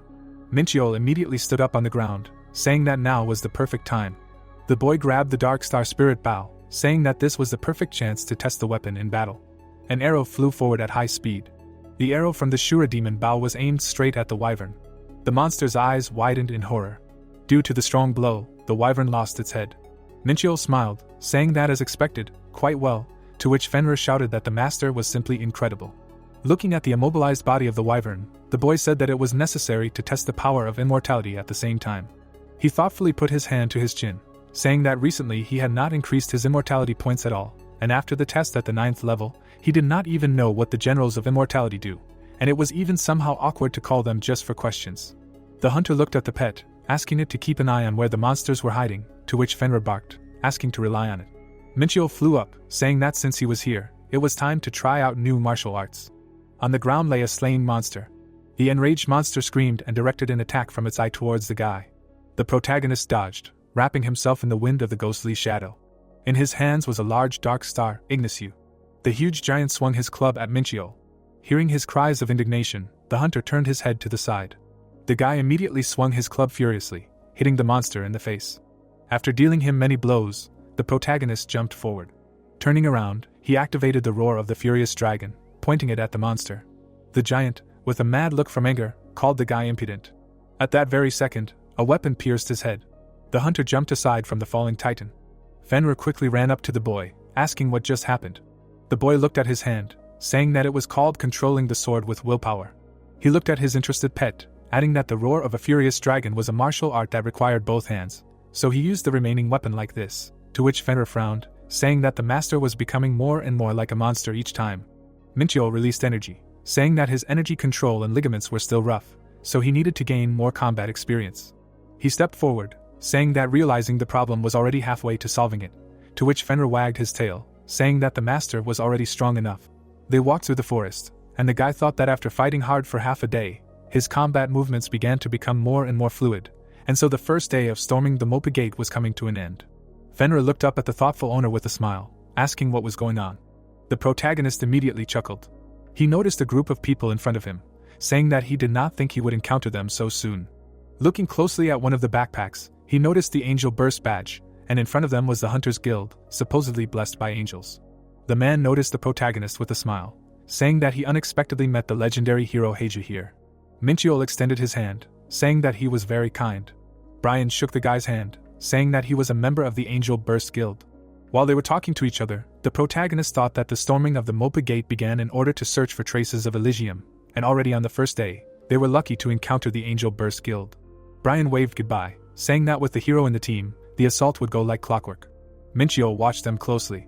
Fenrir frowned, asking if these were the ones they were looking for, to which the protagonist nodded, answering that they were the ones. The Angelic Explosion Guild was closely connected to Elysium and all of its members were possessed by angels.